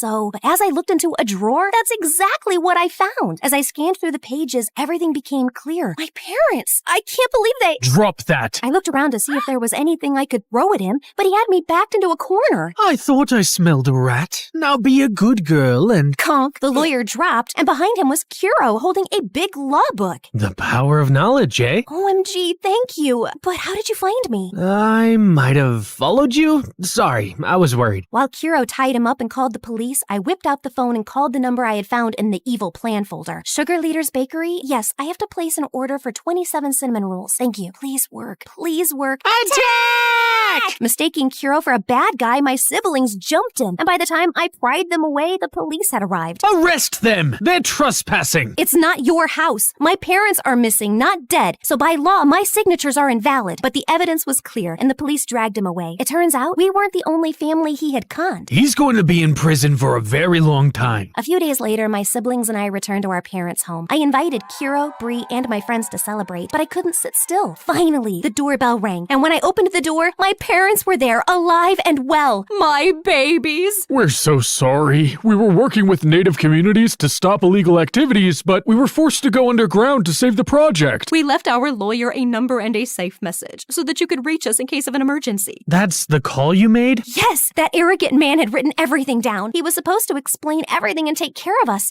Instead, he even told our parents to stay away because we had received some threats. We should have never trusted him. But now you're home and you're going to stay, right? Mom and Dad looked at each other, and for a moment I was afraid that they might leave again. Of course we're staying. We learned our lesson. And who are all these nice young people? I introduced all my new friends to my parents and told them how much they had helped me. But when it was Kuro's turn, I hesitated. Is he a friend, a date, a boyfriend? He doesn't even know I'm the matchmaker. This is Kuro, and I've never been completely honest with him. I turned to him. I hope he understands. Kuro, I'm not one of your matches. I am the matchmaker. I braced myself, expecting rejection, but— I already knew. What? Why do you think I was such a loser with other girls? I've had a crush on you since Bree's wild confession to Darius. But you were so wrapped up in your agency, You never even gave me a second glance. I had to do something drastic to get you to notice me. Bree's confession, but I squinted at him. Right, he was the guy who stopped Darius from going to the principal. And OMG, you also paid for my brother's hospital bill. Yeah, I overheard you talking about it at Jasper's party. Why didn't you tell me? I didn't want you to go out with me because of money. I couldn't believe he'd done all that just to date me. I guess this answers my question. Mom, Dad, I'd like to introduce you to Kuro, my perfect match. I grabbed Kuro's hand, and as I saw the happiness on his face, I knew I had made the perfect choice. Welcome to the family, Kuro.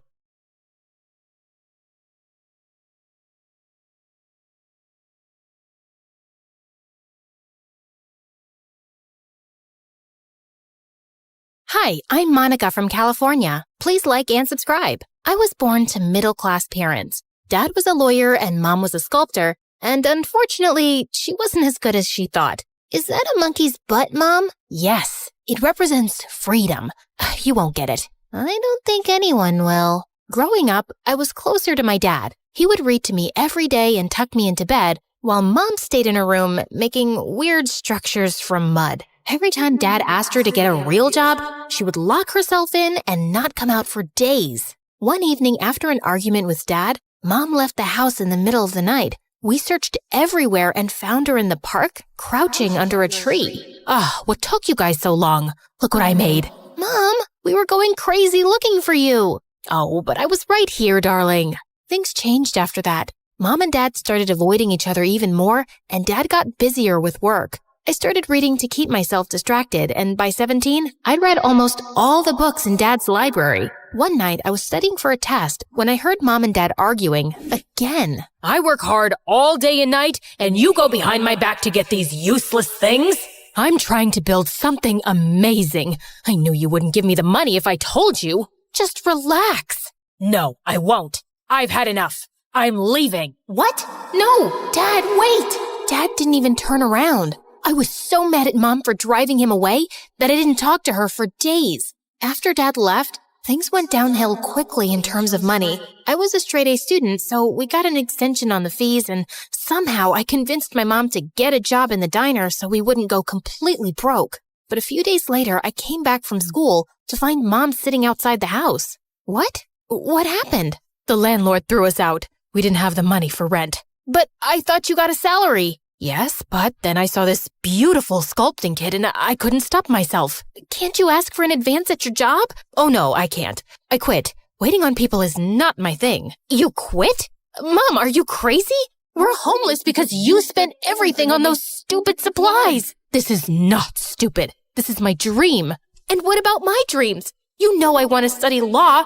And you know what? It's my fault. I should have known better. The look on Mom's face broke my heart, but I was too mad to think straight. We took our luggage and moved to a motel nearby, and I spent the whole night applying to every part-time job on the internet. That's when I came across an ad asking for a babysitter for 10-year-old twin girls. The money was good, so I applied, and luckily I got a call back almost immediately, along with an address. The place was in the middle of nowhere, and as I stepped inside, a can of juice went flying past me, almost hitting me in the head. This is cranberry. I'm allergic to this. You want me to die, don't you? Hello? I'm talking to you. Sis? I think she's finally gone crazy. What do you think? Should we kick her out too? The poor maid stood still like a rock, staring at the floor, as the two brats screamed at her. I could see tears rolling down her face, but her expression remained cold as ice. Hi. I think they're talking to you. And you two, can you stop flinging things like that? You might end up hurting someone. Then don't stand in the way, ugly face. Who are you anyway? A trespasser from the media? Oh my God, a kidnapper? I'm here for the babysitting job? Oh, but aren't you supposed to be all old and wrinkly? And what are you still doing here? Get your deaf butt out of this room. Now, that's not a very nice thing to say, Emerald. Suddenly, a handsome guy in his 40s walked in, and the whole place fell silent. Something about his face screamed royalty to me, but when he spoke, a chill ran down my spine. You must be Monica. I'm Robbie Jackson. That's Emerald and Pearl, my daughters. Just excuse their behavior. They get hyper around new people. No problem, but they do need to treat people with respect. Of course. That's why I want a good nanny for them that could teach them some manners. You see, I'm a busy man and I need my space. Sure, but I thought you needed a babysitter. Potato, potato, you help them study, eat, sleep, everything. And sometimes you have to stay the night. Like tonight I have a charity event and I'll be back tomorrow. I'll pay you extra for this. Do we have a deal? I thought about it for a moment before agreeing, and Mr. Jackson immediately gave me $5,000 as a salary advance. This was huge. Don't get too happy. We won't make it easy on you. Consider this as our warning. Dad's soft, but we're not. Try me. I'm tougher than you think. As I lay on my bed that night, I couldn't shake an uneasy feeling about the house and those creepy brats. God, those girls needed some discipline. I went downstairs to get some water and found the maid from the morning. So I thought of having a little chat. Hey there, so how long have you been working here? Silence. Could you tell me your name at least? Why? Please don't talk to me. Before I could say anything else, this maid turned around and left. Well, that was awkward. I was just getting over this weird moment when suddenly I heard someone howling downstairs. I got freaked out and rushed to check up on the twins when I realized one of them was missing. What the freaking Funyuns? Diamond? Sorry, Pearl? Pearl? What? Stop screaming. Where's your sister? She's not here. Shh, stop freaking out. She went to her special place. She'll come back. Chill. What special place? How would I know? She just calls it her special place.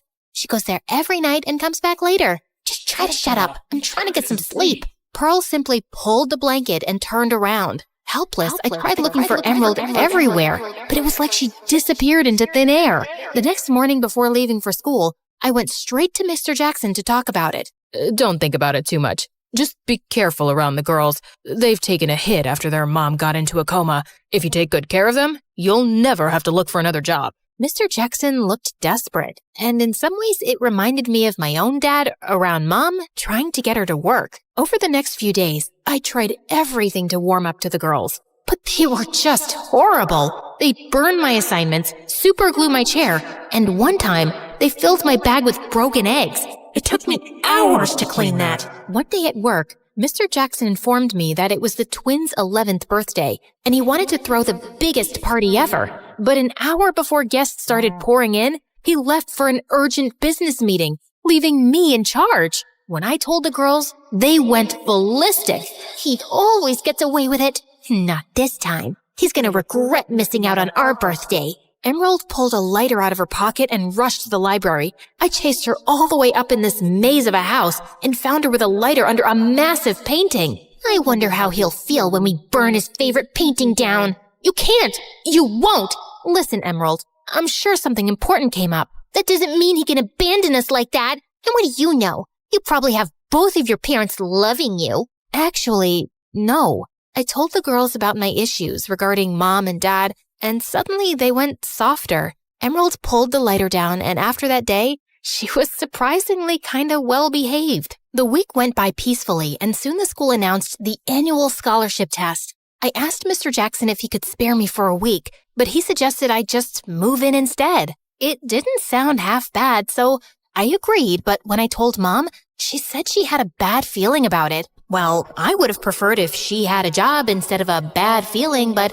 whatever. I moved in the next day, and while I was setting up my stuff, Mr. Jackson called for me. Now that you're here, you need to understand 2 things. My study is off limits, and the room on the top floor remains closed at all times. Under no circumstances are you allowed to go in. I felt a bit weird with the way he spoke, but I nodded my head and went back to my room. Moments later, the girls walked in and asked if I wanted a tour. They took me around the house, showing off their bowling alley, swimming pool, and arcade. Do you get to play many games with your dad? No, he's always busy. Oh, okay. Why do you say it like that? Like what? Like you're feeling sorry for us?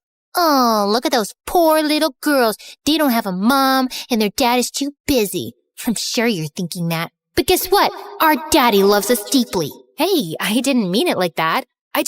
You know what? Forget it. I'm sorry if you feel that way. Sorry doesn't heal anything. Before I could ask her what she meant, Emerald just turned around and left, and the maid told us that dinner was ready. Don't think too much. She's a bit crazy. You should know that by now. Also, never be late for dinner, or you'll starve the night. What? That night and the night after went by fine, but then I started noticing weird things. For starters, Mr. Jackson was never around anymore. He never spoke or ate with us, and when he came home, he went straight to his study. As if this wasn't weird enough, 2 nights before the exam, I heard a light tapping on the door. My body froze as the knocking got louder, but when I opened the door, I saw a light flicker in the downstairs area, and then I saw Emerald. She was at it again. This time, I followed her, and it looked like she was headed toward the basement. Emerald, shh, you're not supposed to go there. She can't hear you. The soul left my body when I turned around to face Pearl.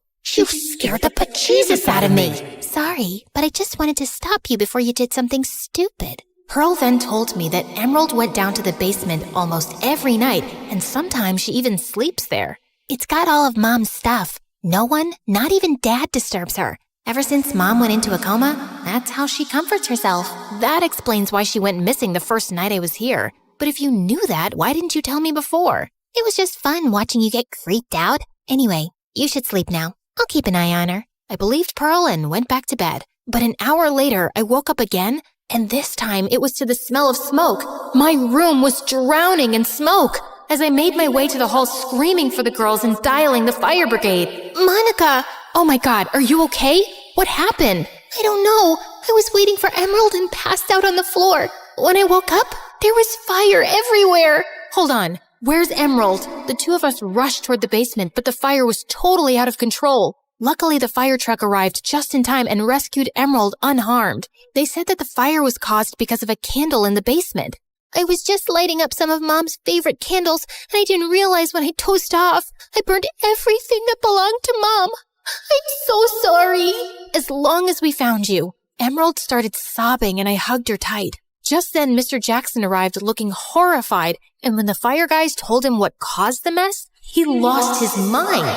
You know what? I've done everything for you girls, and all you've done is made a mess out of my life. How could you burn the house down? I'm sorry to butt in, Mr. Jackson, but it was a mistake. Emerald feels horrible, and to be honest, you should be glad your girls are okay. And who are you to tell me what to do? Don't forget your place. You're just a servant here. You can't talk to her like that, Dad. She saved our lives. I can do whatever I want. Watch this. You're fired. Don't come here again. Gladly, Mr. Jackson. And I hope you become a better parent, because God knows these girls deserve it. I said my final goodbyes to the girls and left. Thanks to the wild night, I was super exhausted at school the next day and totally tanked my scholarship test. When I went home, Mom gave me the shocking news. Thanks to the fire, the secret room in the house had to be opened to check the damages, and thousands of gold coins and illegal cash were recovered. Everything belonged to Mr. Jackson. He was taken to jail, and the girls were sent to London to stay with their aunt. Wow! That's why he kept the room shut all the time. I'm just happy the girls are safe. Yeah, Mon, I'm sorry for putting you through this. I've been a horrible mother. You stuck around, and that's all that matters. I promise, I'll be better. And she made good on the promise, working hard and bagging a good deal on her sculptures. I lost the scholarship opportunity, but our combined savings were enough to put me through the first year at Stanford. But halfway through the year, I received an anonymous donation of $1 million. And when I saw the bank details, it was some Linda Jackson, Mr. Jackson's wife. I immediately called the number, and Linda's secretary arranged for a meeting. I was surprised to see the girls waiting for me along with their mom. Monica! I've heard so much about you from my daughters. It feels like I know you already. It's nice to see you've recovered, ma'am, and thank you for bringing these brats along. Linda held my hand and thanked me for saving her daughters and exposing her cruel husband. She even offered me a job at her company right after I graduated, and since the pay was good, I took it up. Don't get too happy. We won't make it easy for you. I'm counting on that.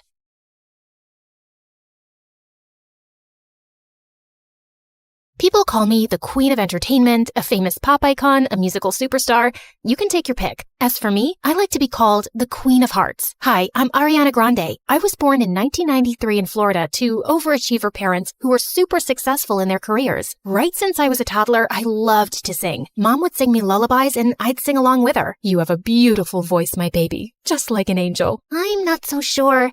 I didn't get selected for the school choir. Don't let that dishearten you, sweetheart, and have confidence in your talent. I'm sure you're meant for greater things. Although I loved singing, I was also fascinated by theater and acting. I performed on stage for the first time when I was 8 in a musical named Annie. Are you nervous, Ari? No, not at all. In fact, I can't wait to set the stage on fire. And I did just that. That musical was a great success, and it marked the beginning of my musical theater journey. After that, I performed in so many other local productions like Beauty and the Beast and The Wizard of Oz. Life was going smoothly, but then my parents got separated. I felt devastated for a while. But thank God I had my pet dogs to keep me going through that tough phase. Just so you know, I have 10 rescue pups. One of them is named Sirius Black. Yeah, I'm quite obsessed with Harry Potter. But then, aren't we all? So by the time I turned 14, I decided I'd acted enough and now wanted to make a career in singing. I packed my bags and moved to Los Angeles to meet my managers. Guys, I think I want to make an R&B album. That's a hell of a goal, but who do you think's gonna buy a 14-year-old's R&B album? Well, that kind of made sense. So I went back to Florida and decided to focus on theater for the time being. Then when I was 15, I got chosen from among thousands of girls to play one of the main characters in a Broadway musical called 13, for which I later bagged a prestigious award. By this time, I had moved to New York, so I was missing school a lot. Mom, I want to continue performing, but what about studies? I want to finish high school at least. Don't worry, sweetheart. Your school has agreed to send study materials so you don't miss out on your studies. That was pretty cool. I was studying and focusing on my career, even though I was miles away from home. Then in 2009, I bagged the role of an adorable goofball named Kat Valentine in the famous Nickelodeon TV show named Victorious. Since the show was set in a performing arts school, it gave me an opportunity to showcase my acting as well as my singing abilities on a national platform. Thanks to the show, I was suddenly a teen idol. So, Ariana, what's next? Are you looking at a career in Hollywood? To be honest, acting is fun, but music has always been first and foremost with me. I was determined to give singing a shot, so I kept uploading my videos on YouTube where I sang covers of songs by Adele, Mariah Carey, and Whitney Houston. Meanwhile, the second season of Victorious premiered in 2011 to 6.2 million viewers, becoming the highest-rated episode of the show. Victorious ran for 3 seasons until it was finally wrapped up in 2013. Then one day, I got the most unexpected call. Hello, Ariana. I'm Monte Lipman, CEO of Republic Records. I saw your YouTube videos, and I want to sign you up for the label. Are you interested? Yeah, of course. I'd love that. I put down my phone and did a little happy dance. My music career was finally taking off. The next 3 years, I focused completely on my vocals and singing and collaborated with many contemporary artists. The result was my first album, Yours Truly, that debuted at #1 on the US Billboard 200 albums chart, and it sold 138,000 copies in its first week. After that, there was no looking back for me. Today, I've sold over 85 million records worldwide, broke 27 Guinness World Records as a singer, bagged 2 Grammys, and was listed among the 100 most influential persons in the world by Time magazine. So friends, I hope my story inspires you to never give up on your dreams, since miracles do happen. Just believe in yourself, because if you don't, who else will?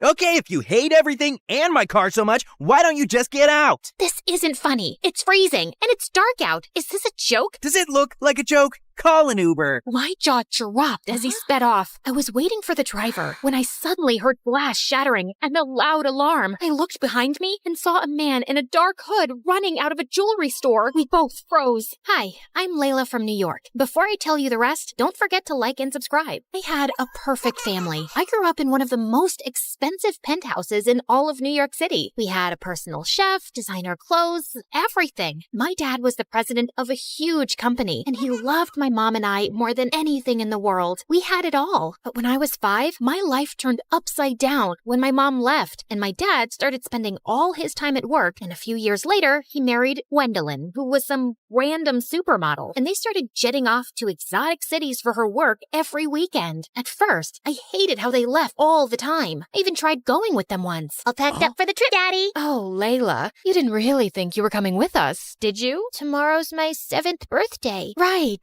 The housekeepers will make you the biggest cake you've ever seen. Toodaloo!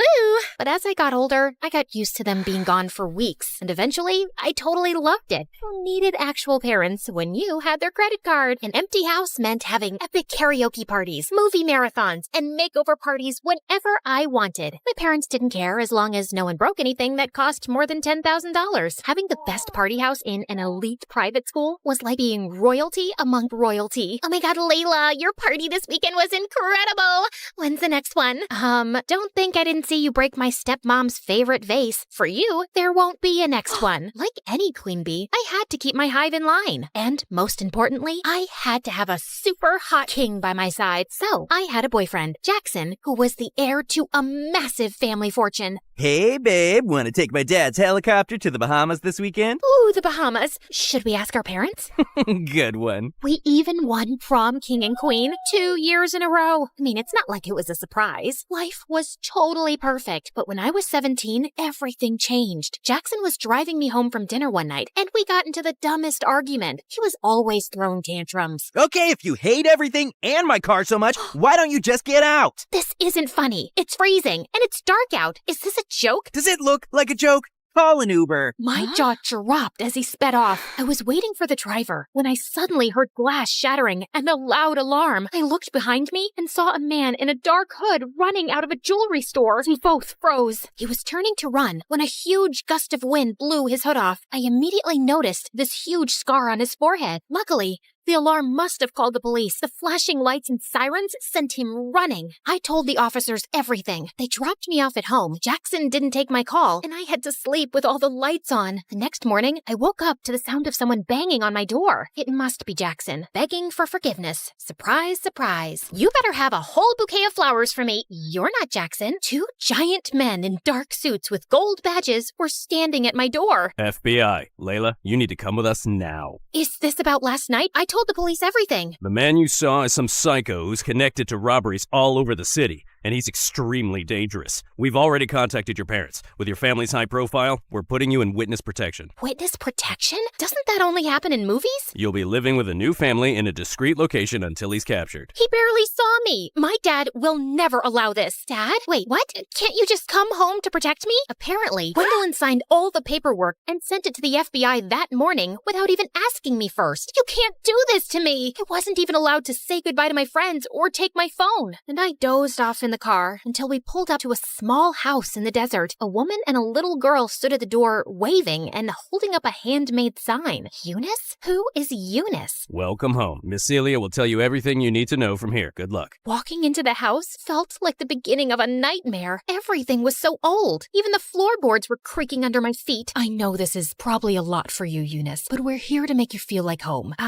Okay, but where's the rest of your house? I can't believe I have a pretty big sister. Don't mind Amy. She's only 5 and she is excited to meet you. I'm sure you're exhausted, but I was instructed to change your hair tonight. You need to be unrecognizable, Eunice. Are you kidding? I just got highlights. And please stop calling me Eunice. My name is Layla. Sorry, sweetheart. But according to your new identity, your name is Eunice. You're my niece who just moved here from a farm, and you have short, green hair. Cool. I love green hair. I'm gonna be sick. Hopefully not too sick. You have to start school tomorrow. After hours of sobbing, I had no choice but to let Celia destroy my hair. Before school the next morning, Celia printed out a schedule and told me about my new identity. Whoa. AP Trigonometry Chess Club? You'll do great. Oh, and I packed you a sandwich for lunch. It's probably nothing as fancy as you're used to, but I think I make a mean PB&J. The best sandwich. Oh, and here's your phone. Don't try to sneak any texting to friends. It's only programmed to call me. A flip phone? Have a great first day. As if that wasn't enough, the students all looked so weird. Not a single person was wearing designer clothes. I guess I wasn't either. I shut the locker and jumped when I saw a tall guy with glasses and a plaid sweater standing right in front of me. Who are you? Hi, I'm Edward. Eunice, right? Yeah, I am. How did you know? I'm the chess team captain. I heard we were getting a new student today, and you're the only person here I don't recognize. Small town. I don't need a greeting committee. I won't be staying long. Whoa, sorry. I thought I'd help the new girl, but if you've got it all figured out, I'll see you later. Great start, Eunice. If the nerds already hated me, I wouldn't dare try my luck with the popular girls. I ate lunch in the bathroom, alone. This is all Jackson's fault. I was so furious that I spent the rest of the day in a daze, thinking about getting out and seeking my revenge. The final school bell snapped me out of it. Time for the worst part. We have a new member. Everyone, this is Eunice. She'll be my partner today. Earth Eunice, you go first. Oh, right. Okay. I bumped a random piece up on the board. I don't know what chess was like where you're from, but you can't do that. My aunt made me join. I really don't care about this. Well, we care, and I don't have time for someone who doesn't want to be here. Fine, whatever. I stormed out and looked for a phone booth since I couldn't use my own phone. There had to be a way to get out of here. I thought about calling Jackson or my dad until I realized they're the ones who got me here in the first place. Jackson abandoned me on the sidewalk, and Dad just straight up abandoned me. I gave up and went back home. I had the best day at school. We got to play outside, and I saw a rock that was bigger than my head. Okay, what about you? Did you make any new friends? Nope, but maybe a couple of enemies. I told Celia that I didn't want to go to chess anymore. Although, seeing them all play did remind me how fun it was to play with my dad. Did I just call chess fun? One day, I was walking to the bathroom for another sad PB&J, but someone was blocking the door. Edward, you know this is the girls' bathroom, right? I just wanted to make sure you knew that it wasn't the cafeteria, since you eat lunch here every day. Small school, people talk. Well, that was humiliating. What do you want? Surprisingly, he apologized for being so harsh on the first day. He even offered me to join him for lunch, where they play chess as well. I never thought I'd say it, but it was way better than eating alone in a bathroom. Edward even walked me home after school, and I saw Celia spying at us through the window before he dropped me off. Someone's making friends. Does he want to have a play date with me? I'll ask him. Edward and I started spending more time together, and it was fun. And I started to look forward to school, and I had to admit, it was nice not having friends who only looked for status and where I had to dress up like I was going to a fashion show every day. And once, as I prepared to leave for school, I saw Celia braiding Amy's hair, and it reminded me of my mom. I gathered myself and took my bag to leave. Okay, bye, Mom. Bye, Mom. Before I knew it, Celia was hugging me. I'm sorry. My tears are getting your shirt wet. It's just that my real mom was the last person to actually take care of me. We don't have the nicest things, but we have a lot of love to give, and we love you. Yeah, you're my sister. I pulled Amy in with us. I could have stayed there all day. I was so happy. Even in school, after weeks of practicing with Edward, we were finally ready to have a real match. I asked Celia if he could come over to play at the house after school. The FBI agent said as long as I kept my cover up, it was fine. Hi, Edward. We heard a lot about you. I cleared off the table for you guys to play. Edward, are you staying for dinner? I don't know why that made me nervous, or why my mind suddenly flashed to Jackson. Please, does Jackson deserve loyalty after what he did? Yeah, he will stay for dinner. Edward beat me, of course, but the real fun was watching him with Amy during dinner. Rock, paper, scissors! I win! Was he always this cute? After dinner, Celia let us walk to get ice cream so Edward could show me around more. He wanted me to see the fountain he made wishes in as a kid, but right as we were about to throw coins in, something stopped me. Wait, do you hear that? There's a rustling sound. Edward stepped in front of me, and that's when I saw a dark figure, and my heart raced with anticipation of the man with the scar to come out and... Jackson? What are you doing here? Layla, I felt terrible for what I did, so I came to rescue you. You're not safe here. You know this guy? Wait, why is he calling you Layla?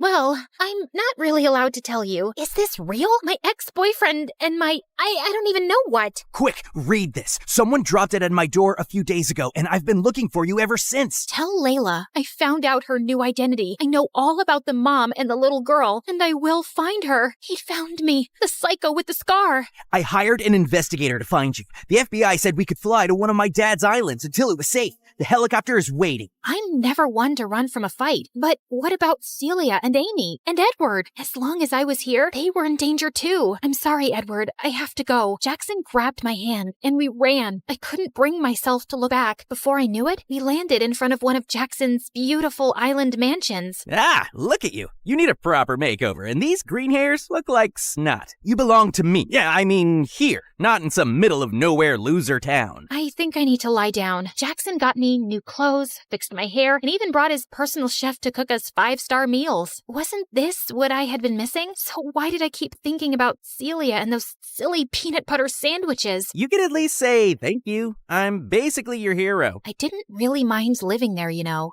Very funny. Our dinner was interrupted by someone pounding on the door. Jackson jumped out of his chair to look out the window. Oh no. FBI, open the door. FBI? What did you do? He tried to block me, but I pushed past him to open the door.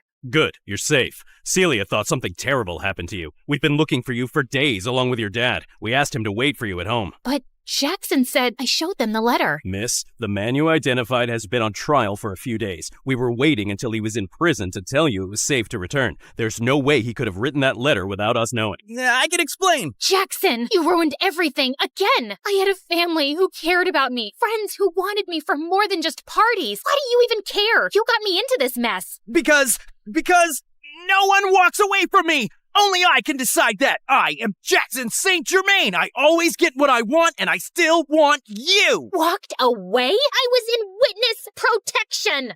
I didn't even have a phone. You're insane! The agents had to put Jackson in handcuffs to put an end to one of his famous tantrums. Get him out of here. The FBI told everyone I was safe and took me back to my penthouse in New York. Walking through the empty rooms, I thought about Celia and Amy, and I suddenly understood the difference between a house and a home. My baby, Layla, I'm so sorry for not being here with you all this time. I can't go back to the time that has passed. I know I was so focused on work because I was trying not to miss your mom, and I didn't realize how much you had grown up. You look just like your beautiful mom, and when I got to know that you were in the witness protection program, I used all my connections to find the scumbag bandit as soon as possible. And when I found out you'd gone missing, I realized what a terrible father I am. Oh, Dad, you'll always be my dad, but I really want to go back to finish high school with Celia. My dad accepted as long as I had a bodyguard for protection. There was just one thing I had to do before going home. Driver, can you please make a stop at the local jail? You better tell them to let me out. Tell them it's a mistake. I cut him off with a well-deserved slap across the face. Clearly, he hadn't learned any lessons yet, but he was super rich. I knew he'd be bailed out in no time, but not by me. Bye, Jackson. It was time to reveal my big plan. Layla, it's beautiful. I took Celia and Amy's blindfolds off and revealed a brand new house by the fountain in the park. My dad wanted to make up for his absence, so he paid to build a big house with everything the three of us could need. And yeah, I did ask for a walk-in closet. A girl can only change so much. Do I have a playroom? You have two. Wow! I still can't believe your name is actually Layla, and you did all this just for some chess-playing nerds in a small town. Don't flatter yourself too much. It was for all you nerds in this beautiful small town. Let's head inside. I'm kind of craving a peanut butter and jelly sandwich.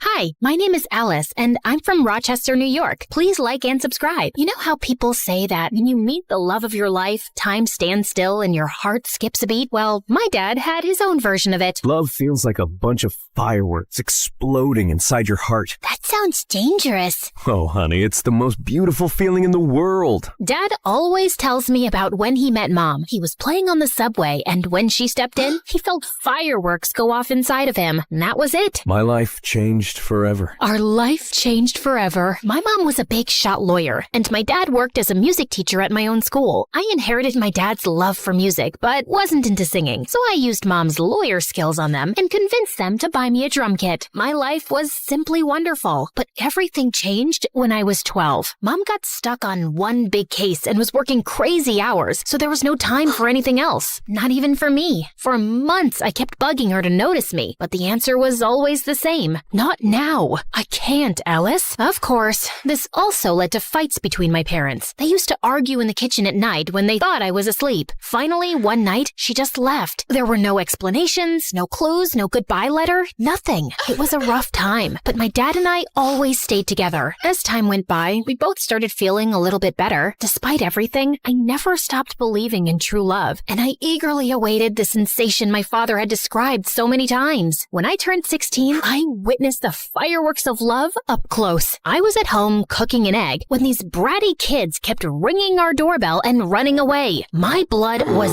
boiling, so I decided to teach them a lesson at the next bell. I flung open the door and spattered the egg right onto them. To my surprise, it was Luke, one of my dad's guitar students. He was one of the most popular, truly dreamy, funny, and kind guy in our school. Oh no.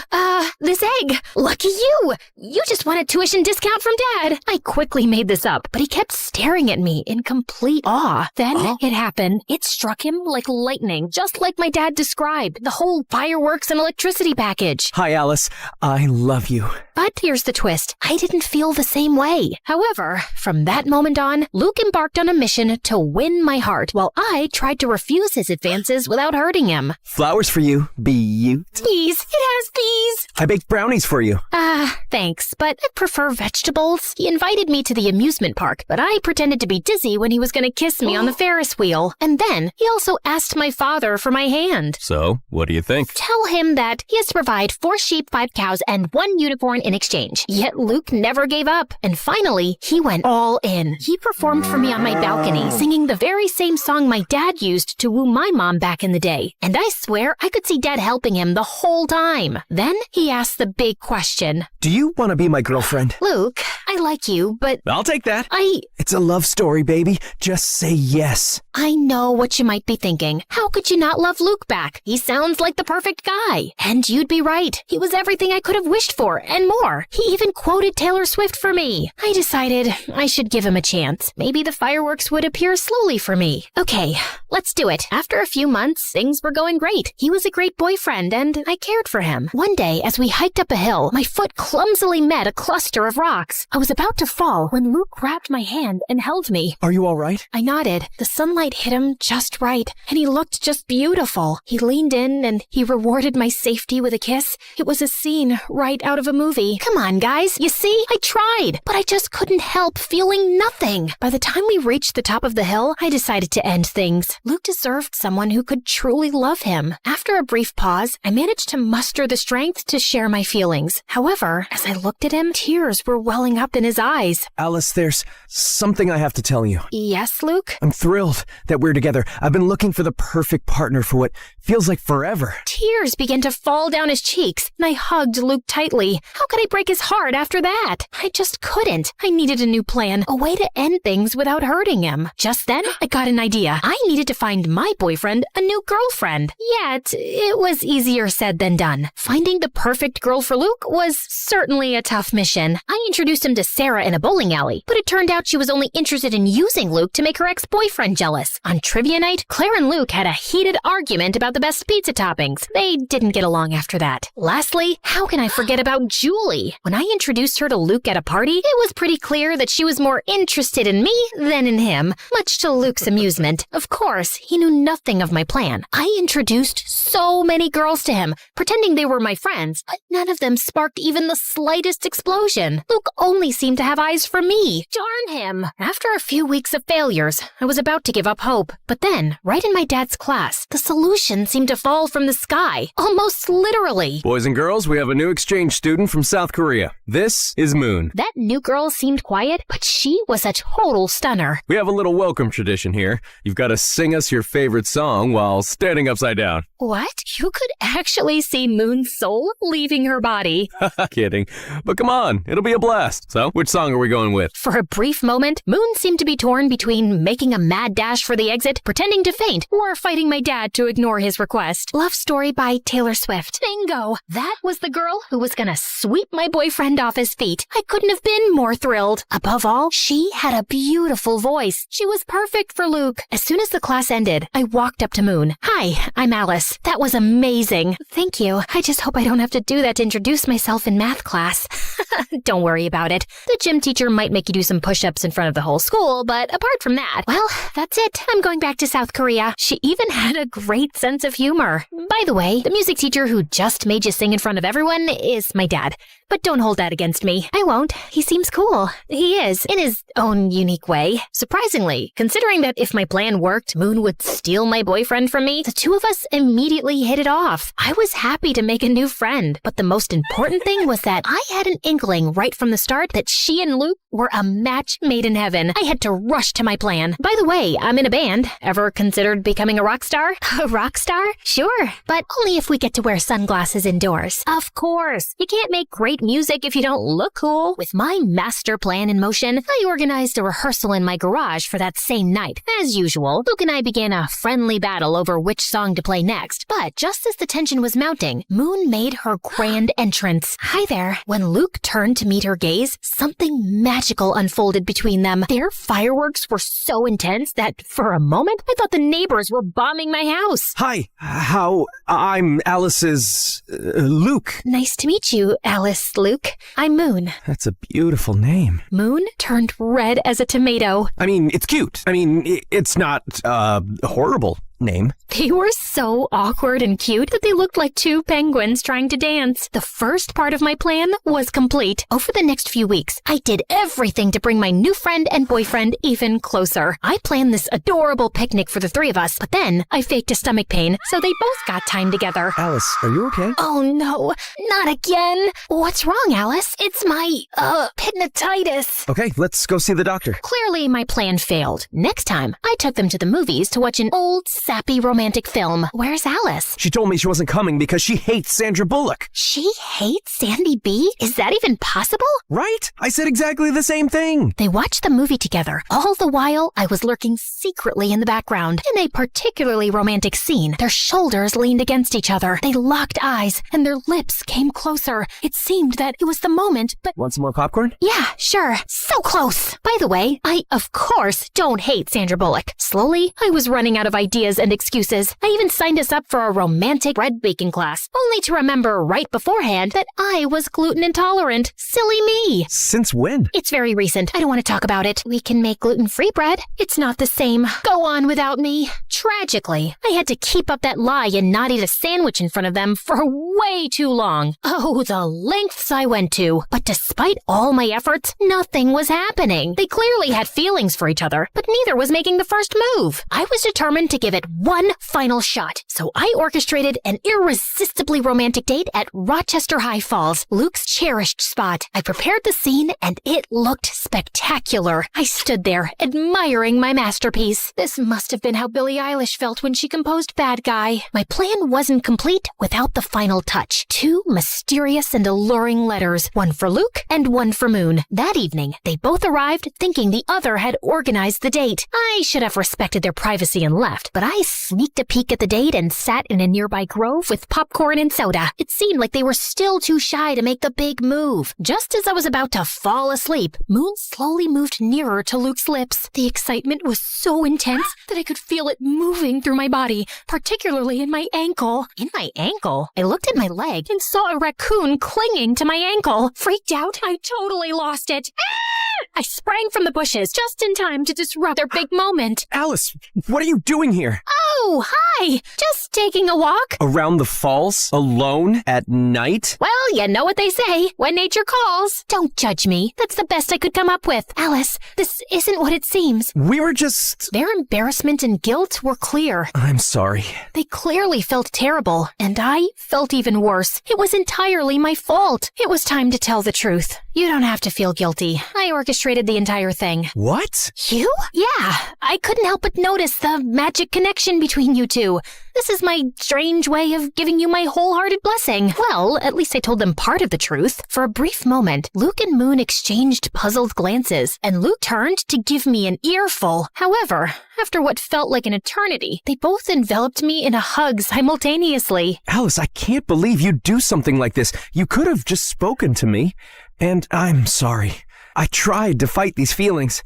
No need to apologize. The heart wants what the heart wants. Are you sure you're okay with this? Absolutely. You two are meant for each other. I'll step aside and let you enjoy the rest of your date. I walked away swiftly, but before I got too far, I turned back to see them finally sharing their first kiss. Well, you could have at least waited for me to leave. Just kidding. Carry on. This may appear like the happily ever after ending, doesn't it? But believe me, there are still some more fireworks to discover. My grand plan had succeeded. Moon was perfect for Luke, and they were really happy. However, sometime later, I started to feel increasingly sad. While I was genuinely thrilled for them, a feeling of loneliness began to take over me. Eventually, I decided to share with my dad my deepest fear. Dad, what if I never experienced those fireworks? Alice, just like music, love has its own tempo. It won't come if you're expecting it. But trust me, sooner or later, your moment will come. But what if I end up with a broken heart, like you when Mom left us? That can happen. Love is not perfect, but believe me, it's still worth it. After that, I decided to give the whole love thing a rest. I just focused on school, my friends, and of course, music. For several months, everything went smoothly. Surprisingly, my dad was right about love. My moment was bound to come just when I least expected it. Boys and girls, we have a new exchange student, this time from Italy. This is Camillo.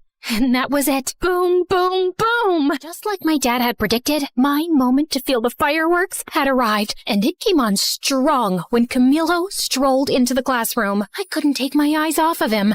And to be fair, no one else in the class could either. He was so irresistible, incredibly handsome, cool, stylishly dressed, and smart. My dad tried to get him to sing a song to introduce himself, but Camilo instead recited a poem in Italian. I didn't understand anything. I was too captivated by him. Ah, right. It's a very lovely and romantic poem. Not really. It's about what hell is like. Marry me. I knew I had to beat out tons of other girls to win his heart, but if there was one thing I was truly confident about, it was my matchmaking skills. Game on. During lunch, I went up to him. He was sitting by himself, with all the girls gazing at him from afar, too mesmerized to strike up a conversation. But I wasn't like the other girls. Hi there. What's cooking, good looking? Not my best pickup line, I know. Hi, you. Alice. Oh, right, Alicia. Already? My name, or a variation of it, coming out of his mouth made me shiver. What are you reading? Robert Frost. Oh, he's the one who invented frosting? Because if so, I want to congratulate him. No, he was one of America's most renowned poets. I felt like my confidence had crumbled like a house of cards. I guess I'm more of a takeout menu reader. Camilo shot me this weird smile and went back to his book. I left feeling defeated and humiliated, all while the surrounding girls erupted into laughter. Still, I wasn't going to give up so easily. You guys know I can be very stubborn. Over the next few days, I did everything I could to get Camilo's attention and interest. So, you're a photographer? Yeah. Me too. I love selfies. And when I thought I couldn't get any lower, Camilo, I wrote you a poem. Oh, okay. Twinkle, twinkle in your eyes, like the stars in moonlit skies. In your arms, I feel so right, like a star that's shining bright. He rested his hand on my shoulder with second-hand embarrassment. That was very sweet. What was I thinking? Are we going or not? The most stunning gothic girl was walking towards Camilo. Sure thing, Bella. They just walked away while my hope lay shattered on the floor. After the humiliation of a lifetime, I crawled home and locked myself in my own room for days. Is this karma for not loving Luke back? Unwelcome love is horrible. Why didn't anyone tell me? I decided to never leave my room again. But Luke and Moon swooped in to save the day. Alice, what are you doing? We were worried about you. You haven't been to school for days. And I'm not going back. I'm officially a hermit now. Come on, Alice. You can't give up so easily. What else can I do? He's too cool and smart for me. And he clearly has a thing for goth girls. Well, maybe that can be arranged. Moon showed me the flyer for a costume party happening the next day at school. Maybe this wasn't quite over yet. The following day, I visited Moon's house for the first time for a unique makeover session. She was determined to transform me. And after an intense half hour of makeup and dressing, I emerged as a whole new person. Camilo will be head over heels for you. After a while, I headed downstairs to her kitchen to grab a glass of water. Moon's house was massive and a bit eerie, with dim lighting and an unsettling silence. As I turned the corner, I bumped into a tall, mysterious guy. I let out a scream of surprise. Who are you? I'm Alice, Moon's friend. I glared at him. He was wearing a suit, like a gangster from a lousy movie. I'm Quan, Moon's big brother. Oh, right. Why are you dressed like that? We're going to a costume party. A costume party? So childish. You're like just a year older than us. Besides, you look like you're dressed up too. Whatever, just watch where you're going, kid. Kid? Oh, just then, Moon showed up, probably after hearing my screams. When I turned to face him, Quan had already disappeared down the dark hall. What? Why are you smiling? You know, your brother is a real piece of work. Aha. Moon acted weird. I think that runs in their family. Shortly after, we left for their party. Luke, dressed as a mad scientist, welcomed us. Alice, you look like you just stepped right out of a dark and mysterious fairy tale. Great job, baby. Thanks, baby.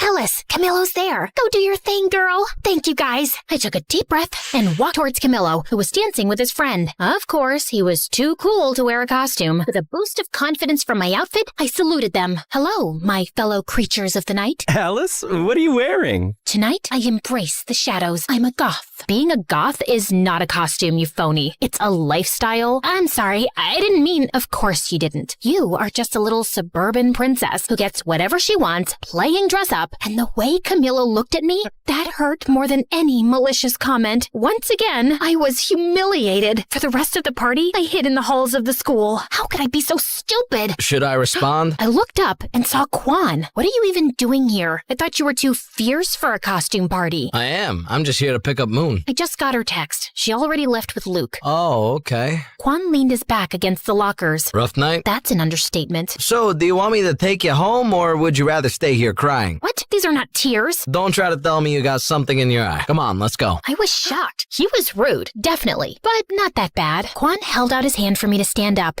As I was getting up, our eyes met. Time stood still. Electricity. And yeah, it happened again. Boom, boom, boom. What? Did you hit your head or something? No, it's just that, I don't know. Forget about it. I'm fine. If you say so. As Quan drove me home, I kept looking at him out of the corner of my eye the whole trip. I was spellbound. I tried to strike up a conversation with Quan, but he didn't pay much attention to me. So, tell me about yourself. Pass. Come on. What do you like? Silence. Clearly, Quan was not very interested in getting to know me. Soon after, he dropped me home. I couldn't believe it. After years of dreaming about those fireworks feelings, I finally got them. Twice in 1 week. Plot twist, both guys are just not that into me. This was obviously karma. It was Cupid's way of getting back at me. Destiny laughing in my face. Or maybe it was just my teenage hormones. I hate my life. But what I didn't know was that Moon hadn't left the party when Quan arrived. In fact, she was in the bathroom and saw and heard my entire conversation with her brother. Although Quan didn't notice my fireworks explosion, Moon did, and decided it was her turn to play Cupid. Moon started finding excuses and forcing situations for Quan and me to spend time together. She would invite me to her house, but when I arrived, she wasn't there. Is Moon home? For the 4th time this week, she's not. Despite how Quan acted like he didn't care, Moon was determined to make it happen. She even locked us in an escape room. I guess we're gonna have to solve this to get out. This could take a while. The key is under that armchair. Oh, right. Then, Moon planned a movie date with Quan and me, and then left us. Yeah, she used my own little scheme against me. We got into the wrong screening room and ended up watching a children's movie. This is so boring. Wait, are you crying? No, I'm not. You're crying. OMG, you are! Shut up. It's just a beautiful tale of friendship between a duck and a shark. After that, he started talking to me, and slowly, I understood that his whole bad boy facade was simply a shield Quan put up when he moved here to cope with this unknown and new place. He actually could be really kind and sweet. One day, Moon set up a sort of double date with me and Luke and dragged Quan quite literally into a bowling alley. The evening turned out to be an absolute blast. We enjoyed some good food, sent those bowling pins flying, and shared laughs like there was no tomorrow. Quan even dropped his tough guy persona and had an amazing time. I felt that slowly we two were growing closer. Great strike, Alice. Thanks. I learned from the best. I didn't know I was the best. Who says I was talking about you? The only problem was that Luke found out what Moon was doing and he wasn't too happy about it and cornered me. Alice, Quan's not right for you. He once told me, if you hurt my sister, I'll turn your hair pink. And he walks around in sunglasses indoors, too. And don't even get me started on his weird spoons collection.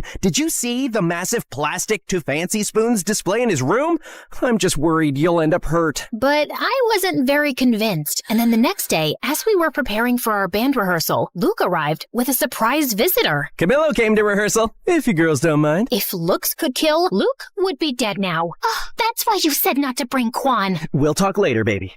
I tell you, man, we have the best drummer in town. So, he has decided to play matchmaker too. Go on, then. During our practice, I was super nervous, way more than usual. But then Camilo did some really nice things that made me feel a lot better. I think I did pretty good in the end. That was great, Alice. I didn't know you were so talented. Thanks. That made me melt, literally, right there on the spot. For the next few weeks, I was caught in a love triangle with Quan and Camilo, and tangled in a dispute between friends. I felt bad, but chose to go with the flow, hoping to solve the puzzle of my heart. But things turned into some kind of competition between them, and in order to win, they went big. Luke orchestrated a fantastic carnival date for Camilo and me. Amidst the chaos, we laughed, won games, and feasted on cotton candy. I even won him a huge stuffed animal. Thanks! Elephants are my favorite animal. I'm more of a grizzly bear girl, but elephants are pretty cool. Then, Camilo and I rode on an intense roller coaster in an odd moment of calm. Before the car sped off again, Camilo pulled out his camera and took a picture of me. What are you doing?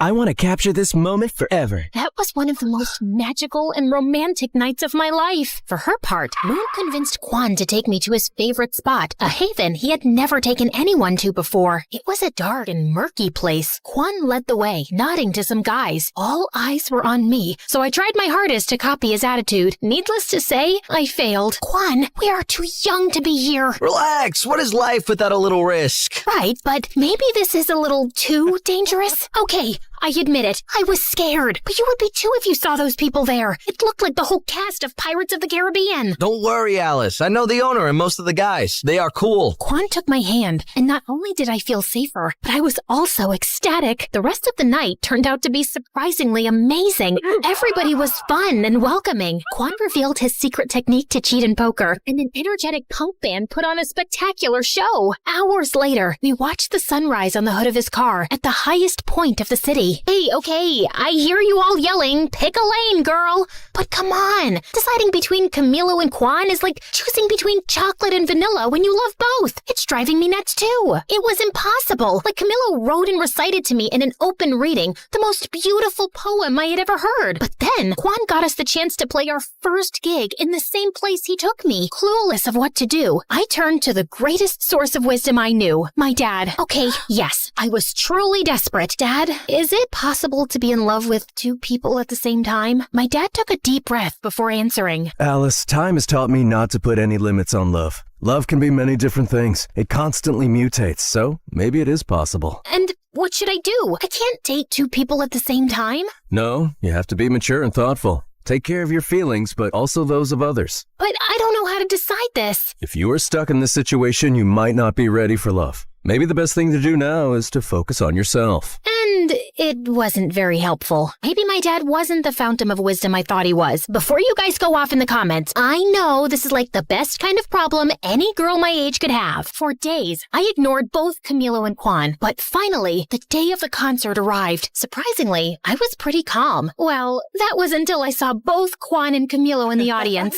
At that moment, all my fears surfaced and I completely panicked. I couldn't face it and locked myself in the dressing room's bathroom. Alice, what are you doing? We have to go on stage in 5 minutes. I can't do it. This is all too much pressure. After failing to convince me to go out, Moon and Luke took it out on each other. Why did you invite Camilo? This was Quan's moment. He got us the gig. And Camilo can't be here? He's really supportive of the band too. Why are you doing this? What do you have against my brother? He thinks he's a Yakuza or something like that. And my brother is a great guy. But he's not good enough for Alice. And Camilo is? He's so pretentious. I was listening to their fight behind the bathroom door. It was like I had traveled back in time and they were my parents. I had to put an end to all this chaos. I gathered my strength and opened the door. Stop! This ends now. You can't be fighting over my love life. That doesn't make any sense. But... No buts. We were just trying to help you, like you helped us. I know, but it just doesn't feel right. I was wrong. Love should be spontaneous and free, not something we try to control and mold to fit our convenience. It's my life and I can make my choices. You're right. We're sorry. I'm sorry, Moony Toony. I am too, Lukey Doovie. That's really sweet. But for now, enough with the cheesy stuff. We've got a show to give. The room was silent and expectant when we got on stage. The air was tense, but we were ready. Hello, we are Cupid and his broken arrows.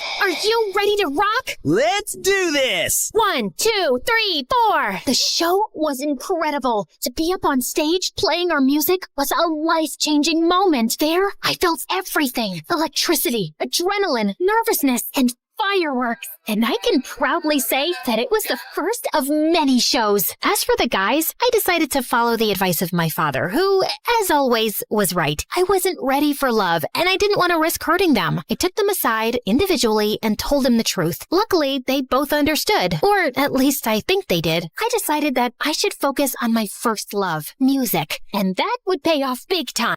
Cupid! Cupid! Cupid! Ladies and gentlemen, are you ready? Well, it's a good thing you are, because this is Cupid and his broken arrows! Oh, hi guys. Yeah, as you can see, a lot has happened since the last time we chatted. Where were we? Oh yes, after our first show at that shabby place, Luke, Moon, and I promised to do everything we could to get to the top of the music world. First, we decided to go on tour. We rented an old van and set off on the road to your dreams. Well, at first, it was looking more like a nightmare than a dream. Not exactly the Four Seasons. Tell me there's no cockroaches. I can't sleep here if there are cockroaches. Of course not, Moon.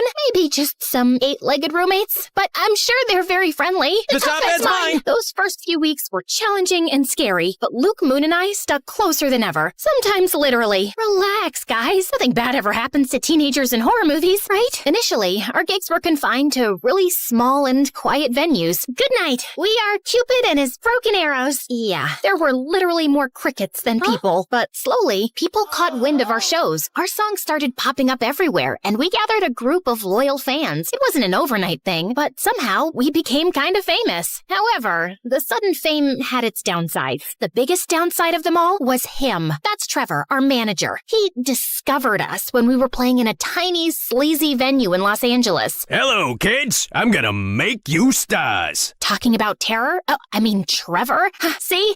It's like his name was meant for a crooked manager role. I'm just spitting straight facts here, guys. Where do you dream of playing? Just name it. In the forum? That's a little too ambitious. I'll make it happen. Sky's the limit for us. Despite Moon and Luke's excitement, something didn't smell right to me, so I decided to keep an eye on Trevor. Follow that car! I always wanted to say that. I tailed him to the forum offices. Oh, tailed is what spies say when they follow someone. Too many spy novels, I guess. So, Trevor got out of his car, but returned as if he'd forgotten something. What could it be, you might ask? His briefcase? His parking permit? Maybe his wallet? Well, not exactly. A gun? Who brings a gun to a business meeting? It's like bringing a gun to a business meeting. I figured he was a little shady, but he was actually dangerous. After a while, he walked out of the meeting with a big smile and put his gun back in his suit. Oh my God! That night, after Trevor gave us the news that he got us a slot at the forum, I revealed what my fierce investigation had unmasked. It's over, Trevor. I saw your gun and how you used it to get us this concert. We can't be involved in something as dark as that. Oh, you mean this? Trevor pulled out his gun and pointed it directly at me. My life flashed before my eyes. Moon, Luke, and I screamed in terror as he pulled the trigger. To find out what happened next, join part 4 of this story. Now relax. I'm just kidding. Trevor fired, but all that came out of the gun was water. Phew, that was a close call. Well, maybe not really. Are you crazy? Why are you carrying this with you? For protection, in case, a small cat attacks me. And why did you use it in the meeting? Oh, that. Those guys never water their plants. They were so dry, poor things. Maybe I had misjudged him. Still, if you don't want to be involved in something as dark as me, I understand. Maybe it's for the best. No, Trevor, please don't take this personally. Alice is just like that. Excuse me? Yes, we really want to work with you. Great then. Are you in, Alice? Outvoted, I had no choice but to accept Trevor. His impact was soon felt. He devised everything for us, from trying on silly, smelly costumes, which I'm sure he had stolen from the thrift store to keep the extra money for himself, to making us do some bizarre and really embarrassing publicity stunts. Yet, while I hated to admit it, he did take us to the next level. He even got us a record deal. Maybe he isn't all that bad. He certainly wasn't the worst thing that came with fame. Paparazzi were a real headache. Hey, Alice, aren't you dating someone? People want to know about your love life. Oh, it's a full-blown love triangle. Me, my couch, and my Apple. I mean, iPhone. Seriously? Can it get any cringier? Well, I know what you must be thinking. What about Juan and Camilo? You guys are so predictable. Okay, after I told him I was not ready for love, our paths simply parted. Camilo moved to the big city to try his luck as a poet, and Juan went back to South Korea. I had accepted that love wasn't my thing, and I was fine with that. Really, I was. But it seems that not everybody was. Alice, people are interested in you and your love life. We must give them something. And before I could say anything, Trevor launched his enormous Find Alice a Boyfriend operation. When he was choosing from the pictures, from his looks, you'd think he was attempting to assemble an atomic bomb. I wish you people would stop meddling in my love life. You're one to talk. Fair point. Must I suffer all my life for that one time I played Cupid? Besides, you two are practically soulmates. I only intervened in the name of true love. Maybe Trevor will find you your soulmate. If he does, he deserves a Nobel Prize in matchmaking.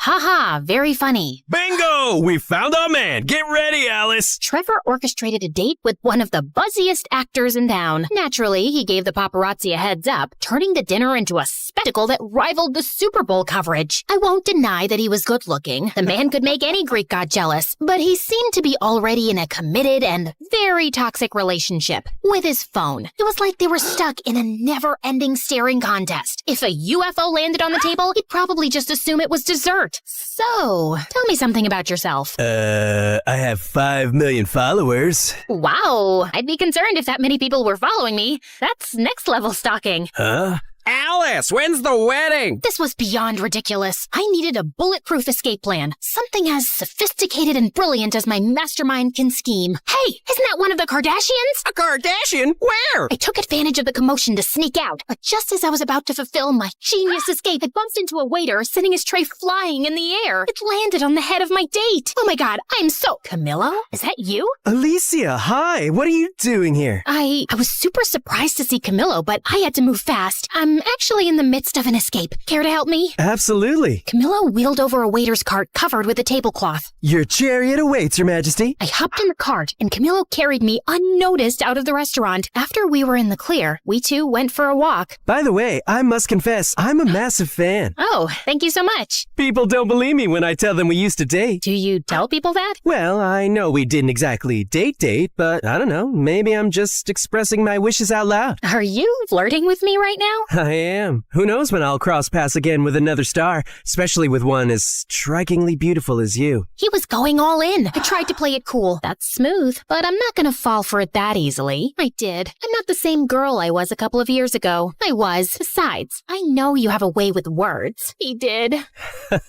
You know what they say, nothing worthy is ever easy. Of course. My inner fireworks were about to start a pyrotechnic show that could rival New Year's Eve. I know, guys. I'm too weak. The rest of the night, we walked around the city just talking. It was pretty magical. The next day, Trevor woke me up. Alice, who the hell is this? Trevor pointed out a couple of pictures of Camillo and me walking through the city last night. Damn paparazzi. They got me again. Just an old friend. TV and social media are going nuts over these photos. Just read these headlines. Drummer ditches movie star for poet waiter. This is genius. I am a genius. I was about to remind him that it wasn't his idea when he went off on a long rant about how Camillo and I needed to start dating for the sake of the band. Well, I hated Trevor butting into my life like that. Dating Camillo didn't seem like a bad idea at all. For the sake of the band, of course. Over the next few weeks, Camillo and I became a thing, and Trevor's scheme worked like a charm. Strangely, every little thing we did became big news that the whole country should know. Look where we are now. Camillo's really turned things around for us. Yeah, but Camillo's writing is taking off too. It's a whole thing, though it felt strange to me. But we were too caught up in enjoying all the attention to bother about it. Guys, you guys are breaking the internet right now. Any advice for your followers? Just be great. Be as incredible as we are. We know that's a pretty high bar. Yeah, I know. I wanted to pinch myself too. But dealing with fame was hard. Everyone wanted a piece of you. And soon, all this glitz and glamour also got between Moon, Luke, and me. You're late again. Sorry, loves. We play in Rochester in a few days. We need to rehearse. I'm here, aren't I? Try to relax a little bit, kid. Kid? We've done hundreds of shows. It's a walk in the park. It isn't just another show. It's our first home show since we left. Quan is even coming back from Korea with his new girlfriend for this. It has to be perfect. The mention of Quan and a girlfriend struck a chord with me. He had a girlfriend now? Who was she? Why didn't Moon tell me this earlier? Why wasn't he thinking of me? I was beyond angry. What the hell, Moon? Why are you throwing Quan and his girlfriend in my face? She was not throwing... This is clearly not about the show. Of course it is. What else would it be about? This is about you two being jealous of me and Camillo. This is about you not bearing to be under my shadow. Oh my god, you're completely delusional. Oh yeah?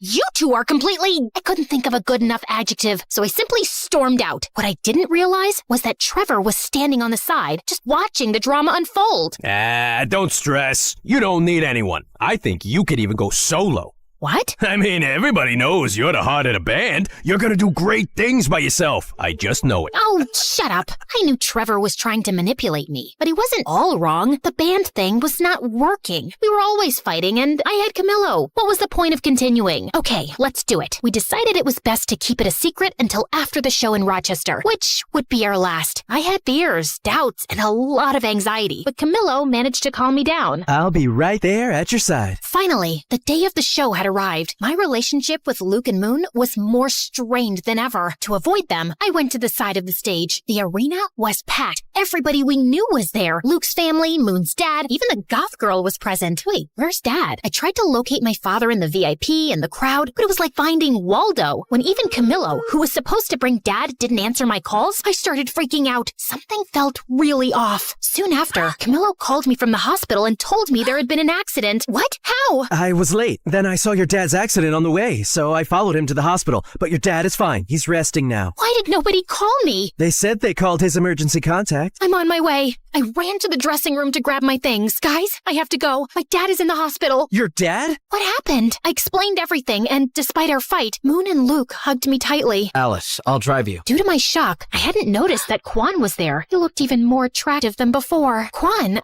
Snap out of it, girl. Let's go. Whoa, Alice, stop. The show's about to start. She needs to be at the hospital. Family comes first, always. As she said that, I felt horrible. They were my family, and I was backstabbing them. I don't care about your family. This is the most important show ever. We're gonna tape it for a movie. It's the farewell concert. Do you know how much money we're gonna lose? After saying it, Trevor closed his mouth so tightly that his lips seemed to have magnets on them. Farewell concert? Oh, it's not a big deal. Breakups sell well, and we'll have 3 products instead of 1. Both Luke and Moon looked at me. If looks could kill, I'd be 6 feet under right now. Dad, oh my God, are you okay? What happened? Oh, it's just a silly accident, but I'm okay. I'm coming to see you. What? All those people are there to see you. You're gonna play and rock that gig. But... No buts, Missy. Afterward, you can come see me. Not like I'm going anywhere. Rock it for your old man. Okay, Dad. I love you. You heard Dad, kids. Let's do it. It's showtime. We went on stage, and the tension was crazy. I could feel Luke and Moon's hateful glares. It was as if Cyclops from the X-Men was looking at me without his glasses. The show was about to start, but I refused to be like those old dinosaur rock bands where everyone hated each other. So I did something I never did. I stepped up to the microphone. No, don't freak out. I'm not gonna sing. Hi, Rochester.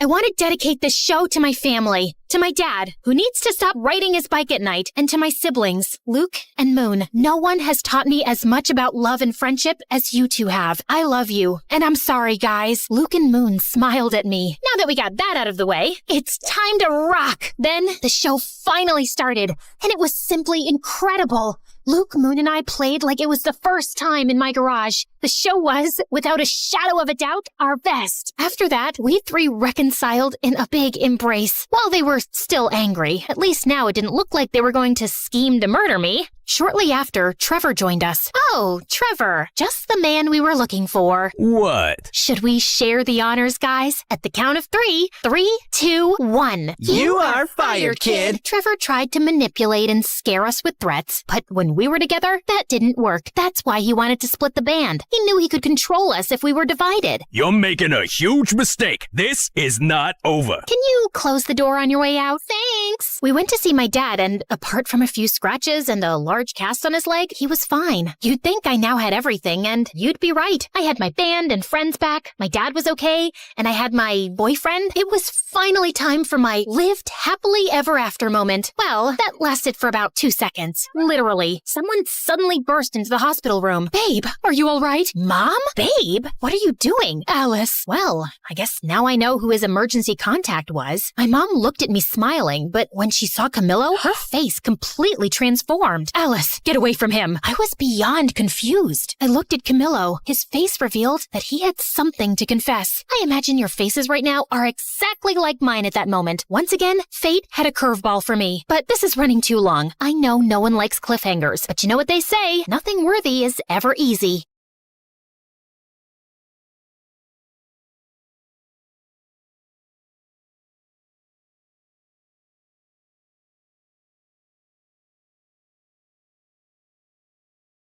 The morning bell echoes through the halls. 1,000 voices bouncing off the walls. From the quiet corners of the library floor to the laughter leaking through the classroom door, we're walking hallways where the legends grew. But today the ink is fresh and the story's new. A student stares at a blank white screen while an artist paints the things unseen. The scholar's lamp burns through the night. The athlete runs toward the morning light. A teacher sighs, hoping the spark they lit survives. Finding the light when the halls get dark.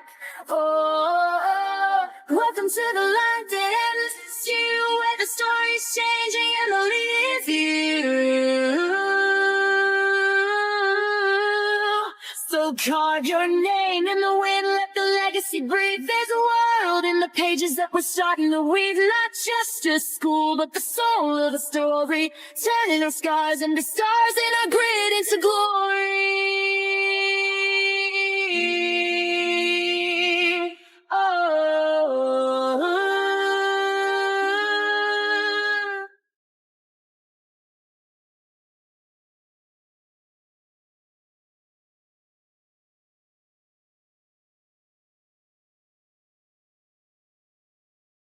Nutmeg makes soup creamier. Rosemary is steak's best friend. Basil goes with almost everything. Cinnamon brings comfort to sweet and savory alike. And chili sets the soul alight. But nothing could have prepared my tongue for what came next. Flying to the other side of the world just to try this steak was totally worth it. Medium rare, juicy and tender. Garlic butter glaze, flame-kissed edges. The scent alone levitates my soul to heaven, like it was invited to have lunch with the beautiful angels up above. Okay, here comes the love of my tongue's life. Oh my Gordon freaking Ramsay! My taste buds were twerking like it was a Friday night. It's savory, juicy, yummy, steak-tacular. It wasn't just a steak. It was a 5-star marriage proposal. To my tongue. Goodness gracious, lady, get a room. Oh God, she is either possessed or just really, really starving. I was still mid-foodgasm, letting every bite baptize the very depths of my taste buds when the haters around started mumbling. Did I care? Not one juicy crumb. I had my priorities, and it was to finish this masterpiece. It seems like you've been thoroughly enjoying our food, milady. Oregano. I finally opened my eyes and came face to face with the handsome chef. Oh, I practically proposed to the steak. Weren't you watching me, Mr. Chef? I was, and now I'm wondering, should I be jealous of the steak? Wow. Oregano. Okay, that was my cue to leave before I started flirting back and accidentally dated this man over medium rare beef. I came here for the food. Just the food, not the flirty chefs with dangerous dimples. Oregano. My life was basically all about food. Eating and tasting dishes, restaurant hopping, food festivals, cooking show marathons, experimenting in my family's restaurant kitchen. Just name it. But here's the thing. I have golden taste buds, and they never lie. So the question is, will your dish make me scream and lose my voice, or spit it out in disgust and hate you for the rest of my life? Some boys at school have made it their life's mission to get option A. And I wasn't complaining. It was literally free food and a little ego boost. Try mine first, Taffy. My mom helped cut the onions and boil the eggs. Forget that, peasant. This is from a 5,000-star Michelin restaurant. It cost me 10 kidneys. Mine's completely and personally handmade. Took me a month to make this, but don't worry, it's not rotting yet. My mouth and soul were ready, but my brain was totally overwhelmed. Just then, my bestie Jules swooped in with his imaginary cape fluttering. Excuse me, take it easy, gentlemen. Form an orderly line if you wish for Queen Taffy to bless your humble dishes with her divine taste buds. If your food makes her moan louder than a K-drama kiss scene, congrats! You win a date after class, but only for 60 minutes. No extensions, no exceptions. The boys went feral. What are you doing? I don't have time for boys. I just want to eat and that's it. Oh, babe, it's time you started eating with them, not just their food. Whatever. But let's see if one of these can make me scream. Unfortunately, every dish was a disaster. This one tastes like a zombie rat crawled out of the sewer, licked a quadruple A battery dipped in rotten mayonnaise, and fell into my mouth. What were you even thinking, dude? Next, fish and chocolate? It's bold and daring. but a total abomination. Next, please. Are you sure you ordered this from a Michelin star restaurant?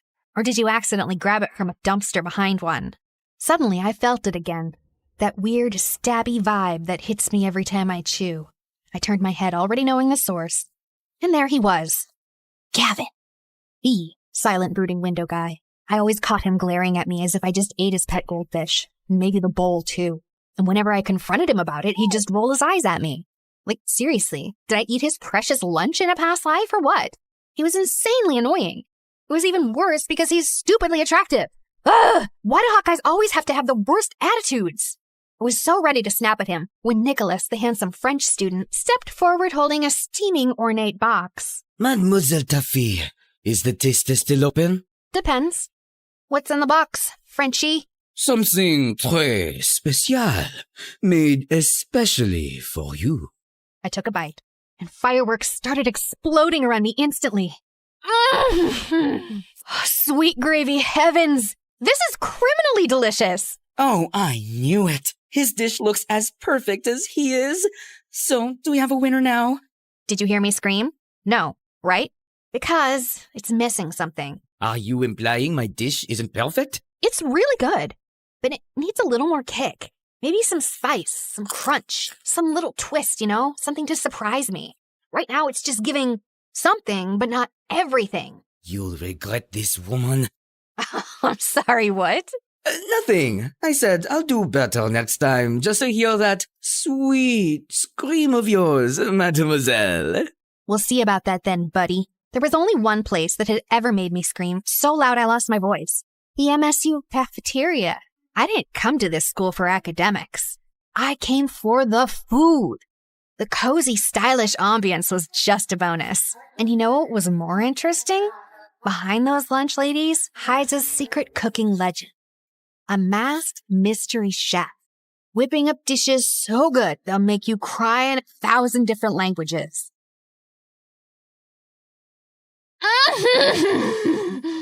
The texture, the crunch, the glaze, the magic. There she freaking goes again.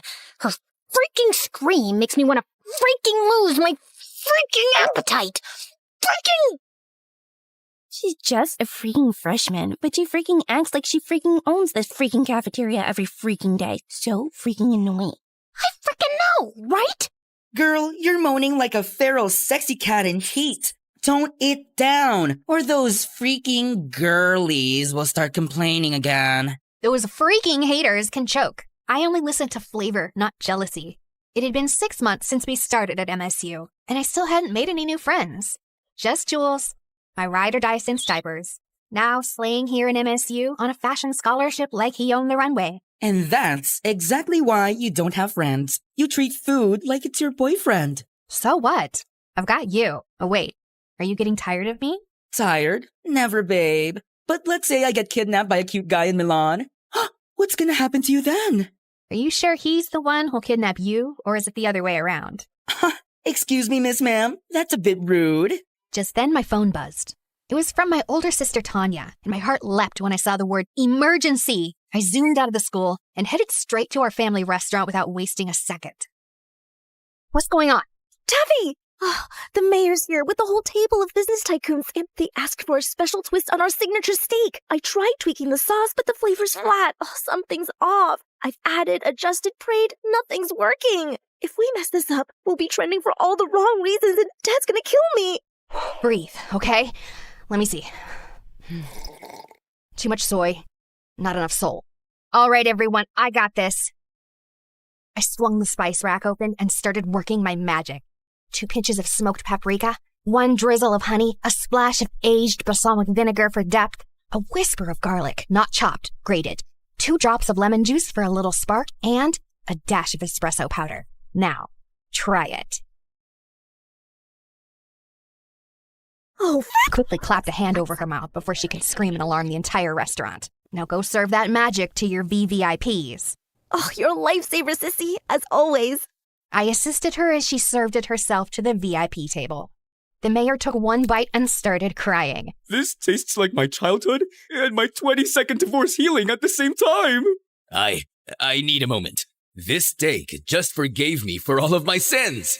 Your food is divine. You should expand this place. Branch out, and you'll have my full support. Oh, that sounds tempting, sir. Thank you. But we actually prefer to stay small, family style. Our restaurant had been around since the 1900s. No branches, no fusion. Because for us, it was never about the money. It was about legacy. And okay, maybe we were also deathly afraid someone would steal my great-great-great-great-great-great-grandma's top secret recipe for our signature dishes. I felt like a hero today. So I threw myself a mini feast in my bedroom as soon as I got home. Half an hour later, Jules barged in and was immediately intrigued by all the food around me. Salty. Sweet. Cheesy. Ooh, spicy. You're clearly riding a flavor high. Did you fall in love? Wait, no. Not enough sugar. You're just really happy. Like, I just saved the whole world moment kinda happy. My mood was always connected to the food I ate, and Jules had basically mastered the art of reading me like a menu. I just saved the restaurant from going down in flames and made the mayor cry. The mayor himself? Oh my god, that sounds so dramatic and I love it! Now pass me those fries and start spilling me the deets. Jules listened to my story with sparkly eyes and the biggest proud smile on his face. Your restaurant's gonna be in amazing hands once you take over someday. You know that, right? You really think so? Taffy, please. That's not even a question. Now get up. You're trying on my new designs tonight. I was basically his personal doll at this point. We spent the rest of the night turning my room into a mini runway, me twirling around in his freshly sewn outfits, and I was loving it. While I was walking down the hallway, a girl suddenly bumped into me, and a pile of books crashed to the floor. Oh my god, I'm so sorry. No, it's totally on me. I wasn't looking. I remembered her during the freshman orientation because she had this pretty, innocent face. I crouched down to help her and noticed every single book was a cookbook or a recipe guide. You're into food too? Kinda. I mean, yeah, I guess. Just prepping for something. Prepping for what? Oh, the cooking club. They're reopening the Culinary Society for freshmen, and they're choosing 10 new members. The announcement's tomorrow at the auditorium. Finally! A club that was made for me! No way! Girl, you just made my day! I'm Taffy, by the way. You are? Jillian. Well, see you around then. Future club mate? Oh, I don't know. I'm not sure I'll make it in. The hesitation in her eyes caught my attention. I wanted to ask more, but before I could, someone called out her name and she hurried off. And just like that, my curiosity was hooked. So I immediately told Jules about it. Congrats on finally making a new friend. Please, I think she's way too shy for my energy. But guess what? I'm joining that club. You in a cooking club? Babe, it's about cooking food, not just inhaling and eating it. You're way too lazy for that. But I have a golden tongue. Of course I can cook too. Last time you actually tried to do it yourself, I almost died. I just accidentally grabbed the salt instead of the sugar. It was baking powder. Okay, whatever. This time I'm serious. The Culinary Society could help me hone my skills. Plus, it's great prep for restaurant management. Or you just want to try everyone else's dishes. That too. The auditorium buzzed with freshman students the next day, all cramming in for the big announcement. I scanned the room and spotted Jillian in the corner, nervously biting her nails like they were snacks. I slid into the seat beside her. She looked so relieved it was kind of cute. Hey, you're here. Of course. Was that Gavin? What was he doing here? Don't tell me. He also cooks? Broody boy has kitchen skills? My curious thoughts were cut off as the president of the Culinary Society finally stepped up to the mic and started the announcement. Welcome, aspiring chefs. The Culinary Society is now officially open. This program aims to discover hidden culinary talent. Those who pass the initiation will receive a sponsorship. It's all about the guidance, support, and even funding to grow your skills. The club's goal is simple. It's to discover you. With the right sponsor, your talent can be developed and taken further. I really need to get in, no matter what. Hey, we're gonna make it, both of us. No plan B, no backing out, got it? I smiled as she gave me a tiny nod. The initiation will last 3 days, and the judges will be the senior members of the club. Just then the student council president stepped forward. This guy looked like he had walked straight out of a rule book. Dead serious and probably hasn't smiled once since birth. Tomorrow's challenge is a written exam, so study hard. The second and third challenges will be surprise practical tests. Exam venue and time will be posted shortly. You may now return to your classes. Holy spicy sauce explosion. This is going to be amazing. My foodie heart was on fire. I glanced back at Gavin, only to find him already looking at me. Of course he was glaring again. Seriously, what was his deal? The glaring, the eye-rolling, the mysterious brooding energy. It was driving me nuts. So on the way back to class, I finally snapped and cornered him. Hey, got a second? He didn't even respond, just rolled his eyes at me as always. Are you joining the club just to roll your eyes at me every 5 minutes? Or do you actually cook? The world doesn't revolve around you and your stupid food cravings, you annoying brat. Seriously, why are you so mad at me? What did I ever do to you? You exist. That's enough. Now, get out of my face. Unbelievable! This guy clearly didn't know who he was dealing with. That night, I studied like my life depended on it. Notes in one hand, spicy instant ramen in the other. Then came the written exam day, and everyone looked so tense. But for me, it was easy peasy mac and cheesy. I was the first one to finish the test, so I stood up with a proud smile. Till I saw Gavin, already done and standing. Before me? After submitting his papers, he turned to me and scoffed before walking off like he owned the place. The audacity! The next morning, I dragged Jules with me to check the results. Out of 100 applicants, only half made it, and I nearly choked on my gummy bears when I didn't see my name at the top. Second place? Wait, who's first? I leaned in and gasped when I saw the name. Gavin? Like Gavin, the cute and brooding window guy? He cooks? No, there's no way. That's probably a different Gavin. But then the crowd parted, and speaking of the devil... Excuse me. Oh, look. It's me on top. The one and only Gavin.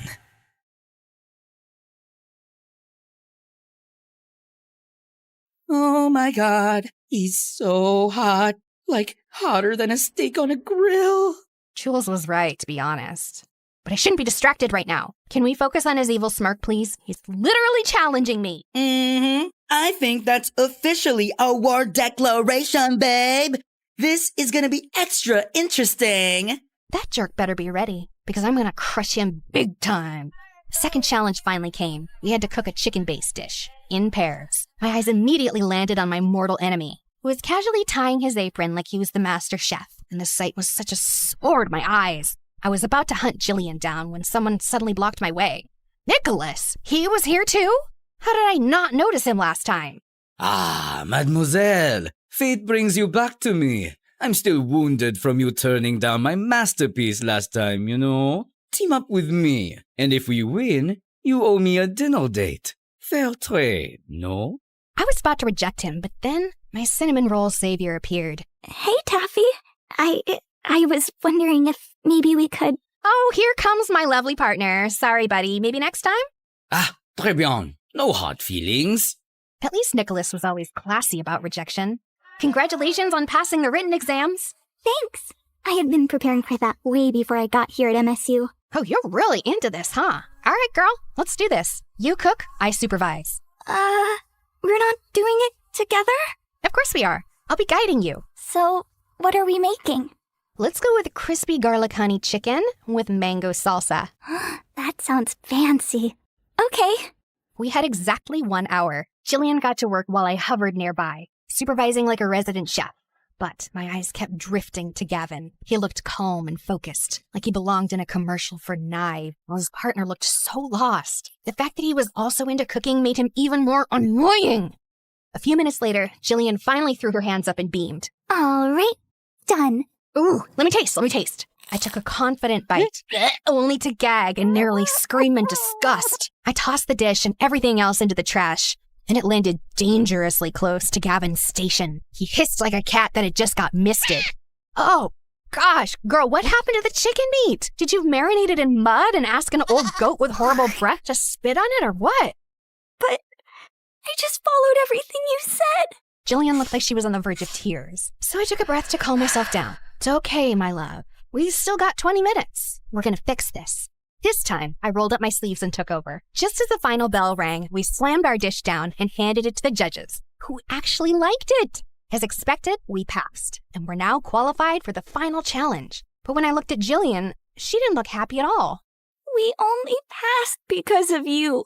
We almost failed because of me. Oh, come on, girl. It was my fault, too. I made you do most of the work. It was supposed to be a team effort. You know what? Let's practice after hours. Together. Is that okay with you? Of course. We then snuck into the kitchen later that day. A few other students were there, too, including Gavin, of course. For the sake of my sanity, I ignored his brooding presence and locked in on Jillian. This girl needed serious kitchen rehab. She was way too clumsy to be left alone with fire, knives, or even a blender. Honestly, if someone didn't supervise her, she'd either blow up the kitchen or food poison someone. Or both. She tried dish after dish, and I sacrificed my precious tongue for each one. Is this supposed to be a hard-boiled egg or a charcoal? The oil is separating from your sauce. Did you forget to stir, or did it walk out on its own? Your rice is crunchy. Were you trying to make popcorn? Then came her meat dish. Okay, listen. Onion, honey, or pineapple. Any of those can tenderize meat. Pick whichever one's available. Okay, got it. Noted. Soon we had a mountain of failed dishes in the trash. While we were about to try one last dish, Gavin suddenly stormed over, looking like an offended bull. You wasted all of this? For what? For your stupid little practice? Huh? Why are you acting like you bought all of this? Are you the official supplier of this school now? Thank God I'm not. Look, I'm just helping an aspiring chef chase her dreams. Failures happen. It's called trial and error. Look it up. He rolled his eyes, so I rolled mine harder. What is your problem with me anyway? Just because you're attractive doesn't mean you get a pass for being a total jerk. And I don't care if you're attractive either. I just hate arrogant food snobs who love to waste food. You don't deserve a spot in the club. Before I could finally explode, Jillian slid in. Wait, did I just hear you both call each other attractive? Why don't you just date each other instead of arguing every 5 seconds? You must be having some auditory hallucinations. I'd rather hug a giant, rotten cactus than date this brat. He really hated me that much, huh? I hoped I'd never see his stupid smug face ever again. Unfortunately, we were in the same class. And worse, we still had one final challenge in the club initiation left. The announcement came sooner than expected, and the venue was deep in the woods. As soon as we got there, all our phones and stuff were confiscated. Goodbye, Wi-Fi. Goodbye, sanity. There were only about 15 of us left, and that included Nicholas, who wouldn't stop staring at me like I owed him money. Lovely to see you here, mademoiselle. If we both make it in, you owe me a date, remember? Since when did I agree to that? Since the day you insulted my masterpiece. But I gave constructive criticism. Of course. That's why I've made it my life mission to make you cry. The next time you taste my dish. Okay, but why did that sound like a low-key threat? Our conversation got totally cut off when the club president finally stepped up for the announcement. Your final test will challenge your creativity, resourcefulness, and pure culinary courage.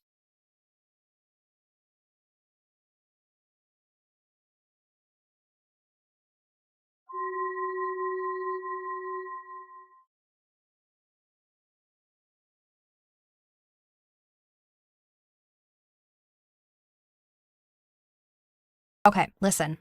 Onion, honey, or pineapple. Any of those can tenderize meat. Pick whichever one's available. Okay, got it. Noted. I didn't come to this school for academics. I came for the food.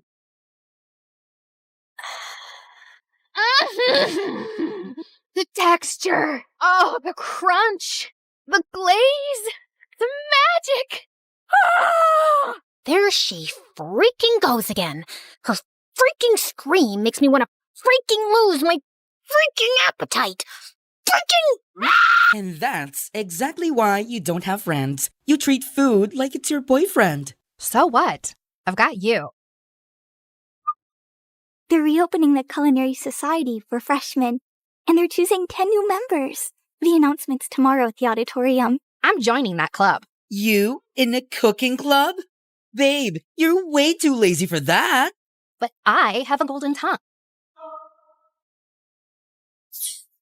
What was he doing here? Don't tell me. He also cooks? Broody boy has kitchen skills?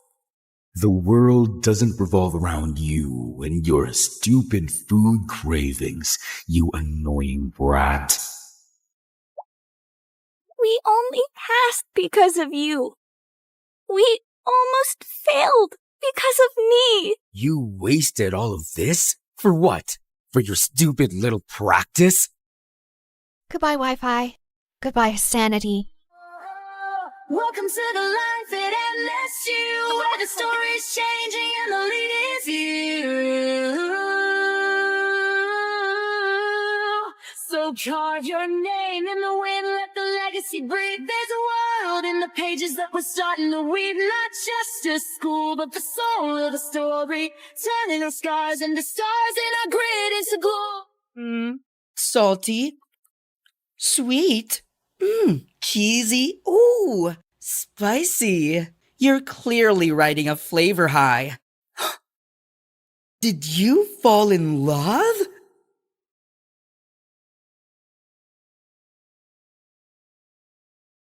Hi, I'm Allison from a small village in France. Please like and subscribe. I lived in a small cottage with my single mother who worked as an artist. Life was tough since we had little money, so when I turned 5, Mom decided to move back to her home city, and it had a freaking palace. Whoa, is that a real palace, Mommy?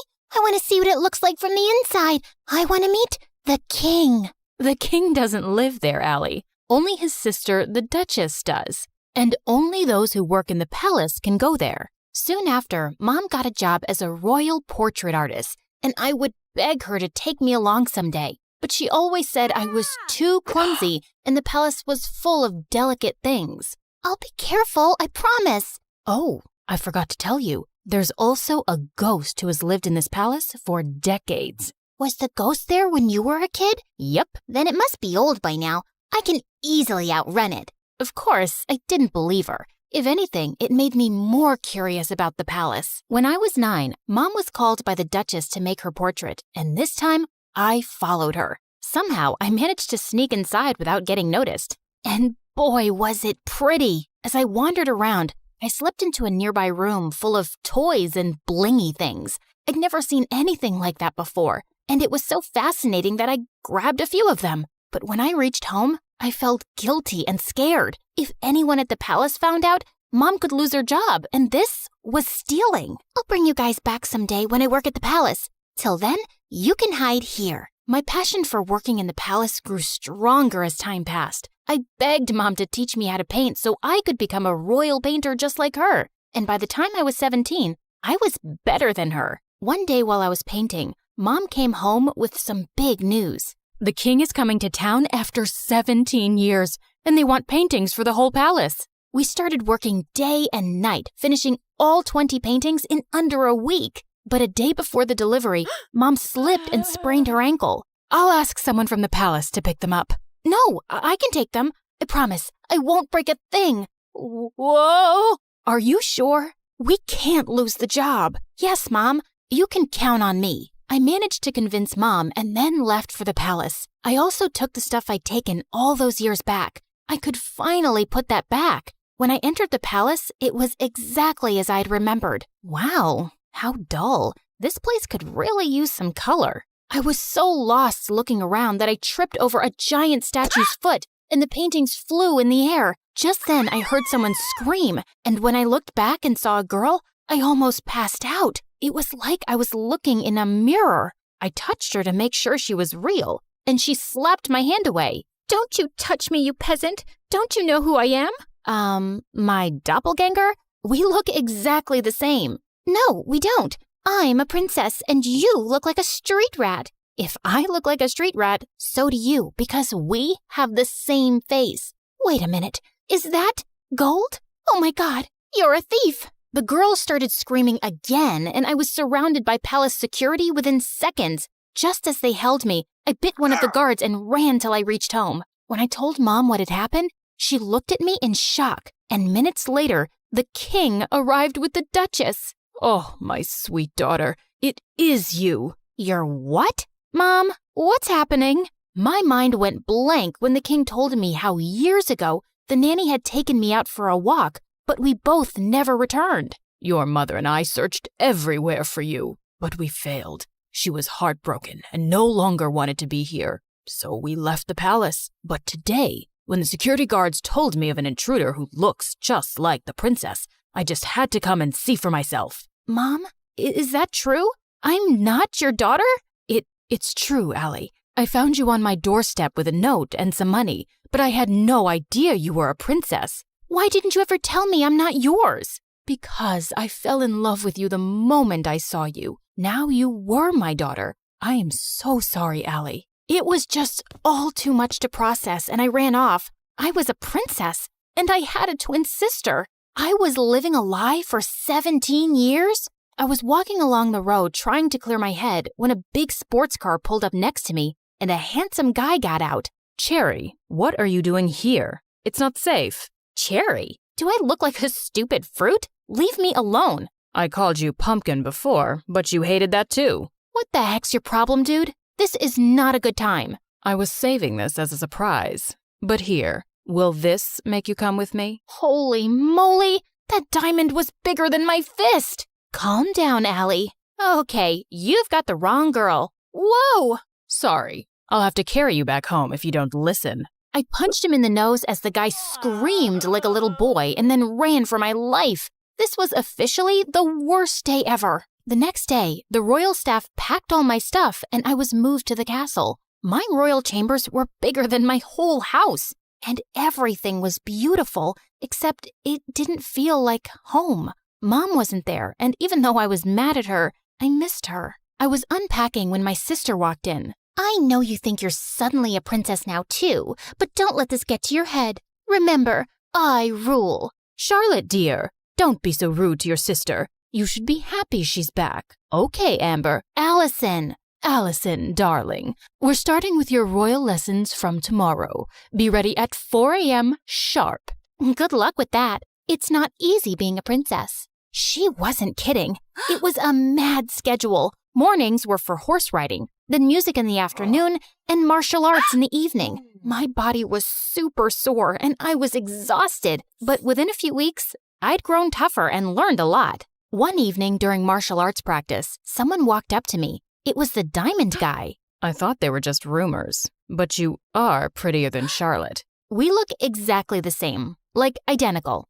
Can't you see that, or did the punch make you blind? Feisty. I'm Prince Arnold, by the way, Charlotte's fiancé. Isn't she too young to get married? Are you jealous? What? Move along, dude, unless you want another punch. But the guy just winked and left. What a flirt! Later that evening at dinner, Dad announced that he'd be holding an official coming out party for his daughters, and the entire village would be invited. What's a coming out party?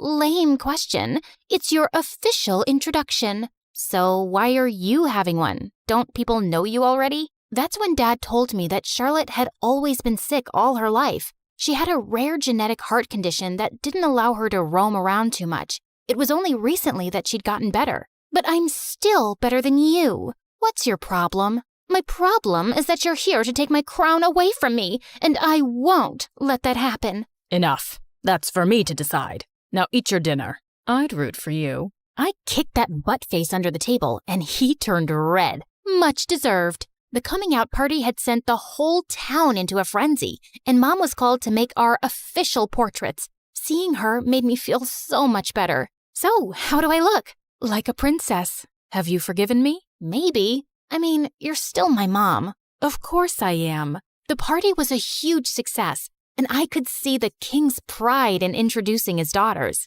You should see Allison fight. She's a natural. Her paintings are so good. I think I should send her to Paris to become a professional. Dad, I wanted to become a chef, and you didn't allow that. That's because you weren't well, Charlotte. Now, don't interrupt me while I'm talking, darling. I was a little embarrassed with all the praise, and it clearly bothered Charlotte. So I excused myself and went out for some fresh air, only to find that jerk, Arnold, making out with a maid. What the heck, dude?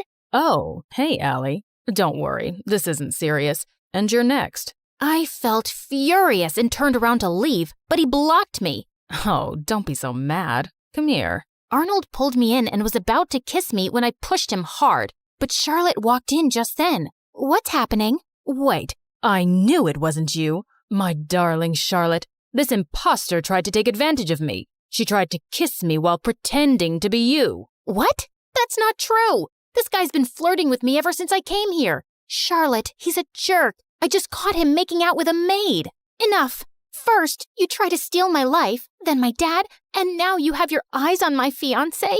I won't let you get away with it. With that, Charlotte went inside and got on stage as everyone stared at her in confusion. Attention! My twin sister is a manipulative witch. She's a thief and a liar, and so is her mom, that lady. Tell me, Allison, did she teach you how to be a lowlife? Because you surely weren't born one. Say what you want about me, but keep my mom out of it. I feel sorry for you, Charlotte. How could you be so bitter? It's so... Before I could finish, Charlotte jumped on me and we got into a crazy fight. As the king pulled us apart, Charlotte started shaking and fell to the ground. We rushed her to the hospital, and the doctors informed us that she had fainted because of stress and needed rest. I wanted to visit her, but the Duchess stopped me. I think it's best that you stay away. You've done enough damage. Brother, she's not good for Charlotte's health. We might not get along, but she's my sister. She's right, Allison. I think it's best if you give each other some space. Maybe you can stay with your mom for some time. It will only be temporary, love,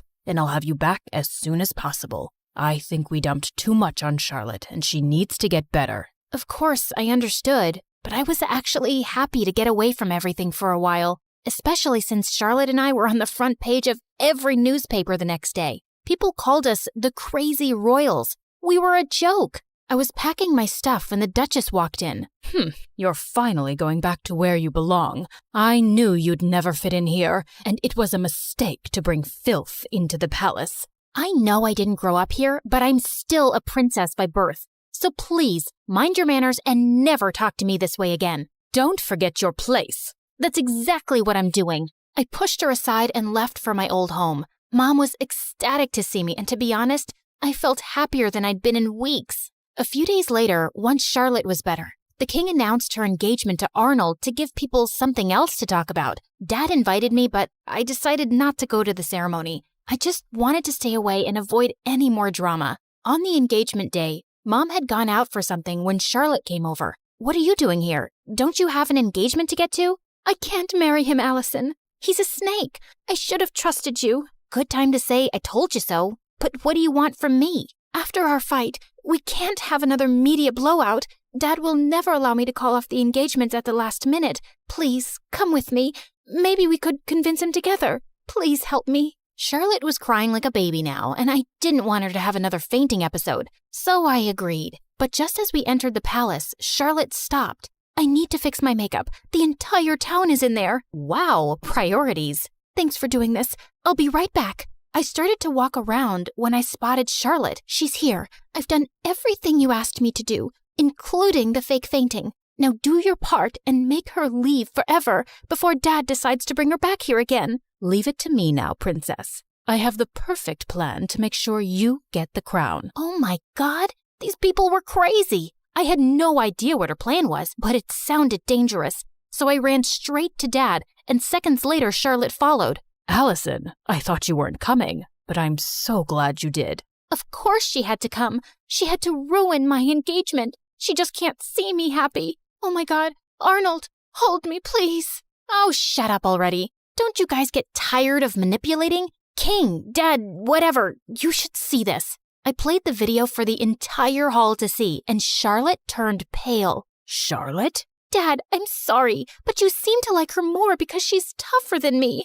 And when Auntie told me that she was after Arnold and my crown, I couldn't take it anymore. But this was all Aunt's idea. Sister, what were you planning to do and why? Suddenly, the Duchess turned into a mad person and started screaming. I'm tired of being your servant. I'm the older sister and the crown was mine, but these girls took that away from me, and I would have gotten away with everything if this one hadn't shown up. What do you mean? You knew she was alive? Whoopsie, you did a boo-boo.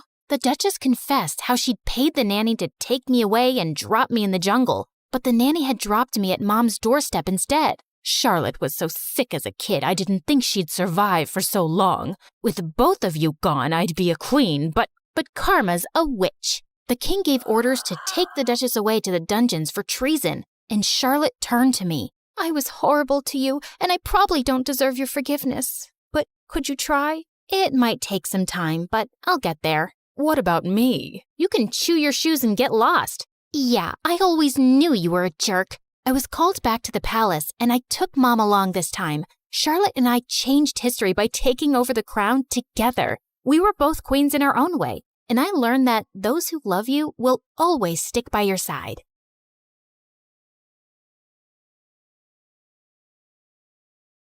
Hi, I'm Monica from California. Please like and subscribe. I was born to middle-class parents. Dad was a lawyer and Mom was a sculptor, and unfortunately, she wasn't as good as she thought. Is that a monkey's butt, Mom? Yes, it represents freedom. You won't get it. I don't think anyone will. Growing up, I was closer to my dad. He would read to me every day and tuck me into bed, while Mom stayed in her room making weird structures from mud. Every time Dad asked her to get a real job, she would lock herself in and not come out for days. One evening after an argument with Dad, Mom left the house in the middle of the night. We searched everywhere and found her in the park, crouching under a tree. What took you guys so long? Look what I made. Mom, we were going crazy looking for you. Oh, but I was right here, darling.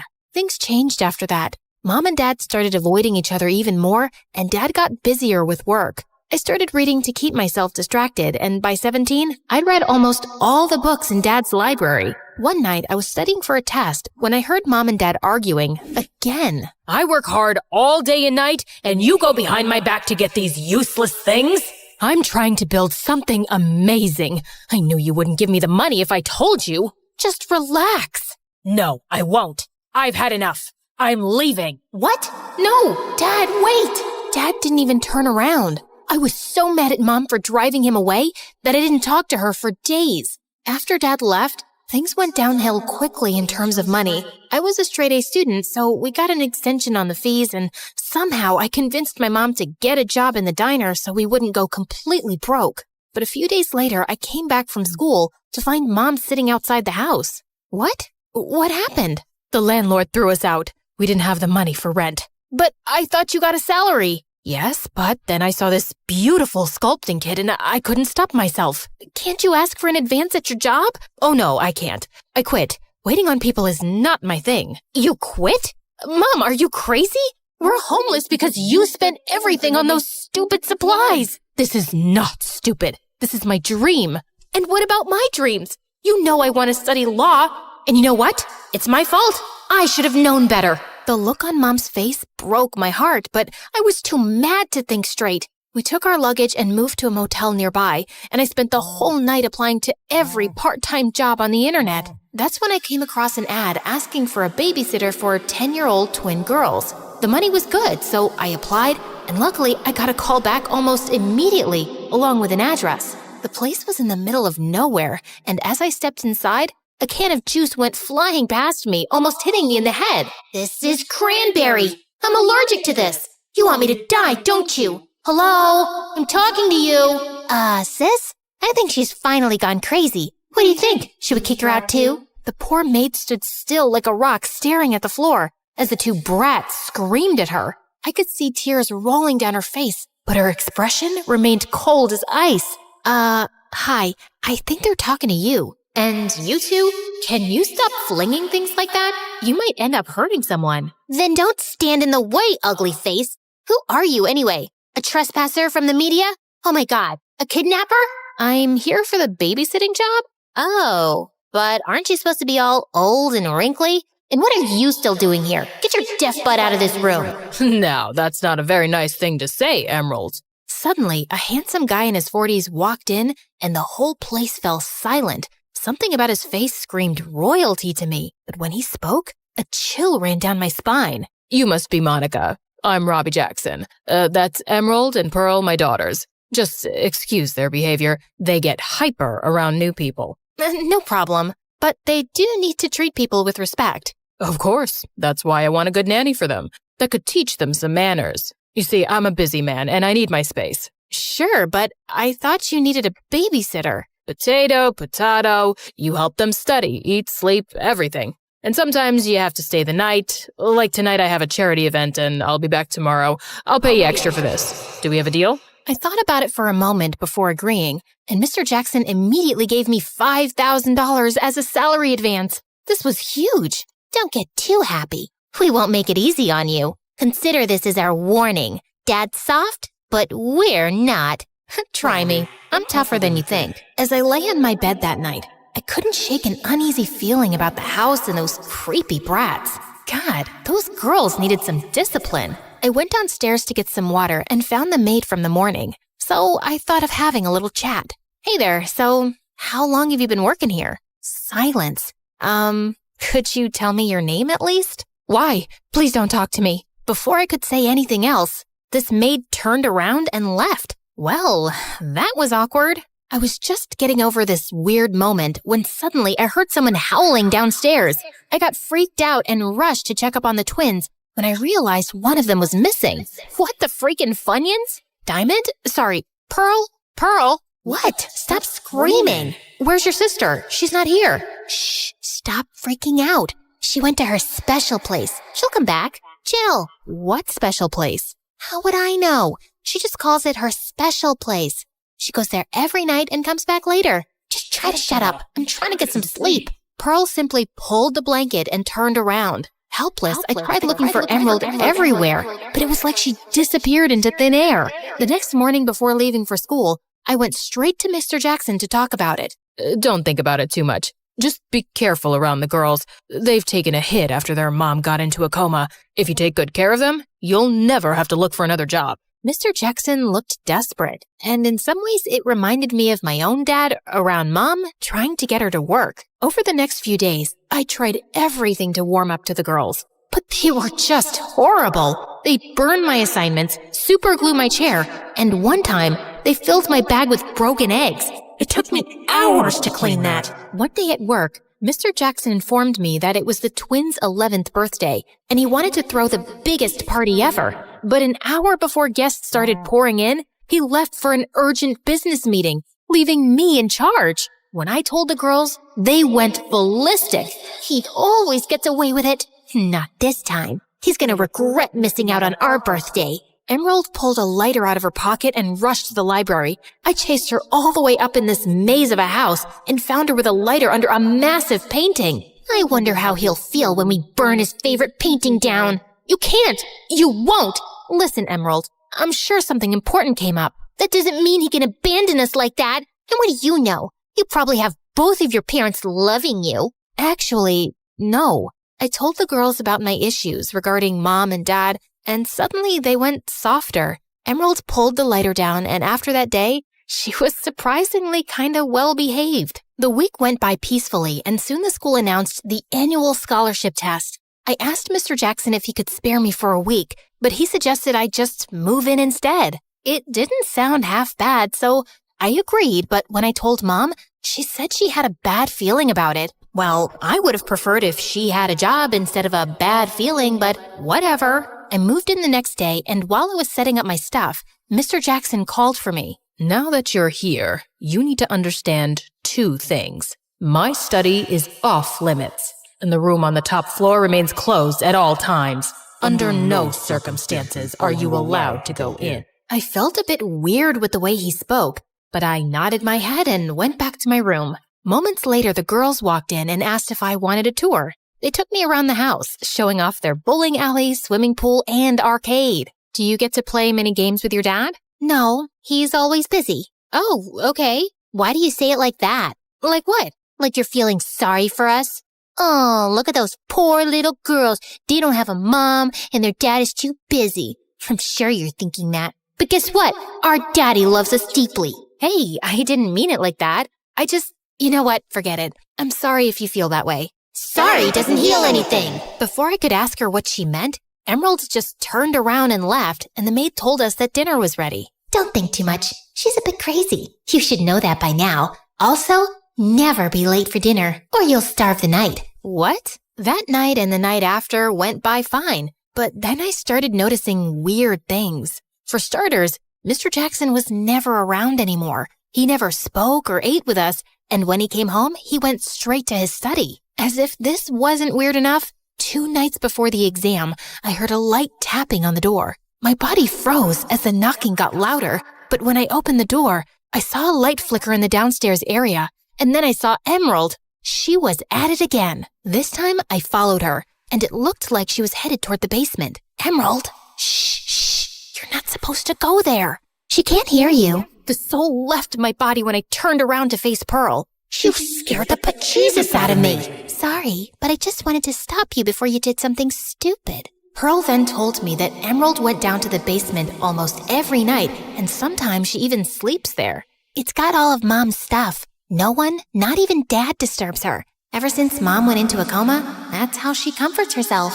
That explains why she went missing the first night I was here. But if you knew that, why didn't you tell me before? It was just fun watching you get creeped out. Anyway, you should sleep now. I'll keep an eye on her. I believed Pearl and went back to bed. But an hour later, I woke up again, and this time it was to the smell of smoke. My room was drowning in smoke. As I made my way to the hall screaming for the girls and dialing the fire brigade. Monica! Oh my God, are you okay? What happened? I don't know. I was waiting for Emerald and passed out on the floor. When I woke up, there was fire everywhere. Hold on. Where's Emerald? The two of us rushed toward the basement, but the fire was totally out of control. Luckily, the fire truck arrived just in time and rescued Emerald unharmed. They said that the fire was caused because of a candle in the basement. I was just lighting up some of Mom's favorite candles, and I didn't realize when I dozed off, I burned everything that belonged to Mom. I'm so sorry. As long as we found you. Emerald started sobbing, and I hugged her tight. Just then, Mr. Jackson arrived looking horrified, and when the fire guys told him what caused the mess, he lost his mind. You know what? I've done everything for you girls, and all you've done is made a mess out of my life. How could you burn the house down? I'm sorry to butt in, Mr. Jackson, but it was a mistake. Emerald feels horrible, and to be honest, you should be glad your girls are okay. And who are you to tell me what to do? Don't forget your place. You're just a servant here. You can't talk to her like that, Dad. She saved our lives. I can do whatever I want. Watch this. You're fired. Don't come here again. Gladly, Mr. Jackson. And I hope you become a better parent, because God knows these girls deserve it. I said my final goodbyes to the girls and left. Thanks to the wild night, I was super exhausted at school the next day and totally tanked my scholarship test. When I went home, Mom gave me the shocking news. Thanks to the fire, the secret room in the house had to be opened to check the damages, and thousands of gold coins and illegal cash were recovered. Everything belonged to Mr. Jackson. He was taken to jail, and the girls were sent to London to stay with their aunt. Wow! That's why he kept the room shut all the time. I'm just happy the girls are safe. Yeah, Mon, I'm sorry for putting you through this. I've been a horrible mother. You stuck around, and that's all that matters. I promise, I'll be better. And she made good on the promise, working hard and bagging a good deal on her sculptures. I lost the scholarship opportunity, but our combined savings were enough to put me through the first year at Stanford. But halfway through the year, I received an anonymous donation of $1 million. And when I saw the bank details, it was some Linda Jackson, Mr. Jackson's wife. I immediately called the number, and Linda's secretary arranged for a meeting. I was surprised to see the girls waiting for me along with their mom. Monica! I've heard so much about you from my daughters. It feels like I know you already. It's nice to see you've recovered, ma'am, and thank you for bringing these brats along. Linda held my hand and thanked me for saving her daughters and exposing her cruel husband. She even offered me a job at her company right after I graduated, and since the pay was good, I took it up. Don't get too happy. We won't make it easy for you. I'm counting on that.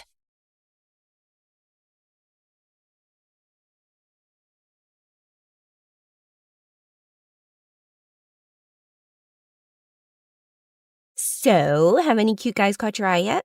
Well, there's this one guy. Girl, we need to hunt him down. It's just a harmless little crush.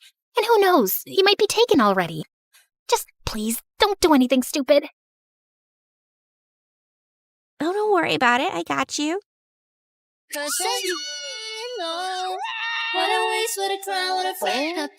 should have at least gotten his name. And he's way out of my league. Nah, I think he's from here. I can literally sense it. Cause I know that all I know, it's time to go.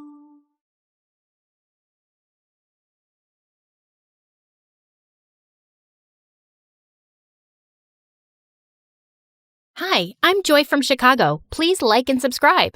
My parents always loved to call me a unique child. When I was little, I was always making toy buildings out of random stuff. Seashells, bottles, cereal boxes, anything I could get my hands on. I was also kind of shy and found it more fun to help out with chores at home than play with other kids. One day, Mom was teaching me how to make pancakes when she suddenly stopped and stared at me. Sweetie, what's the matter? Am I going too fast for you? No, Mommy, everything's fine. But you keep blinking a lot, like there's something wrong. I hadn't even realized it, so Mom took me to a doctor, and I got diagnosed with an excessive blinking condition. It was nothing serious, but in school, kids started making fun of me for it, and I'd mostly just stay away from them and sit alone. One day in 3rd grade, I was making a presentation and this stupid boy kept interrupting. Miss Brown, why does Joy blink so much? Just keep quiet and listen to Joy's presentation, please. But how can I listen when Joy's eyes are doing all the talking? The whole class burst out laughing. Just then, this kid Martin walked over to the annoying boy's table. Hey, don't talk about Joy like that. Oh, yeah? Who are you, her boyfriend? Martin jumped on him and the two started wrestling like crazy. They both ended up in detention for a week. So after school, I snuck into the detention room and sat next to Martin. Hey, thanks for sticking up for me. I hate when people tease you. You're like the awesomest, smartest girl in our class. I joined Martin for detention every day, and after that, we hung out all the time. It turned out he even lived in my neighborhood. I'd always been a loner, but for the first time, I had a best friend, and it was amazing. Having Martin in my life made me less shy, and I changed a lot. We stayed super close through the years, but when we reached high school, Martin gave me some news one day. My dad's business really took off, and we're moving to another neighborhood. I'm also going to a private school. Wow, that's super cool, but I'll really miss you. Hey, why don't you apply for a scholarship? Then we can still be at the same school. My parents were happy for me to try to get into a better school, so I applied for the scholarship, and I got in. Little did I know that it was the worst decision ever. On the first day of 9th grade, I almost fell over when I saw Martin there. He was dressed head to toe in designer clothes and was wearing a gold watch? Who are you, and what did you do to my friend? And how much gel is in your hair, dude? This is just how the cool kids dress nowadays. You didn't know that? No. Should I? Yeah, you should. You need a makeover, girl. I just laughed and punched his arm. Later at lunch, a bunch of rich kids walked by our table. Hey, Martin, I've seen you around my neighborhood. Want to come to my party this Friday? Sure. Can I bring Joy with me? She'll have to buy new shoes first. I bet the one she's wearing right now came from a garbage dump. Hello, I'm right here, and I love these shoes. Joy, she's joking. Calm down. The girl walked away with her minions, and I felt so annoyed at Martin. How could he think that comment was a joke? Apparently, there were lots of kids at school who lived in Martin's neighborhood, and it seemed like he was becoming friends with them overnight. That next Monday, I didn't see Martin until lunchtime, with his arm around a really pretty girl. Hey, saved a seat for you at our usual table. Actually, I have a girlfriend now, so I'm gonna go sit with her. Oh, okay. Well, have fun. I went to sit by myself and watched Martin from afar. He looked happy, but he just wasn't acting like himself. As weeks went by, Martin got super handsome and muscular and really popular. I missed my friend, but I gave him his space. But one day, I caught Martin and his friends surrounding a younger kid, and Martin was reading his diary out loud. Stephanie Twain, the love of my life since 5th grade. I ran forward and snatched the diary from him. What are you doing? What? I'm just here to entertain people. Reading idiots' diaries is my opening act. Martin, why are you acting like this? Just because you're rich now doesn't mean you have to be a jerk. You know what? I think you're just jealous because I have other friends now and I'm not a nerdy loser like you. Look at me. I'm Joy and all I do is study in the library because I have no life. Then Martin started blinking really fast and shaking his head. Are you making fun of me? Before I could stop myself, I slapped Martin hard across the face and ran away from there. The whole rest of the day, I had to fight from crying. What a jerk! But when I got home, I forgot my troubles when I found Mom sitting in the kitchen, looking really worried. What's wrong, Mom? Joy, your dad and I are in serious debt. If we don't find a way to get some money soon, we could lose the house. Lose the house? Are we going to end up homeless? No, I shouldn't have said anything. We'll be fine. Don't worry about it, honey. But I did worry about it. I watched MSA videos on YouTube to take my mind off of things, but I didn't get much sleep that night. Weeks went by and things kept changing. I just focused on my studies and saw Martin from a distance, turning into a completely different person. Then one day, a new guy named Cameron arrived at school. He looked like Harry Styles, and based on his Lamborghini, he was clearly rich. All the girls were drooling over him, but I just rolled my eyes and walked away. He was probably just another snooty brat. But I was surprised when Cameron came and sat next to me in my robotics class. He seemed super impressed with the robot hand I was building. I've been working on it for almost a year. Are you like a genius? You can tell me the truth. You don't have to be modest. I laughed and ended up sitting with Cameron for lunch, and he never once made fun of my blinking or even asked about it. We were having a great time until Martin walked over. Dude, what's a guy like you doing with someone like Joy? I'll introduce you to my friends. They're more your type. Martin, why are you such a... Sure, I'll come and say hi right now. Cameron leaned over to me and whispered, trust me, you just sit back and enjoy the show. I wondered what he was up to as he walked over to Martin's friends. And when Martin introduced his girlfriend, Cameron suddenly took her hand and kissed it. I'm heading to a yacht party tonight. I'll offer you $500 to be my date. His girlfriend instantly pushed Martin away and put her arm through Cameron's. You got yourself a deal, cutie. Wait, what the heck? I thought you really liked me. Cameron pulled away from Martin's girlfriend. Your friends really are something. I just wanted to show you that. And I don't like hanging out with fake people. Don't ever come near me or Joy again, okay? Cameron walked back to me, and I saw Martin's face had turned really red as he stormed off furiously. I hoped he'd had some sense knocked into him. Later that week, I got some amazing news. My teachers wanted to enter my robot hand into a huge science fair with a big cash prize. If I won, I could help my parents out. Your hard work is finally going to pay off, Joy. I wish I were as talented. Wait, what if you enter the science fair with me? You can help me with the finishing touches. Are you serious? You're the coolest girl ever. Cameron and I worked hard on it all month. The night of the fair, I reached the venue before Cameron, who was bringing the project, but hours passed and he just didn't show up. I called and texted frantically, but he wouldn't answer his phone. I was called to the stage empty-handed. The judges couldn't wait any longer. I was disqualified. But just as I was leaving the venue, Cameron showed up. Oh my God, where were you? How could you let me down like that? Joy, I'm so sorry. When I left the school with the project, all my tires were flat 10 minutes later. I couldn't even call you because my phone wasn't in my bag. I don't know who stole it or slashed my tires, but I can make a guess. Martin? I was burning with rage. The next day when I saw Martin in school, I walked up to him and grabbed his collar. You heartless jerk! You did that to Cameron, didn't you? Hey, back off. And yeah, I did. But why are you so worked up? So your lover boy had to wait on the road for a while. Big deal. It's not just about him. Martin, I missed the science fair because of what you did. You know I've been working on that project for a year. Doesn't that mean anything to you? For a second, he looked taken aback, but then he just shrugged. How was I supposed to know all that?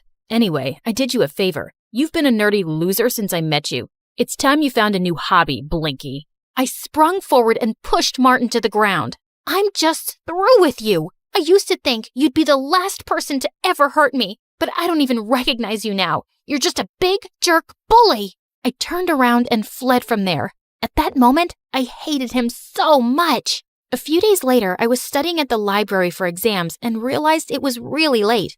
As I walked out of the building, I heard laughter coming from the back alley. I went over to see what was going on and nearly fell backwards. Martin and his friends were spray painting the principal's brand new car. Are you crazy? What are you doing? Ugh, what are you doing here, Joy? Martin, just please stop this. You could get in so much trouble. As if you care. Just keep walking and pretend you never saw this. I had no choice but to leave. But seeing him this way was so frustrating. The next day when I went to school, all everyone was talking about was how the principal's car was wrecked, and he was raging mad. But in the third period, I was shocked when I was called to the principal's office. I saw on the CCTV footage that you were on the premises last night when my car was destroyed. But sir, I had nothing to do with it, I swear. Oh, I know that, but I think you saw who did it. I just stared back at him and then spoke. It was really dark. I wouldn't be able to tell you who it was for sure. Joy, you're here at this school on a scholarship. If I don't have a name by Monday, you'll lose it for next year. I suggest you be smart and think about your future.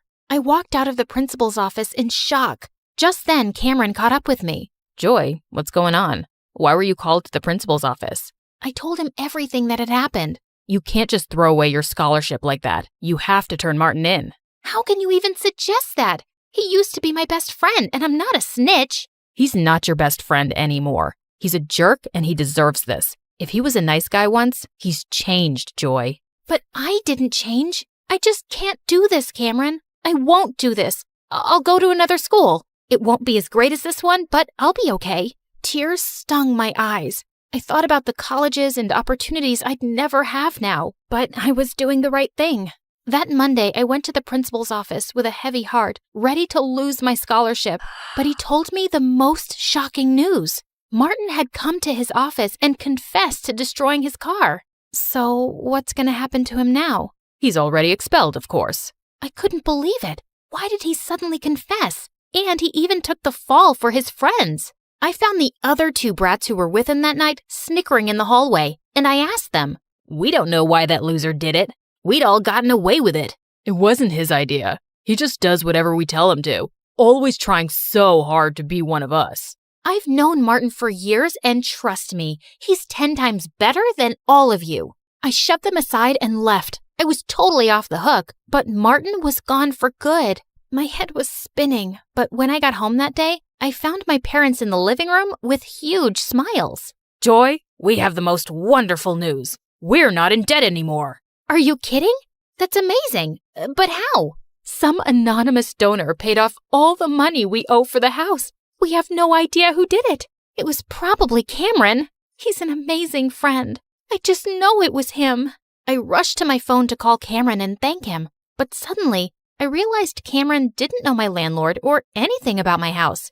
There was only one person outside my family who did. The next morning, I took a bus to Martin's new place and knocked on his door. Hey, I have a weird question. Did you pay off our mortgage? Yeah, I did. But hey, don't worry about it. Our moms ran into each other, and your mom told my mom everything. I told my parents I'd help them out at work every weekend if they paid your loan. Martin, I don't understand. I thought you hated me now. Why would I hate you? Cameron told me what you did for me. After how horrible I've been, you were going to give up your scholarship and ruin your future for me. I guess I'm not really surprised, because that's just who you are. The best friend one could ask for. I couldn't let you do that, though. I got expelled because I deserved it. And I'm really sorry about everything. I was so touched to see Martin's teary eyes. Hey, don't make me cry, bro. It's okay, and thank you for apologizing. I'm just glad to see my old friend back. Me too. And for the record, Cameron's a really good guy. You have my blessing to be with him. Yeah, I didn't ask for your blessing, but thanks anyway.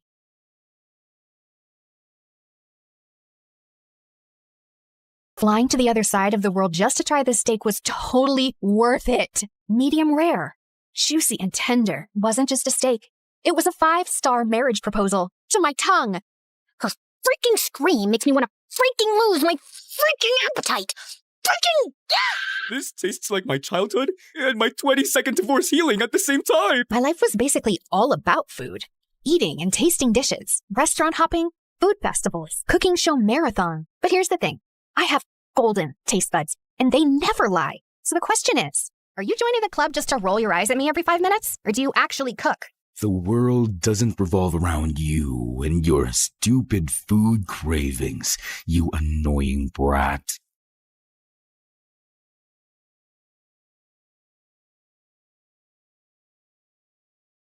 The morning bell echoes through the halls. 1,000 voices bouncing off the walls. From the quiet corners of the library floor to the laughter leaking through the classroom door, we're walking hallways where the legends grew. But But today the ink is fresh and the story's new. A student stares at a blank white screen while an artist paints the things unseen. The scholar's lamp burns through the night. The athlete runs toward the morning light. A teacher sighs, hoping the spark they lit survives. Finding the light when the halls get dark. Oh, welcome to the life that MSU, where the story's changing and the leave you. So carve your name in the wind, let the legacy breathe. There's a world in the pages that we're starting to weave. Not just a school, but the soul of the story. Turning our scars into stars and our grit into glory.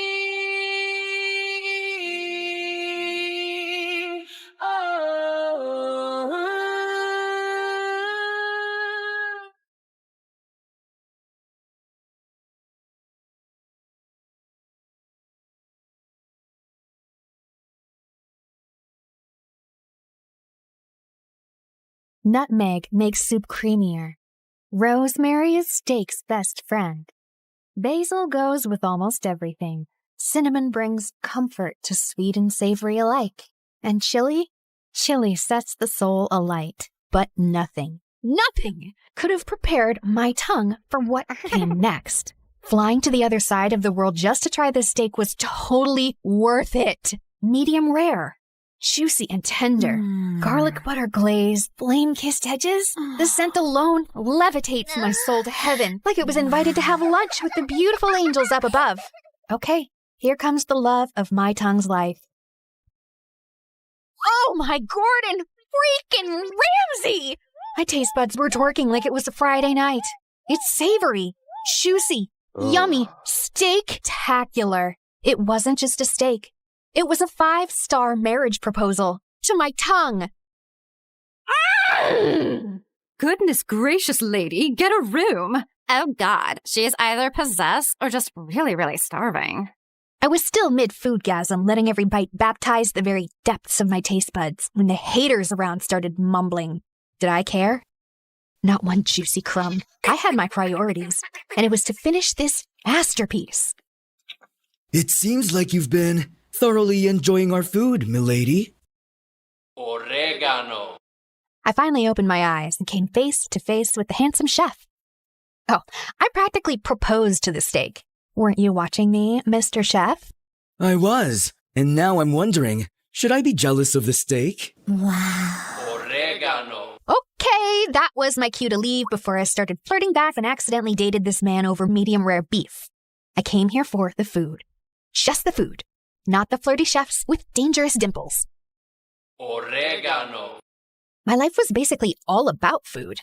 Eating and tasting dishes, restaurant hopping, food festivals, cooking show marathons, experimenting in my family's restaurant kitchen. Just name it. But here's the thing. I have golden taste buds, and they never lie. So the question is, will your dish make me scream and lose my voice, or spit it out in disgust and hate you for the rest of my life? Some boys at school have made it their life's mission to get option A. And I wasn't complaining. It was literally free food and a little ego boost. Try mine first, Taffy. My mom helped cut the onions and boil the eggs. Forget that, peasant. This is from a 5,000-star Michelin restaurant. It cost me 10 kidneys. Mine's completely and personally handmade. Took me a month to make this, but don't worry, it's not rotten yet. My mouth and soul were ready, but my brain was totally overwhelmed. Just then, my bestie Jules swooped in with his imaginary cape fluttering. Excuse me, take it easy, gentlemen. Form an orderly line if you wish for Queen Taffy to bless your humble dishes with her divine taste buds. If your food makes her moan louder than a K-drama kiss scene, congrats! You win a date after class, but only for 60 minutes. No extensions, no exceptions. The boys went feral. What are you doing? I don't have time for boys. I just want to eat and that's it. Oh, babe, it's time you started eating with them, not just their food. Whatever. But let's see if one of these can make me scream. Unfortunately, every dish was a disaster. This one tastes like a zombie rat crawled out of the sewer, licked a quadruple A battery dipped in rotten mayonnaise, and fell into my mouth. What were you even thinking, dude? Next, fish and chocolate? It's bold and daring, but a total abomination. Next, please. Are you sure you ordered this from a Michelin star restaurant? Or did you accidentally grab it from a dumpster behind one? Suddenly, I felt it again. That weird, stabby vibe that hits me every time I chew. I turned my head, already knowing the source. And there he was. Gavin. Silent, brooding window guy. I always caught him glaring at me as if I just ate his pet goldfish. Maybe the bowl, too. And whenever I confronted him about it, he'd just roll his eyes at me. Like, seriously, did I eat his precious lunch in a past life or what? He was insanely annoying. It was even worse because he's stupidly attractive. Ugh! Why do hot guys always have to have the worst attitudes? I was so ready to snap at him when Nicholas, the handsome French student, stepped forward holding a steaming ornate box. Mademoiselle Taffy, is the taster still open? Depends. What's in the box, Frenchie? Something très spécial, made especially for you. I took a bite, and fireworks started exploding around me instantly. Sweet gravy heavens! This is criminally delicious! Oh, I knew it. His dish looks as perfect as he is. So, do we have a winner now? Did you hear me scream? No, right? Because it's missing something. Are you implying my dish isn't perfect? It's really good, but it needs a little more kick.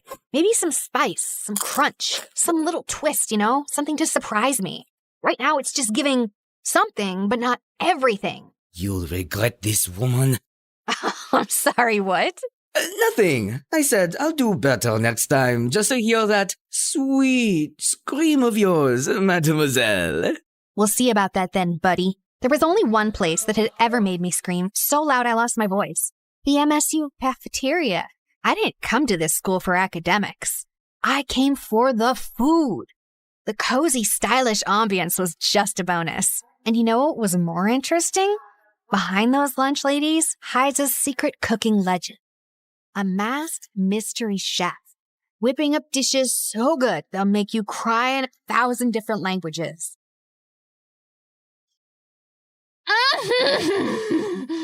The texture, the crunch, the glaze, the magic. There she freaking goes again. Her freaking scream makes me want to freaking lose my freaking appetite. Freaking... She's just a freaking freshman, but she freaking acts like she freaking owns this freaking cafeteria every freaking day. So freaking annoying. I freaking know, right? Girl, you're moaning like a feral sexy cat in heat. Tone it down, or those freaking girlies will start complaining again. Those freaking haters can choke. I only listen to flavor, not jealousy. It had been 6 months since we started at MSU, and I still hadn't made any new friends. Just Jules, my ride-or-die since diapers, now slaying here in MSU on a fashion scholarship like he owned the runway. And that's exactly why you don't have friends. You treat food like it's your boyfriend. So what? I've got you. Oh, wait. Are you getting tired of me? Tired? Never, babe. But let's say I get kidnapped by a cute guy in Milan. What's gonna happen to you then? Are you sure he's the one who'll kidnap you, or is it the other way around? Excuse me, Miss Ma'am. That's a bit rude. Just then my phone buzzed. It was from my older sister Tanya, and my heart leapt when I saw the word emergency. I zoomed out of the school and headed straight to our family restaurant without wasting a second. What's going on? Taffy! Oh, the mayor's here with the whole table of business tycoons, and they asked for a special twist on our signature steak. I tried tweaking the sauce, but the flavor's flat. Oh, something's off. I've added, adjusted, prayed. Nothing's working. If we mess this up, we'll be trending for all the wrong reasons, and Dad's gonna kill me. Breathe, okay? Let me see. Too much soy, not enough soul. All right, everyone, I got this. I swung the spice rack open and started working my magic. 2 pinches of smoked paprika, 1 drizzle of honey, a splash of aged balsamic vinegar for depth, a whisper of garlic, not chopped, grated, 2 drops of lemon juice for a little spark, and a dash of espresso powder. Now, try it. Tanya took a bite. Her eyes went as wide as the earth itself. Oh, quickly clapped a hand over her mouth before she could scream and alarm the entire restaurant. Now go serve that magic to your VVIPs. Oh, you're a lifesaver, sissy, as always. I assisted her as she served it herself to the VIP table. The mayor took one bite and started crying. This tastes like my childhood and my 22nd divorce healing at the same time.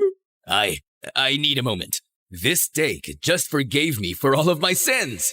Your food is divine. You should expand this place. Branch out, and you'll have my full support. That sounds tempting, sir. Thank you. But we actually prefer to stay small, family style. Our restaurant had been around since the 1900s. No branches, no fusion. Because for us, it was never about the money. It was about legacy. And okay, maybe we were also deathly afraid someone would steal my great-great-great-great-great-great-grandma's top secret recipe for our signature dishes. I felt like a hero today. So I threw myself a mini feast in my bedroom as soon as I got home. Half an hour later, Jules barged in and was immediately intrigued by all the food around me. Salty. Sweet. Cheesy. Ooh, spicy. You're clearly riding a flavor high. Did you fall in love? Wait, no. Not enough sugar. You're just really happy. Like, I just saved the whole world moment kinda happy. My mood was always connected to the food I ate, and Jules had basically mastered the art of reading me like a menu. I just saved the restaurant from going down in flames and made the mayor cry. The mayor himself? Oh my god, that sounds so dramatic and I love it! Now pass me those fries and start spilling me the deets. Jules listened to my story with sparkly eyes and the biggest proud smile on his face. Your restaurant's gonna be in amazing hands once you take over someday. You know that, right? You really think so? Taffy, please. That's not even a question. Now get up. You're trying on my new designs tonight. I was basically his personal doll at this point. We spent the rest of the night turning my room into a mini runway, me twirling around in his freshly sewn outfits, and I was loving it. While I was walking down the hallway, a girl suddenly bumped into me, and a pile of books crashed to the floor. Oh my god, I'm so sorry.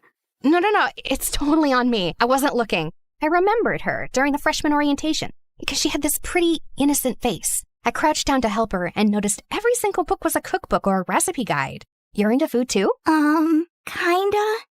I mean, yeah, I guess. Just prepping for something. Prepping for what? Oh, the cooking club. They're reopening the Culinary Society for freshmen, and they're choosing 10 new members. The announcement's tomorrow at the auditorium. Finally! A club that was made for me! No way! Girl, you just made my day! I'm Taffy, by the way. You are? Jillian. Well, see you around then, future club mate. Oh, I don't know. I'm not sure I'll make it in. The hesitation in her eyes caught my attention. I wanted to ask more, but before I could, someone called out her name and she hurried off. And just like that, my curiosity was hooked. So I immediately told Jules about it. Congrats on finally making a new friend. Please, I think she's way too shy for my energy. But guess what? I'm joining that club. You in a cooking club? Babe, it's about cooking food, not just inhaling and eating it. You're way too lazy for that. But I have a golden tongue. Of course I can cook too. Last time you actually tried to do it yourself, I almost died. I just accidentally grabbed the salt instead of the sugar. It was baking powder. Okay, whatever. This time I'm serious. The Culinary Society could help me hone my skills. Plus, it's great prep for restaurant management. Or you just want to try everyone else's dishes. That too. The auditorium buzzed with freshman students the next day, all cramming in for the big announcement. I scanned the room and spotted Jillian in the corner, nervously biting her nails like they were snacks. I slid into the seat beside her. She looked so relieved it was kind of cute. Hey, you're here. Of course. Was that Gavin? What was he doing here? Don't tell me. He also cooks? Broody boy has kitchen skills? My curious thoughts were cut off as the president of the Culinary Society finally stepped up to the mic and started the announcement. Welcome, aspiring chefs. The Culinary Society is now officially open. This program aims to discover hidden culinary talent. Those who pass the initiation will receive a sponsorship. It's all about the guidance, support, and even funding to grow your skills. The club's goal is simple. It's to discover you. With the right sponsor, your talent can be developed and taken further. I then felt Jillian trembling beside me. I really need to get in, no matter what. Hey, we're gonna make it, both of us. No plan B, no backing out, got it? I smiled as she gave me a tiny nod. The initiation will last 3 days, and the judges will be the senior members of the club. Just then, the student council president stepped forward. This guy looked like he had walked straight out of a rule book, dead serious and probably hasn't smiled once since birth. Tomorrow's challenge is a written exam, so study hard. The second and third challenges will be surprise practical tests. Exam venue and time will be posted shortly. You may now return to your classes. Holy spicy sauce explosion. This is going to be amazing. My foodie heart was on fire. I glanced back at Gavin, only to find him already looking at me. Of course, he was glaring again. Seriously, what was his deal? The glaring, the eye-rolling, the mysterious brooding energy. It was driving me nuts. So on the way back to class, I finally snapped and cornered him. Hey, got a second? He didn't even respond, just rolled his eyes at me as always.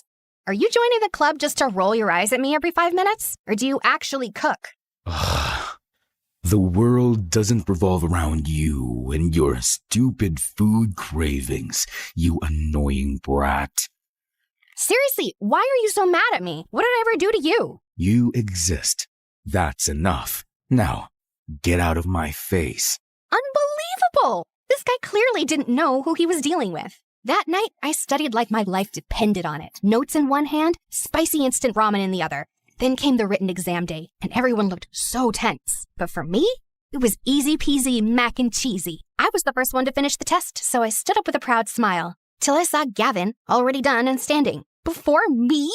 After submitting his papers, he turned to me and scoffed before walking off like he owned the place. The audacity! The next morning, I dragged Jules with me to check the results. Out of 100 applicants, only half made it, and I nearly choked on my gummy bears when I didn't see my name at the top.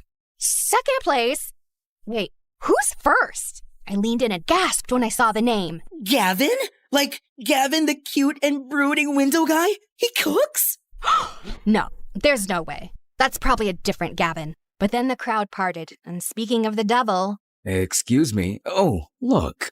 It's me on top. The one and only Gavin. When he turned to me and smirked. Oh my god, he's so hot. Like hotter than a steak on a grill. Jules was right, to be honest. But I shouldn't be distracted right now. Can we focus on his evil smirk, please? He's literally challenging me. I think that's officially a war declaration, babe. This is gonna be extra interesting. That jerk better be ready, because I'm gonna crush him big time. Second challenge finally came. We had to cook a chicken-based dish, in pairs. My eyes immediately landed on my mortal enemy, who was casually tying his apron like he was the master chef, and the sight was such a sword my eyes. I was about to hunt Jillian down when someone suddenly blocked my way. Nicholas! He was here too? How did I not notice him last time? Ah, mademoiselle, fate brings you back to me. I'm still wounded from you turning down my masterpiece last time, you know? Team up with me, and if we win, you owe me a dinner date. Fair trade, no? I was about to reject him, but then my cinnamon roll savior appeared. Hey, Taffy. I was wondering if maybe we could... Oh, here comes my lovely partner. Sorry, buddy. Maybe next time? Ah, très bien. No hard feelings. At least Nicholas was always classy about rejection. Congratulations on passing the written exams. Thanks. I had been preparing for that way before I got here at MSU. Oh, you're really into this, huh? All right, girl, let's do this. You cook, I supervise. We're not doing it together? Of course we are. I'll be guiding you. So, what are we making? Let's go with crispy garlic honey chicken with mango salsa. That sounds fancy. Okay. We had exactly 1 hour. Jillian got to work while I hovered nearby, supervising like a resident chef. But my eyes kept drifting to Gavin. He looked calm and focused, like he belonged in a commercial for knives, while his partner looked so lost. The fact that he was also into cooking made him even more annoying. A few minutes later, Jillian finally threw her hands up and beamed. All right, done. Ooh, let me taste. I took a confident bite, only to gag and nearly scream in disgust. I tossed the dish and everything else into the trash, and it landed dangerously close to Gavin's station. He hissed like a cat that had just got misted. Oh, gosh, girl, what happened to the chicken meat? Did you marinate it in mud and ask an old goat with horrible breath to spit on it or what? But I just followed everything you said. Jillian looked like she was on the verge of tears, so I took a breath to calm myself down. It's okay, my love. We've still got 20 minutes. We're gonna fix this. This time, I rolled up my sleeves and took over. Just as the final bell rang, we slammed our dish down and handed it to the judges, who actually liked it. As expected, we passed, and we're now qualified for the final challenge. But when I looked at Jillian, she didn't look happy at all. We only passed because of you. We almost failed because of me. Oh, come on, girl. It was my fault, too. I made you do most of the work. It was supposed to be a team effort. You know what? Let's practice after hours. Together. Is that okay with you? Of course. We then snuck into the kitchen later that day. A few other students were there, too, including Gavin, of course. For the sake of my sanity, I ignored his brooding presence and locked in on Jillian. This girl needed serious kitchen rehab. She was way too clumsy to be left alone with fire, knives, or even a blender. Honestly, if someone didn't supervise her, she'd either blow up the kitchen or food poison someone. Or both. She tried dish after dish, and I sacrificed my precious tongue for each one. Is this supposed to be a hard-boiled egg or a charcoal? The oil is separating from your sauce. Did you forget to stir, or did it walk out on its own? Your rice is crunchy. Were you trying to make popcorn? Then came her meat dish. Okay, listen. Onion, honey, or pineapple. Any of those can tenderize meat. Pick whichever one's available. Okay, got it. Noted. Soon we had a mountain of failed dishes in the trash. While we were about to try one last dish, Gavin suddenly stormed over, looking like an offended bull. You wasted all of this? For what? For your stupid little practice? Huh? Why are you acting like you bought all of this? Are you the official supplier of this school now? Thank God I'm not. Look, I'm just helping an aspiring chef chase her dreams. Failures happen. It's called trial and error. Look it up. He rolled his eyes, so I rolled mine harder. What is your problem with me anyway? Just because you're attractive doesn't mean you get a pass for being a total jerk. And I don't care if you're attractive either. I just hate arrogant food snobs who love to waste food. You don't deserve a spot in the club. Before I could finally explode, Jillian slid in. Wait, did I just hear you both call each other attractive? Why don't you just date each other instead of arguing every 5 seconds? You must be having some auditory hallucinations. I'd rather hug a giant, rotten cactus than date this brat. He really hated me that much, huh? I hoped I'd never see his stupid smug face ever again. Unfortunately, we were in the same class. And worse, we still had one final challenge in the club initiation left. The announcement came sooner than expected, and the venue was deep in the woods. As soon as we got there, all our phones and stuff were confiscated. Goodbye, Wi-Fi. Goodbye, sanity. There were only about 15 of us left, and that included Nicholas, who wouldn't stop staring at me like I owed him money. Lovely to see you here, mademoiselle. If we both make it in, you owe me a date, remember? Since when did I agree to that? Since the day you insulted my masterpiece. But I gave constructive criticism. Of course. That's why I've made it my life mission to make you cry. The next time you taste my dish. Okay, but why did that sound like a low-key threat?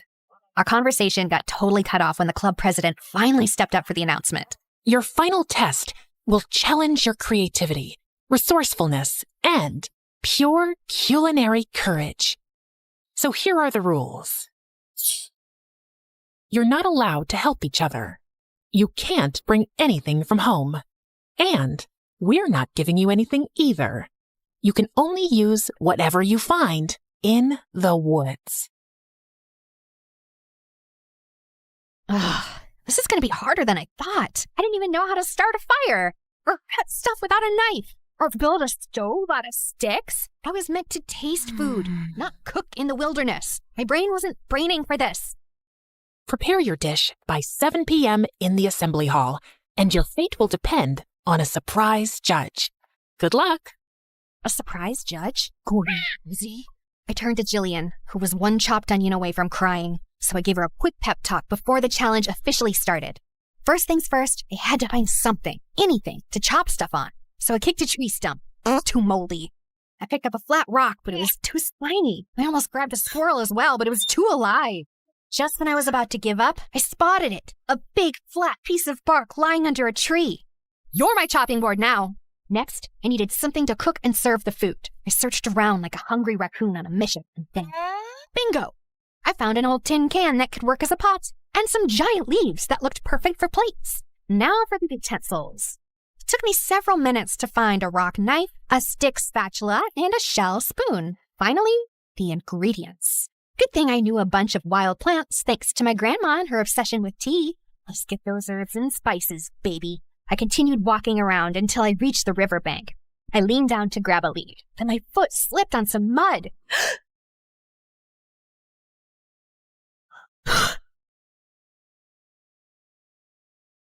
So, you're not just a brat and a snob. You're clumsy too. Do you really have to insult me? I didn't ask for your help anyway. Fine. Then I'll take it back. Wait, what? Ugh, ew, get off me, tall boy. Huh? You're the one who hugged me like I was a pillow. I ignored him and stomped off like I was totally fine, except I wasn't. Because why the heck did I blush? Oh, no, bad hormones, bad. Focus, Taffy, focus. Half an hour later, I'd gathered enough herbs to open a mini forest restaurant. Now it was time for the protein. But the problem was, I can't fish and hunt. I can't even catch something still. So I did what any desperate girl would do. Target acquired. Eggs. Sorry, Bird Mom. Finally, it was time to build a fire. Tried. I really tried. But at this point, I was basically just bullying those sticks. Just then, I heard some chopping noises nearby. I walked closer to take a peek and realized that it was Gavin. What? Shirtless! My brain just short-circuited at the sight of those magnificent abs. Before I could stop myself, a weird squeaky sound escaped my mouth. I was busted! Are you stalking me? What? No, I was just peacefully trying to cook in my spot over there, and then I heard something, and obviously I had to check it out. Sure. Why are you even shirtless? Why? Does it bother you? Yeah, it's too indecent. Then find another spot? I was here first. You're the one who somehow set up your camp near mine. I was so furious. I huffed and stormed back to my sad little fire pit. I snatched up all my stuff and stomped off to find a new cooking spot, way further from him. I threw all my rage into rubbing those stupid sticks together like my life depended on it. And after what felt like 500 years, a tiny, weak little flame finally popped up. Yes! Wait! No! It suddenly started raining! Are you kidding me right now? I grabbed my stuff, and as I dashed through the rain towards the nearest cover, I spotted Gavin running toward the same place from the other side. We both reached the shade at the same time, soaked and panting. Wow. So the brat can run, huh? What do you think of me? A corn dog? What? Before either of us could say anything else, a soft sob broke through the sound of the rain. We both turned toward it and saw Jillian. She was soaking wet and crying. Jillian? What's wrong, girl? Are you okay? My family doesn't have much, and this was my only chance. But I think I'm too stupid for this, Taffy. As I comforted her, Gavin sat down next to her, pulled a small dry cloth from his bag and handed it to her gently. No attitude, no sarcasm, and he looked so soft like that, like a totally different guy. Ugh. He hated how my heart noticed. Thanks, Gavin. To break the tension, I changed the topic to food and cooking, and somehow it worked. Jillian started to relax and even smiled a little. How about you, Gavin? Why do you love cooking? My ears perked up at her question. Gavin didn't answer right away. Instead, he stared out at the rain, silent, like he was watching a memory unfold in the distance. Tragedy struck me since I could remember, and I was homeless for a long time. Park benches, cardboard blankets, cold nights when I thought I wouldn't wake up, scavenging for even ketchup packets just to trick my stomach into thinking I'd eaten.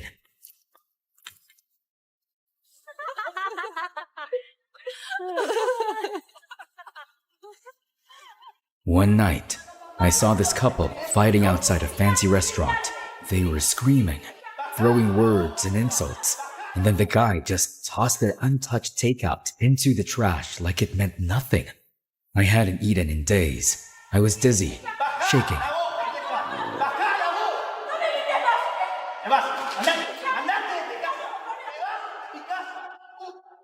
If you're gonna fight, fine, but don't waste good food. The guy looked at me like I was dirt. Then go ahead and eat it if you care that much. I didn't hesitate. Right there on the wet pavement, I sat down and ate every bite like it was a 5-star meal. I remember whispering, "They're fools. They don't even know what heaven tastes like."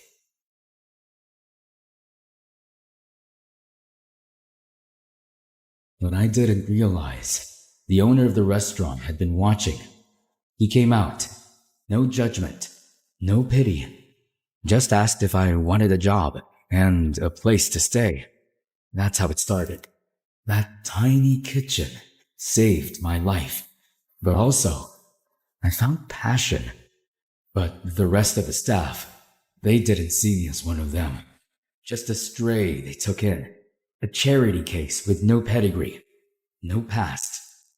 I worked twice as hard to prove I deserved to be there.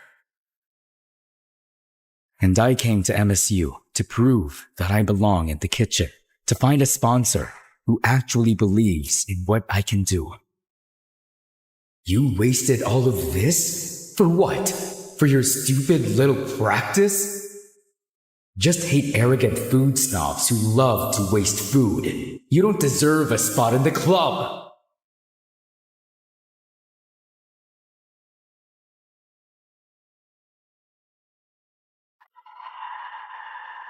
I gasped as my eyes flew open. I almost screamed when I realized that I had actually fallen asleep on Gavin's shoulder. Oh, and to make it worse, I drooled on his shirt. Oh my gosh, I'm so sorry.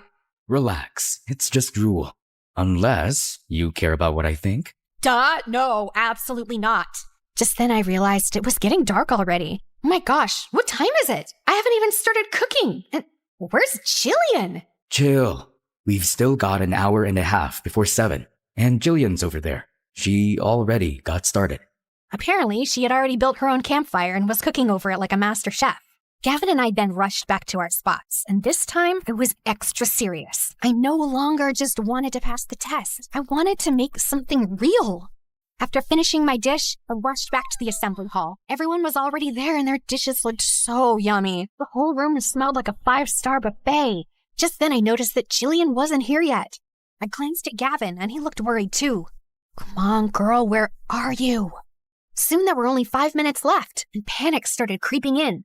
Just when I was about to bolt out the door to look for her, she finally appeared, holding a steaming plate with the most unique-looking fish dish I'd ever seen. What took you so long? You got me so worried. Sorry. I just wanted to make sure everything was perfect. Before I could respond, the lights dimmed, and the club president stepped up to the stage. And now, for your final judge, a true master of flavor, the one, the only.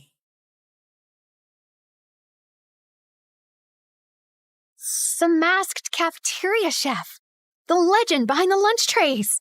Y'all lined up in front of him, clutching our plates like newborn babies. He was just sitting at the table, silently tasting each dish one by one, but his presence commanded attention. Then it was my turn.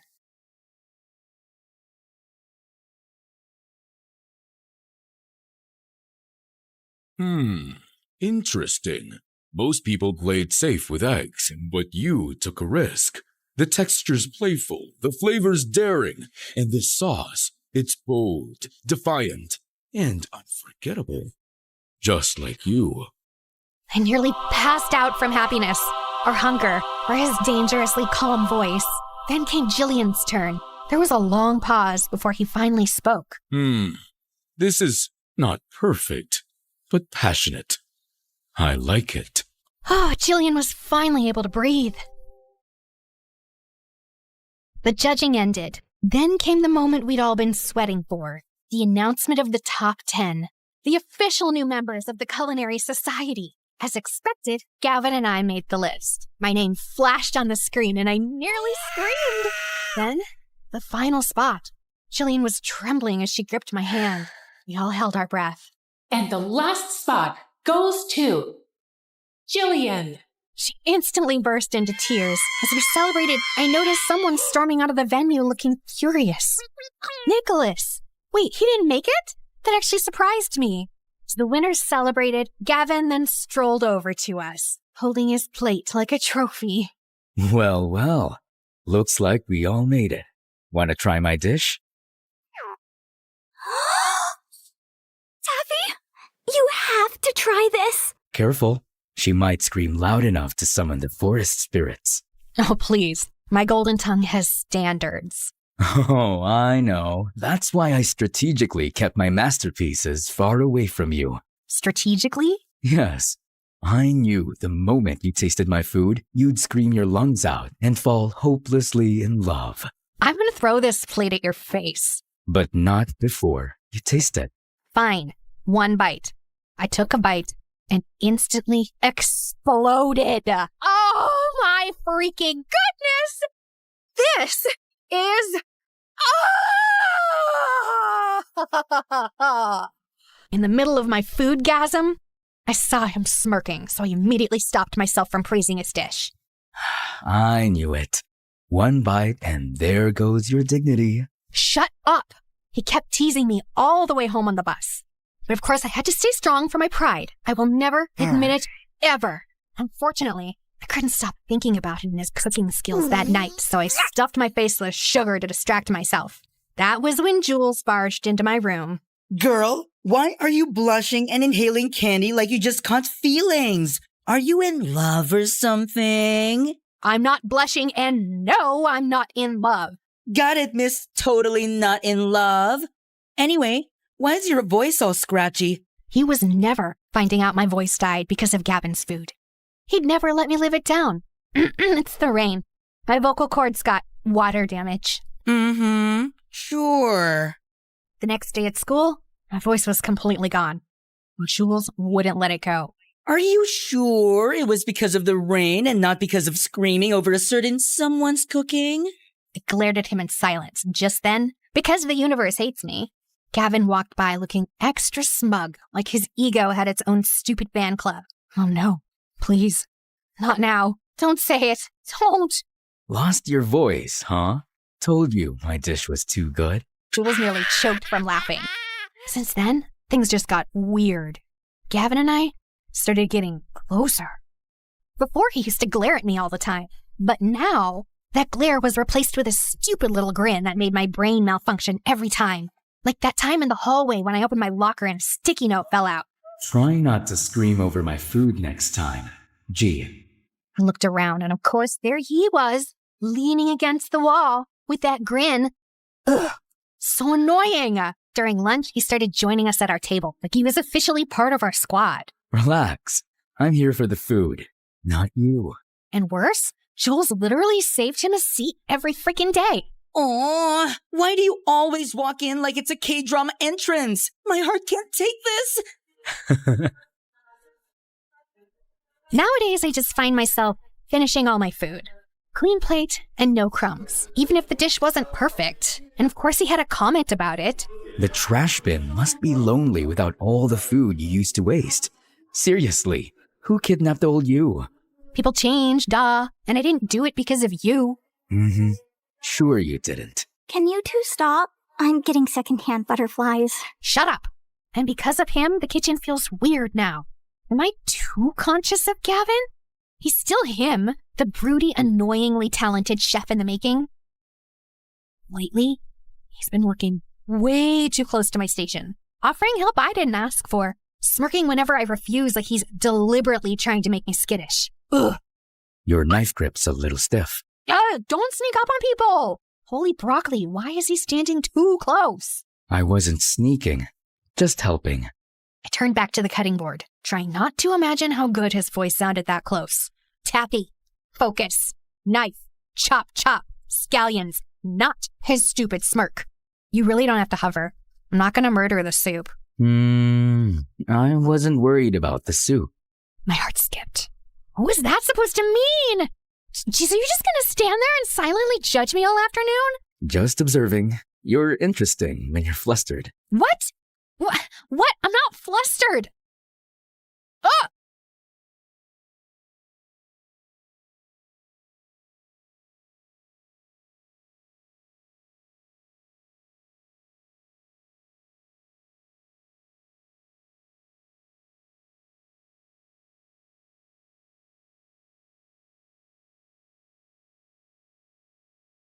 Careful now. I bite. I pushed away too fast and nearly slipped again. What? That was... You were just in the way.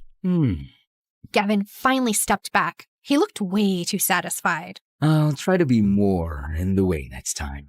Then he walked past me, as if to tease me more, and my back went straight. I could still feel his heat in the air. That's spicy right there. Oh, what are you even doing here? Rude, but I forgive you. I nearly melted watching you two. The tension, Michelin star level. I groaned, trying to will my face not to combust. But girlie, sorry to pour cold water on your sizzling enemies to maybe lover's arc, but your sister called me, said there's an emergency family meeting at the restaurant. I blinked as my stomach dropped. Emergency family meetings were never casual. Without a word, I grabbed my bag. Didn't even bother untying my apron. Just ran. Apparently, a new diner around the block had been copying our menu and signature dishes, and it had been a week since our sales had gone down to dangerous levels, as in going bankrupt. I went to check on it and got the shock of my life when I saw who one of the chefs was. Nicholas! Ah, pleasure to see you here, mademoiselle. Our family decided to branch out and try a new location. This spot is perfect, is it not? Everything on your menu is exactly like ours. This is illegal. You copied ours. If we copied yours, then why do most people flock to ours and keep saying that ours is more delicious and better? His weird behavior ever since I rejected him suddenly made sense now. Is this what you meant by wanting to see me cry? That's what you get for insulting my masterpiece. Now go cry and run back to your little kitchen. The audacity! Keep it. That old recipe is all yours. I can just let my expertise do its magic and make something so good it'll make yours taste like reheated kitchen scraps. And when the tears come, make sure they don't water down your salty little ego. I then marched out of his stupid restaurant without looking back. I went back to our restaurant and saw Tanya and the rest of the staff reviewing the security footage. We all then froze when we realized that a shady-looking guy had been snapping photos of our restaurant from every angle for several days. And if that wasn't bad enough, he even disguised himself as one of our staff. They didn't just steal ideas. They cloned our entire concept and turned it into a fancier, more Instagrammable version. The audacity! We decided to temporarily close our restaurant while I cooked up some new ideas for the menu. Later that day, while brainstorming, I noticed a few hungry street kids outside. Their eyes weren't begging. They were just watching, like food was something distant, almost like a dream. I remembered Gavin and just found myself opening the door. I'm not serving anything fancy as of this moment, but if you're hungry, come in. He sat quietly as I cooked. No fancy plating. No pressure to impress. Just warm food from the heart. As I watched them eat, something shifted in me. A thought came into my mind. Food isn't just about flavor or technique. It's about the connection you share with the meal. After they were done eating, I gave them some more food and a neat takeaway. Their eyes sparkled. They thanked me loudly before waving goodbye.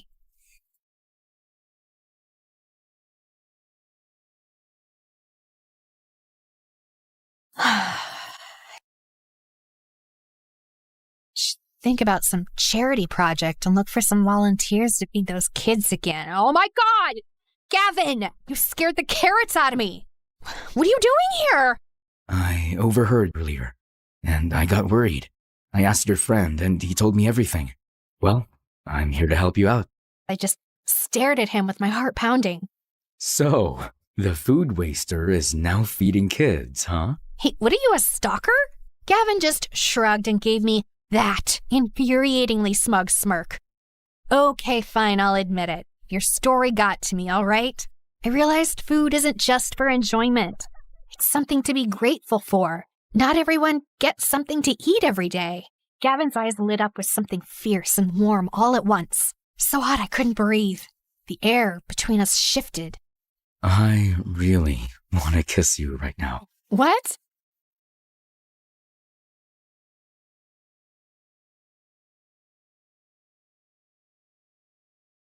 say no. I clutched his arms, the warmth of his touch sending my heart into a race, and my knees wobbled. He grinned.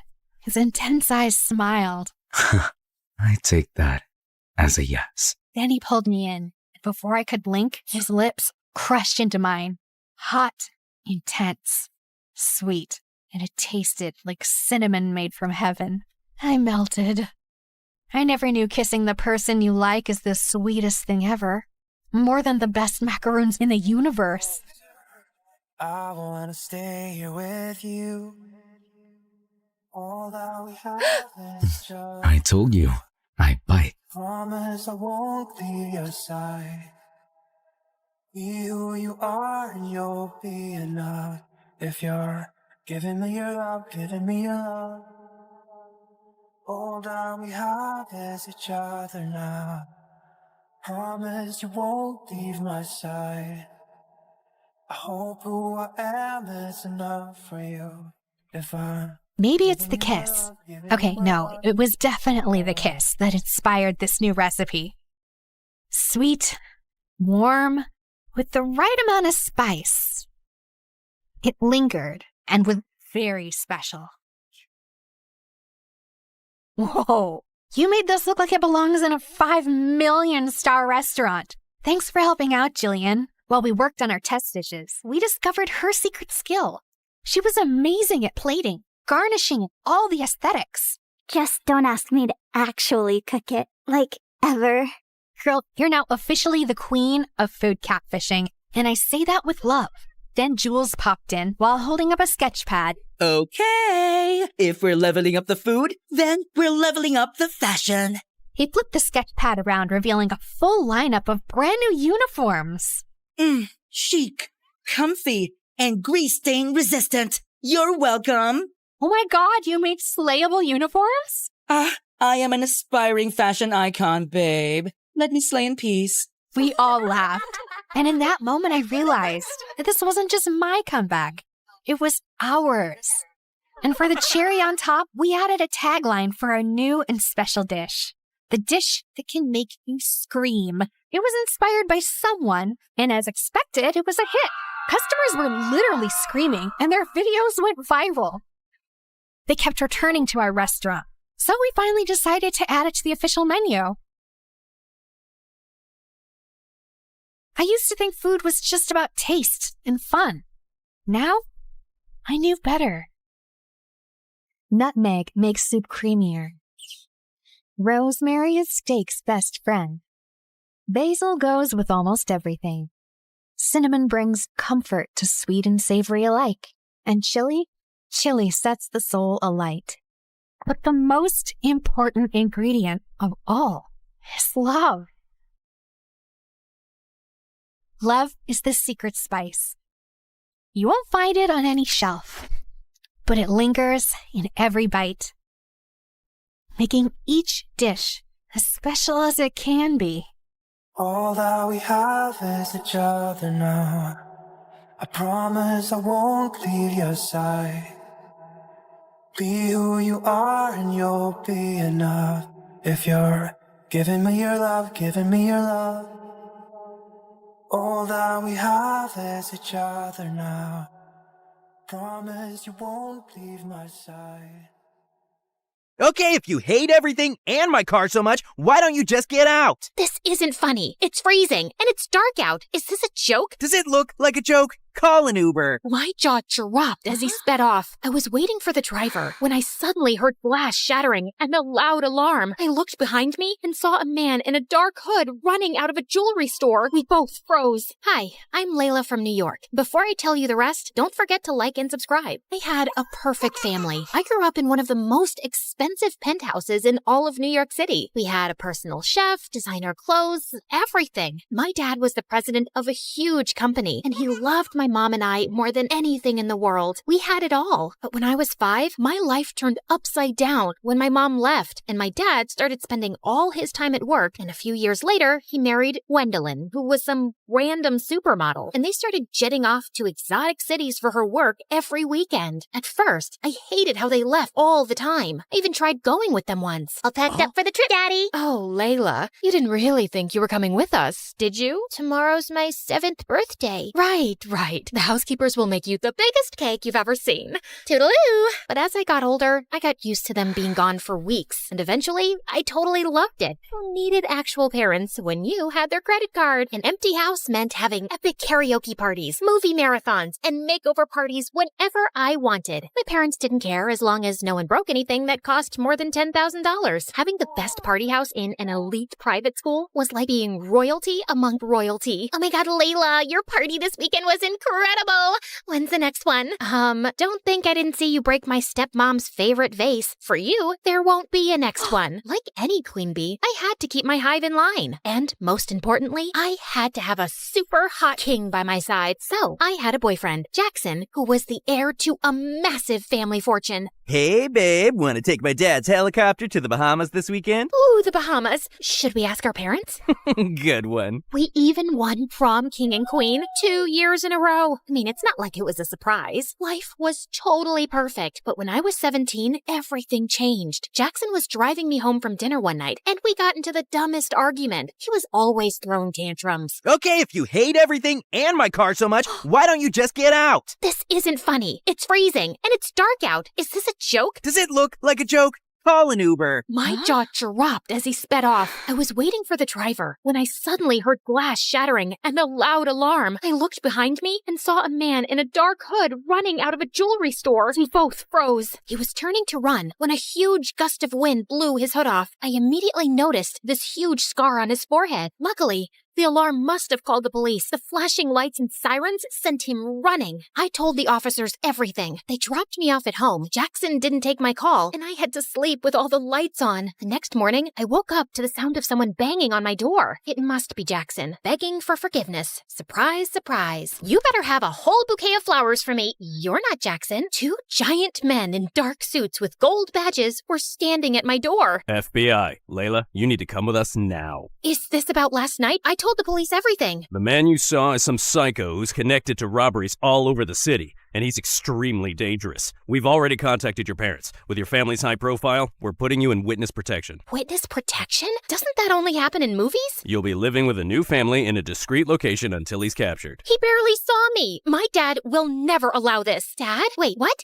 Can't you just come home to protect me? Apparently, Gwendolyn signed all the paperwork and sent it to the FBI that morning without even asking me first. You can't do this to me. I wasn't even allowed to say goodbye to my friends or take my phone. And I dozed off in the car until we pulled up to a small house in the desert. A woman and a little girl stood at the door waving and holding up a handmade sign. Eunice? Who is Eunice? Welcome home. Miss Celia will tell you everything you need to know from here. Good luck. Walking into the house felt like the beginning of a nightmare. Everything was so old. Even the floorboards were creaking under my feet. I know this is probably a lot for you, Eunice, but we're here to make you feel like home.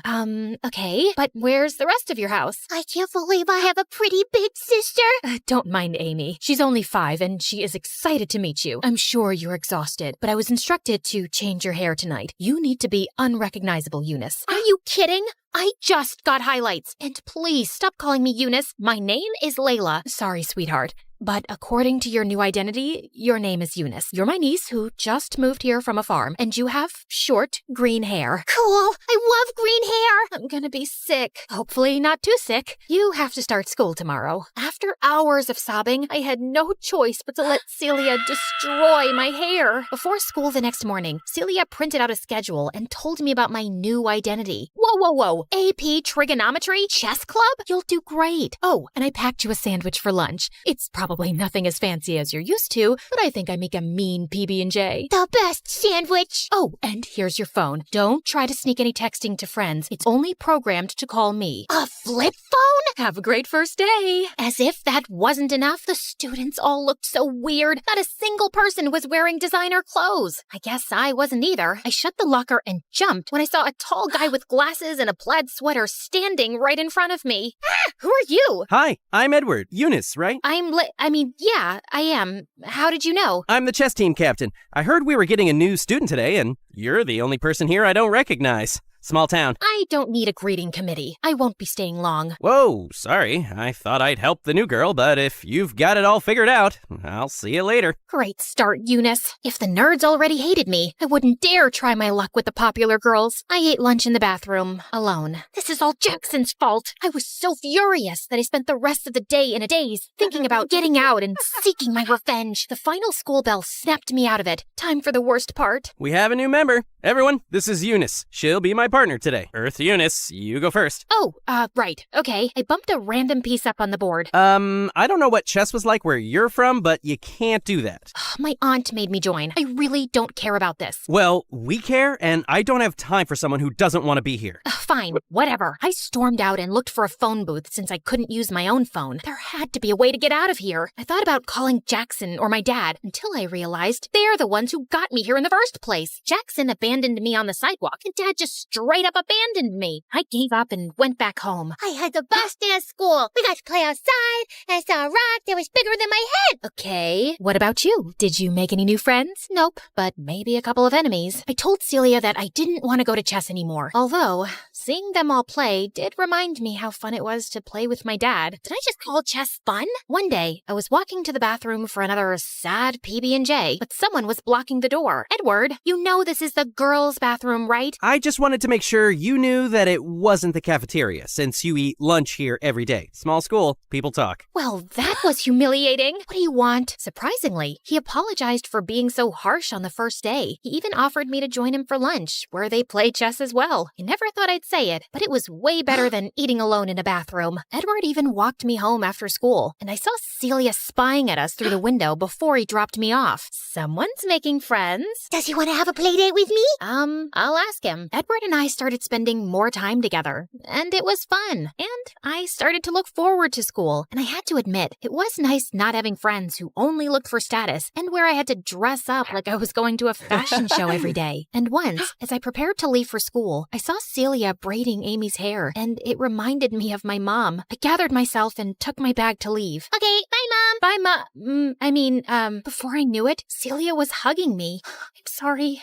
My tears are getting your shirt wet. It's just that my real mom was the last person to actually take care of me. We don't have the nicest things, but we have a lot of love to give, and we love you. Yeah, you're my sister. I pulled Amy in with us. I could have stayed there all day. I was so happy. Even in school, after weeks of practicing with Edward, we were finally ready to have a real match. I asked Celia if he could come over to play at the house after school. The FBI agent said as long as I kept my cover up, it was fine. Hi, Edward. We heard a lot about you. I cleared off the table for you guys to play. Edward, are you staying for dinner? I don't know why that made me nervous, or why my mind suddenly flashed to Jackson. Please, does Jackson deserve loyalty after what he did? Yeah, he will stay for dinner. Edward beat me, of course, but the real fun was watching him with Amy during dinner. Rock, paper, scissors! I win! Was he always this cute? After dinner, Celia let us walk to get ice cream so Edward could show me around more. He wanted me to see the fountain he made wishes in as a kid, but right as we were about to throw coins in, something stopped me. Wait, do you hear that?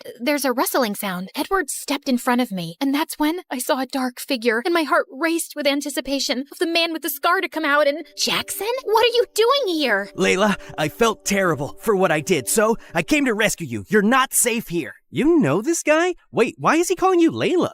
Well, I'm not really allowed to tell you. Is this real? My ex-boyfriend and I don't even know what. Quick, read this. Someone dropped it at my door a few days ago, and I've been looking for you ever since. Tell Layla I found out her new identity. I know all about the mom and the little girl, and I will find her. He found me, the psycho with the scar. I hired an investigator to find you. The FBI said we could fly to one of my dad's islands until it was safe. The helicopter is waiting. I'm never one to run from a fight. But what about Celia and Amy and Edward? As long as I was here, they were in danger too. I'm sorry, Edward. I have to go. Jackson grabbed my hand and we ran. I couldn't bring myself to look back. Before I knew it, we landed in front of one of Jackson's beautiful island mansions. Ah, look at you. You need a proper makeover, and these green hairs look like snot. You belong to me. Yeah, I mean here, not in some middle of nowhere loser town. I think I need to lie down. Jackson got me me new clothes, fixed my hair, and even brought his personal chef to cook us 5-star meals. Wasn't this what I had been missing? So why did I keep thinking about Celia and those silly peanut butter sandwiches? You could at least say thank you. I'm basically your hero. I didn't really mind living there, you know. Very funny. Our dinner was interrupted by someone pounding on the door. Jackson jumped out of his chair to look out the window. Oh no. FBI, open the door. FBI? What did you do? He tried to block me, but I pushed past him to open the door. Good, you're safe. Celia thought something terrible happened to you. We've been looking for you for days, along with your dad. We asked him to wait for you at home. But Jackson said I showed them the letter. Miss, the man you identified has been on trial for a few days. We were waiting until he was in prison to tell you it was safe to return. There's no way he could have written that letter without us knowing. I can explain. Jackson, you ruined everything again. I had a family who cared about me, friends who wanted me for more than just parties. Why do you even care? You got me into this mess. Because no one walks away from me. Only I can decide that. I am Jackson St. Germain. I always get what I want, and I still want you. Walked away? I was in witness protection. I didn't even have a phone. You're insane! The agents had to put Jackson in handcuffs to put an end to one of his famous tantrums. Get him out of here. The FBI told everyone I was safe and took me back to my penthouse in New York. Walking through the empty rooms, I thought about Celia and Amy, and I suddenly understood the difference between a house and a home. My baby, Layla, I'm so sorry for not being here with you all this time. I can't go back to the time that has passed. I know I was so focused on work because I was trying not to miss your mom, and I didn't realize how much you had grown up. You look just like your beautiful mom, and when I got to know that you were in the witness protection program, I used all my connections to find the scumbag bandit as soon as possible. And when I found out you'd gone missing, I realized what a terrible father I am. Oh, Dad, you'll always be my dad, but I really want to go back to finish high school with Celia. My dad accepted as long as I had a bodyguard for protection. There was just one thing I had to do before going home. Driver, can you please make a stop at the local jail? You better tell them to let me out. Tell them it's a mistake. I cut him off with a well-deserved slap across the face. Clearly, he hadn't learned any lessons yet, but he was super rich. I knew he'd be bailed out in no time, but not by me. Bye, Jackson. It was time to reveal my big plan. Layla, it's beautiful. I took Celia and Amy's blindfolds off and revealed a brand new house by the fountain in the park. My dad wanted to make up for his absence, so he paid to build a big house with everything the three of us could need. And yeah, I did ask for a walk-in closet. A girl can only change so much. Do I have a playroom? You have two. Wow! I still can't believe your name is actually Layla, and you did all this just for some chess-playing nerds in a small town. Don't flatter yourself too much. It was for all you nerds in this beautiful small town. Let's head inside. I'm kind of craving a peanut butter and jelly sandwich.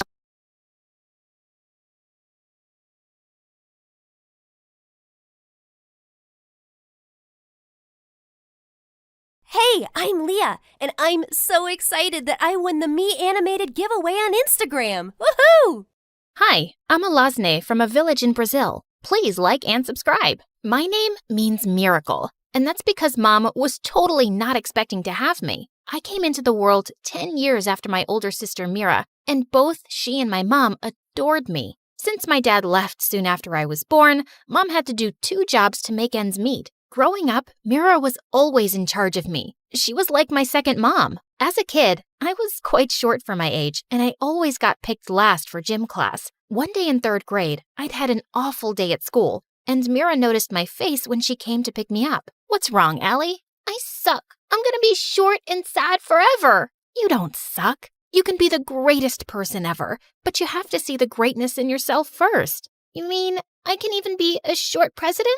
Of course. Lots of presidents are short, and you're still growing, love. Mira was the most beautiful girl in the village, and whenever we walked on the streets, boys would be falling over themselves to get her attention. But I was always there to save her. Mira, please marry me. Buzz off, bozo. Mira and I are gonna live together forever in our candy castles. No space for boys, right, sis? Right. Everything in our life was great until one day in 7th grade, I came home to see my mom, Mira, and some strange man in the living room. I'd never seen Mira look this happy before. Allie, I'm getting married. Wait, what? My heart stopped as I looked at the man holding her hand. You can't get married. What about me? Plus, that man is quite ugly. That's so rude. Apologize right now. You lied to me, Mira. You said we'd live together forever, and now you're leaving?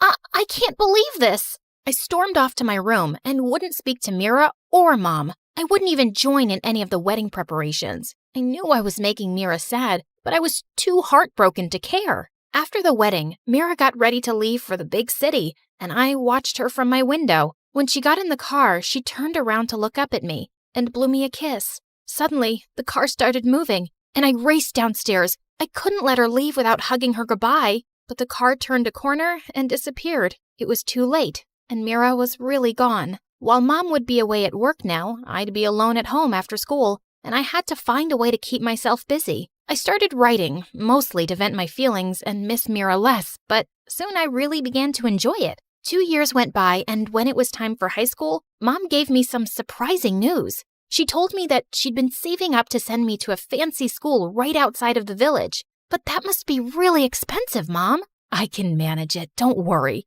You're so smart, Allie, and I want you to have the best. A few days later, I was busy writing when I suddenly looked out the window to see a boy on a horse plucking apples from our tree without even asking. I wasn't letting him get away with this. I grabbed some eggs from the table and ran after him, flinging them straight at his head. Oh my God, are you crazy? What do you think you're doing? The boy jumped off his horse and came towards me, and I noticed that he had the most extraordinary eyes, one green and one blue. How dare you take those apples without our permission? Girl, do you have any idea who I am? You can be the Sultan of Morocco for all I care. I'm from the Carlos family. My parents practically own this village. But you don't own this apple tree, and you don't own my house, so you're stealing and trespassing, sir. The boy stared at me and then smirked. You're a little firecracker, aren't you? And you've got great aim for someone with such short arms. Before I could reply, he dropped the apples and walked off.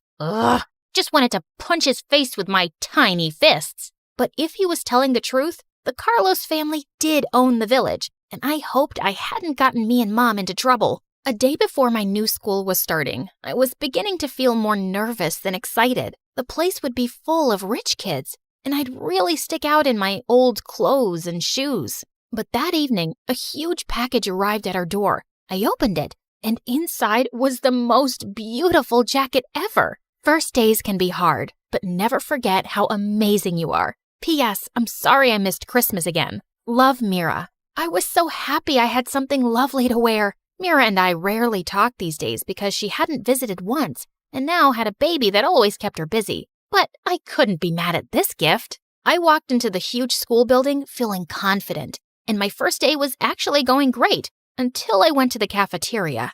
I just sat down at a table when suddenly someone pushed my head straight into my food. Sorry, this table isn't for losers. As the kids around him snickered, I felt angry and speechless. I got up to leave when suddenly a boy appeared, the apple thief. Guys, you mind if I sit here? Of course not. Please, join us. Well then, my friend sits with me. He gently took my arm and led me back to the table. I played along with his act, but as soon as recess was over, I turned to him. You didn't have to do that. I can take care of myself. Oh, I know that. Look, we didn't get off to the best start, and I'd like for us to start over. So, what do you say? Friends? Okay, if you insist. Friends. His name was Julius, and he'd been studying in the city, but he had returned to the village to help his father with the family business. I started hanging out with him and thought he'd be rather spoiled, but he was actually quite sweet. And even though he was new, he was soon one of the most popular guys in school. Everyone wanted to be his friend, and they all shot me weird looks. Everybody loves Julius. You could have your own fan club. It's not me they like, it's my parents' money. They're also wondering why you're friends with the poor short girl. Why are you friends with me, man? Because you wouldn't be fake with me, even if I was the Sultan of Morocco. By the time high school was ending, Julius and I were best friends.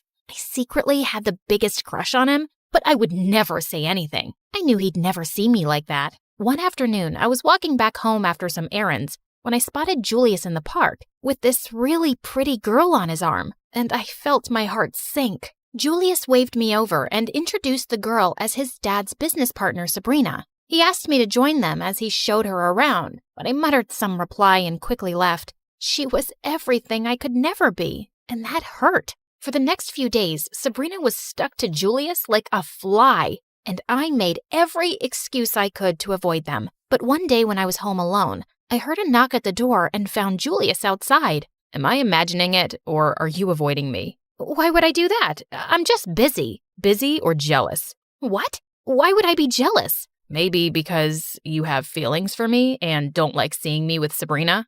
Jeez, you're so full of yourself. I don't like you, not one bit. You can marry her for all I... Just then, Julius pulled me close and kissed me. I love you, Allie. I always have, but I was never sure if you did. I do. I love you too, Julius. It felt amazing to be with Julius as his girlfriend. We graduated high school and had the best summer together. And then one day, Julius said he wanted me to meet his parents. I felt super intimidated by the idea, but it meant he was serious about me. I wore my best dress, but I still felt shabby when I reached their house. It was basically a palace, and I could just tell his parents weren't happy to see me. The dinner was going awkwardly, and in the middle I excused myself to use the bathroom. But as I got up, I crashed straight into a servant carrying in the next course, and we both landed on the floor with food all over me. Let's just get you home. He didn't even drop me off himself. He sent me back with a driver. But the next day, Julius came to see me with tears in his eyes. Allie, I am so sorry. My parents said they won't ever accept our marriage, and I think it's better if we end things now. What? Is that how you feel too, Julius? Are you ashamed of me?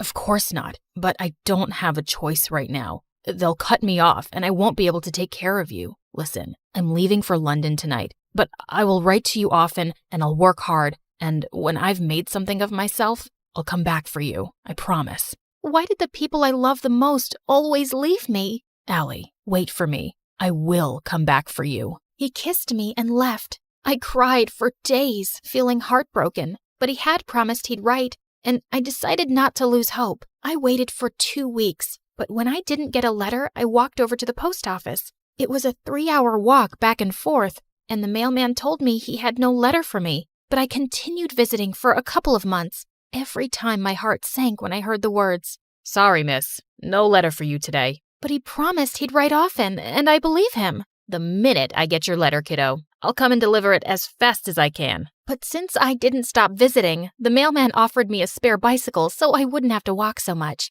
One day at the post office, I saw a woman get a letter, and as she held it up to read, I noticed that the handwriting looked like Julius. I rushed to her and snatched it. That's my letter! But I was so embarrassed when I read it and realized it wasn't. The woman yelled at me and called me crazy before she left. Maybe I was losing my mind. And then one day, a man read his letter outside the post office, tore it up, and threw the pieces in the air. And I just couldn't stop thinking, what if he'd gotten my letter by mistake? I fell to the ground and frantically started gathering the pieces, trying to put them together like a puzzle. Kiddo, I can't watch this anymore. You have to stop. The mailman picked me up as I sobbed and took me home on his bicycle. Mom looked really worried to see the state I was in and stayed by my side all night. A few days later, I woke up to find Mira sitting in my room. I jumped up to hug her tight, and she pulled me into her lap as I cried. Allie, I'm here to take you. You cannot continue like this. But what if he writes?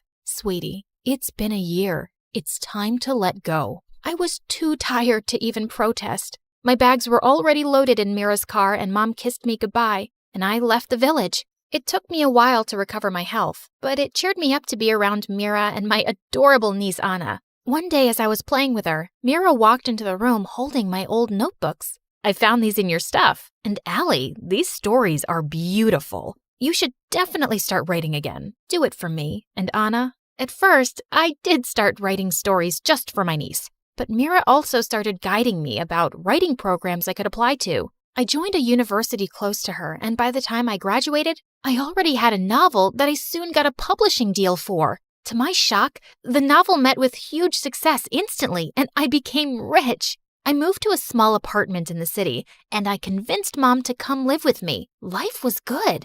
And then one day, as I was attending a book signing event, I heard a voice that made my heart stop. Can I have your autograph, please? I looked up into those eyes, one green and one blue. It was Julius.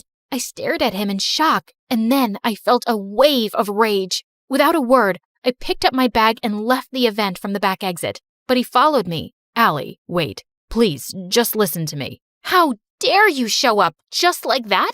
You have no right to speak to me, and I don't want you anywhere near me. Leave me alone, Julius, or I will scream for help. But he blocked my way and took something out of his coat pocket, which he shoved into my hands. These are all my letters, Allie. I wrote to you, just like I promised. You just never got them. I stared at the letters and then started to cry. Julius led me to a bench, and as we sat down, he explained everything. I was devastated when you never replied. I thought you'd decided to forget me and move on. And then my mom told me you'd gotten married and left the village, and I gave up completely. But a few months ago, I finally came back home because my dad died. And Allie, I found all my letters in his closet. Mom confessed that Dad had bribed and threatened the village mailman to make sure my letters never reached you. I couldn't believe that we'd gone through years of heartbreak and anger because of his evil parents. And I had been right to believe in him. I've missed you more than I can ever say. I know exactly how that feels, Allie. And with that, he kissed me, and we held each other close for the longest time. We got married soon after, and it was the happiest day.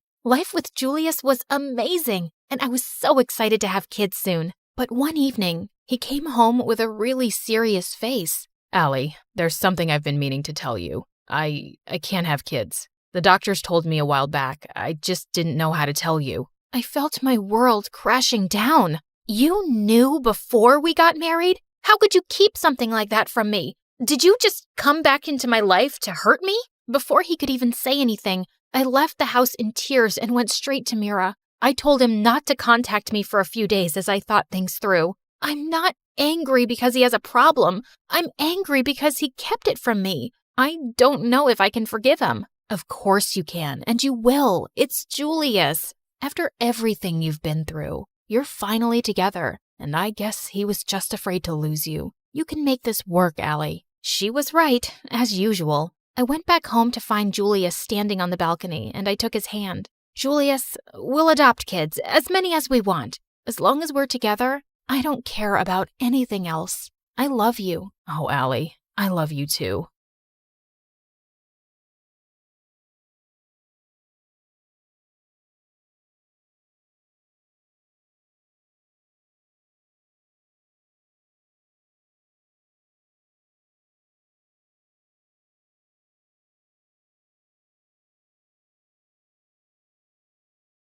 Hi, I'm Carly. This is my crazy story. Before I continue, please like and subscribe. I was born to a single mom who worked very hard to raise me and my twin sister Blake. Blake was born with a rare condition that impacted her kidneys, and she was always sick. Since Mom was busy juggling things at home and work, it was my duty to look after Blake.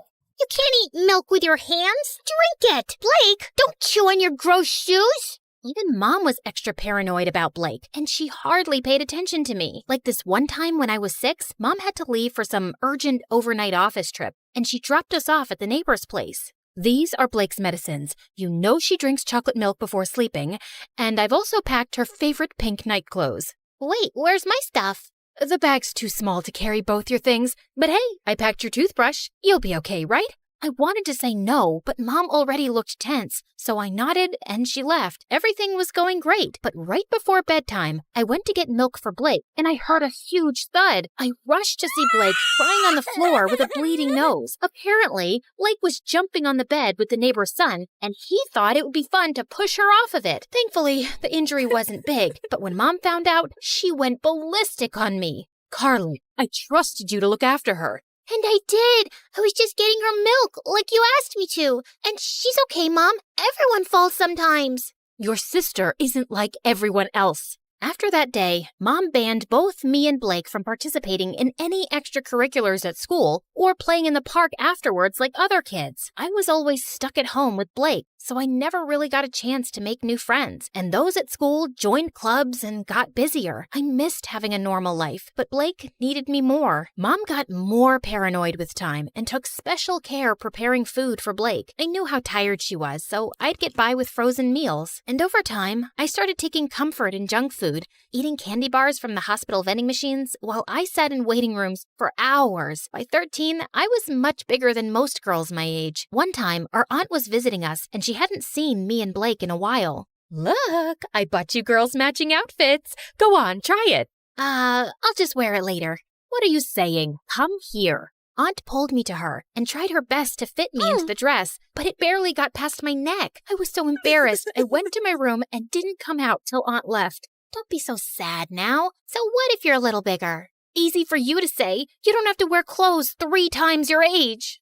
You're thinking too much. Here, I got you these. Blake's health improved as we got older, and by 16, she was much better and put on medication to manage her condition. Soon after, Mom got married, and a year later, she delivered my twin brothers, Jake and Jonah. I was happy for Mom, but I could tell Blake wasn't adjusting so well. I want to pluck out my ears. They cry so much. I know for a fact Jonah hates me. He farted and gave me the stink eye. That one's a devil. I knew Blake didn't mean that. She just missed Mom since she was busier than ever. And I tried my best to make Blake comfortable, but she was constantly throwing tantrums and hardly ever helped me take care of the boys. Oh, Jonah pooped his pants again. Quick, hand me a nappy. Right. What's that? Forget it. Can you just warm up the milk? Actually, I don't feel so well. I'm getting a headache in my stomach. A stomach in my headache. You get the point, right? And when I asked Mom to hire a babysitter, she just gave me a lecture on money and expenses. My grades were getting affected too, and I was an overall mess. I knew it had something to do with my eating habits, so I started taking care of my health. I went for runs, ate better, and over time, I could see the results. One day I was jogging when I saw someone taking my picture, hiding in a bush. I caught him by the collar and dragged him out. What do you think you're doing?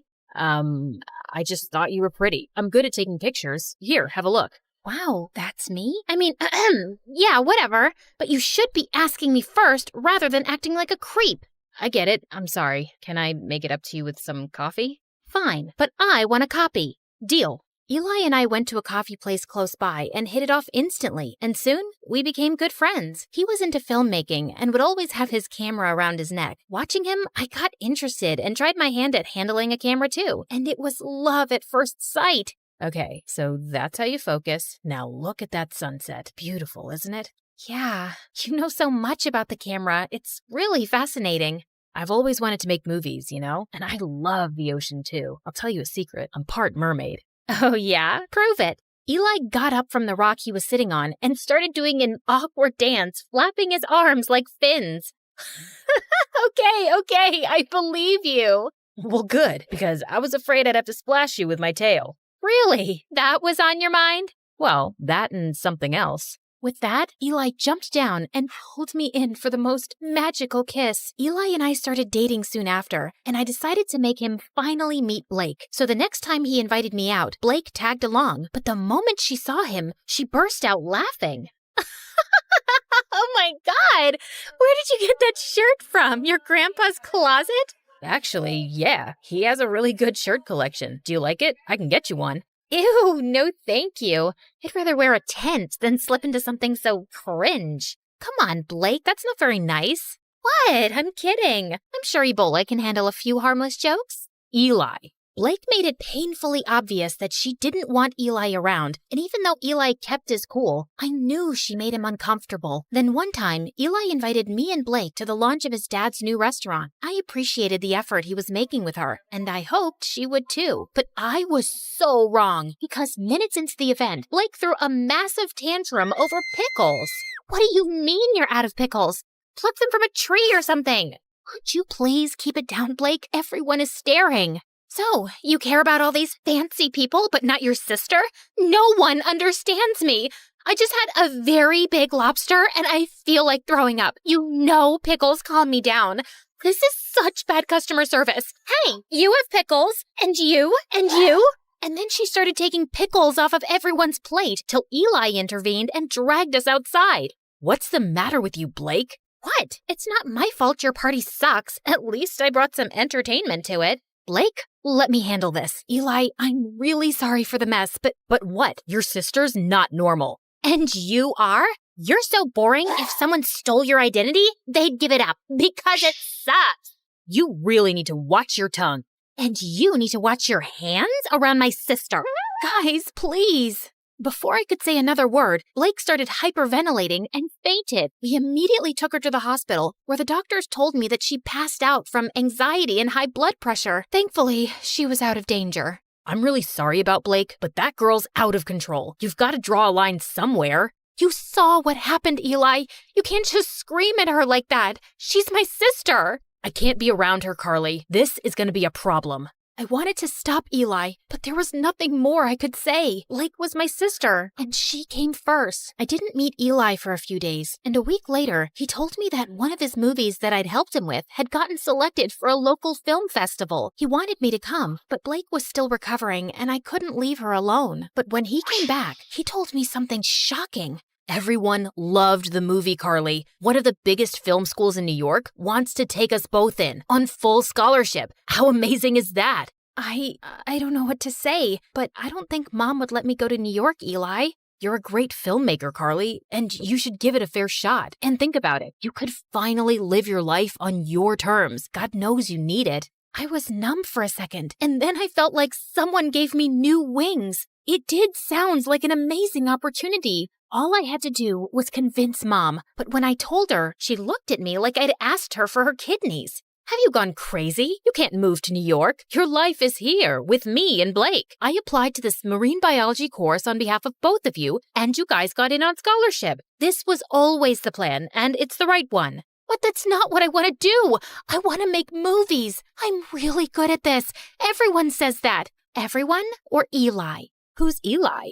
Just this dumb boy she's dating. I'm sure he's the one who's filled your head with this sawdust. How can you even think about leaving me? I just want to do what I want for once. Can't you give me a few years for my own life? Oh, stop being so dramatic. And not another word about this movie business, Carly. You'll stay here with us. Is that clear? Mom left, and I turned to Blake angrily. You couldn't take my side for once? What did I do? Oh, you mean telling Mom about Eli? I don't think she even noticed. I left the room angrily and didn't speak to Mom or Blake for the next few days. I thought I could confide in Eli, but suddenly he was acting really cold. Every time I tried to talk to him, he would turn the other way, till one day I finally cornered him after class. Am I imagining things, or are you ignoring me? Neither. I'm just busy. So, I told my mom I want to make movies, and she went bonkers, but look, Carly, you and your family have issues, and I don't want to get in the middle of it. Do whatever they say.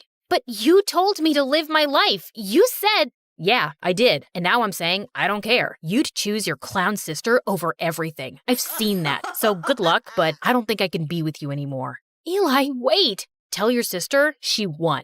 I felt frozen in my place as Eli walked away, and a week later, he left for New York. I couldn't believe he'd just dumped me like that. I felt so bummed out that I didn't come out of my room for days, and Blake was the biggest pain in the butt. Come on, we need to go shopping. It's painful to watch you in those pajamas. I'm not in the mood, but I am. Also, we'll have a nice lunch, watch a movie, just like old times. I said I'm not in the mood. Back off. Jeez, why are you so snappy? Because of that stupid boy?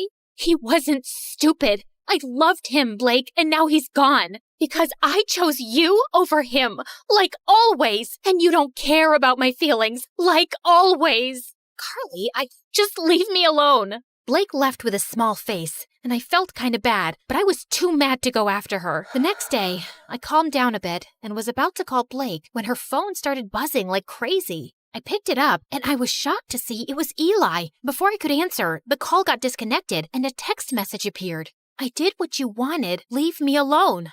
My mind went blank, and I opened the call logs on Blake's phone to see multiple calls to Eli. Suddenly, it all started making sense. Of course Blake must have driven Eli away. No one hated him more than her. What's this? You don't understand. Oh, I understand everything perfectly. You asked Eli to dump me so you and Mom could use me as your servant all my life, right? Before Blake could even say more, I pushed her out and slammed the door in her face. I started packing my bags and stormed downstairs, only to run into Mom. What's wrong? Is Blake okay? Yes, she's fine, but I'm not, and I haven't been fine for a while now. But you don't care, do you? Of course I do, sweetie. Why would you say that? Because you never have. Not since we were kids. Carly, I knew you could take care of yourself, and you were the healthy one, and Blake... No, Mom, I was eating my feelings, and you didn't even see that. I got back to being healthy on my own, and you've stunted both my growth and Blake's. Hers by over-coddling her, and mine by always holding me back to be her guardian. And now